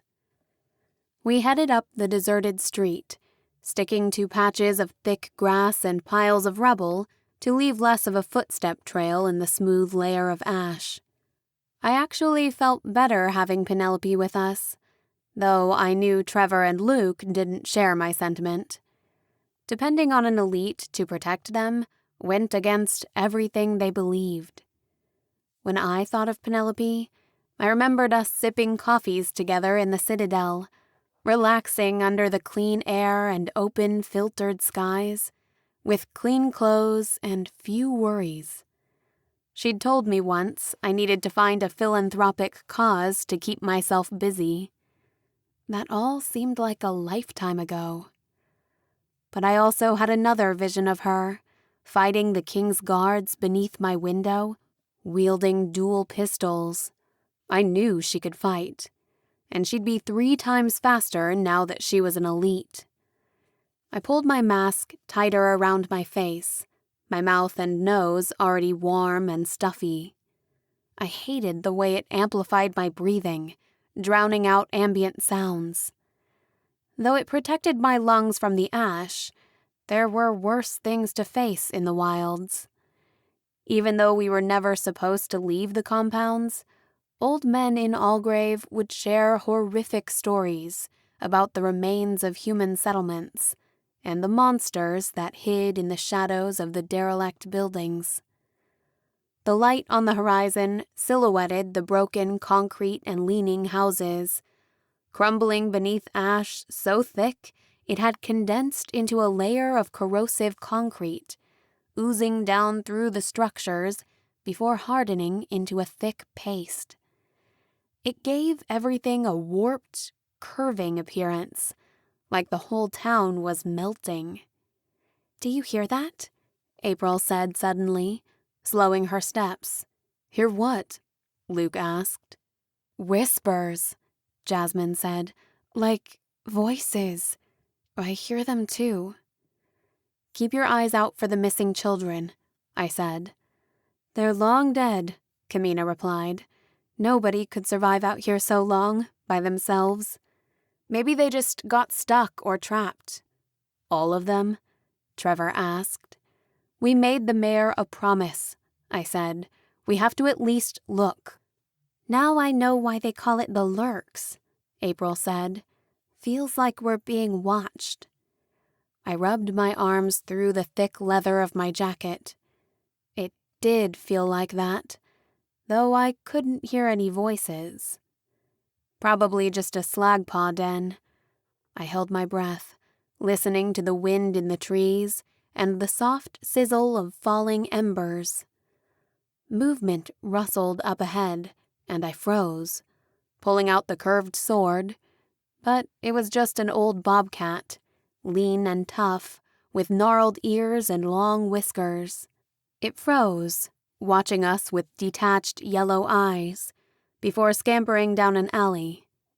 This town wasn't as big as the city where Havoc was hidden, but some of the buildings were larger, giant stone blocks that held dozens of living apartments. We turned at the gas station, entering another area of town. The oak trees of the park had grown so large, they pushed into the houses around the edge, their gnarled limbs tearing through broken windows. Through the trees, I could see a playground, stripped of paint, its steel bars shrouded in ferns and vines. It was dark under the canopy of branches, and I strained to see up ahead into the black void. A spark of light caught my attention. Some sort of firefly, buzzing in the thick grass, drew my attention to the stately-looking house set back away from the park. It had a wide-open porch, with a swinging bench hanging crookedly from one rusted chain. More fireflies lit up as we approached, filling the air with a gentle buzz that felt almost like a physical pressure. "That's the one," I said, pointing at the mailbox. The wooden post had disintegrated, probably burnt through at one point, but I kicked over the rusted mailbox on the ground to see the number. The rotten wood groaned beneath his weight as Trevor climbed up the stairs carefully. He'd nearly reached the porch when light flooded through the windows. I gasped at the sudden change, shielding my eyes against the blinding light. "Get down," I whispered, pulling Trevor backwards and hiding in the thick grass beneath the porch. The others scattered behind the skeletal remains of the large rhododendron bushes lining the street. "Do you hear that?" April asked, breathlessly. We froze, hovering as still as possible. I held my breath to silence my mask, and then I heard it. The faint strains of music. With the lights on, I could see that the house, though still old and in need of repair, was in much better shape than the rotting remains of the collapsed structures around it. "Someone can't be living here, can they?" Jasmine asked. "Out in the open like this?" Luke said. "With their lights on at night? A beacon for prowlers? If they are, they're insane." "So what should we do now?" Kamina asked. A sharp gust of icy wind sent a shiver down the nape of my neck. "Now," I said, stepping forward, "we knock." Chapter 21. I rapped my knuckles against the door, which looked freshly painted. I heard the lock unclick and the door swung open, but nobody was there. Just a clean and well-lit hallway. I'd never been in a house like this before. It wasn't the gilded luxury of the Citadel, nor the cozy, organic houses of Allgrave. I'd visited a few houses from the before, mostly ruins, half-eaten by the plants and the elements. My muddy boots hovered over the shaggy carpet of the foyer. To the left was a living room, with a long leather couch and big windows. They weren't even boarded up. Tasteful paintings lined the walls, their hues almost eerily matching the flower arrangement on the shelf. I could tell by their scent that they were fresh. A small tree stood in the corner, wrapped in a strand of soft white lights. "Well, come in or stay out. Don't just stand there letting the ash in," a voice called from down the hall. I approached cautiously, the music getting louder as I stepped forward down the long corridor, passing a grandfather clock that ticked softly. "Am I dreaming?" April whispered, sticking close behind me. The kitchen was even brighter, but not the clinical fluorescent lights I was used to. These were somehow warm and natural. A woman had her back to us at the counter, holding a knife and slicing up tomatoes. "It's rude to stare," she said, without looking up. "Take a seat. Dinner will be ready in a minute." She nodded into the dining room next to the kitchen. A table was already set with plates and silverware that gleamed in the candlelight. My mouth watered from the scents. Apple pie, roasted chicken, mashed potatoes and gravy. None of us moved to sit. It was all too surreal. "Who are you?" Trevor asked, gripping his weapons tightly as we crowded together near the entrance. "Forgive my manners," she said, wiping her hands on a dish towel and turning to face us for the first time with a bright smile. "Rebecca Hartman," she said, "but you can call me Becky." The air was pulled out of my lungs, like I'd been punched. Somehow I knew she wasn't lying. Something about her eyes, the way she tilted her neck, reminded me too much of Damien. Somehow, his mother was still alive. She'd been alive the whole time. Had they buried her body too early? Had the elixir worked its magic slowly, and she'd had to claw her way out of the grave? "Now, why don't you pour yourself some wine, and we can talk about what you're doing here. I don't often get guests, and certainly no one like yourselves. It is so difficult to find a stimulating conversation or news from the outside."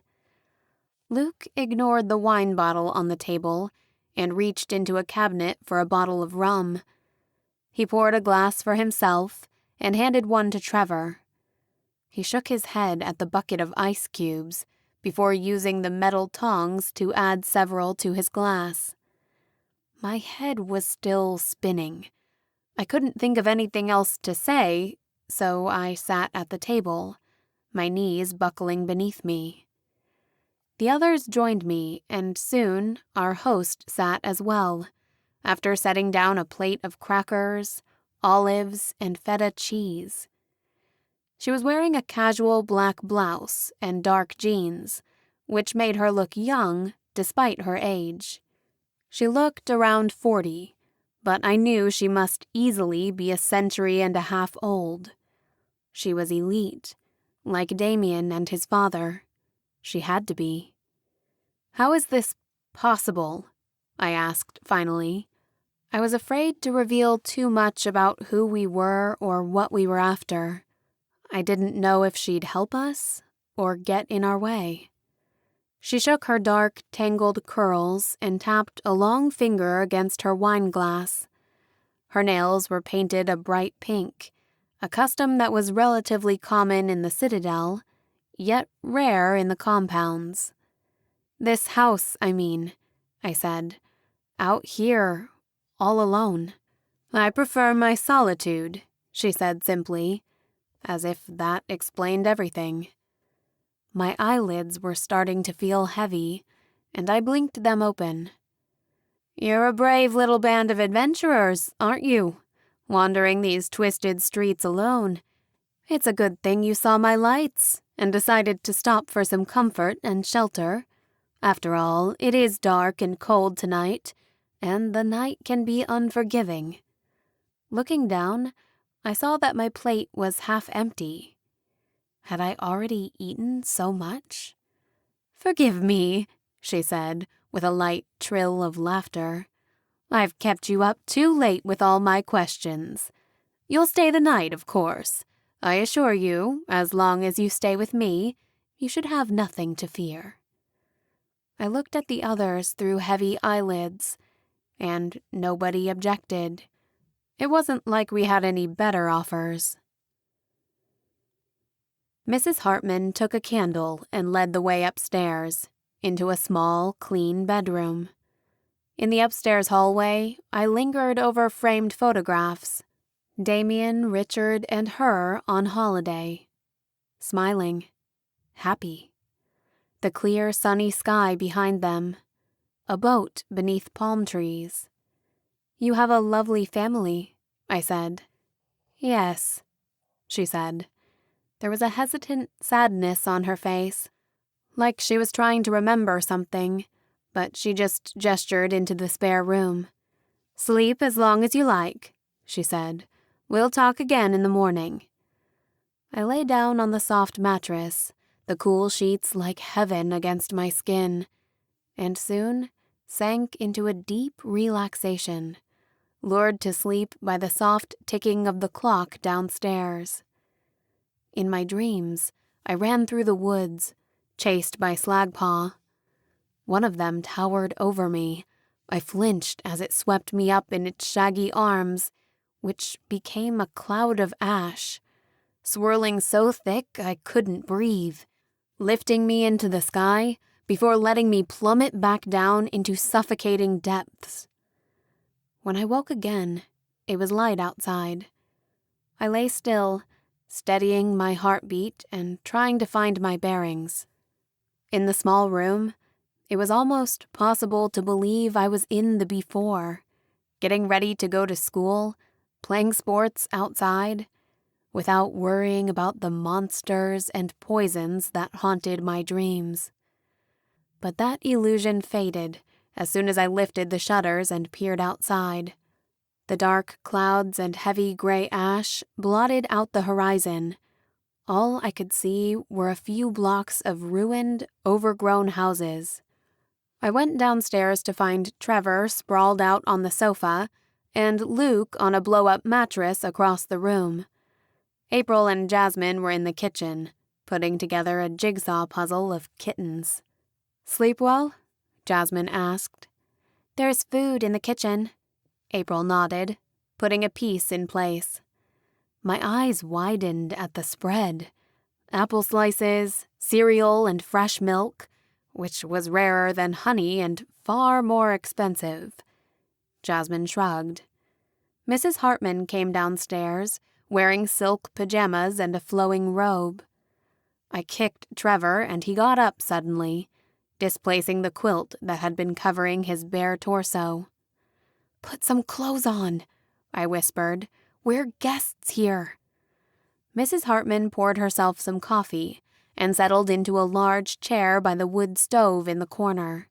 "Now," she said finally, "that you've rested, you can tell me what you're doing way out here. How much do you know about what's going on out there? The Citadel, the compounds, the elite?" "Bits and pieces," she said, waving her hand. "Zombie apocalypse and all that." "Well, the thing is," I said, "we know your husband was a scientist. We think he was working on something that could fix all of this. Did he have a lab or some research somewhere in the house?" "You're free to look around," she said. "Honestly, I never understood most of my husband's work." She showed the way to his office, a wide oak desk by the window, with a computer terminal like I'd seen in the Citadel. A green fern sprouted in front of the built-in bookcase. I cursed, looking at the machine. Of course his research would be on one of these. I had no idea how to access the files or information. "They've got these all over the old city," April said, taking a seat behind the desk. "I know the basics." She showed me how to move the cursor on the screen, click the mouse, and type in a keyword to search.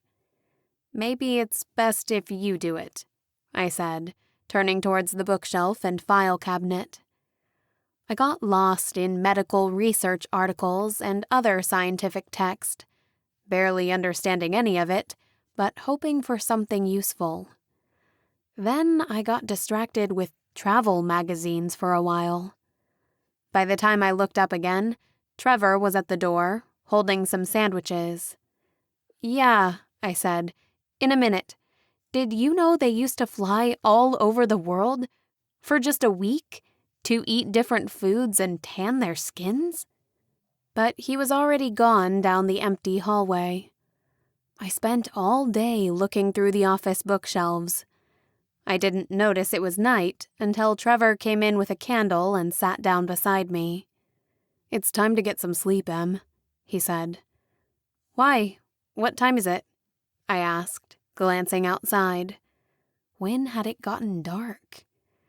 The table had been cleared, and a plate of chicken, vegetables, and some cold pizza was on the counter. "I missed dinner?" I asked. "Or lunch?" "Something is weird about this place," Trevor said. "I felt so tired earlier, I took a nap. And I'm not the only one." He nodded at Luke, asleep on his cot with his mouth open. "That's probably normal after all the food she's been giving us." "Yeah, but where does it all come from? Bread? Butter? I don't think the local farms deliver fresh produce.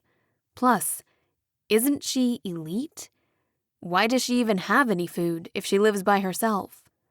"We'll leave soon," I said, placing a slip of paper between the pages and closing my book shut. I ran my finger along the leather binding. "But it's not like we're in a rush. Our current plan is to find something that helps April finish the cure. Then maybe meet up with Jacob again before we try to sterilize King Richard and take his head. Or something like that, right? Without the cure, all we've got is a few thousand displaced Havocs with a literal axe to grind. They'll attack the compounds to put pressure on the Citadel, attack blood supply chain, blow up the factories, so to speak." "Keep your voice down," Trevor whispered. "She's an elite, remember? You really think she'll be okay with us looking for an antidote to immortality that will effectively kill her, or at least allow humans to wipe out her kind?" "Fair point." I frowned. I felt bad for lying about who we were or what we were searching for. But we didn't have a choice.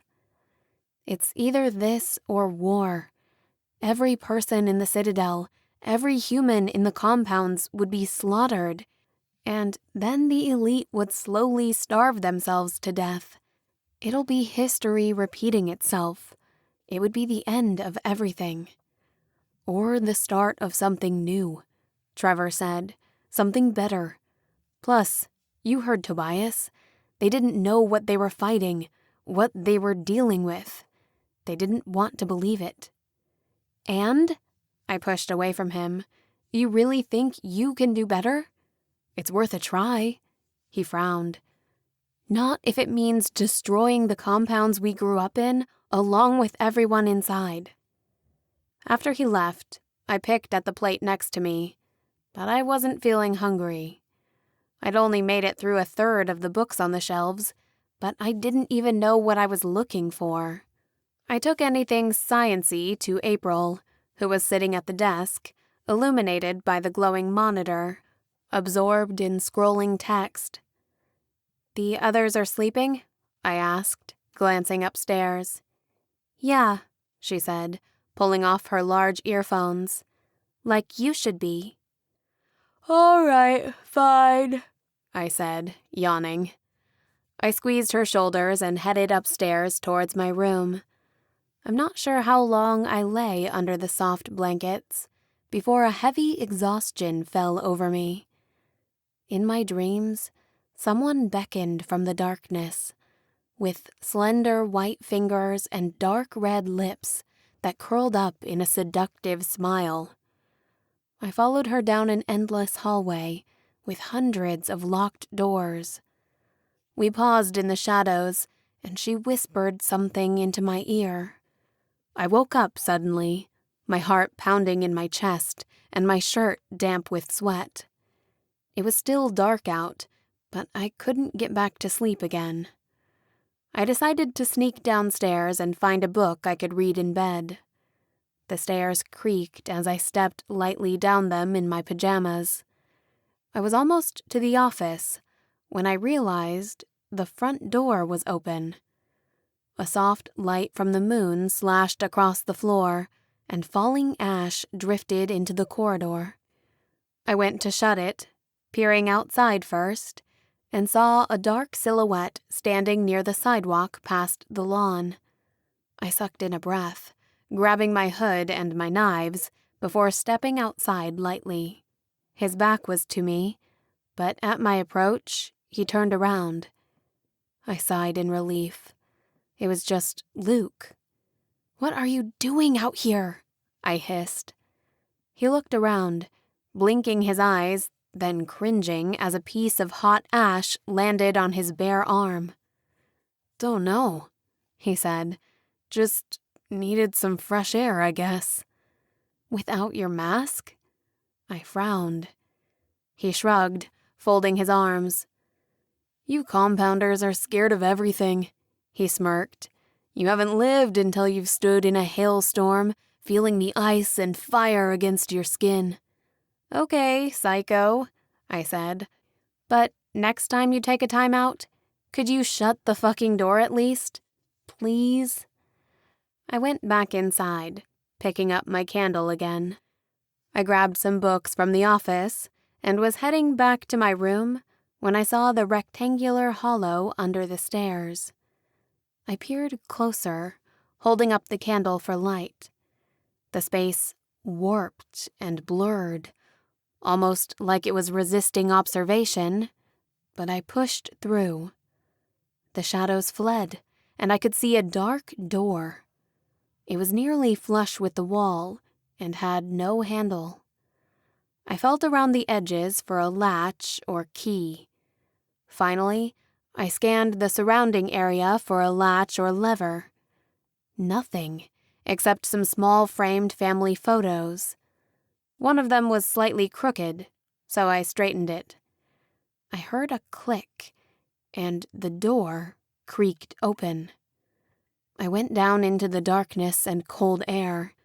At the bottom, my bare feet scraped against rough concrete. The room was stark empty. A large door was set against one wall, this one imposing, with the doorknob carved into the shape of a lion. I reached for it with trembling fingers and turned the knob slowly. "Is everything all right, dear?" I jumped at the voice behind me.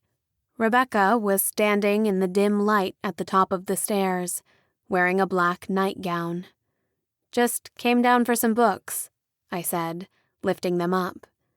"I see," she said. "Then you'll be off to bed." I nodded, climbing the stairs again under her fierce gaze. She leaned to the side, leaving just enough space for me to squeeze past her and the intoxicating scent of her perfume. "Before you go," she said, making me turn back around. I've been generous, haven't I? A gracious host? She leaned closer, and I saw a thin gold chain around her neck, dangling suggestively down the low bust line of her lacy negligee. Yes, I said. Then please do me the small courtesy, she said, of allowing an old woman her privacy. Most of the house is free to explore, but there are some rooms you must not open. Why? What's behind that door? I asked, glancing back down into the dark basement. Memories, she said. Painful reminders I don't have the strength to face every day, so I've tucked them away in storage. Nothing, I'm sure, that would concern you or your quest. I nodded, heading past the clock and up the stairs alone, but her voice called out softly from below. One more thing, she smiled, her face in shadows. Don't ever lie to me in my own house. Chapter 22. By lunch the next day, I'd gotten into a bit of a habit. We'd eat, read, or play card games, taking turns going through the books and materials. It was the most like real life I could remember since leaving Allgrave. Despite sleeping more than usual, I felt tired all the time, with a constant headache and stomach pain. My brain felt slow and foggy, and every time I opened a book, I'd start to feel my consciousness fade after only a few minutes. Where's Penelope? I asked suddenly, counting the others in the room. Sleeping, I think, Jasmine said. It's normal, at least from what I read in the capital. New elite don't moderate their consumption. They're either half-starved or deliriously full, which makes them manic and unpredictable when they feed. But if they feed too much, they'll pass out for a few days, making them vulnerable. By the way, find anything? No, I said, closing the article I'd been reading about the regenerative properties of salamanders. It was all general research or academic publications. Nothing about the elite or the elixir. We should just tell her why we're really here, Kamina said. Maybe she can help. And tell her we want a cure for elitism so we can murder them all? Trevor asked. Think she'll just hand it over? We could torture her, Luke mumbled. I'm just saying, we can't stay here forever. We're supposed to be meeting Tobias tomorrow. You've already been through the books and papers at least 3 times. I made more coffee in the kitchen. Becky had told us to make ourselves at home, and we were starting to. During the day, she made herself scarce, but popped up when we needed her. Trevor helped himself to a large slice of carrot cake with cream cheese frosting and followed me back into the living room. Come look at these, April called from down the hall. We leaned over the screen and she brought up a series of web pages. Cached videos from the internet, she explained, hitting play. The image was glitchy, but seemed to show a woman smiling into the camera just before a dark blur seized her from behind and ripped out a chunk of her throat, sending up a spray of blood that obscured the lens. Vampires Among Us, read the title. That can't be right, Trevor said, pointing to a number by the video. Over 10 million views? There were a lot more people back then, April said, scrolling down to the comments. Fake news. Nice try. Really great CGI. Almost looks real.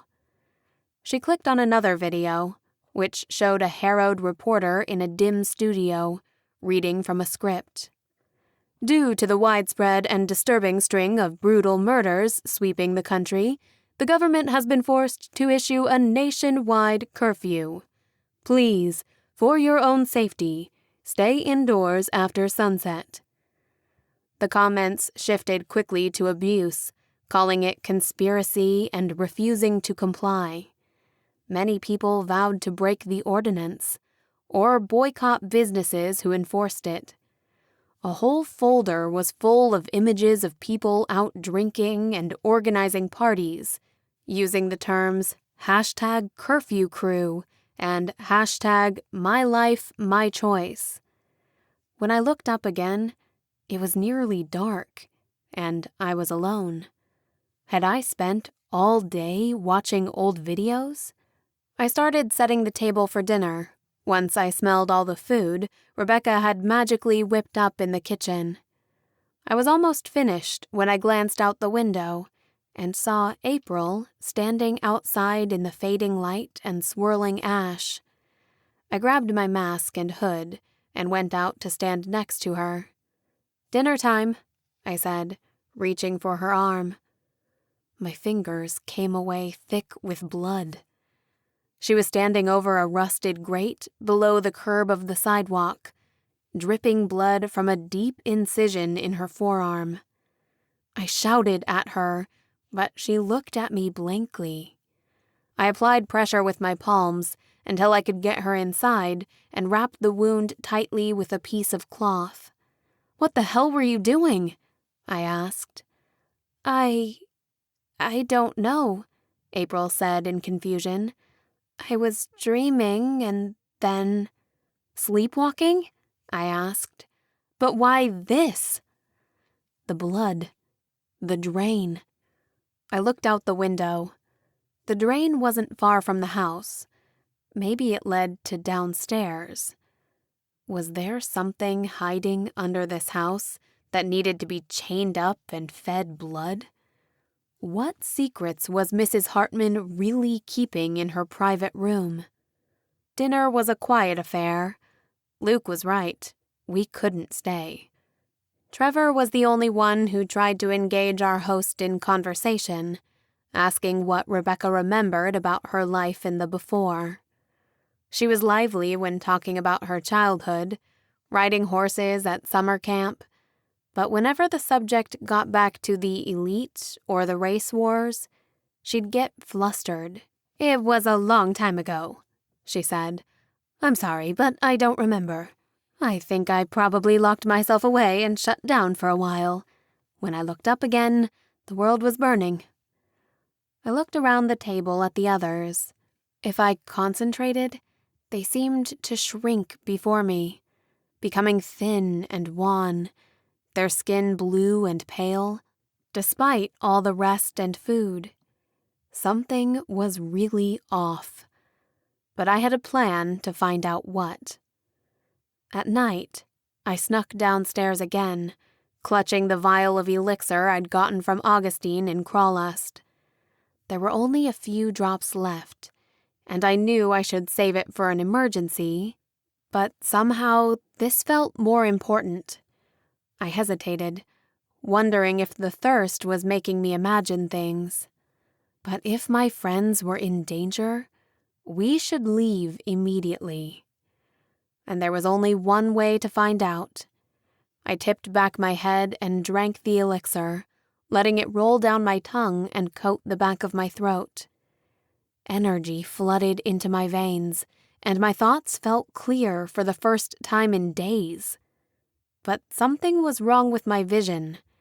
Everything looked gray and droopy, like my vision was fuzzy. But I blinked, and things cleared. That's when I realized the world was fuzzy. The immaculate house and cozy furnishings melted around me, leaving behind jagged scraps of burnt wood, shattered dishes, torn wallpaper, and broken furniture, all covered in an inch of mold, fungus, or fallen ash from the holes in the ceiling. On the remains of the dining table, rotten fruit and weeks-old bread was being consumed by writhing worms and cockroaches. I gagged in disgust, vomiting into a hole in the floorboards near the corner and disturbing a nest of spiders. They crawled out from under the thick ferns growing up through the floorboards. I tripped over someone's foot. And that's when I found the others, laid out in a pile behind the furniture, staring at the ceiling, their eyelids fluttering gently. Compelled. But what kind of elite was this powerful? Even Tobias told me he couldn't control people for more than a few hours. We'd been here days. I didn't have enough elixir for all of them, and even if I did, I wasn't sure it would help. I needed to find the source. With power rushing through my blood, I ran back to the blank door under the stairs. The illusion was mostly revealed. I could still see it, draped over reality like a thin veneer, but it was translucent now, like floating water. This door had a handle and opened easily, but downstairs, in the remains of what looked like lab equipment, there was a rusted metal door, sealed with chains and barricaded from the outside. I pushed away the heavy metal cabinets, then grabbed a pipe and gritted my teeth as I smashed off the padlock, twisting the handle until it snapped off in my hand. I kicked the door in and entered carefully, brandishing the pipe like a weapon. The darkness was impenetrable, except for the slits of the grate above, which cast thin rays of light down on the thick bar of an iron cage. The wretched figure inside was shrouded with long dark hair that covered most of her body. Her entire face was stained red from the still dripping blood above. Her neck arched back as she strained to gulp it down, revealing sharp white teeth and a long tongue. Then her eyes snapped to me, and she jumped up, clawing at me through the bars with long, bony fingers. I backed away, trembling, dropping the pipe I'd been clutching until my knuckles turned white. My stomach roiled again with sickness. The elixir in my veins only heightened my senses, and the stench was overpowering. It was like Penelope all over again, but so much worse. How long had she been caged down here? Since before the culling? "What are you doing down here?" I asked, daring to take a step closer. "What does it matter?" she moaned, her voice like gravel. "You'll leave me. They always leave." "I swear I won't," I said. "I'm afraid we haven't been completely honest with each other. I was chosen by your son, Damian. I can get him a message. I can let him know you're still alive. I know he'd come for you. But you have to tell me about your husband's research. It's the only way to stop King Richard." "King," she spat.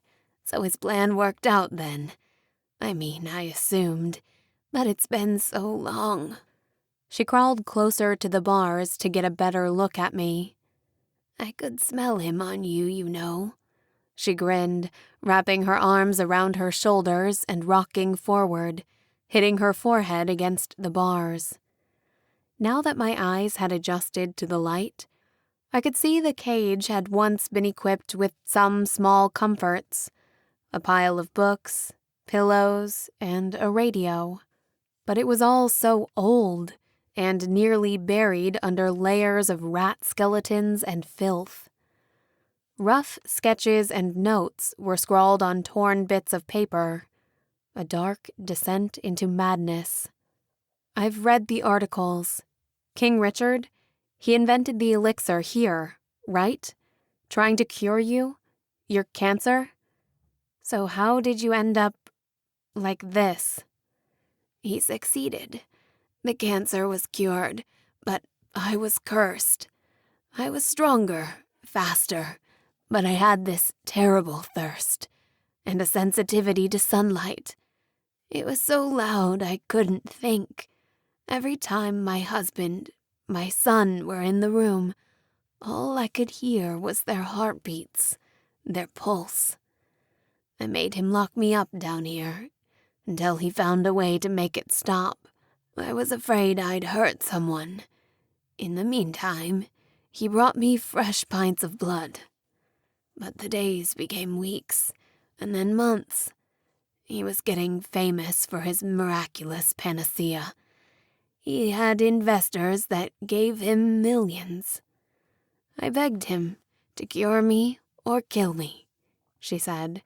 He did neither. Then he truly started going mad. He started talking about evolution. The human race was the plague. Those with the elixir became elite specimens in every way. All we needed was a stable blood supply. At first, he started signing private contracts. The elixir could cure cancer. It could cure anything, and provide decades of robust health in exchange for a weekly blood donation. He was going to let me out. We could rule together. We could be like gods. Always just a few more days. But then he turned Damien, and I knew I could never forgive him. I leaned forward, captivated by the tale, as she continued. Letting my guard down a little, it felt like we were in the kitchen, having a casual discussion over tea. By then, he was selling complete conversion therapy, or gifting immortality to those loyal to him. It made him untouchable. He could control Congress, the government, the billionaires. But it was a racket. You either joined him, or you became food for the new apex predators. And once the elixir was out there was a complete breakdown of society. The elite were feared and hated. Some of them kept their own blood banks or farms. Richard would bring articles or tell me what was happening. He let me keep a small TV down here to stay informed. And then what happened? I asked. This history was so different from what I'd learned growing up. He didn't count on the black market demand for his product. People were kidnapping elite and draining them for elixir, a drop of which was worth its weight in gold. Foreign corporations, espionage. He couldn't contain it or control it. The only thing that kept the elite at bay was the sun. The sensitivity was almost unbearable. It made them weak, blister up, rashes. Regular humans started locking their doors at night, letting elite roam the streets. Some of them enjoyed hunting and gave in to the bloodlust. Until the race wars, I said, finding a thread I recognized. And the culling, when the bombs fell and the sky was shrouded in poisonous ash. You poor dear, she croaked. Is that what he's been telling you? My skin prickled with dread before she continued. The truth is, the elite knew, to survive, they had to turn off the sun and make the world less hospitable for humans. What are you saying? I asked. Her eyes gleamed in the darkness of the destroyed basement. Richard said we could block out the skies and live openly outside, that it was the only way for our kind. He'd build giant furnaces that spew out 1,000,000 metric tons of ash a day, like giant, raging volcanoes. She leaned close, pushing her face between the bars until her eyes bulged, displaying her black teeth and the rat bones stuck in her tangled hair. I called him crazy and foolish. I vowed to stop him. So he left me here to rot. But when the first flakes of burning ash fell, I knew he'd succeeded. I thought by this point I would have been immune to surprises, but I wasn't. This one knocked my feet out from under me. He created the ash. Just days ago, I'd stopped rebels from destroying the purification engines because I thought they were absolutely necessary to the compounds. It was the reason I left Havoc, the reason I couldn't join the terrorists. But this truth was so much more insidious. The elite created the ash to force us into compounds. They were still creating it, poisoning the whole world just to maintain control, to make sure humanity couldn't expand, grow independent, and become a reckoning force again. My mind spun as I tried to grapple with this new information. This truth shattered everything. I stumbled backward, leaning heavily against the rough brick, the remains of the basement. The glamour I'd been under was almost completely gone now, and I could see clearly. The basement was damp, covered with green moss and grass, apart from the deep red stain under the grate. A mound of small white bones gleamed from the corner, most rats or squirrels, with a few cats. I shuddered thinking about it. She'd been down here like this for a century, pinned beneath the building, unable to die, luring innocents to her and corrupting their minds. I'd never seen an elite so powerful, and yet so tragic. "You'd leave me here?" she asked as I stumbled towards the door. "If I open the gate, you'll just kill me." "No, why would I do that? You're the only one who can save me, who's ever broken through my spell. I can't reach all of them, can't convince them, but nobody has ever found their way down here before. And if they did, they'd never set me free. You, though, you're different, special, I can tell. Who's to say you weren't chosen for this? That this isn't your destiny? Who's to say Damien didn't choose you for me, to save his long-lost mother? It does seem rather appropriate, don't you think? Like a fairy tale." I could feel her pushing her way into my mind, saying the things she thought I needed to hear. She rose to her feet, a monstrous black figure of slime and filth, growing like a cancer out of the earth. "I can sense the blood pumping through your body, faster and faster, as your terror grows. Free me, and I can remove all your pain. I am not a threatful creature. I do not mean to scare. I merely want the freedom I deserve, that I'm owed." I couldn't trust her. I couldn't trust myself. Not now, when I was still so weak. Not when my friends were still in danger. "I swear I'll find Damien and tell him. I'll tell someone. Someone will come for you, or I'll come back for you myself." "You have walked into my residence, and I've told you the truth. We are bound together now. If you run, I will always find you, and I will drain the life out of your body. I will drink every last drop until you're a dry husk. You can choose to build a new life with me, or flitter away into nothingness, into ash and dust and bone and blood." The sounds of her hideous shrieking was like a hot needle in my eardrums. The reeking odor was making me nauseous and dizzy. But I paused in the next room, grabbing folders full of research and notes from a metal cabinet before rushing back up the broken stairs. One of them snapped beneath my weight, and I nearly fell through, clutching the rusted banister. Now that the spell had been broken by elixir, the whole house had changed. Vines crawled in through the broken windows. The floor and walls were bent at unnatural angles, and scorch marks and charred wallpaper clung to the walls. The roof to the second floor was missing in parts. I was surprised it was even standing.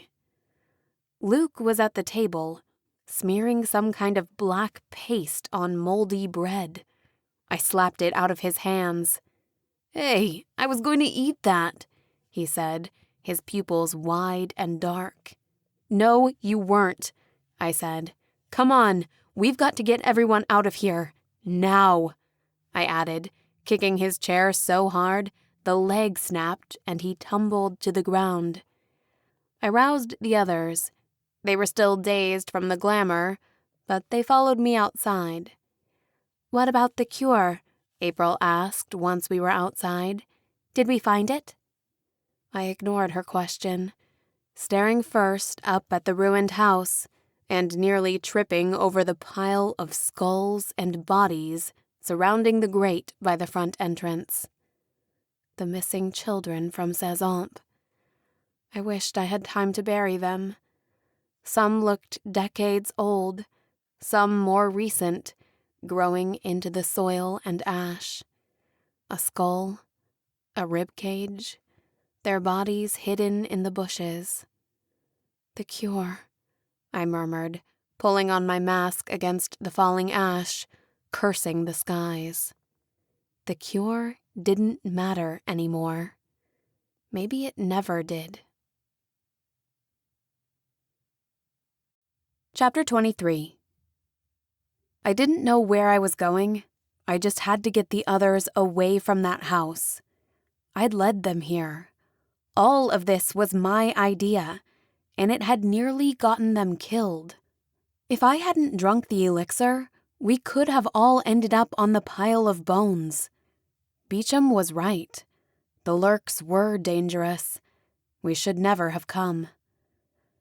The town seemed to fold in on me as I stumbled through the streets, past the falling houses and buildings, the broken cars and wreckage. So much concrete and metal, twisted, dead tokens of life before the culling. A life in the open, where humans could live free. And King Richard had destroyed it for everyone, starting with his own family. In trying to save his wife, he'd spread a cancerous plague through the whole world. I didn't know how long we'd been in the house, but from my stiff limbs and empty stomach, I was guessing longer than 3 days. We'd gone several miles before Trevor dragged me to a stop. "You need to slow down," he said, glancing behind him. The others were at least 100 feet behind me, spreading a long, haphazard line across the wrecked landscape.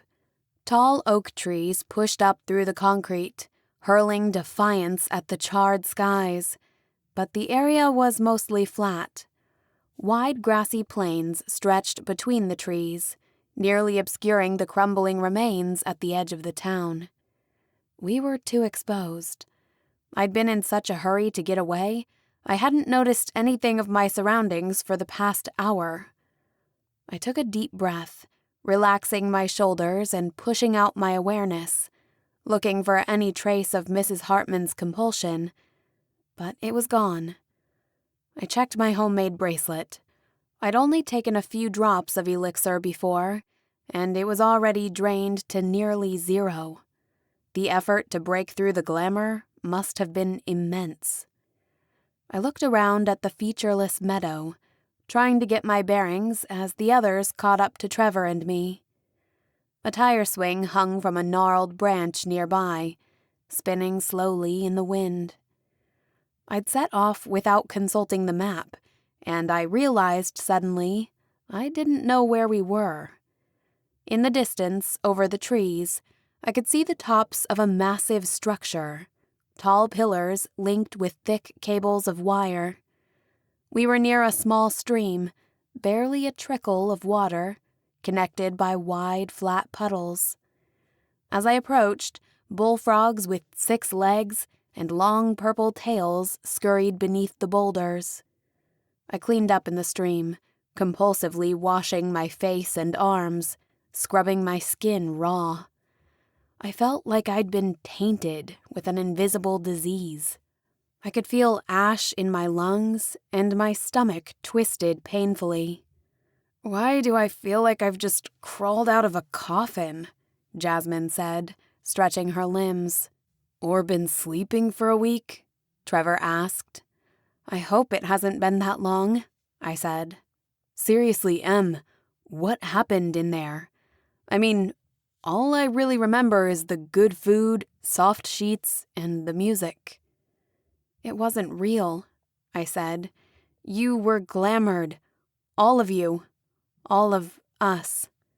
You mean that wasn't Mrs. Hartman? It was, but what you saw of her, that was an illusion. I found the real her, what was left of her body. I found Luke outside, April, too. They were cutting themselves. I rolled up April's sleeve and showed them. Her eyes widened at the deep red cut around her wrist. The wound had clotted, but it looked infected. Luke lifted his sleeve as well, and then the others. Everyone had similar wounds, except Penelope. I felt a throbbing in my wrist, and my fingers trembled as I peeled back a layer of clothing. She got you too, Trevor nodded. I barely remember it, I said softly. It must have been before I drank the elixir. We made it out, and we're still alive, Jasmine said.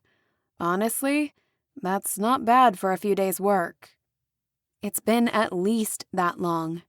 Shit, we were supposed to meet Tobias in 3 days. What if we missed him? He won't be able to find us again. It's too late for that, Luke said. He's long gone by now. He'll wait, Penelope said. I know he will.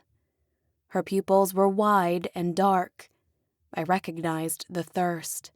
She'd spent the last few days in a food coma, and now she was hungry. This was going to get out of hand fast. Look, the plan was to check out the king's former residence and search for clues, Luke said. Mission accomplished. It was always a long shot. Jacob knew that. Now it's time for Plan B. We have a Plan B? Jasmine asked. I knew what Plan B was. It was blowing up the generators and liberating the compounds. The same thing I'd just stopped the rebels from doing in Cezamp. But that was before I knew the truth. I hadn't told anyone what Mrs. Hartman said yet. It was too big, and I wasn't ready for any more yelling or arguing. I still felt sick. The others, who had never seen what they were really eating, were just mildly uncomfortable. But I couldn't stop thinking about the rotten, larva-filled fruit and moldy bread. Jacob told me to look out for you, to keep an eye out for you, and told me to shoot her if I had to. But now that your wild goose chase is done, it's time to regroup with the others. What others? Jasmine asked. We don't even know if Jacob's alive, and Havoc is gone. I know where they're going. I'm the only one that does. Jacob gave me a rendezvous point before shit hit the fan. You need someplace safe you can keep working on the cure, and to plan the next steps. Fine, I nodded, but we need to meet with Tobias first. It's in the other direction, Luke frowned. We were at the edge of a deep valley. From the remains of a gazebo and pile of yellow paddle boats, it was probably some kind of lake before. Thick, black smoke rose up from where ash had ignited small brush fires. A few large birds, with long beaks and legs, stood like sentinels among the dark, smoldering reeds. A tall, crumbling bridge loomed in the horizon, held up by giant blocks of stone. A section had collapsed in the middle, leaving a small mountain of crushed vehicles beneath it. Then we'll split up, I said, looking towards the mountains on the other side. Just tell us where to meet you. No way, Luke said, glancing behind us at Penelope. They're not going to let you in with her. They don't even know you. And even if you can control her, I don't trust her elite boyfriend. You may think you're some hot shit, but I'm not risking my life for you." "In case you hadn't noticed," Trevor growled, "she just saved yours. If she hadn't given away the location of Havoc to the elites, we'd all still be safe. I'm not risking another hideout to her carelessness." Trevor stalked towards him, but I held a hand against his chest to hold him off. "He's right to be careful. How's this? Tell Trevor where the rendezvous point is. You trust him to keep a secret from the elites, right? You take April and the others. Tell Jacob we're coming.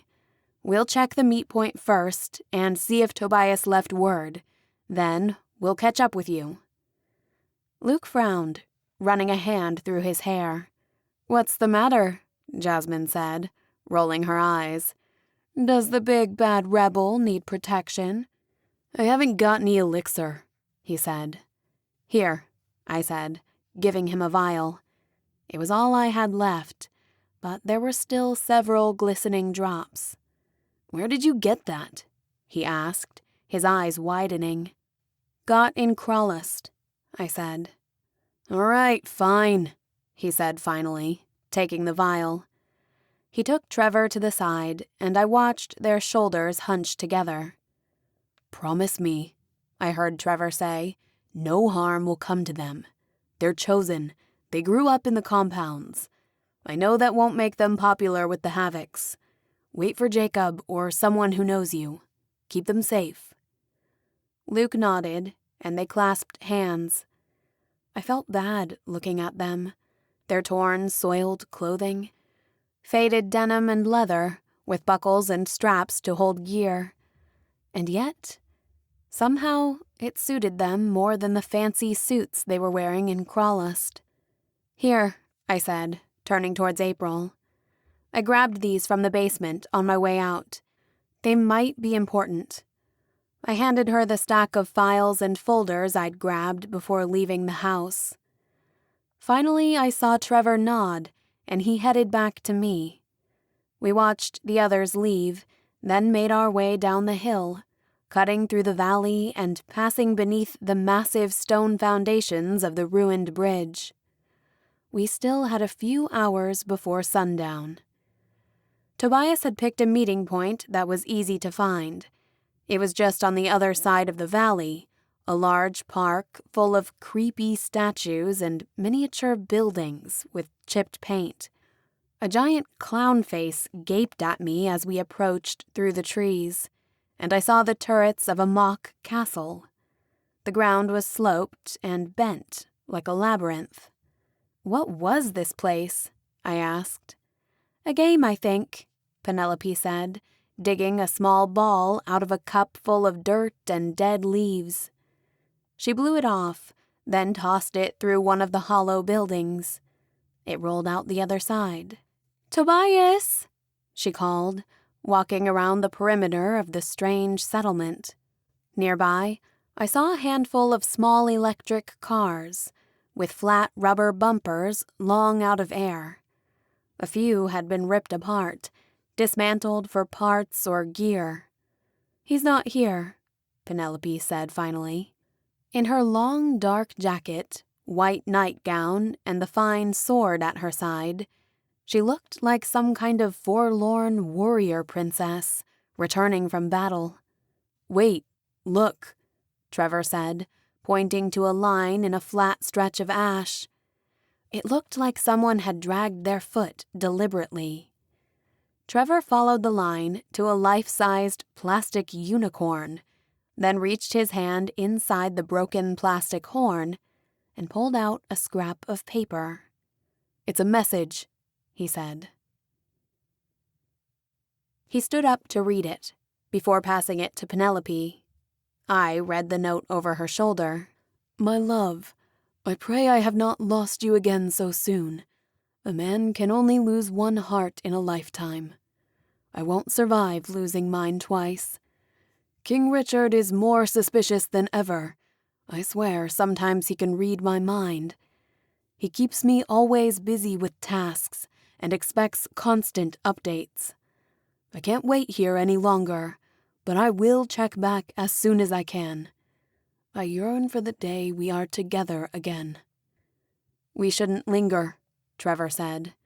The afternoon light was fading, giving an ominous pallor to the plaster figures and statuettes around us. "Wait! I've got to leave a note." "Telling him what?" I asked. "Where we're going. You know it, right?" "We can't just leave a note out here telling whoever finds it the top secret location of the rebel camp." "Then I'll stay here and wait for him." Trevor closed his eyes, thinking for a few minutes. "Let me see the map," he said finally. I unscrolled it from my backpack, also taking a sip of water from my canteen. I knew the water should be boiled, but we couldn't afford to make a fire.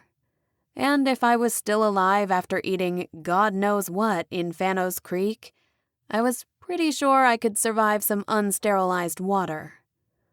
"All right, here," Trevor said finally, pointing out a place on the map. "This should be pretty close to the place Luke told me about. Tell your elite to wait for you there. You can check every day if you want, or just stay there." "Sound good?" I asked. "Fine," Penelope agreed. Trevor took out a pen and paper, drew a map and directions on the bottom. Penelope scrawled a quick note. "We're safe. Gone to shelter. Find me." We tucked the note into the hiding place where we'd found the first one, only a little deeper. Hopefully nobody would find it if they weren't looking in just the right place, which meant it would still be there whenever Tobias came back. It was nearly dark, and the sky was a deep lavender behind the cloud cover and ashfall. My stomach was still queasy and tense, with occasional spasms of pain that made me stop to catch my breath. I hadn't eaten real food in several days, but I didn't feel like eating. I couldn't stop thinking about Mrs. Hartman. What would Damian think, that I'd found his mother and left her there, rotting in a cage? I hoped he'd understand, but how could he? Would I even get a chance to see him again? To explain? So much had happened since he'd opened the gates, saving me from his father's wrath. Did he mean to share that memory with me? Did he want me to find the cure? Our paths seemed to be growing farther apart with each step I took into the wilderness, away from the Citadel. Trevor walked silently behind me. At one point, he gave my hand a squeeze, but that was it. I was grateful he wasn't pressuring me to talk like he usually did. He was in a foul mood, too. He already hated the elites for what they stood for, but he'd never really experienced what they were capable of. To be used, manipulated, until you couldn't even trust your own mind. How could you beat an enemy like that? Maybe he was realizing his revolution wouldn't be as easy as he imagined. "Hold up," Penelope called after we'd been walking a few more hours. It was late now, and the elixir in my system was all used up. I could tell, even if I wasn't wearing the monitor, because my feet and legs were aching, my muscles burning. I curled my fingers around my last vial of elixir, holding it up to the light and tapping the glass. It was nearly empty, but there was probably a drop or two left. I wanted to drink more, but it would be selfish not to share, and I was sure Trevor would tell me to save it for an emergency. "What's up?" Trevor said. "We don't have that much further to go." "Shopping outlet," Penelope said, pointing to a low row of wide open buildings with large broken windows. "Looks like a slag pod den to me." "We can clean up when we get to the base," I said. "Easy for you to say," Penelope said, crossing her arms. "You're human. You can look like shit and they'll still accept you. In fact, the worse you look, the better. But what about me? I'm an elite, and I look like this." She gestured down at her figure. I could see her curves and slim form even through the bulky, soiled clothes she was wearing. She'd left Crawlist looking like a princess, but now she was wearing the tattered remains of the bloody nightgown she'd picked up in Cezamp, barely hidden by Tobias's dark coat. With the long sword at her side, not to mention the bullet hole under her collar, she looked terrible and dangerous. And she was hungry, I could tell. Unease flickered in my mind. Should we really even be walking into a rebel hideout with a hungry elite in tow? She's got a point, I said. If we show up with her like that, they'll have a heart attack. Fine, Trevor said. 10 minutes. Trevor stood guard out by the front as I followed Penelope into the building, stepping carefully through the broken glass. It was a large warehouse with steel rafters, mostly just a shell of bricks. One corner was completely eaten up by weeds and bushes. A large tree had fallen through the roof and was fostering dozens of large, bright orange mushrooms. I turned my flashlight on, covering it with my sleeve to block the light, so it was just barely bright enough to see with. I cast it left to right as we cut up the rows of empty hangars. I jumped when it illuminated a hand reaching up as if for help, but it was just a plastic mannequin with half its face smashed in. A family of snails had built a nest where the eyes should have been. "Back here," Penelope's voice called from the darkness. A shiver crawled down my spine. I hadn't forgotten Penelope attacking me less than a week ago. I had to keep my guard up. What if this was just a trap to lure me alone? I hated that I couldn't trust her. Penelope was jiggling the handle of a locked door to a small office in the back. It was all banged up and the handle bent at a strange angle. I grabbed a fire extinguisher and slammed it against the door handle until it snapped. Penelope kicked the door open, and the loud screech of metal on metal made my skin crawl. Inside the cramped space, one wall was filled with drawers and shelves of merchandise, many still in shipping packages and sealed with plastic. I held the light for Penelope as she tried things on, viewing her reflection in a cracked standing mirror. "Remember the last time we tried on dresses together?" Penelope asked. "My wedding dress," I said. "God, that seems like years ago." "Literally another lifetime," Penelope said. "And now look at us. Better yet, don't," she said, frowning at her reflection in the mirror. "Try this one." She tossed me a pile of garments. Even in the dim light, I could tell the colors were faded, but they were cleaner than what I was wearing, and warmer. Penelope was taller than me, and thinner, but she managed to find some things to try on as well. In the end, I went with jeans, a long dark jacket, and purple sweater with a colorful rainbow made of heart rhinestones. "This looks like something King Richard would have made us wear for the testing," I said. "Where do you think he got his fashion sense from?" she smirked.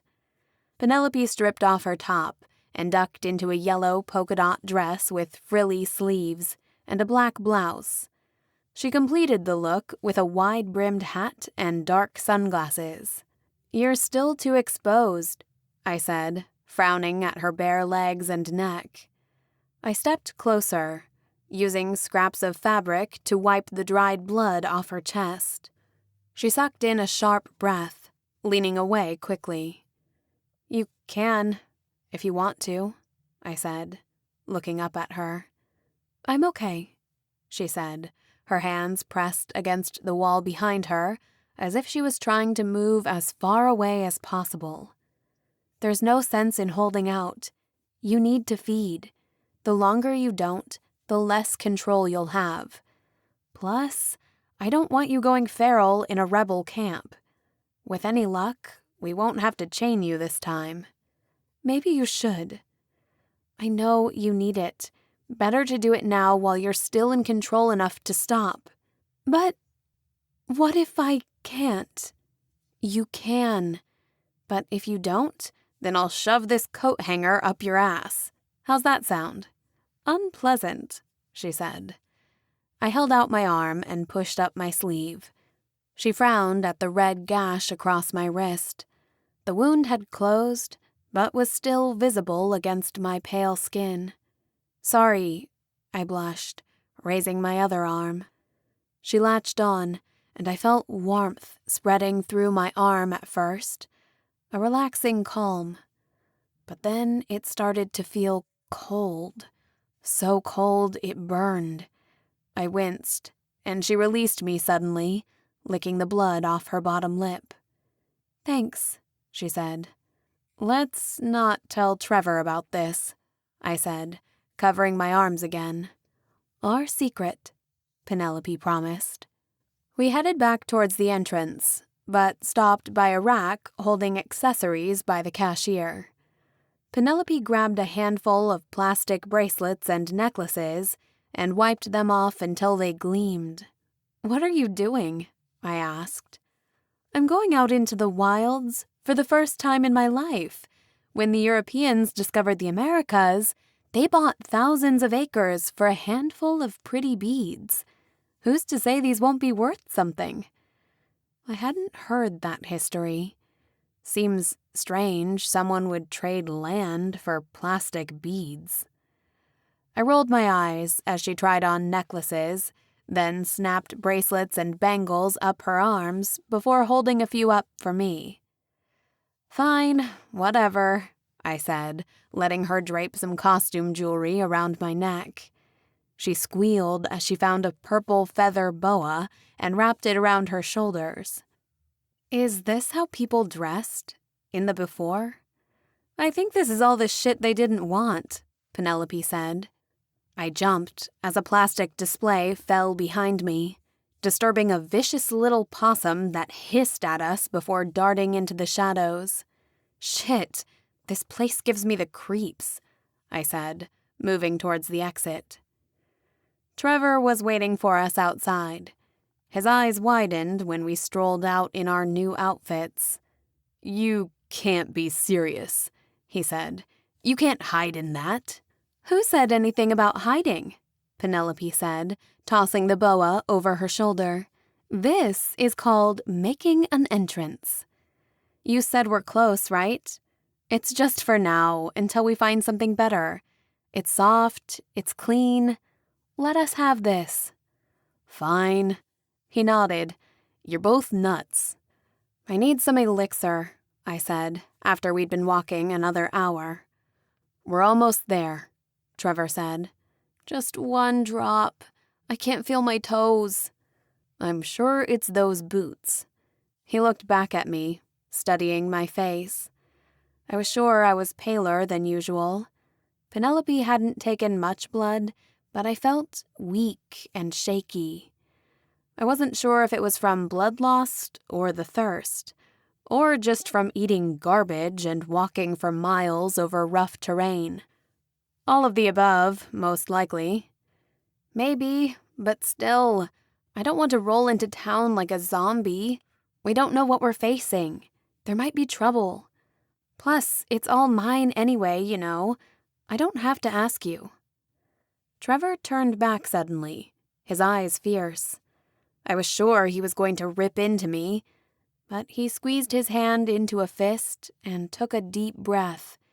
That sounded way too loud in the darkness of the forest. Ash fell lightly around his broad shoulders. He hadn't shaved in days, and dark circles made his eyes look feverish. You're right, he said finally. You don't. He watched me dig out my last vial of elixir and shake it. There was still at least a drop left, maybe two. I just needed a little taste to tide me over. We'll split it, I said, knowing Trevor must be feeling the drain as well. He'd lost who knew how much blood at Fano Creek. "How do you suppose we'd do that?" he asked with a smirk. I turned the vial over quickly, holding the top with my finger. With one drop of elixir on my finger, I carefully tucked the vial away with my other hand. I held my finger up to my lips and licked it clean, but kept my mouth open so it stayed on the tip of my tongue. Then I leaned forward, mouth open, to Trevor. I wasn't thinking when I did it. It was something silly we might have done when we were kids, sharing the last bite of hard candy. But when his tongue touched mine, and his arms gripped around the small of my back, pulling me closer, I realized I hadn't thought this through. Trevor's kiss deepened. He'd kissed me before, just before I was chosen, but never like this. I wasn't sure if it was just the elixir on my tongue lighting my body on fire, or something else. The musky smell, the way his soft stubble tickled my chin, his firm body against mine. I closed my eyes, kissing him back, until Penelope coughed into her fist a few paces away. My palms were against Trevor's chest, and I pushed him away quickly. Trevor had a satisfied smile on his face, and my cheeks were red. Still, I didn't entirely regret the kiss. Where would I be if not for Trevor? I'd lost count of the times we'd saved each other. We stood for a moment in the shadows of the tall, round cedars, which blocked out most of the falling ash. I was about to step forward again when a crossbow bolt embedded in the tree next to my head. I whirled around just as someone tackled me from behind, rolling me over in the dirt and shoving a dagger in my face. "Oh, fuck," Jasmine said, her dark curls hanging over me. "It's just you." Chapter 24. Jasmine offered me a hand up. "It's all clear, guys. It's just M, wearing something ridiculous. Honestly, what are you doing out here dressed like that?" "I told them," Trevor said with a grin. "Why aren't you inside?" I asked. "The girls figured we should wait for you. I'll go in together. Plus, we haven't been here long. We had to go the long way. Saw a patrol of royal guards blocking the roads. Had to cut cross-country for a few miles." "Luke got attacked by a goose," Kamina said. "It was huge," he grumbled, looking sheepish. "Whatever. We're all here now. How do we get inside?" "This way," Luke said, leading up the hill. We couldn't see the hideout until it was right in front of us. First, we had to wade through the strong current of a wide river, then hike through a narrow passage of canyon, climbing over massive logs that had fallen inside. The final section was barely wide enough to squeeze through. I could touch both sides of the canyon walls if I stretched out my hands, and the water came up to my neck. Jasmine had to dog paddle forward since she couldn't even touch the bottom. None of us really knew how to swim, but we were familiar with the concept of drowning, and it didn't appeal to us. At least the canyon blocked out most of the ash, but halfway in, it started raining, large, heavy drops. I'd always liked the rain. The air tasted fresh and cool. It was a rare afternoon when you could take your shirt off and lift your face to the sky. Instead of the burning, poisonous ash, you'd just get wet. The water wasn't exactly safe to drink. Dad had taught me on a few rare excursions outside the fence that we'd never told Mom about, never to drink running water after a rainstorm, because it was more poisonous than usual. The only potable water came straight up from the earth, as close to the spring as possible, or after whitewater rapids, and even then, it should be boiled. "You know the elite can swim, right?" I asked, thinking back to the public swimming pool we'd seen in Fano Creek. Everyone could swim. Before. Or they could just jump over the whole damn river. Yeah, but they hate to get their fancy clothes wet, Luke responded. I conceded there was probably some truth to that.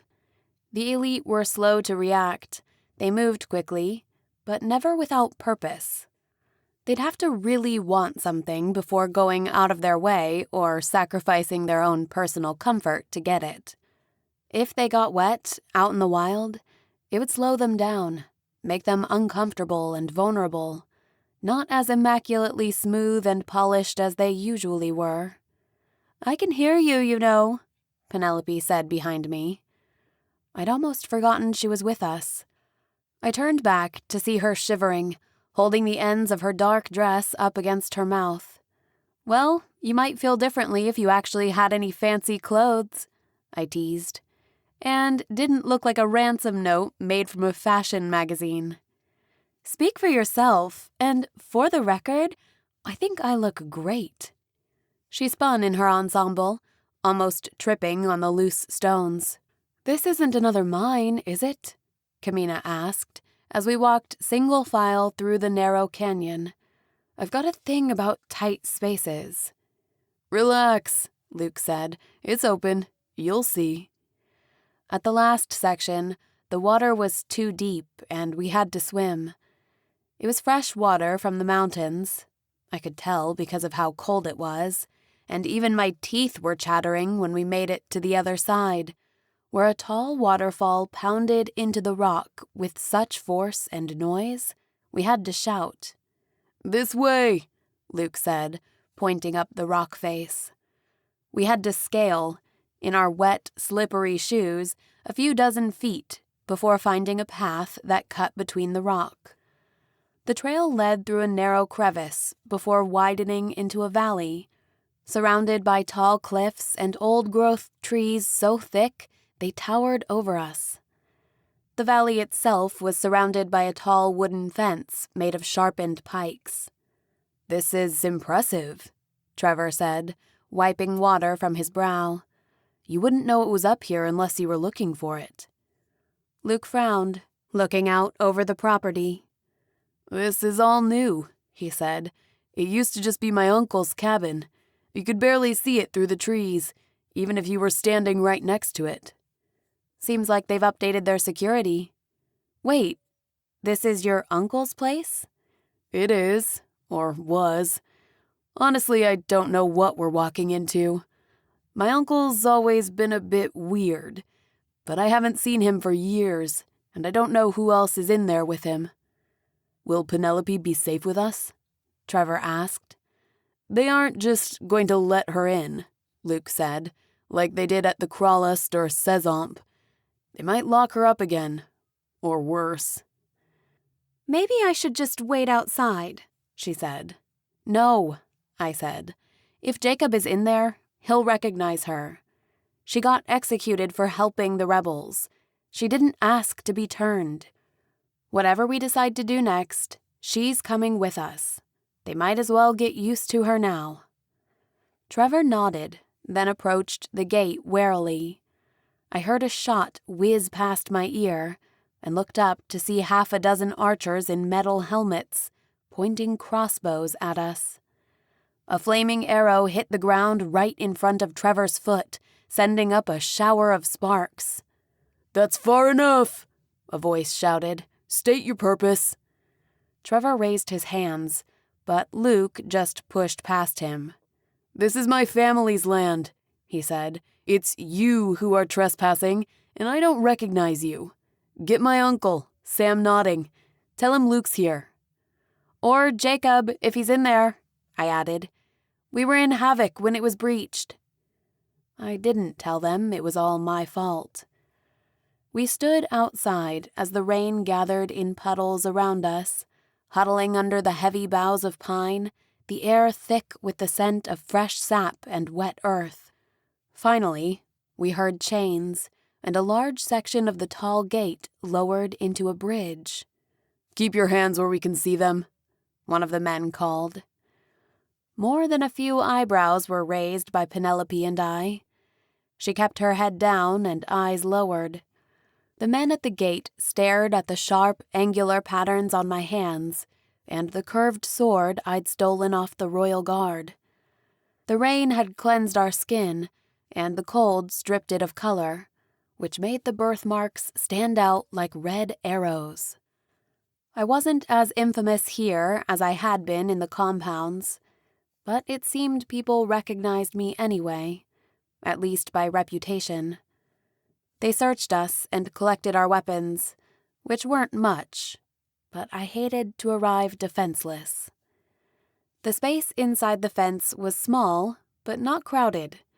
Long, wide tents and hastily constructed shelters of log and wood surrounded one main cabin that looked older. And even it wasn't much, just a square box with a small door. The roofs were made of bark and covered with broken bits of glass, probably to keep the embers from lighting the bark on fire. There was a large well, or more like a circular rock wall, blocking off a deep hole, half filled with water, that must have been cut into the rock by erosion and acted as a natural cistern. The boulders and trees kept the valley, which was more like a sinkhole or natural gully, from being easily discovered, and must filter out a lot of the ash. The people, meanwhile, were unlike anything I'd ever seen before. I thought I'd seen wilders before, what Luke called free-range humans, living in the ruined levels of Havoc within the city. Most of them wore strange ensembles of well-worn clothing, often the same outfit every day. Everything faded to dull grays and browns. Growing up, I was taught that survival outside the compounds was impossible, and that without the elite protection and weekly renewal ceremony, humans would be ravished by sickness and disease. Truthfully, a little of that bias had stuck with me, and I felt uncomfortable around so many strangers, pulling my mask close. These people looked like animals, in part because their outfits were a mess of animal skulls and furs, mixed with outlandish trinkets or gear from the before. I saw charm bracelets and necklaces made of scraps of metal and plastic, bottle caps and keys, and headdresses of bird feet and feathers. The people were less covered here as well, showing more skin than I was used to, displaying scars and burns from a hard-lived life in the outdoors like badges of honor. I saw a few people from Havoc, and they stood up when they saw me, their eyes wide, but I wasn't sure if it was awe or fear.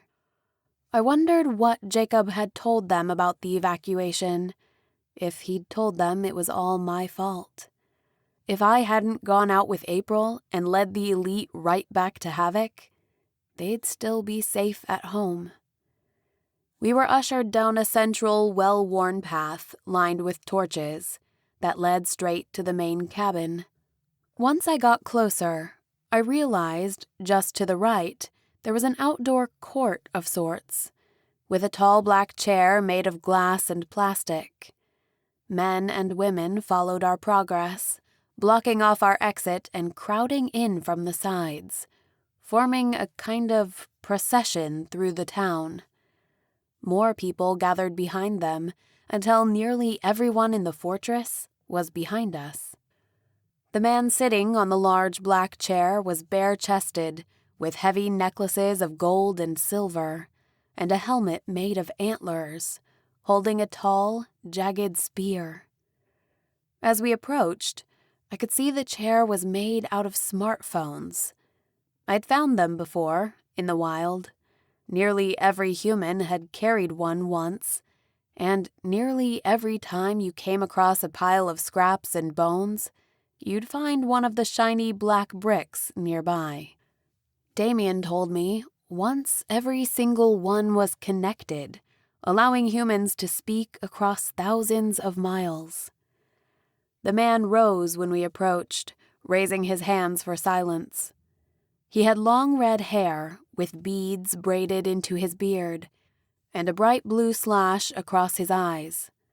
On each side of his throne, tall spears pierced 2 round objects, an elite skull with gleaming long fangs, and a dried-up husk of a heart. Spread out before him was a thick rug made from slag paw, including the stuffed head. The eyes had been replaced with large black balls with the number 8 on them. My heart beat a strong rhythm against my chest, and dread flooded through me. Would Penelope be safe here? "Welcome," he said, "to the Shire." The man stood and smiled when he saw Luke, then pulled him into a hug. At this, the men around us took their hands off their weapons, but didn't lower their guard or back away. Someone was pushing through the crowds, and I smiled with relief when I saw a dark-skinned man moving towards us. Jacob had given up his dramatic furry armor and trinkets in exchange for form-fitting travel gear, and a dark leather coat with straps and a hood, built for utility.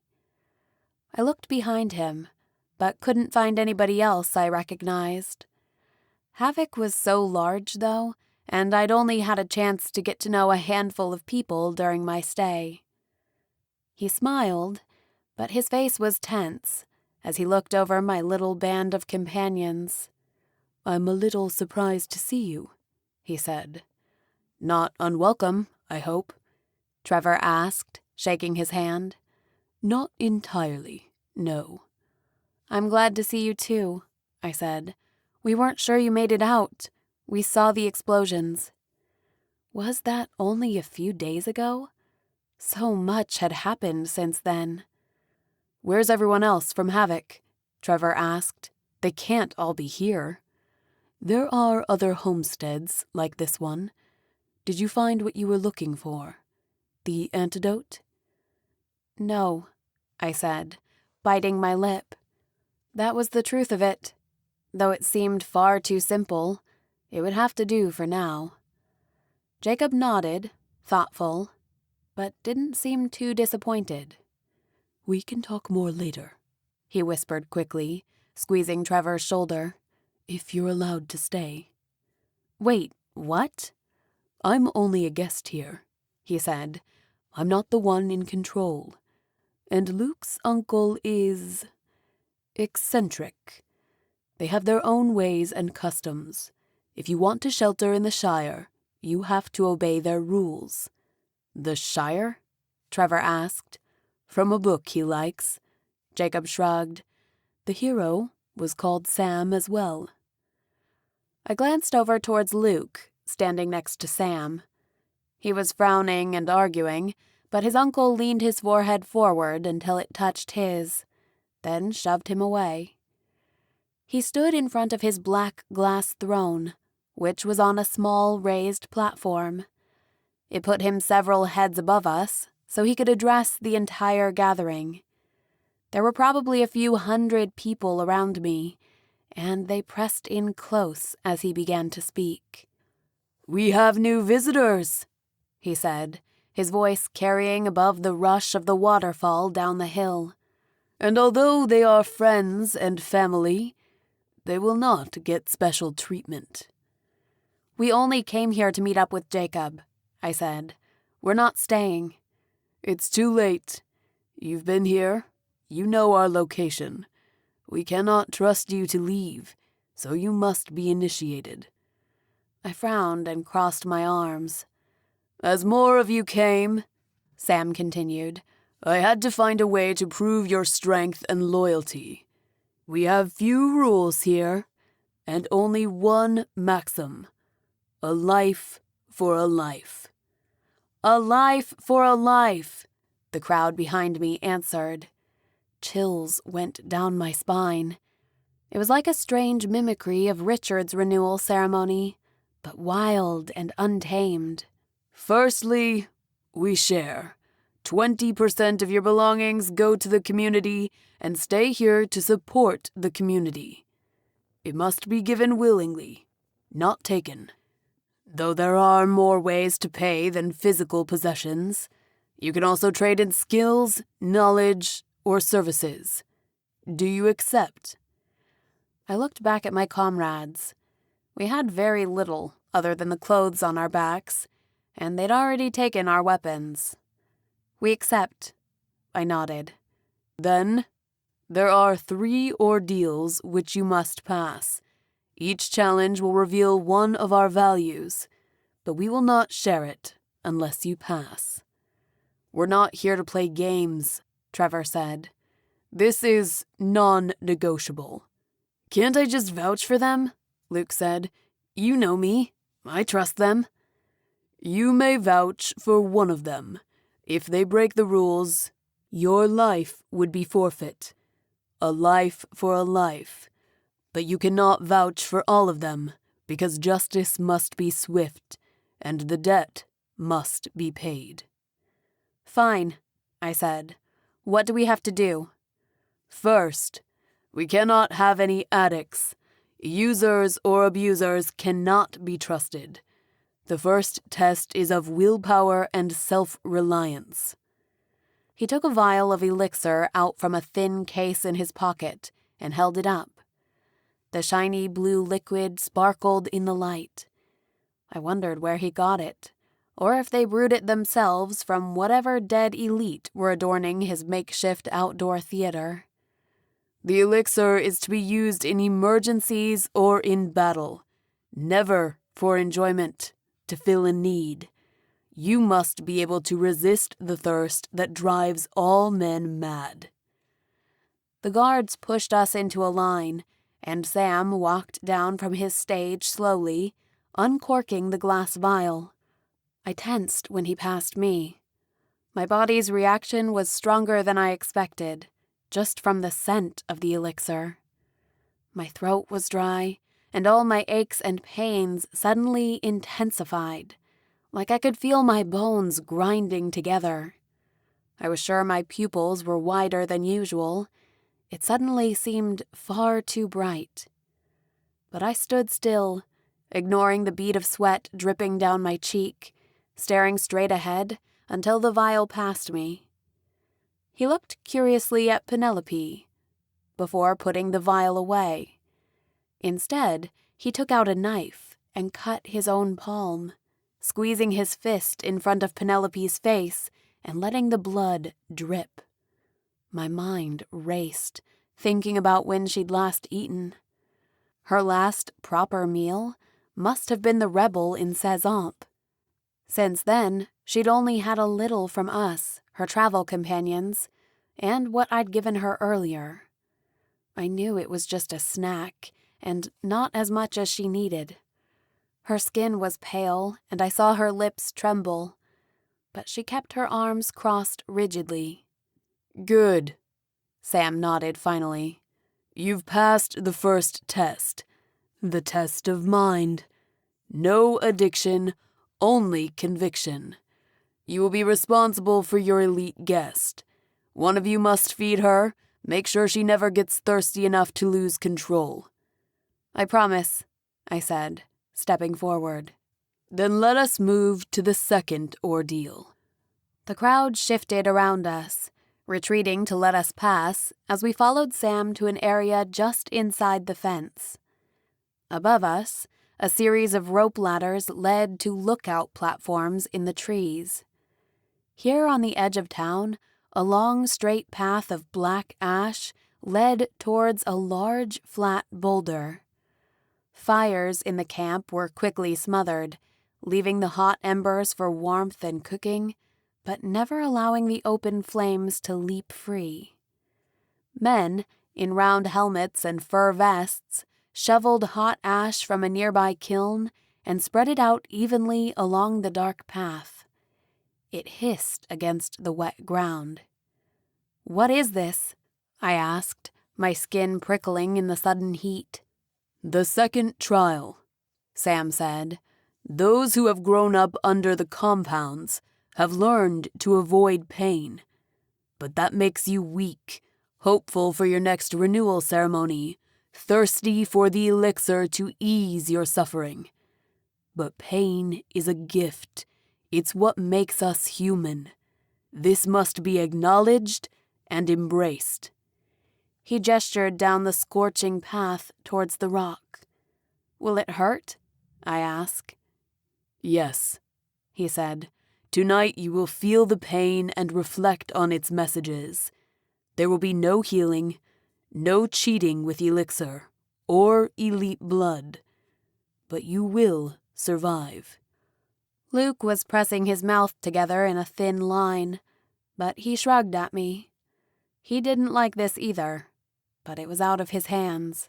"If they think growing up in the compounds made us weak," Camina whispered, taking off her shoes, "they're misinformed. But I wish they'd just challenge us to a proper fight instead of all this showmanship." "Agreed," I said, shrinking under the watchful gaze of the whole community. I hated being on display. Jasmine shrugged it off. "Come on, it's kind of fun. And it's just ash. They're right. We'll be facing it every day. It's the whole world now, instead of hiding in a protected compound, cleansed with elite machines. These humans are acknowledging that living alone, outside of the king's reach, gives them freedom, but also responsibilities, of endurance and pain. It's symbolic. There's honor in that." "It's pageantry," Penelope whispered. "No different from how the king manipulates his subjects and creates loyalty. Tobias would have loved it here." "I'll go first," Trevor said, taking off his wet boots and rolling up his pants. Trevor was used to working in the heat as a blacksmith, though I wondered how sensitive his bare feet were. He winced when he put one foot against the coals, leaning forward with his whole weight. It sank deeply in the ash and dirt, nearly coming up to his ankles. After that, he moved more quickly, taking careful strides across the burning ash until he reached the boulder on the other side and stepped onto it.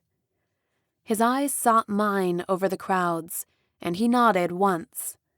Luke followed, then Camina. April crossed the burning path with solemn determination. Jasmine was more of a show-off, turning around halfway to tread backwards, before doing a standing backflip and a cartwheel. Penelope and I were last. "Tobias was always afraid of fire," she told me. "Most wounds heal or mend quickly for elite, as long as we feed. Burns aren't as easy to heal, and more painful. Plus, fire is one surefire way to kill them. Us. Engulfed in flame and burned at the stake. He told me about what it was like, before, during the race wars." "It'll be fine," I said, squeezing her hand. "We'll go together. It's only an inch of ash." She nodded, holding in a deep breath. I went first, with her close behind me. The ash was already wet from the ground, and my feet were dirty, my skin damp. But they dried quickly on the hot coals. Halfway there, I started to feel the pain as my bare skin found hot, red embers. I bit my lip to keep from jumping off the path, lifting the cuffs of my jeans higher around my bare ankles. I smiled when I made it back to the rock, damp and cool against my bare skin. Trevor and Luke gave me a hand up to the boulder. I turned around to help Penelope. She was only a few paces behind me when her feet started to blacken and burn. I reached my hand out to her and she took it, closing the final few steps with an inhuman, yet graceful leap onto the stone. There was something ironic about asking an elite to prove her humanity. But she made it. At the back of the boulder was a low ledge in the rock, filled with water. I pulled her to it so she could douse her feet, standing in the cold water with a look of relief. "We did it," I whispered. "That wasn't so bad." "What else you got?" Jasmine taunted, with her hands on her hips. "You have finished the second ordeal," Sam said, The challenge of heart. No cowardice, only courage. Next is our third ordeal, and the most challenging." Sam raised his arms, lifting his cape off the ground solemnly. "We must keep our community strong. There is no place for weakness. This is a base of force, not the last refuge of the weak. Every new resident must strengthen our numbers. Unfortunately, there is not enough room for everyone. At first I capped the upper limit at 50 strong men, then 100. The limit is now 250, and it cannot be exceeded." "So?" I asked, dread running down my spine. "Our rules are simple. By your arrival, others must leave. You must choose whose place you will be taking, knowing that you seal their fate by forcing them back out into the wilds. They will probably resist. You will take their place, by force if necessary." My blood ran cold at his announcement. I stood still for a moment, hoping I'd misheard him.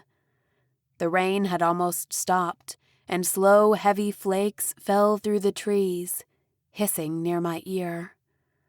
I looked out over the crowd. Some had their faces painted like Sam and were wearing skulls around their neck or waists. Anything rare or difficult to find or kill was displayed like some kind of vanity metric or social status. Bare arms and shoulders were dusted with white ash, and their long, wild hair was braided around shiny things. Some of the women wore tall rings around their necks to prevent vampire bites. Spiked armor, made of scraps of metal, covered their shoulders and arms. As their eyes met mine, they tried to look as fierce as possible. Was this what humanity would become if left to its own devices? The king had warned me once about the delicate balance that must be preserved when he'd shown me his cave of bones. And Damien had said something similar, that the wars were too horrible to be believed. Decades of brutal fighting and killing, nobody safe. Trevor and the other rebels seemed all too willing for the fighting to begin, but those in the compounds weren't ready. And with this display, I knew the wildings weren't either. Their feeble armor, homemade weapons, and jagged spears would be ineffective against real elite when they came. They might kill a few, but they'd be no match for King Richard's whole army of enhanced soldiers. And even if they somehow did win, then what? The Slagpaw would still roam the wilds. Humans would bow down to cult leaders and superstition, trading dignity and reason for brute force, food, and safety. There would always be some man on a homemade throne whose power came from those who were too timid to refuse. Sam wanted me to choose someone weak and battle them for my position, like savages. But if this was all humanity had to offer as an alternative to the compounds, maybe they didn't deserve their freedom. I crossed my arms, feeling rage build up in me. "No," I said calmly, crossing my arms before any of the others had a chance to speak. "We're not doing that." Chapter 25. "Excuse me," Sam said. A heavy tension filled the air as time seemed to stand still. The others gathered closer together behind me, in defensive positions. "We've passed your stupid tests and we're not staying. We only came to meet our friends.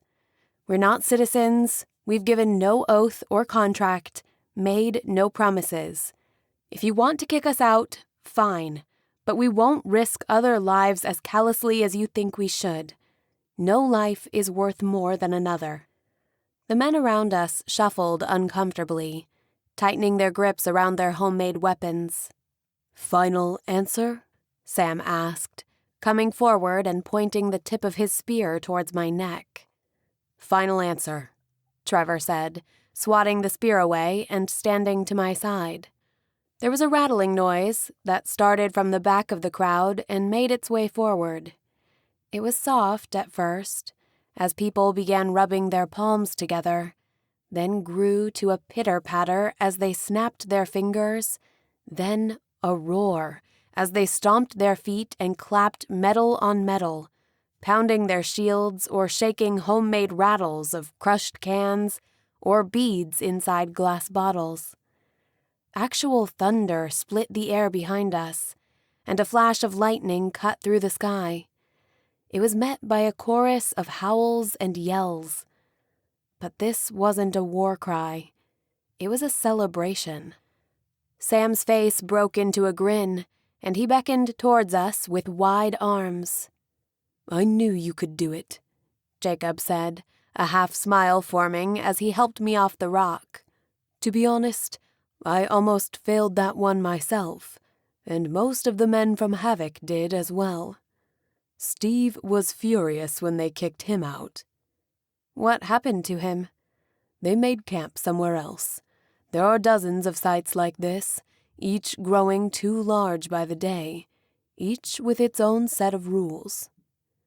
"Wait, I don't get it. What just happened?" Jasmine asked. "Your friend was exactly right," Sam said. "No life is more than any other. We're all equal. That's the true secret of our maxim." "A life for a life," I nodded, my eyes widening. "It's like a trick question," Kamina said. "Anyone who thinks only the strongest should survive, that humanity is just whatever's left, they don't belong here. We'll never see eye to eye. You passed the ordeal of soul. No cruelty, only compassion. You know what humanity is, really? It's a healed femur bone. It's taking care of a companion, even when your own life is at risk. Every other animal cares more about self-preservation. A mother might fight for her own children, sure, but only humans will put themselves in danger for total strangers." "But honestly," Sam said, "I'm glad you passed our little test. Jacob has told me a lot about you, and what happened to Havoc, and I've been curious to meet the legendary Thorn-bearer." "The what?" I asked. "It's what they called you in Havoc," Jacob said, "because of your marks, and because you're a thorn in the king's side." "More like a pain in the ass," Luke sniped. "All lies, I'm sure," I said. "What else did he tell you?" He gestured for us to follow him, and we walked into his cabin, shutting the doors behind us. It was a modest little one-room house with a wood stove, stairs that led to a sleeping alcove, and homemade furniture. For the first time in days, I felt like I could let my guard down. It was clearly meant for one, or a small family, and it already felt crowded with all of us. Jasmine crawled onto the sofa, resting her head in Kamina's lap, and the rest of us sat or stood around the table, which was already furnished with 8 or 9 mismatched chairs, and full of dirty dishes, sketches of the landscape, notes, and cigar butts. In the back, a spiral staircase led up to a shallow loft and sleeping space. I jumped as a tongue lapped my hands under the table. I looked down to see a large, furry dog with gray eyes and golden fur. "That's just Cooper," Sam said. "He's friendly." "I can tell," I said, scratching behind his ears. "So, what else did he tell you?" "Let's see. That you were chosen by the king's son, moved to the Citadel, joined the rebels, survived a slagpaw attack, then broke out of the Citadel with the rebels after winning the trials. On the back of a fucking slagpaw, no less." That would be me, Trevor said, raising his hand. Sam's eyes widened, looking back and forth between Jacob and Luke. So there's more to the story, he said. Would you have believed me? Also, I'm not entirely to blame for that version of your legend, Jacob said, taking a long drink. Curate Marcus can never stop talking about you on his visits. You've seen him? I asked eagerly. No, not since he went back. He left before Havoc fell. I have no way of getting in touch with him, and he doesn't know this place exists. You forgot about the part where she ruined the royal wedding and blew up half the Citadel, said a young woman with red hair, pouring us glasses of water. She was several months pregnant and carrying a toddler under one arm. That wasn't me, I said, rolling my eyes. But you were there, Jacob said. You were seen. It's part of your legend, whether or not you accept it. Everyone else will believe it. I also heard you lost your mother recently, Sam said, leaning forward and putting his hand on top of mine. I'm sorry. She wasn't even my real mother, I said, feeling a stabbing pain in my breast that made my eyes water. It happened weeks ago, but the loss was still fresh. I didn't feel like I deserved it, like it belonged to me, especially when her real children had been taken as collateral damage. If you loved her, then the pain is real, regardless of blood, Sam said gruffly. I nodded, grateful that someone finally understood. Jacob also told me about your quest, that you're working with a scientist. I'm not all that, April said. She blushed, leaning forward until her dark hair hid her face like a curtain. Even so, I've had the men foraging in anticipation of your arrival. He gestured towards a small workbench in the back, with shelves and a small first aid cupboard.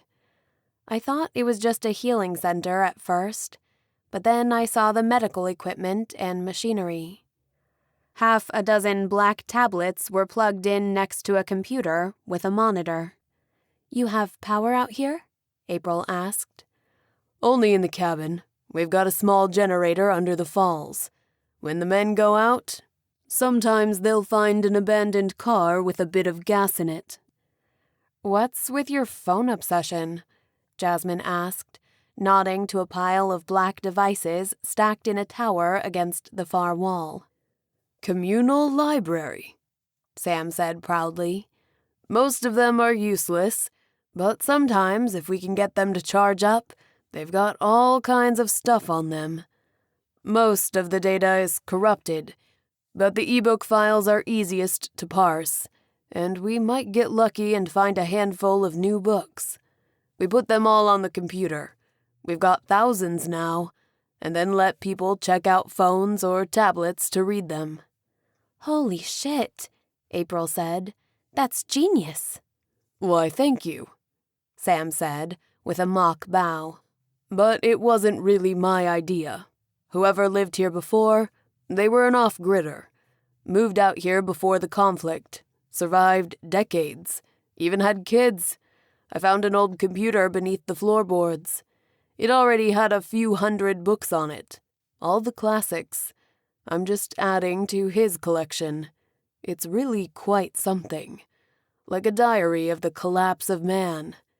The internet and media were cut pretty early on, so after a few years it's mostly conjecture or rumor.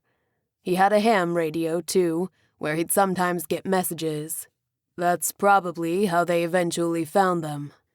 He nodded to the bloodstains on the wood floor and scratches along the walls. We gave them a good burial. It's amazing, I said, pursing my lips. But we don't have it. The antidote, I mean.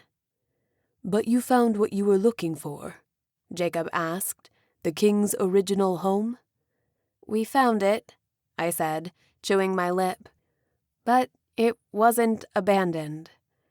I wasn't sure how much to share, so I didn't offer any more information. The others knew about Mrs. Hartman, though they still didn't fully comprehend what we'd gone through. It was more like a bad dream, fragmented memories. They hadn't seen the horrors I had. Even so, I felt bad for just leaving her there. And there was someone else. I had to tell Damien. I didn't want word getting back to him from anyone else that his mother was still alive. And I still didn't know what to do with the information she'd told me about the ash. It was too large, too scary. I knew I'd have to tell them eventually, but I didn't want the word to get out until I'd decided what to do about it. I didn't trust Sam or Jacob not to do something even more reckless. We needed a real plan. Actually, April said, pulling out the folders I'd given her earlier, I took a look at those notes you gave me when we were waiting for you. Check this out. Reversal procedure. There's a process and a list of ingredients. I'll need some time to go through it, but it might be something. At least it's a place to start. We found our way down to the bathing area, a cold water pool next to one of the cliffs that edged the compound. The river had been divided with wooden planks into multiple streams of rushing water to stand under. It was freezing, but felt refreshing after our ordeal, and helped clear my head. When I came back, Penelope had already traded her colored beads for a variety of more fitting accessories. "When in Rome," she said, tossing me a leather string of squirrel skulls to tie back my hair. I kept most of the haul from the store we'd looted, which was still relatively clean and dry, and found the others. They were sitting closer to the main fire, under a covered structure, stretched out in long folding chairs. Young girls were painting designs on their bare feet with dark red paste. "What's going on here?" I asked. "Henna and red ochre," one of the girls said, "mixed with honey, aloe vera, and cooling mint. It helps with the burns." "It actually feels pretty good," Kamina said. I shrugged and sat next to them. "I can do it," said a young girl with round cheeks, reaching for an extra brush. She reminded me so much of Lorelei, it hurt. "You'll have to wait until we're done," one of the older girls said. "She's too young. She'll mess it up." "I will not," she pouted. "It's fine," I said, reaching for her arm and pulling her closer. "I'll just be sticking them in my boots again later. Everyone has to practice on something. Nobody is perfect the first time." The older girls frowned, but didn't protest this time, when the younger girl picked up the brush and sat close to my dirty feet, studying them like an artist with a blank canvas. She marveled at the sharp patterns on my wrist and palms, and then began covering the bottoms of my feet with the red paste, carefully adding vines and thorns that crept across my toes and ankles. "Now your hands will match your feet," she smiled. "Can't wait," I said. The wet paste tickled at first, but did seem to lessen the throbbing heat from the burns. I let myself relax into the chair, watching as a group of men began beating softly on large round drums. Slowly at first, a low vibration I could feel more than hear. Then voices sang in harmony, with haunting off-key notes. People started dancing, but it was like nothing I'd seen before. Everyone was doing the same steps, turning in place, and moving their wrists with sharp precision. It wasn't until the girls came over with drinks that I noticed they'd finished my feet. Jasmine handed me a cup, and I frowned at the fizzy pink liquid. "What is it?" I asked. "Wild rhubarb and strawberry cider," Luke said. "It'll help with the pain." "Give me your knife," Trevor said, appearing over my shoulder. "Why?" I asked. "I'll sharpen it. They have a forge here." A sharp knife is a safe knife. Until you stick it in someone, Jasmine giggled. Then, not so safe. How much of that have you had? I asked. Not enough, she said, tossing back the rest of the cup. I'll go get us some more. Penelope sat next to me on one of the wooden stumps surrounding the fire. She'd arrived so quietly, I didn't even notice her. We sat in silence, watching the tribal dancing. People were smiling and laughing, but there was also a cautious hush to the celebration. The flames never leapt too high. The drums weren't too loud. Even way out here, they were aware of the dangers in the darkness, careful not to let their enthusiasm brew to excess.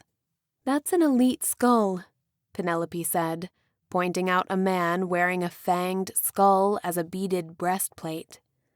It's not the first I've seen, I said. Just stay sharp, okay? We won't let anything happen to you. I heard Trevor's voice and looked over to see him laughing with a few of the men. He stood in the heat of the outdoor forge, sharpening the blade of my knife. I knew it was his way of protecting me, of looking out for me. It was nice, watching him in his element. After my second cup of cider, the others pulled me up to dance. We each showed off a few of the moves we'd learned in our compounds, trying to teach them to each other. April's version of dancing from Havoc was mostly jumping around and shaking your head hard enough to get dizzy and crash into each other, which we found hilarious. Jasmine had found a long string of punctured coins from the before and wound them around her waist. She rattled them while jerking her hips in controlled movements, coiling her hands hypnotically. The crowd had cleared space for her, and at one point, I couldn't tell if she was following the beat of the drums or commanding them with her hips. When she was finished, there was a round of applause. Then the beat picked up again, and we spun around in lines, trying to learn the steps that everyone else seemed to already know. It was a blur of painted faces and feathers and metal bangles that flashed in the rising sparks. I laughed, stumbling away from the line when it became too fast. And then, Trevor was there. We moved together as the drums rose in intensity. I pressed my body against his, feeling the pulse of our heartbeats, and felt a throbbing ache deep inside me. The burns on my feet itched, and the feeling seemed to rise up my legs until it threatened to consume me. I thought about how he'd kissed me, and how I wanted him to do it again. But then I remembered the arguments we'd had, and the secret I was keeping. How could I be with Trev until I figured out what I was going to do, and what I'd tell Damian? Thinking of my fiancé was like being doused in ice water. And once I started, I couldn't stop. Was I still engaged to him? Did it even matter? We hadn't formally exchanged vows. He'd chosen me, but I'd never chosen him. I'd never even been asked. That wasn't my right. I was trying to kill his father, and I'd left his mother rotting in a cage. Her words burned in my ears. Who's to say you weren't chosen for this? That this isn't your destiny? Even if we saw each other again, could he ever really forgive me? My cheeks were flushed from the alcohol, and I felt sick and dizzy. "I'll see you later," I said, pulling away from Trevor and waving at the others. "I need to get some sleep." I headed back towards my tent, my head spinning, stumbling in the darkness. I blinked up at the pitch-black canopy of trees, so dark the falling ash looked like snowflakes. The sky is still there, just hidden. Yesterday, my plan was to find a cure for the elixir, a way to weaken King Richard and end his tyranny. I thought maybe I could fix the system from the inside. Live together or die apart. The founding principle that had been hammered into me since birth. I'd left the compound, but I'd never really given up on the rhetoric or the elite. I cared about Damien and Tobias, and now Penelope. Being an elite didn't make you evil. It was about the choices you made. But I realized now how naive I'd been. Getting rid of King Richard wouldn't fix everything. It couldn't. I lifted the flap of my tent and ducked inside. I lay down against the furs and blankets and closed my eyes, feeling the world spin beneath me. Somehow, that only made my fears and anxieties sharper. Did Damien know? The question was always on the tip of my mind, every time I tried to lay still. I wanted to push it away, but now that there were no distractions, it came rushing back with a vengeance, blocking out everything else. Every moment we'd shared, when he saved me from Nigel and his buddies, when he chose me off that stage. He must have thought I was a fool. No wonder he felt guilty about his father's system, about the weight of the lies. He was poisoning everyone, polluting the whole world, to force humans to remain in his blood factories and be grateful for the opportunity. The camp was quiet at night, despite its size. There were predators out there in the dark woods, and we all knew it. Still, there was something comforting about not being shut in, buried beneath the ruins of a fallen civilization. The open-aired tents let in a cool breeze that smelled like smoke and pine needles and freedom. It wasn't like Algrave, when we could literally sleep outside with no fear, but it was something, more than I expected. Luke slept in the cabin with his uncle. I was supposed to be sharing my tent with Jasmine and Kamina, but they hadn't returned yet. Muffled conversations and the slight twang of a guitar kept me from dozing off, as well as the occasional moan from one of the tents next to me. For a moment, I yearned for my big, soft bed and large room in Damian's apartment. But then I remembered someone had attacked me there with a slag paw, inside the utopian Citadel of lights. It might have been more comfortable, but it wasn't any less dangerous. Despite Sam's good intentions, I didn't trust these people. I knew Penelope wasn't safe here. We couldn't afford to overstay our welcome, which meant I had to figure out what our next move was. Part of me didn't want to. Why put ourselves in more danger? Why was this my responsibility at all? I'd been resisting making a choice or speaking the truth out loud. I knew when I did, everything would change. Right now, the elite were tentative allies. Our plan was to prevent a war, prevent thousands of innocent deaths. I knew whatever stunts the rebels pulled, it was the compounds that would suffer most. They hadn't seen Quondam, like I had, or experienced the 3-day punishment when King Richard turned off the Citadel's purification engines. Sure, it could be survived for a few days, as long as we were well supplied, but it was unnatural to be shut in like that for too long. The worst of it was, I liked it here. Even living in the ash, I liked it more than I had any right to. It let me dream of a future, a life, that I'd never even been able to envision before. I slept for a few hours, but got up before dawn and took a walk, wrapping my blanket around me. The path through the tall trees led to a rocky outcropping, not more than a cliff's edge, framed by burning lanterns that illuminated the low boughs of the large pine trees. Messages written in paper were tied to forking branches with twine. Half of them had been burned away, leaving only blackened bits of twine. But some of the folded slips of paper remained, waiting for the spark of falling ash that would ignite them. I pulled a few open with my fingers to read them. "It will be cold this winter. I pray we have enough stores to last the season. Dear Grandma, I miss you. May your soul find rest. What am I supposed to do now, without you?" I frowned, peering over the edge of the cliff. Hundreds of feet below, a pile of bones and fabric caught my eye. This was a cemetery of some kind. Now the messages made more sense. This was a place to remember the dead, to send messages into the afterlife, or pray to whatever power was up there listening.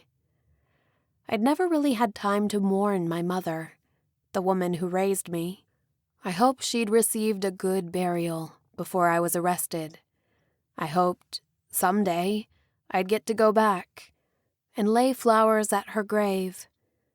I picked up the pencil thoughtfully, but I couldn't think of anything to write, so I set it down again and backed away slowly. A little further down the path, a few benches were set out, and a hammock hung between two trees. I leaned back against it, watching the ash fall. The view was clear, but I could see almost nothing in the darkness. Far, far on the horizon, I thought I saw a patch of light that might have been the Citadel. But between the landscape and the sky, I couldn't tell where one stopped and the other started. It was just a blank void of nothingness as far as I could see. "Can't sleep?" Trevor's voice sounded behind me. I looked up, then scooted over so he could sit beside me. His chest was mostly bare, covered in leather straps and beads. His hair was wild, and face paint was smeared roughly across his chin and cheeks. "Would it have been like this?" I asked softly. "If we'd run off together? If I'd skipped my choosing? I never thought it was possible to live away from the elite's protection in the wilds. But they're doing it here." "For now," Trevor said. "You like it?" "You thought I wouldn't?" "It's not forever," Trevor said darkly. "The elite could still come. We're not safe as long as they exist." "But it's something," I said. There was a heavy silence. No doubt both of us were remembering our earlier argument. I'd been so angry before. At the elite in Crawlust, taking what he wanted. At the rebels in Sezamp, basically doing the same. "You were right," I said, staring into the blank curtain before us. An ember landed on one of the strips of paper and burst into a puff of flame and smoke. "Say that again?" he smirked. I elbowed him in the ribs. "Something has to change," I said quietly. "The purification engines? I thought you didn't like that plan." "I don't, and we still can't do that." He frowned, and I could tell he was about to get himself worked up again. We didn't have a cure. We didn't have a plan. If we wanted to take out the elite, we had to cut off their blood supply by taking out the compounds, by starving them until they were weak enough to defeat. I'd heard his arguments before, but he didn't know what I knew now, and I wasn't ready to have this conversation. He was my oldest friend. He'd know I was lying, and then he'd needle me until I confessed the horrible truth. It was like I was holding a cat in a bag, and it was sleeping, for now. But if I woke it up, it would get loose and claw up everything and spread like wildfire. This news, this was too big to be a secret. So instead, half to shut him up, I kissed him. Trevor kissed me back eagerly, but then his face darkened and he pulled away. "Sorry," he said. I grabbed his wrist and pulled it back till our eyes locked. His eyes widened, his eyelids heavy with desire. "How can you even want me like this?" I asked, gesturing at my body. We'd changed into dry clothes until ours dried out. He grinned at my beads and bangles, the skull and feather accessories, and the smeared face paint. His eyes ran down over my pleated skirt and bare legs. "How can I not?" he asked huskily. "I mean, I'm part elite. My father was one of them. You're not disgusted by me?" "Nothing about you could ever disgust me," he said, leaning forward until our faces were inches apart. I bit my lip, savoring his words. "Then kiss me again," I said. He nibbled at my chin, and this time, I didn't pull away as our lips touched and our kiss deepened. He kissed my neck and collarbone, and a buzzing warmth spread through me. An aching need coursed through my body, like the thirst, but different. This was an itch that needed scratching, a loneliness, a dread, deep inside me. I'd been keeping everyone at bay for so long, playing it safe and smart. But now, I wasn't sure what I was saving it for. The future seemed too big, too hopeless. What if this was all there was? What if this was the last peaceful night of my life? With what I was planning, it could be. I pulled him closer, fumbling at the buttons of my shirt before pulling it away. "Are you sure?" he asked. That night in Allgrave, just after I'd learned who I really was, I was prepared to give myself to Damien. And I would have, too. I knew it was a distraction from dealing with my emotions, but I didn't care. Maybe I was still avoiding my responsibilities, but what difference did it make? I loved Trevor. I always had. I'd just never had a choice before. I hadn't been allowed to even think about it.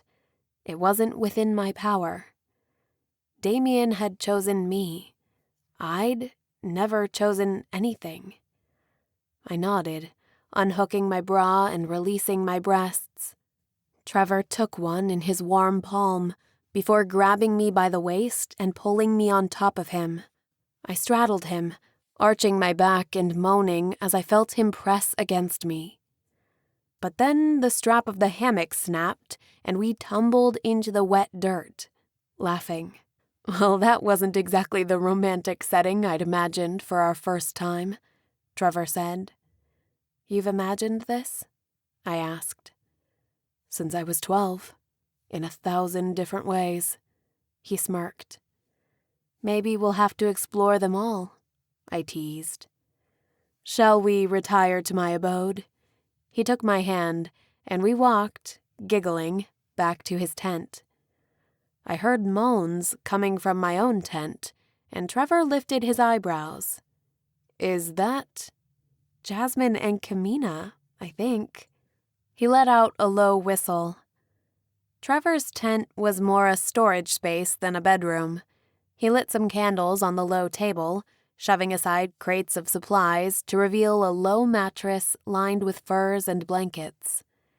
It was too low to stand up in, so we crawled inside. "Now, where were we?" he said, pulling me down onto the mattress. I arched my hips and let him grab my waist and pull down my skirt over my hip. His lips trailed up above my knee and inside my thigh. Then he gently pulled down my underwear. I shoved him back until he was lying flat, and he moaned as I climbed on top of him. I didn't stop Trevor when he squeezed my breasts with his rough palm. I didn't stop when he grabbed my ass and pulled me closer. I ran my fingers over the serpent and arrow tattoo on his upper arm. "Are you sure?" he asked, gripping the hair on the back of my neck, the need in his eyes piercing my soul. "Yes," I nodded. I couldn't imagine the future past tomorrow. If we managed to turn off the ash, The elite would go back into hiding under shadows. Humans could live outdoors again, cook their own food, soak in the sun. We'd finally have a real chance. I couldn't control everything, but this, right now, this could be my choice. Trevor was here, and I knew what he wanted. Maybe I wanted it too. Maybe I always had. I bit his shoulder with a moan, then gave into the rhythm as our limbs pressed tightly together, writhing in the dark until finally the intensity of our passion rushed through my veins, drowning out my fears and replacing them with an ocean of desire. Trevor gasped as he came to a shuddering stop and lay his weight against me, his sweaty muscles gleaming in the candlelight. Chapter 26. When I woke again, it was light out and people were yelling. "Morning," I said, rolling over, covering my breasts with a blanket. Trevor was shirtless, his dark hair wild, the arrow and serpent tattoo writhing on his shoulder as he leaned up to grab his clothes. "Morning," he replied sleepily. The voices outside grew louder, then a dark silhouette fell across our tent. "Emily Sharrow!" a voice called, just outside. "Never a dull moment with you around," Trevor teased. "Shut up," I said, tossing him his shirt and grabbing my underwear out from under him. I grabbed my bra and shirt, then pulled on Trevor's large, threadbare sweater, which fell almost to my knees. Pulling my messy hair into a rough knot behind my neck, I stumbled out of the tent in my bare feet. They were still stained from the night before, and I smiled, remembering the young girl's concentration as she carefully painted the patterns. They were smeared and muddy now. The camp was mostly quiet. People sat around the smoking embers, sipping coffee from tin mugs. I glanced up at the archers around the perimeter of the camp. At least we weren't being attacked. A young man was standing a few paces away, looking nervous. His breath was white in the cool morning air. "What is it?" I asked, pulling the blanket around my shoulders. "You've got a visitor," one of the men said. "Says he came just for you." My eyes lifted to follow his gaze, and I froze in my tracks. Behind him, near the gates, surrounded by Sam's men and their jagged weapons, stood Tobias and a figure in a dark suit that stole my breath away. Damian smiled with relief at first, but I saw the moment his face fell, and I knew from this distance, with his elite vision, he'd have no trouble seeing as Trevor followed me out of the tent we'd shared. We stood there, staring at each other, and everything else faded for a moment. I could see the tension between the human guards and the two elite. Tobias was still in dark travel gear, but Damien was wearing light armor and cloak that didn't quite hide the elaborate sword at his waist. Then I saw a flash of curly auburn hair behind him as a small figure lifted her hood. My eyes widened as I recognized the familiar face. Amber! I hadn't even noticed her at first. She ran to me and threw her arms around me. "You bitch," she said. "You never invited me to your wedding in the Citadel like you promised." Things didn't exactly work out as I planned. No shit. I watched the trials, then the wedding ceremony. Was that seriously you? What have you gotten yourself into?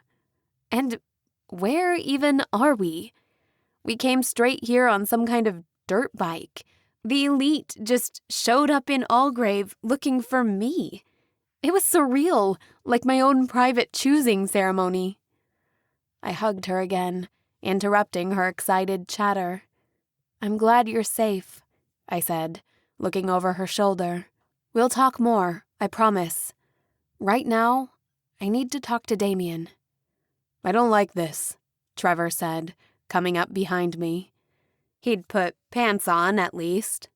Nice to see you too, dickhead, Amber said, crossing her arms. Trevor pulled her into a one-armed squeeze with a smirk. Of course we're happy to see you, Amber. It's dangerous out here. He must have had a reason, I said, eyeing Damien. He was surrounded by 20 guys with guns and swords, just inside the gates, but looked casually unimpressed, almost bored. His pale skin and blonde hair made him stand out almost as much as his dark cloak and the fine embroidery of his shirt. They probably didn't know he was a prince, or they wouldn't have let him in at all. I walked towards him, my bare feet scraping the dark twigs inside the settlement. The jagged patterns stood out against the dark soil. I raised a hand to try and smooth my tangled hair, but it was hopelessly knotted with the tiny skulls and crushed purple flowers. I had a slight hangover and a throbbing ache in my shoulders and neck. I rubbed my eyes before realizing I was just smearing the teal and black face paint around. Whatever. It didn't matter. Why did you bring her here? I whispered, when I was close enough for Damien to hear me. It's not safe. I'd never let anything happen to her. Damien frowned. This clearly wasn't the reunion he'd imagined. But I didn't know what he was expecting from me. We hadn't spoken since my escape after the trials. I didn't even know how to talk to him anymore, though I supposed we'd never really managed more than a few stumbling conversations. Tobias stepped forward to ease the uncomfortable silence. For a moment, he was his old self again, though it was hard to forget how he'd tried to kill us not long ago with his slagpaw pets. "We are here to aid the rebellion," he called loudly, "to dethrone the tyrant, King Richard, and restore justice and peace throughout the land." A small crowd gathered around us, frowning and crossing their arms. They may have let Penelope in, but they were obviously uncomfortable having 2 more elite follow us to their secret hideout. "How are you even here? What about the ordeals?" I looked around for Luke and Jacob, but they hadn't joined the other spectators. "They made an exception for us. We made a deal, something they couldn't pass up. A drop of blood for every minute." "You're single-handedly arming the rebellion," I frowned. "They'll use it to fight against you." "This rebellion has been a long time coming," Damien grumbled. "Nice to see you again, Emily," Tobias nodded, looking me up and down. "You've got a real Pocahontas vibe going. I'm really digging it." "Who?" I asked, looking down at my beaded leather skirt. "Hobbits with shotguns," Tobias continued. "Now I've seen everything." "You know nobody gets your movie references," Damien grumbled. "I know," Tobias smiled. "It's infuriating." I could tell by Damien's scowl he was frustrated with the small talk. "Do you want to take a walk?" he cut in suddenly. "Outside." He jerked his head past the guards and the wooden gates, towards the dark trees beyond the entrance. "I suppose so," I said. Butterflies fluttered in my stomach. Trevor stepped closer, locking eyes with Damien. "I'll be fine," I said, touching his arm. "We won't go far. And I'll be safe with him." "Don't worry, I'll wait here," Tobias smiled. "Now, if one of you gentlemen could help me find my wife." The ash was light, so I pulled up my hood and scarf. I didn't even mind my bare feet. The wet soil and ash made a cooling mud against my skin. I followed Damien as his figure cut through the towering pines, his armor gleaming in the misty morning light. We found a place near the top of the waterfall and took a seat on a fallen, rotting log between large boulders. He took a deep breath through his nose, and I realized he was smelling me. I wondered if he could smell Trevor on me. I felt a flash of guilt, but it was followed quickly with anger. I'd kept myself pure all those years. For what? For him. He could have taken advantage of me any time during the Citadel, when I was practically his captive, but he never had. Maybe he'd waited too long. "Why are you here?" I asked, finally. It was the wrong question, but I didn't know how to start this conversation. Tobias brought me. He said he'd found you and Penelope in Cezamp, that you had a plan to meet, but then you didn't show up. He thought you might be in danger, and couldn't tell anyone else that Penelope was still alive, so he got me to help. We feared, but then we found the note. The directions brought us close. After a few hours, we found tracks and followed them. Then we smelled the smoke. He'd been worried about me. He'd expected to save me, coming to my rescue. Instead, he found me like this, half drunk, in the arms of another man, no doubt reeking of sex and alcohol. "What happened after I left?" I asked softly. "Did you get in trouble for letting me escape?" I was locked up for a while, he admitted. Well, confined to my quarters at least, until the wedding. My father knew it would look strange if I wasn't there. And then I saw you, at the ceremony. I thought maybe you'd come to finish what you started, in Algrave. My eyes widened, and I turned to face him. That wasn't me, I swear. I only threw that arrow to get everybody off the stage.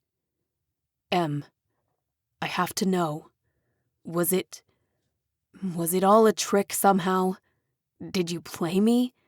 I keep going back through it in my mind, but I can't make sense of it. He looked up at me through his eyelashes, and the intensity in his cold blue eyes took my breath away. He was more handsome than I remembered, and also more vulnerable than I'd ever seen him. I reached out and grabbed his hand. "I never tried to kill you," I said. "Not in Algrave, not in the Citadel. Never." He took a deep breath, closing his eyes, then drew closer. "I knew it," he sighed. "What about my siblings? Did your father—" "They're safe, I swear. I have someone watching them, protected, away from the king. He doesn't even know I moved them." "Is what Tobias said true?" I asked. "You've come to join the rebellion? Or did you come to stop me? To save your father?" "I've come to get the antidote from you. I can get close enough to my father. I can turn him." "But we don't have it. It doesn't work." "You must," he said, his eyes rounding. "Nigel told the king you had a working cure." I smiled. We were lying. It saved our lives, but that's it. We couldn't make it work. That's why... I broke off. I wasn't ready to tell him the rest yet. He pursed his lips, his eyes thoughtful, shrewd. He thought I was lying to him. What wasn't he telling me? "Nigel came back ranting, almost delirious. Said you'd attacked him and given him an antidote. Bryce confirmed it. Thomas was already dead. They didn't believe it at first, but I could tell they were scared." "But it was just a bluff," I said. "The thing is," Damian said slowly, "his wounds aren't healing. The elixir in his blood has been compromised. He's blind in one eye. He's spent the last week drinking gallons of blood and even shooting straight elixir into his veins, then cutting himself to see how fast he will heal. My father has taken a particular interest in his gory experiments. But that's impossible. Whatever you have, it may not cure the elite completely. It may not turn them human again, but it definitely makes them vulnerable, at least for a while. So there's still a chance. I looked out at the rushing waters. Rising mist kept the ash away, and the wet ash fell in heavy clumps. I took a deep breath, feeling the cool air in my lungs. If I can inject my father, Damien said, it may weaken him. I don't know if it'll limit his compulsion. And we won't have much time, but we have to try. And then what? I asked. You and me on the throne, where we'll continue ruling the Citadel? Making sure the compounds make their blood deposits to feed the remaining elite? At least it'll be by choice. For real this time. I mean it. What if that's not enough? What if the revolution succeeds? What if all the humans want to leave? Will you force them to stay? Some may choose to remain, under our protection. But what if there were no compounds, no chosen, just elite? How will they eat? What will you do when you're hungry? I gasped, suddenly picturing us all alone, spending decades together in the deserted, walled-off city. I would be his main food source. It won't come to that. Damien frowned. The compounds offer safety. The purification engines are necessary to grow food, to garden, to have any kind of peace and security. Those are benefits we can still provide. I searched his eyes for answers, but found none. Did Damien know about the ash factory? What would happen if I asked him? Or told him? Would he try to stop me? I thought this is what you wanted, he grumbled. I'm doing this for you. I frowned at him. That wasn't the right reason at all. He was giving up his father's 100-year social experiment, turning on his own kind. For what? For love? This decision was too big to be made like that. He was thinking of me and him. He wasn't thinking of the thousands of subjects in the compounds, or the humans living in the wild. He was ready to burn it all down because he was angry at his father. I don't have all the answers, Em. We'll figure it out as we go, but we'll be together. That is, if you still want that. I came here to tell you that I'm with you. I won't tell you what you should do, but whatever it is, I trust that it's right, no matter what or who you choose. His expression was tragic and tortured, despite his smooth skin and young face. It made his eyes look haunted, like icy pools of teal water. First my grandfather, and now me. After swearing humans off so he wouldn't be hurt again, now he was risking it all again, risking more pain for me. It made my heart ache. He kept falling for us, even when it cost him. I wanted to wrap my arms around him and hold him close. Instead, I leaned away. Did he know that the ash was fake? I wanted to ask him, but if I asked him and the answer was yes, I'd never be able to forgive him. And he could tell his father, or try to stop me. It wasn't until that moment that I knew what I was going to do. I just didn't know how. From the pain in my chest, I knew two things for sure. I was in love with Damien, and I had to betray him. Finally, I understood how King Richard must have felt. Some decisions don't get to be processed by a committee. I couldn't let my feelings for Damien get in the way of what was right. Somehow, I was going to find this ash furnace and turn it off. Nobody would even believe the truth if I told them, but if they saw the clear sky for themselves, if humans reclaimed the daylight and were free to build their own homes in the wild without paying for it with their blood, well, it was a start. There would be war and bloodshed, there was no doubt, but we'd have a chance. For now, this was a secret I had to keep. "What is it?" Damien said, cupping my cheek. He could read me too well. I grabbed his hand and pulled it away. His fingers were cold against my warm palm. I didn't trust myself not to tell him everything, even though I wanted to. I had to get rid of him. There was still one truth I could give him. "I went to Fano Creek," I said. "I saw your old house, what was left of it." Damien recoiled like I'd struck him. The movement startled me. I'd forgotten how fast he could be, how rigidly he must have to control himself. We thought maybe we'd find the cure or some notes, something that would let us finish the antidote. We figured it would be less guarded than the Citadel. "That's true, at least, though it was still dangerous to travel all that way yourself." "There's something I have to tell you. Something big. You'd better sit down." "I am sitting," he said, leaning back further against the log and folding his hands together in his lap. He took a deep breath and closed his eyes.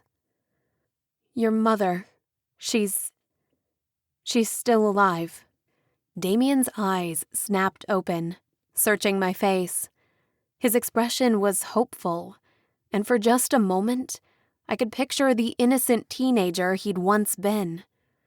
Then his features hardened into the stern, impenetrable mask of the elite. "That's impossible," he said. "We buried her.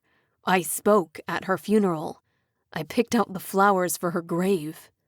"Well, I spoke to her yesterday," I snapped.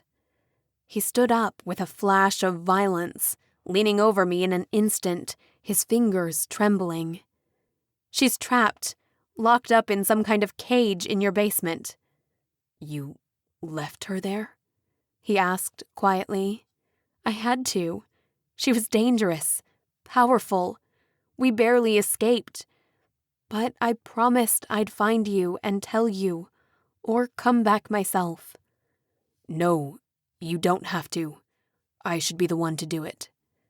He bowed his head, resting his face in his hands. "All these years, I thought it was my fault, that we'd gone on the run because of what I'd done at school. We left suddenly, spent the last few weeks staying at fancy hotels, then guarded security camps, as everything burned down around us. I never asked. I didn't go back. I should have." "So what's this mean? For us?" I asked after a long pause. Is there an us? I have to go," he said. "I told my father I was off to join Tobias' hunt for you. I'm pretty sure he didn't believe me." "I understand," I said, leaning closer and laying my cheek against his shoulder. "But once she's safe, I swear I'll help you kill him. Whatever it takes. Some sins can't be forgiven." Chapter 27. I came back into the camp alone, my arms wrapped around my shoulders. Amber was waiting for me near the gate, talking with a few of the younger girls from the Shire. She linked arms in mine. I didn't feel like talking, and she didn't press at first. We just ambled in a slow loop around the perimeter, behind the tents and buildings. It was strange to be in a compound without the purification engines. The trees blocked a lot of the ash, but it still fell, thin flakes that blanketed everything in a gray carpet. I knew it would poison the water or vegetables or anything that wasn't covered. This was a refugee camp, not a home. I had a tension headache in my neck and shoulders, probably from the alcohol, and my bare feet tingled. I felt tired and dirty. Last night had ended up as a blur, and while I didn't regret it exactly, I hadn't expected Damien to show up either. "I brought you something," Amber said finally, loosening her cape and pulling out the long bow strapped to her back. It had been wrapped in leather to prevent damage, but I recognized it immediately. "Dad's bow," I said, rubbing my fingers against the worn wood and plucking at the string.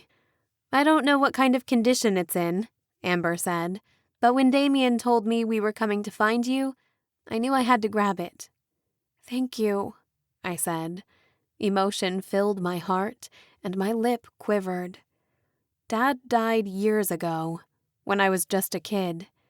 He'd never taught me how to use it. Not really. I had to figure that out by myself.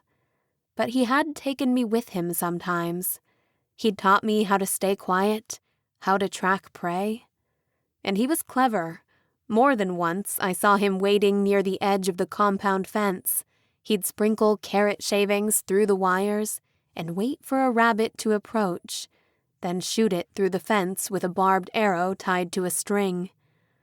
Mom would trade the meat for potatoes and onions and make a stew with the rest of its carcass. "What happened to her?" I asked, pulling the bow across my shoulders. "I mean, with the body. Did she get a proper burial at least?" Amber frowned, chewing her lip. "The king forbade a burial in the compound ceremony, said it was a privilege, not a right. Guards strung the rebels up outside the gates, left to the elements and predators." "Of course they did," I said, clenching my fists. "But we had a service for them, and for her, inside the compound. Even the curates attended and said some words, though it was forbidden. We sang, held candles. It was nice. I wish I could have been there. I never even got to say goodbye." "You can mourn her now," Amber said. "I can't," I said. "It wouldn't be right. While the king is still in power, while the elite rule, nothing has changed. It would just be words and empty promises. I'll grieve when Nigel is dead and everyone like him." "Why does that have to be your responsibility?" Amber asked. "It's not," I said. "It's my choice." "We're never going back, are we?" Amber said quietly. "Maybe one day," I said, not sure if I believed it.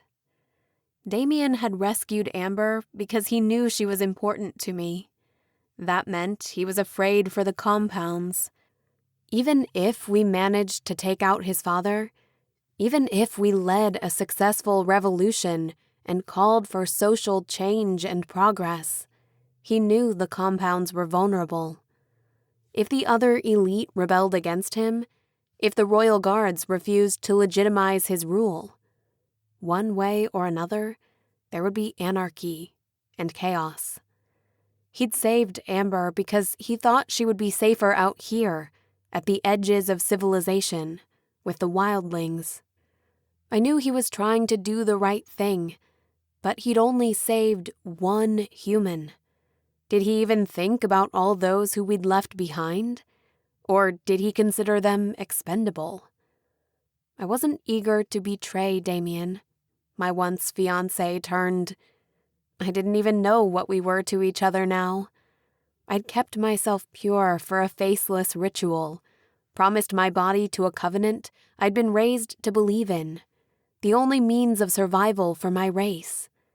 I'd tried to be a good citizen. What had gone wrong? Where had I fallen off the path? Cooper found us near the cabin and dropped a stick at my feet, wagging his tail. I tossed it for him a few times, sitting on a stump near a smoking fire. I'd thought the king was just eccentric when he'd showed me his cave of death, but now I realized what he saw in me. There was a reason Damien had never chosen a mate. It was his way of opting out of his father's system. Not open rebellion or refusal, just unconformity.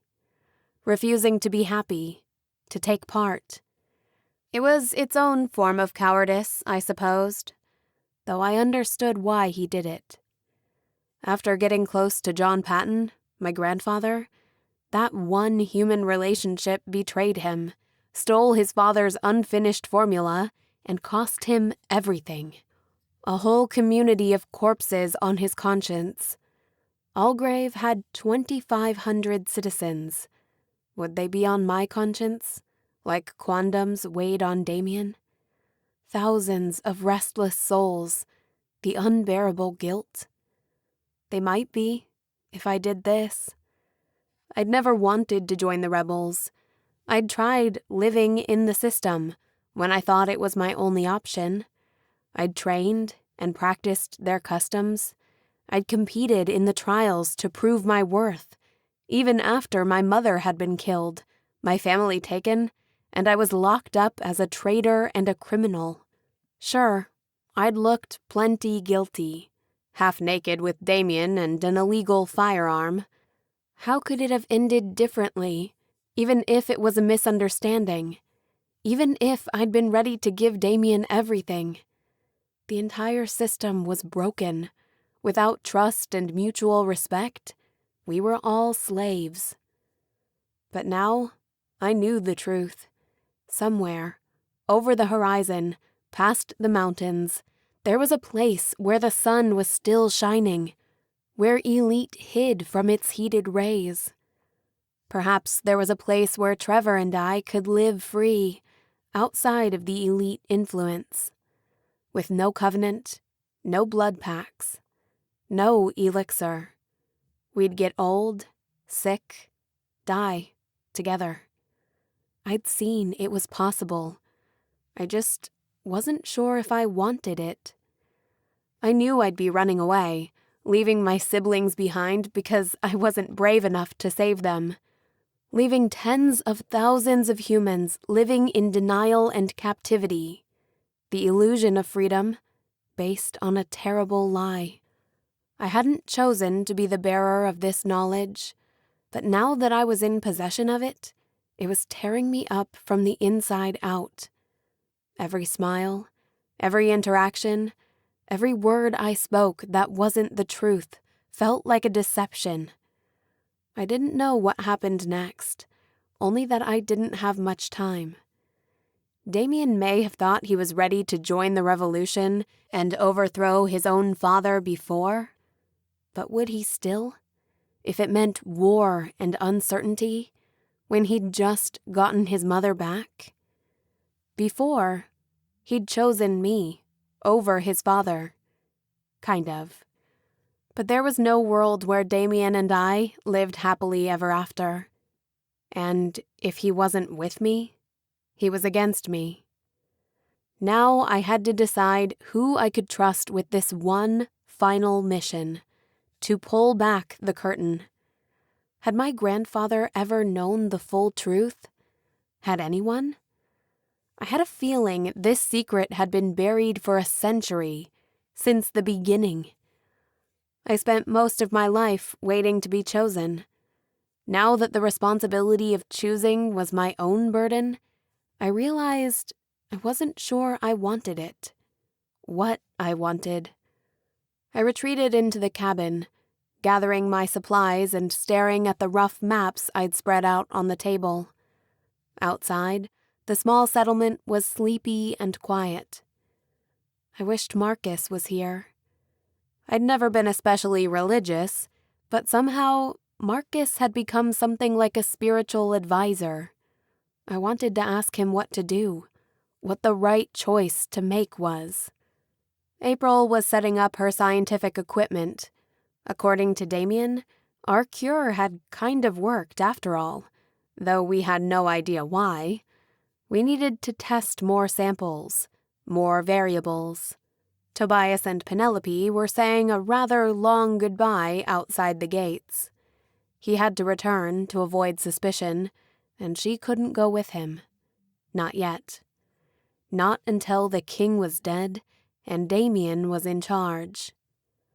I was about to blow that plan out of the water. A few minutes later, Jacob arrived. He lifted his eyebrows at me, then nodded towards the maps. "Looking for something?" he asked. "What's the furthest you've ever been from the Citadel?" I asked.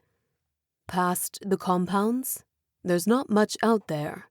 Wild lands, raiders, monsters, and maniacs. Not good for much besides scavenging, but too dangerous for most." I closed my eyes, trying to remember the compounds I'd visited.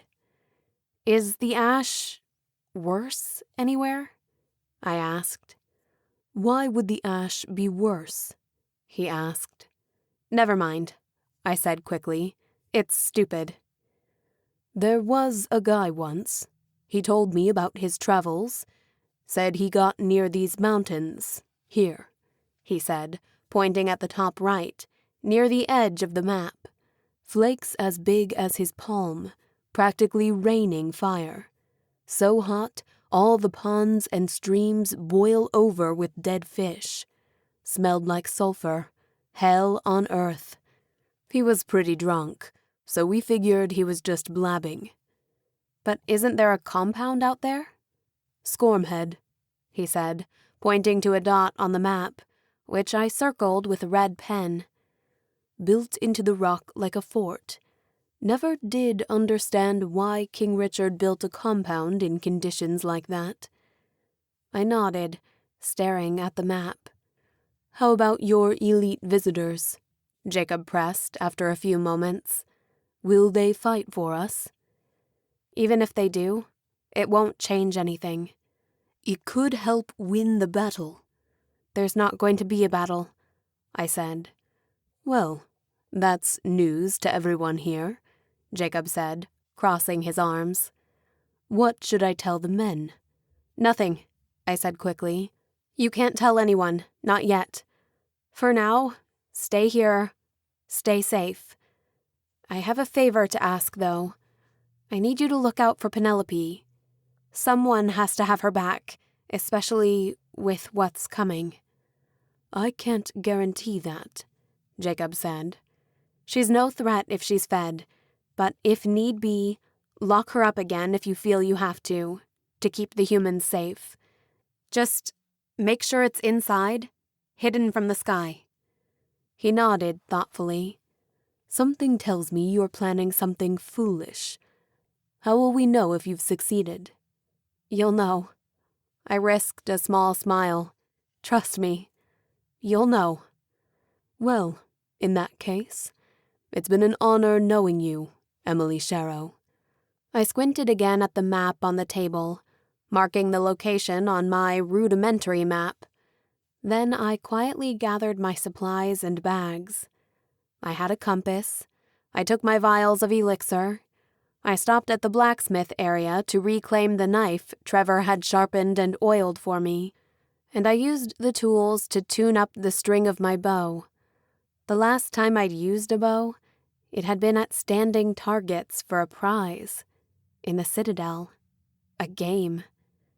Something told me my targets wouldn't stand still this time, and the prize was everything. I knew I should say goodbye to Amber, but she'd never let me go off alone, and the others would try and stop me. I thought about leaving a note or a gift, but I couldn't risk it. This was a journey I had to take alone. I just had to get outside of the gates, through the smoke and ash, without being seen. At least a dozen archers were on platforms built above the wooden pikes, in trees surrounding the compound. But I was fast, and I knew how to be quiet. I pulled the bag tighter against my shoulder, squaring my father's bow over my shoulders. I grabbed a dozen steel-tipped arrows from a weapons rack inside the gates and stuffed them into my quiver. I wouldn't have time to make more, and these would do more damage anyway. "So what?" Trevor said, coming up behind me as I studied the defenses. "One night of passion and you're ditching me?" "This isn't about you," I said. "Sneaking off to meet with your elite, then?" he said, crossing his arms. I could see the pain in his eyes. He thought he'd won, but I wasn't a prize. Plus, I knew he'd ask me to make a choice, just like he had before. When he asked then, I didn't have the power, the authority to choose. Or at least, I didn't think I did. Now I wasn't so sure. I had every reason to choose Trevor instead of Damien, and yet I couldn't force myself to feel differently about him. I loved them both, for different reasons, in different ways. But this wasn't the time to parse through my feelings. He's already gone, I frowned, but there's something I need to do, something big and important. "But you aren't going to tell me what it is? Or the others?" "I can't," I said. "It's too dangerous. Honestly, I don't even know where I'm going." "Sounds great." He smiled. "I'm in. This is something I need to do alone. You've always been stubborn, Em, but there's no way in hell I'm letting you leave here." "You're going to stop me?" I asked. I felt for the elixir in my pocket. Trevor was twice my size, but I was pretty sure I could take him if I had to, or at least outrun him. "No, but I'll follow you. To the end of the world if I have to keep you safe. But I'd rather do it at your side than sneaking around behind you." I frowned, biting my lip. I knew he'd do it, too. "We can't tell the others," I said finally, the fight going out of me. "Who? Us?" Jasmine asked. I hadn't even seen her sneak up behind me. She was leaning against a wooden pole, casually gnawing on a chicken bone. "Shit, what the hell?" "You think you're sneaky, but you really aren't. Going out hunting, huh?" She nodded to the arrows I'd picked up. "I don't know how long I'll be gone," I protested. "I don't know how far I'm going. You should stay here, where it's safe." "A top-secret mission? If you want to go fast, go alone," Jasmine said. "If you want to go far, go together."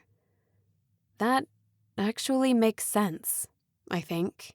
"In case you haven't noticed," Kamina said, approaching from the other side, "we don't exactly fit in here. We're chosen, like you. I didn't choose this path, not really. But I'm here. We will see this thing to the end. There might be fighting. I don't know what kind of guards we'll face, security or otherwise." "Then you definitely need us," Jasmine smirked. "In case you've forgotten, you kind of suck at fighting." "April has to stay here," I said. "She needs to keep working on the cure, to find out what we missed. And Penelope will have to stay as well, so she can test it." What I'm trying to do? I don't know if it's going to work, but if it does, it'll change everything. "What about Luke?" Trevor asked. "What about him?" I asked. "He's resourceful, and without him, it's just 3 chosen against who knows what. We might need someone who grew up outside the compounds, who knows the wild, how to survive." "He doesn't seem like the type to put his life on the line. He's a good guy, I know it. And even if he's not, maybe we need someone who's determined to survive, in case we fail. Someone to keep the mission alive after we're gone." Chills ran down my spine. It was a good idea, actually, but I hated thinking about it. "Fine, if he wants to risk his life, but I'm not slowing down for him. We're headed to Squirmhead," I said. "Jacob told me the ash is thicker there. It'll take us a few days, at least." "Wait, but why would the ash be thicker there than anywhere else?" Trevor asked. "Because," I said, "the sky isn't broken. It's just hidden. And we're going to fix it, We said goodbye to Sam and the others. Even though we'd only been there a night, I was sad to leave. It was like finding a family, a home I never knew I had. We walked all day, following the remains of a vast highway. Cars were half buried in mud, rusted and broken. We walked across them, hood to hood, like giant stepping stones. It was dangerous to cover this much distance in the open, but I didn't have time to be subtle. Before he said goodbye, Damien had given me 3 vials of elixir. His essence, pulled directly from himself, gifted freely to me. If I was alone, I would have sprinted all the way to Scormhead, but the others couldn't drink so much. We decided to ration it to 2 drops a day, what we knew was the safe limit given to the chosen at the Citadel. It kept us walking all day at a brisk pace, though the others still felt like they were slowing me down. I wished there was a faster way to travel, but motors would make too much noise. We stopped when it was too dark to see, taking turns sleeping and standing guard, nestled against the rocks, somewhere inconspicuous, with no lights or fire. Some nights we sheltered in abandoned buildings or vehicles, huddled together for warmth. By the 3rd day, the landscape was different. It was drier, away from the coast, with rocky orange mountains and prickly shrubs. We wasted a whole day walking around what must have been a sprawling metro area, then another, searching for a bridge that could take us across a deep canyon. The 4th night, we followed tracks to an abandoned train. Trevor forced the door open, and we packed inside, away from the ash and dust, which seemed to tear at us sideways sometimes due to the strong winds. From further away, I could see the sweeping outlines of the mountains when the wind shifted. As we got closer, the ash was thick and heavy, worse than I'd ever seen it. Visibility was so poor, we couldn't see the mountains until we were in them, their jagged peaks tearing the sky above us. The dark, poisonous ash fell in heavy clumps, sticking and burning holes in our clothes. We had to help each other put out fires frequently, holding our masks tightly against our faces. Even with elixir, our progress was slow. "Why put a compound here?" Trevor asked. "Are you sure we're going the right way?" I frowned at him, gesturing vaguely. "We must be getting close. The ash is getting worse, right? If we passed the source already, it would be getting lighter again. So, we must be getting closer. But what are we even looking for again?" "I don't know. The opposite of a purification engine? We'll know when we see it. Let's just find Scormhead first. We should be close. Maybe someone there will know what we're looking for." With our faces covered, we had to shout to hear each other. And even with the mask, I could feel the poisonous air deep in my lungs, burning me from the inside out. The foul smell accosted my nose, and each step was a battle. We'd used half of our elixir already, which meant if we didn't find something soon, we wouldn't have enough to make it home safely. In the end, we didn't see Scormhead until the gates loomed over us, a dark scar on the landscape, at the roots of the jagged black mountains. A smooth rock wall, taller and more rigid than the one surrounding the Citadel, stretched between 2 steep cliffs, framing a narrow ravine. The settlement crawled upwards like giant stairs, a multi-leveled city built into the rocks.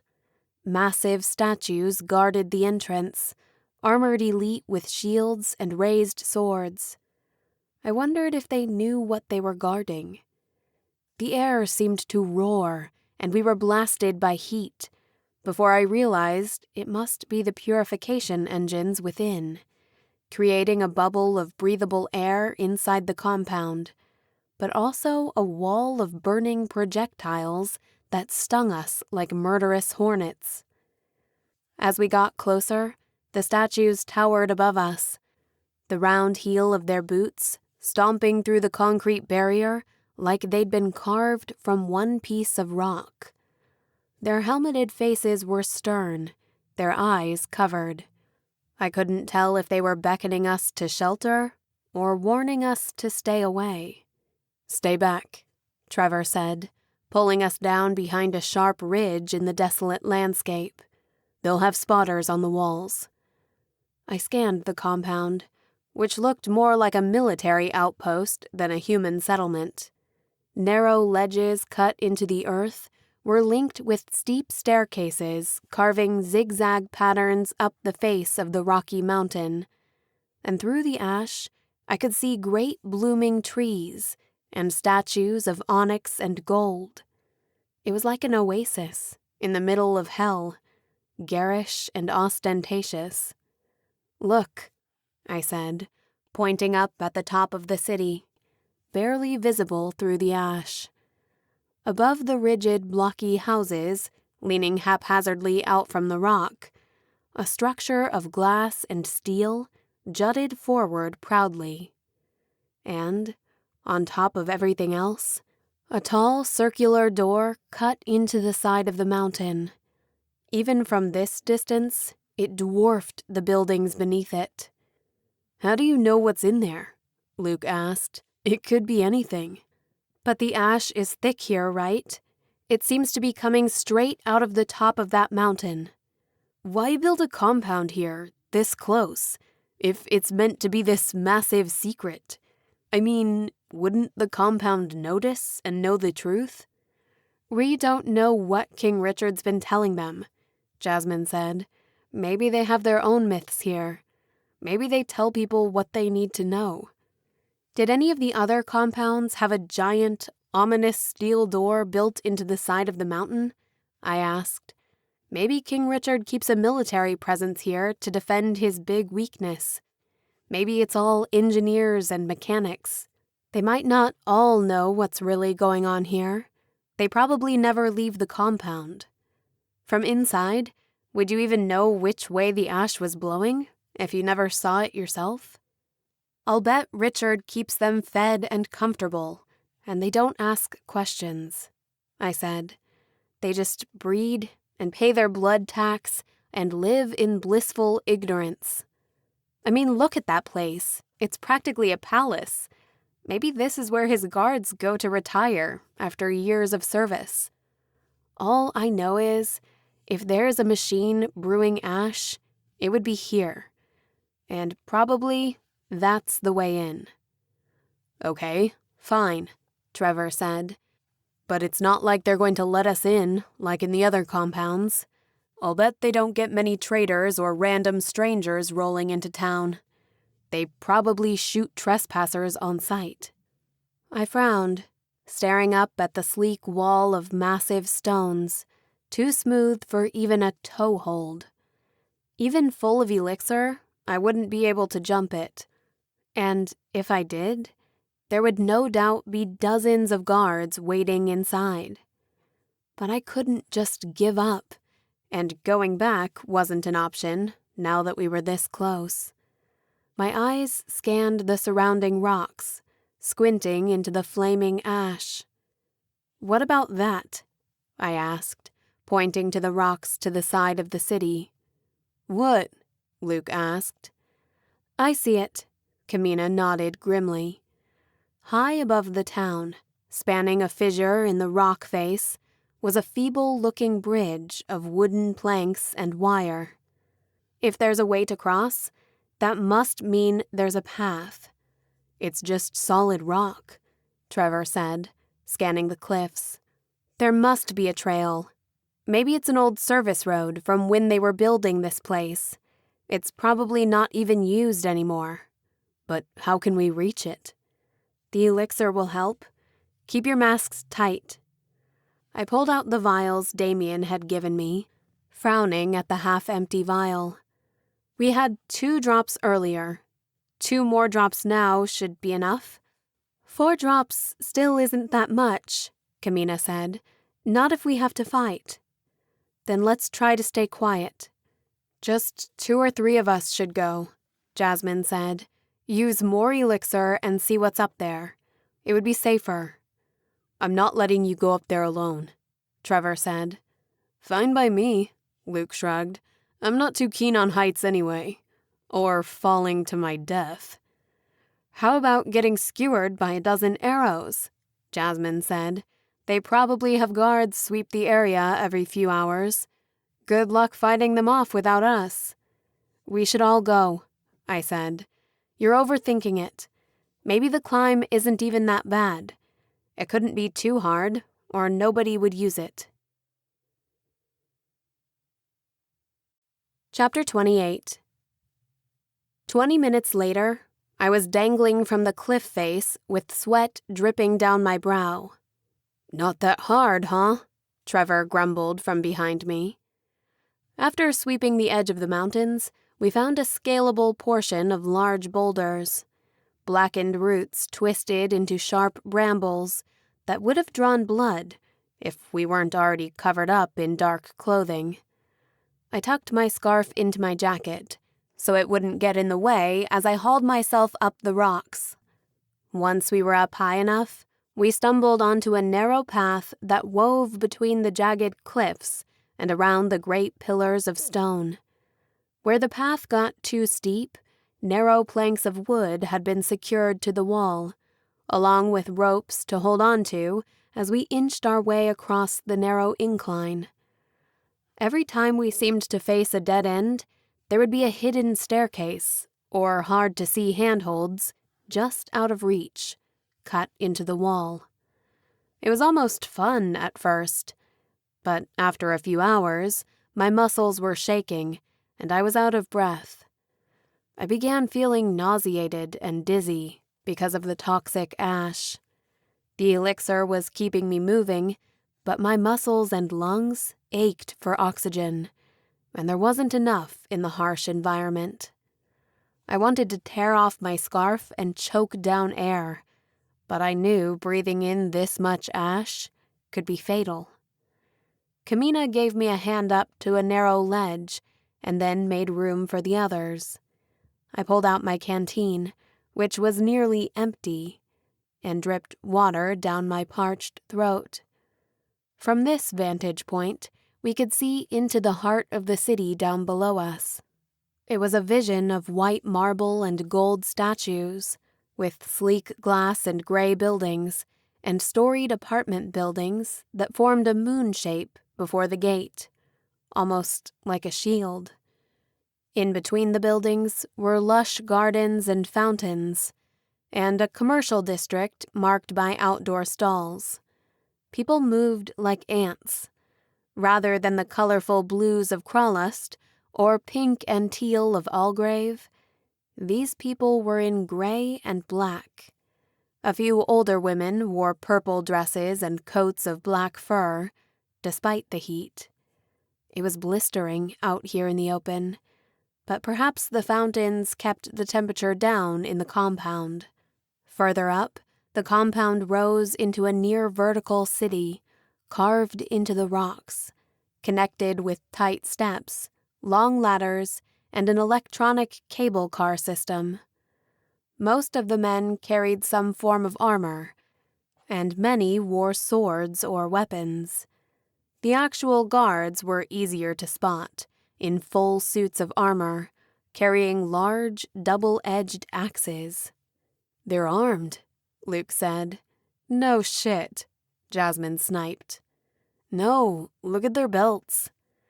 I was surprised he could see so well from this distance, but squinting through the ash, I realized the dark shapes at their hips were pistols.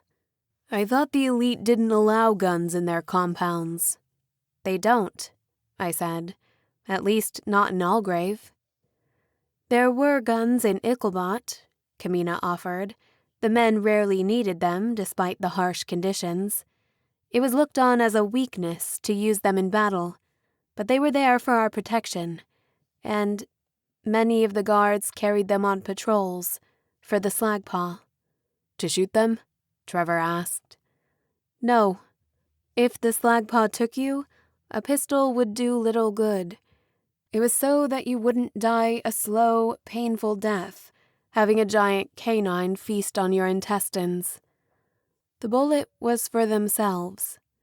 Thanks for that mental image, Jasmine said, sticking out her tongue. I promise, Trevor smirked. If I ever lose control, I'll eat you quickly. Jasmine punched him on the arm and strutted around the corner. Guys? She said, turning back, her dark eyes wide. What is it? Luke asked. You know that bridge we saw earlier? Bridge might have been a bit of a stretch.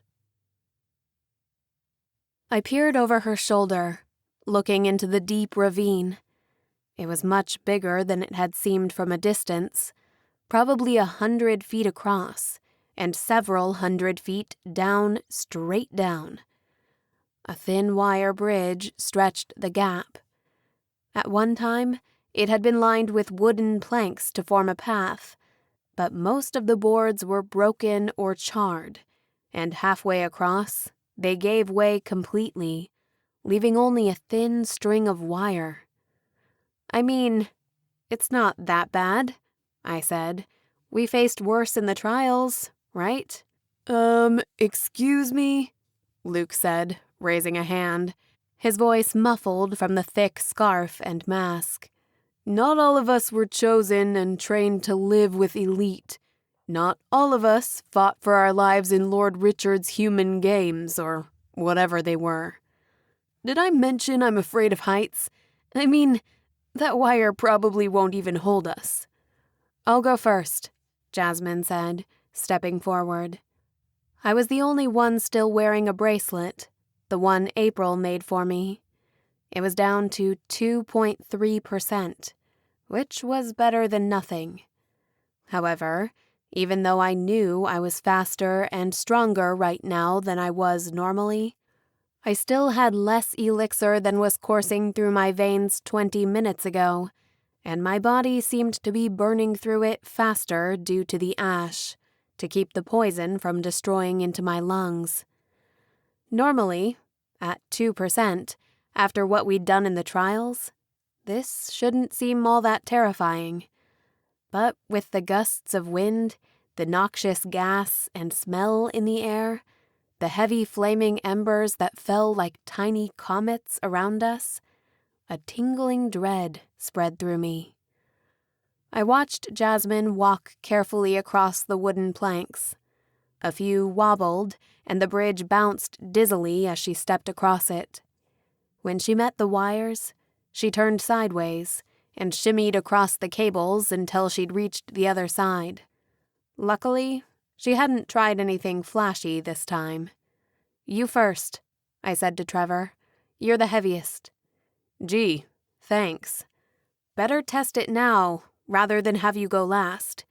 If it'll hold you, it'll hold the rest of us. The bridge groaned under Trevor's weight, but after a few tense minutes, he made it across as well. Kamina followed next. She was still crossing the planks when I felt a puff of hot air against the nape of my neck, and a deep growl that shook my bones. I spun around, confused at first by the wall of coarse, black hair filling my vision. For a second, I thought it was Trevor in slagpaw form, but he was in front of me, and this was no slagpaw. Gnarled hooves as big as my skull prodded the ground, kicking up clouds of dust. I backed up slowly, knocking into Luke's shoulder as I stared up at the creature.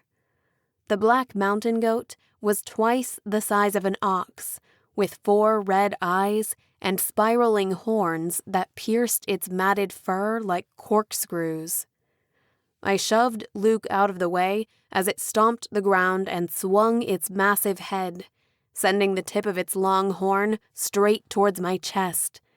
I pivoted just in time to avoid being skewered, but the whip of coarse hair from its beard a second later, swept me off the ground, tossing me into open air. I barely managed to grab a fistful of the demon goat's beard and use it to fling myself back over the chasm. I caught the side of the wire just ahead of Luke and swung myself onto the bridge. "Run!" I shouted, turning and chasing after Kamina, assuming he was right behind me. I'd only taken a few steps when I felt the goat's weight on the bridge, snapping the wires like a strung bow. I clung to the wires as the first one snapped. "Hurry!" Trevor's voice cut through the air. Arrows flashed by my head, followed quickly by a spinning blade, but they bounced off the creature's shank, barely drawing blood through the matted fur. Luke was frozen, his arms wrapped around the wire, his eyes closed tightly. I crawled back to him, gripping the charred wooden planks with my hands. The goat shrieked in panic as its hooves broke through the wobbly boards. Its eyes were wide with fear and rage, which made it even more dangerous. I grabbed Luke's arm and pulled him forward. "Let's go. We've got to move." "I can't," he whispered. "You go first. I'll hold it off. Focus on the wires. I'm right behind you. Go!" I shouted. I put my weight against his and pushed him until his hands and feet were moving again. I kept my eyes on the goat, taking careful steps backward with my eyes on the goat. I was still carrying the curved sword I'd stolen in Cezamp, and I brandished it in front of me, balancing carefully on the wobbly boards under my feet. Light glinted off the blade, which only seemed to enrage the creature. It pawed like it was going to charge, puffing its nostrils. The foolish beast was going to run us right off into nothing. I grabbed Luke by the back of the neck, and we tripped forward to the end of the wooden planks, feeling the thunderous hooves beat behind us as the bridge whipped up and down like a plucked wire. We weren't going to make it. Suddenly, a dark blur leapt past us. Kamina stabbed a long spear at the beast's chest. It reared up on its hind legs, tilting the bridge dangerously. "Hold on!" I yelled at Luke, wrapping my arm around the wire as the bridge flipped upside down. I clung to the wire, feeling the cable bite into my palms, tearing the flesh. I pulled myself forward, hand over hand, my feet dangling in open space until we reached the rocky ledge. Trevor was leaning out as far as he could, his hand grasping towards us. He gave Luke a hand up, then came back for me. I just grabbed his palm when I felt the last bridge cable snap behind me. I looked back, wide-eyed, as it began to fall. "Kamina!" Jasmine screamed. We watched in slow motion as the goat's legs kicked and bucked in the open air. Kamina fell headfirst after it, plunging into the canyon. She grabbed one of the curly horns in midair and flung herself onto the creature's hairy back, burying herself deep in the fur. We heard the sickening crack of bones as the animal hit the ground and split open like a watermelon. Kamina was thrown to the side and tumbled towards the walled compound. I held my breath as the dust settled, my heart pounding in my chest. Slowly, we watched her pick herself up and wave a shaky hand. "Holy shit, she's alive," Luke said. "She used the beast to break her fall," Trevor said. I smiled with relief, just before the sirens tore the air. They seemed to be coming from everywhere, all at once. Flashing red lights filled the city, casting it in a deep red glow. Shouts came from the closest ramparts as guards rushed to peer down at the giant creature, still tangled in the wires and wooden planks of the bridge. Gleaming ribs poked through the hairy carcass like a pincushion. Kamina ducked into a thorny briar patch against the compound walls. But already, a patrol was weaving their way down a set of steep external stairs, their swords raised and weapons drawn. "They'll find her," I whispered. "Em." Trevor turned toward me, his deep brown eyes flecked with amber, cut into my soul. The guards spilled across the rocks, forming a circle around the bloody carcass and slowly pushing outwards, hacking their swords into the brush. "We have to help her," I said, biting my lip. I cast another look up towards the mountain summit. We were so close. "Do what you came here to do," Trevor said suddenly. "We'll hold them off." He kissed me on the mouth, crushing my lips, then slipped off the edge of the cliff. He used the hanging wire to lower himself down at first, then slid his feet across the dusty surface of the cliff face, which angled slightly. He was going too fast, but somehow he jumped from ledge to ledge without losing his balance and tumbling head first. "He's right," Jasmine said. "You got this. The path is clear from here on up. We'll fight our way out and meet up with you later." She stepped off the cliff with a battle cry, flourishing both swords. I looked at Luke, my eyes wide. "Maybe I'll just stay here and see how things turn out," he said, peering over the steep ledge. "Good luck with that," I said, turning my back on him and heading up the hill. I hated leaving the others behind, but now that the alarm had been raised, I knew we'd never get another shot at this. The compounds must have a way to alert the king in emergencies. He could already be on his way. It was up to me. I ran up the path, ducking as arrows peppered the rock around me, shattering dust and pebble, biting my face. But I was fast, and by the time the guards aimed and fired, I was well out of danger.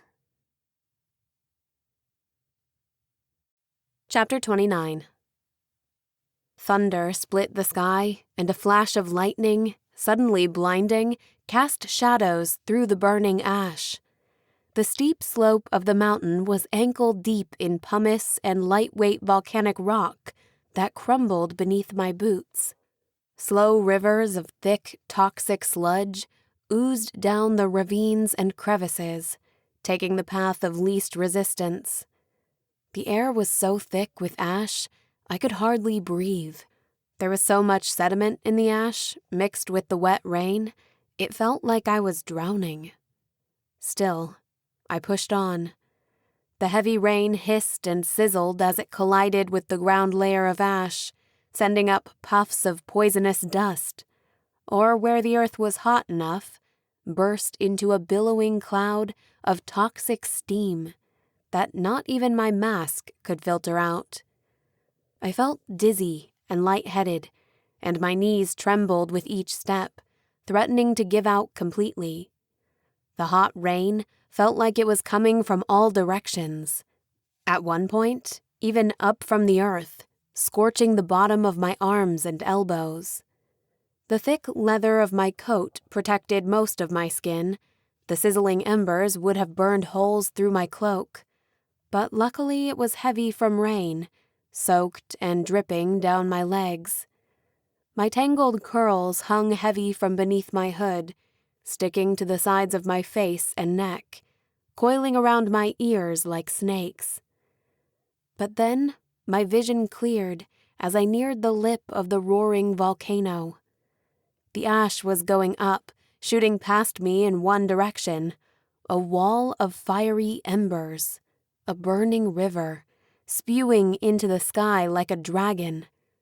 It rolled out above me like a mushroom cloud, evaporating the rain and spreading out before falling into the valleys.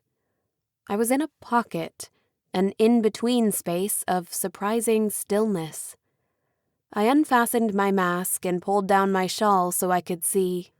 The noxious air stung my sinuses, and the blistering heat blurred my vision. Then, a shadow darkened the ash, looming large over me. The shape filled my vision before consolidating on a single figure that seemed to melt out of the wall of fire. He was wearing a dark suit and padded fur coat, studded with spiked armor of black metal, and a golden crown that shone like a halo. A crack of thunder announced his arrival, and rays of light rippled off his stark silhouette like rising steam. It was hard not to be intimidated, even though I'd seen the newspaper articles from the before, of the thin scientist he'd used to be, before all this began. The man who left his wife behind and kidnapped their son. I glanced over my shoulder, but I couldn't see anyone else. It was just King Richard and me. The jewels of his crown sparkled with dazzling light as he rushed towards me. I raised my bow and fired 3 arrows, but each time he vanished in a swirl of ash and smoke, moving so quickly I couldn't see him. My heart pounded in my chest. Now, he said with a smirk. That's no way to greet your father-in-law. His voice echoed in the fiery maelstrom, appearing to come from everywhere at once. I hissed at him, stepping back warily, clutching my bow. "I'm not your daughter," I spat, "legal or otherwise." When he smiled, he looked so much like Damien, my heart ached. The fine lines around his mouth and eyes gave him a cruel countenance, and a gray streak running through his dark hair revealed his age. Now that I'd met his mother, I knew where Damien got his sensitive features. Thunder rumbled above us, trembling the ground. A blast of hot steam made me stumble back, clutching my weapon. "I did warn you how this was going to end," he said, drawing his long sword slowly from his belt with a scrape of metal on metal.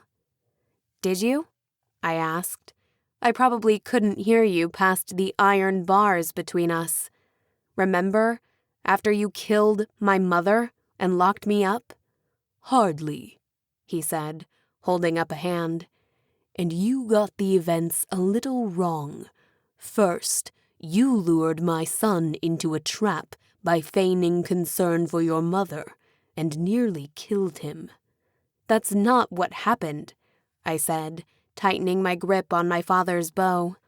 If I could distract him enough, I might be able to move closer. "You were caught with an illegal firearm. My guards can be overzealous, but it was clear your mother and boyfriend were working with the resistance. Honestly, I'm disappointed. I thought you were smarter than this. I thought you understood." "You tried to kill me in the trials," I said. "Of course I didn't. The other chosen, I could have spared. What I wanted was for you to win, kill the rebels, and make my son happy. But then you did something unexpected." He looked me over thoughtfully, pursing his lips. "You resisted. Honestly, nobody has been able to do that for a long time. It made me careless. That's when I knew I couldn't control you, that you'd always be a danger to me. To be clear, I wasn't trying to kill you then. I most definitely am now, especially now that you know about this." And then he struck, cutting through the ash like a guillotine. I felt heat blast by me before I even realized what had happened. I gasped for breath, checking myself over. I was still in one piece, but my father's bow was split in half, dangling from the string. I dropped it on the ground and reached for my knives. I held them close to me, like barbs on a rose. You lied about everything, I growled. You said you were protecting us. From the ash? From the slagpaw? You made both, to keep us enslaved. I am protecting you, he snapped. Humanity's doom was always written. Elite were showing no restraint, burning through their food supply. Humanity was the weaker species, bound for an inevitable extinction. We would have bled them out, then slowly starved ourselves decades later. It was already happening. I was just the only one who could see it. If that were true, why the ash? Why block out the sun? If nature meant the elite to thrive, surely they wouldn't have made you so vulnerable. The elite were being hunted down. I'd discovered a cure for cancer, and the humans were drinking it to get high and hunt us down in the streets. The race wars would have been the death of everything. So yes, I created the ash. It wasn't that hard to do, actually. We took a dormant, natural volcano and turned it into a massive engineering project, drilling it open with reinforced steel. By the time I'd made billions selling immortality to the wealthy, of course, nobody could know the truth. My communities are built on trust and consent. The burning sky, though a necessary component of lasting peace, wouldn't have been understood. The price of freedom is too complex for my people to understand. If that's true, it's only because you haven't educated them. They only feel free. They aren't really. What's freedom, if not a feeling? It's not real. You made all the decisions for them. They're like rats in a maze, playing out some cruel experiment. And knowing the truth, it broke you. It brought you here. You couldn't just go on, knowing about this place. You risked everything to find it for yourself, even though you know what would happen next. If you turn off the machines, the skies will clear. And then what? Rather than weekly blood donations, given freely in fair exchange for a nearly magical healing elixir that keeps my citizens strong, healthy, and happy? Instead of that, they'll run into the untamed wild and get hunted down by elite, slaughtered brutally, violently, until there are none left to remember. Maybe at first, but without the ash, eventually they'll rebuild. They'll grow until they outnumber you. When is that going to happen? Who is going to have time to bear children and keep them alive? Children smell the sweetest, you know, like fresh strawberries. It'll be decades of bloodshed, then decades of silence as we drive each other to near extinction and back again, over and over, like red tides. I felt a drift of air against my neck and spun quickly, slashing with my knives. He batted my wrists away playfully, leering at me and flashing his fangs, before disappearing into the ash and shadows. He was toying with me.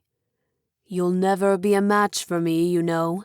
You'll always be weak, human. Also, you're wasting your time. Don't you think I took precautions?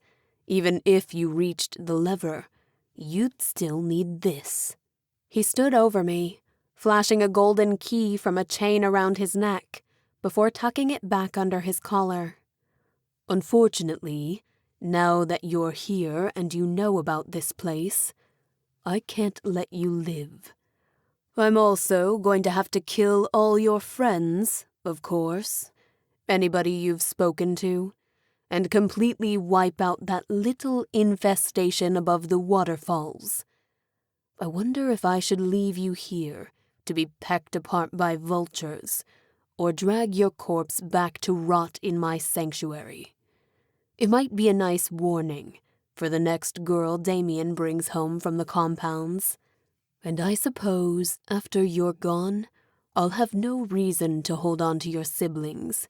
Maybe I'll bury them with you." My blood chilled, and I trembled, despite the sweltering heat and the poisonous gases distorting my vision. The king's form blurred with the smoke, melting like an apparition. When he charged, I tried to block, but it was like blocking the wind. I moved quickly, raising my arms over my head and deflecting his attack. The blow should have cut me in half, but I pushed it to the side with my arm, screaming with rage and lunging for his throat with the dagger in my other hand. He was gone before the blow landed. I felt a throbbing pain and glanced down at my injured arm. The king's sword had bit deep, nearly to the bone. I could barely lift my arm, and blood was making my sleeve thick and heavy. Red drops fell into the gray ash, leaving a crimson trail behind me as I staggered forward. With trembling fingers, I pulled out the last of the vial that Damien had given me and downed it quickly. I'd beaten the slagpaw with a vial of elixir. I could beat him, too. I stripped off my thick leather jacket, exposing my sweaty skin and the thin shirt that hung low around my collar. Warm embers brushed against my bare stomach, but I could barely feel them burn.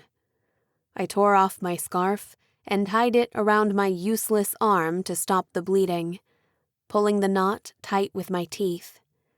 Then I stretched my spine, cracking my neck to the side. My bracelet beeped a warning, and time seemed to slow down. My vision focused into sharp clarity. I could see each individual clump of ash, patterns in the swirling poison around me. I saw the air shift before the king moved, predicting his movements. This time, I blocked the blow with my dagger, even though the weight of it slammed me to the ground. I rolled quickly as the blade split the air above me, cutting into the earth just near my ear and ripping out a chunk of my scalp. I lashed out and felt my blade sink into the back of the king's calf. He cursed before retreating again into the ash. I crawled on my hands and knees, closer to the lip of the volcano.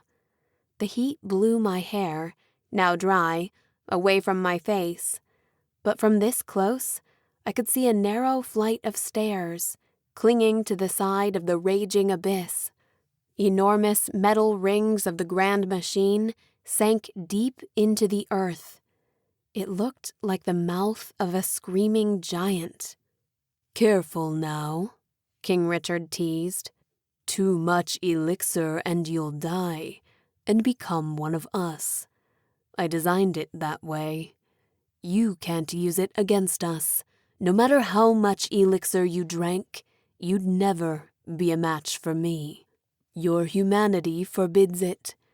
Meanwhile, the blood of the gods flows through my veins. This is what I am, elite, in every sense of the word." "Vampire," I spat. "I see you've been reading Damien's library. A foolish, adolescent obsession he had.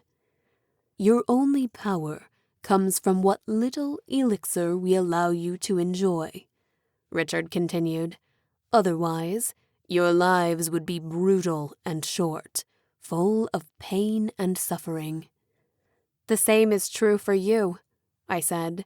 "You're just an animal, like any other. You need blood to survive. You need humans to live. We don't need you at all." "Exactly." He smiled, wiping my blood off his sword with the sleeve of his jacket. "Do you still not see how perfect my system is? If we didn't need you, we'd destroy you. There's no question that we're the dominant species. It is only our need for you that keeps you alive. Live together or die apart. It's the perfect symbiotic relationship. I think it's time we started seeing other people, I growled, lunging with my sword. I cut through the air, my blade flashing. My arm was still throbbing, but I could tell the elixir was already trying to heal the wound. Unfortunately, it left me slow, and the lack of oxygen and heat made me dizzy. Each strike was either easily dodged or parried with such force it felt like I was striking a metal pole, sending vibrations coursing through me. But then a hand grabbed me by my hair and slammed my face into the dirt. I tasted blood in my mouth as my mask crushed my lips and nose. I ripped it off, gasping for breath, with blood streaming down to my chin. The king stepped on my hand, slowly crunching my fingers until my grip loosened. I felt the bones snap one by one and screamed in pain. He kicked the sword away from me. Before you die, there's just one thing I need to know. How did you find this place anyway? Did my son tell you? It was your wife. I grinned through bloody teeth. She says hi, by the way. His eyes widened, and I clawed at him with my bare hands, gouging red scratches down his pale, flawless cheek. He slapped me with an open palm so hard, my head spun. The blow would have snapped my neck if I wasn't already so amped with elixir. I practically felt my vertebrae harden, then shift back into place one by one. Then I suppose I don't have time for you, the king said finally.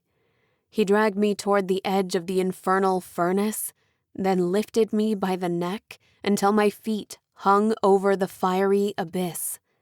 His fingers dug deeper, crushing my windpipe until I couldn't breathe. I choked on ash, dirt, and fire, surrounded by flaming sparks that singed my wild hair. That's enough, father. I choked back a sob of relief as Damien emerged out of the ash, an orange glow reflecting off his golden armor. Foolish boy, you're willing to destroy everything for her? You think you can take my place? That you can keep all this running? After she destroys this machine, maybe I won't have to. Damien smiled at me, and I felt the king's grip loosen as he shifted to a defensive posture. Damien stabbed forward with his sword, blazing across the scorched earth like a bolt of lightning. He was so fast, but not fast enough. King Richard raised his hand in a swift movement, his pale fingers spread wide like talons, clawing at the air. I saw the panic in Damien's eyes as his sword shifted course, driven by his traitorous hand. It curved in midair before plunging through my stomach.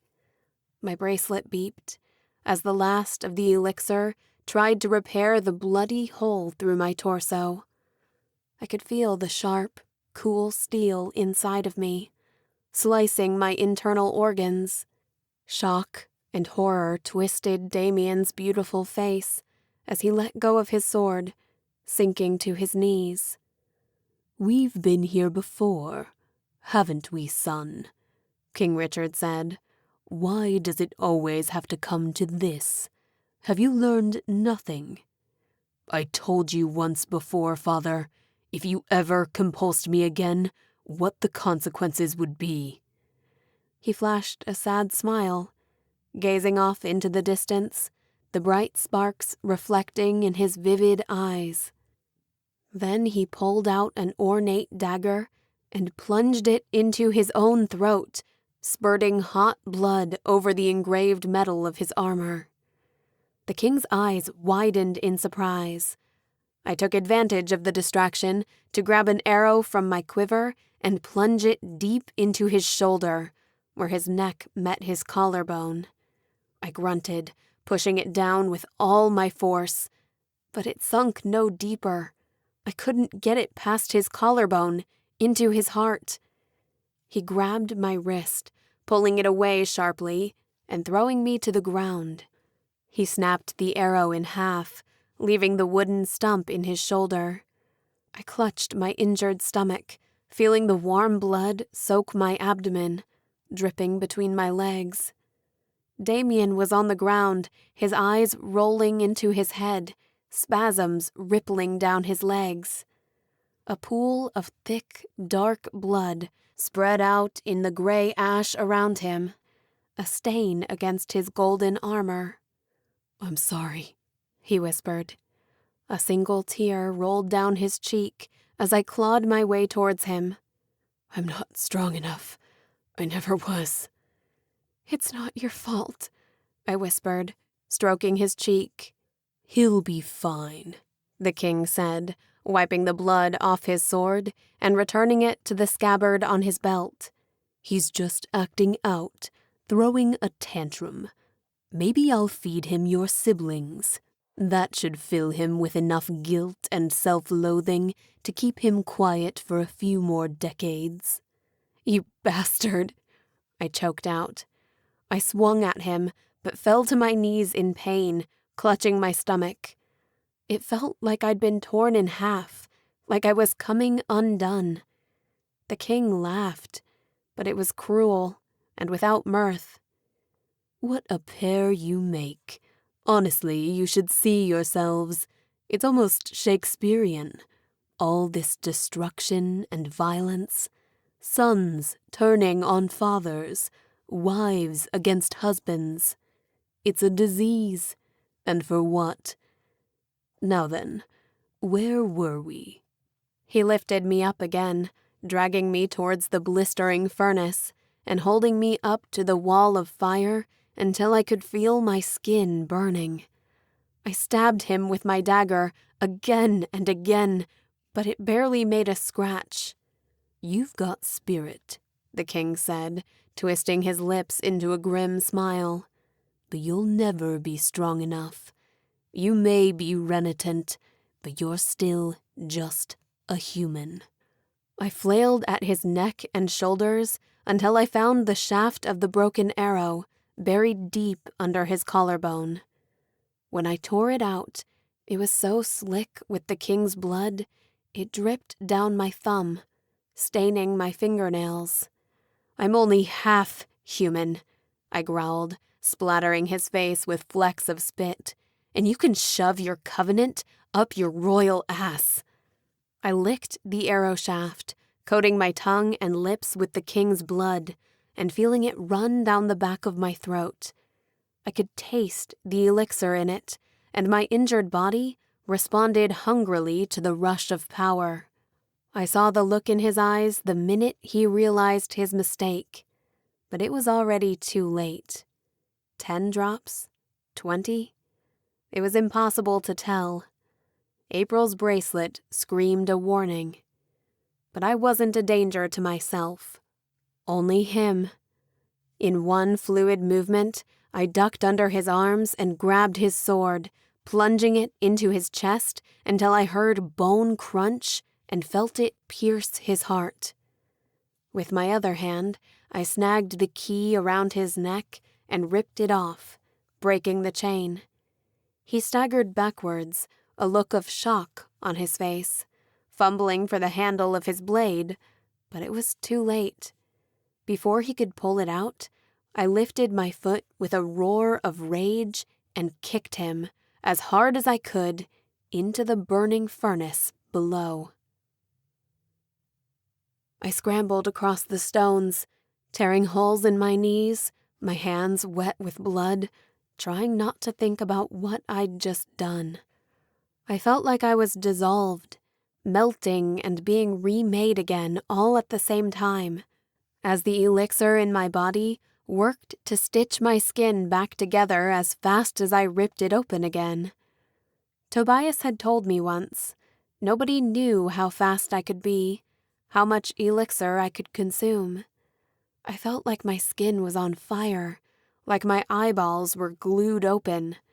Blood stained my teeth and chin as I pulled myself forward. I found a hatch just inside the volcano and tore the door open. I staggered down the cement stairs, sucking in ragged breaths as my lungs melted, tearing away my scarf and gasping for air. The control room was much older than what I'd seen in the Citadel. Large gears and buttons and electric panels I had no idea how to use.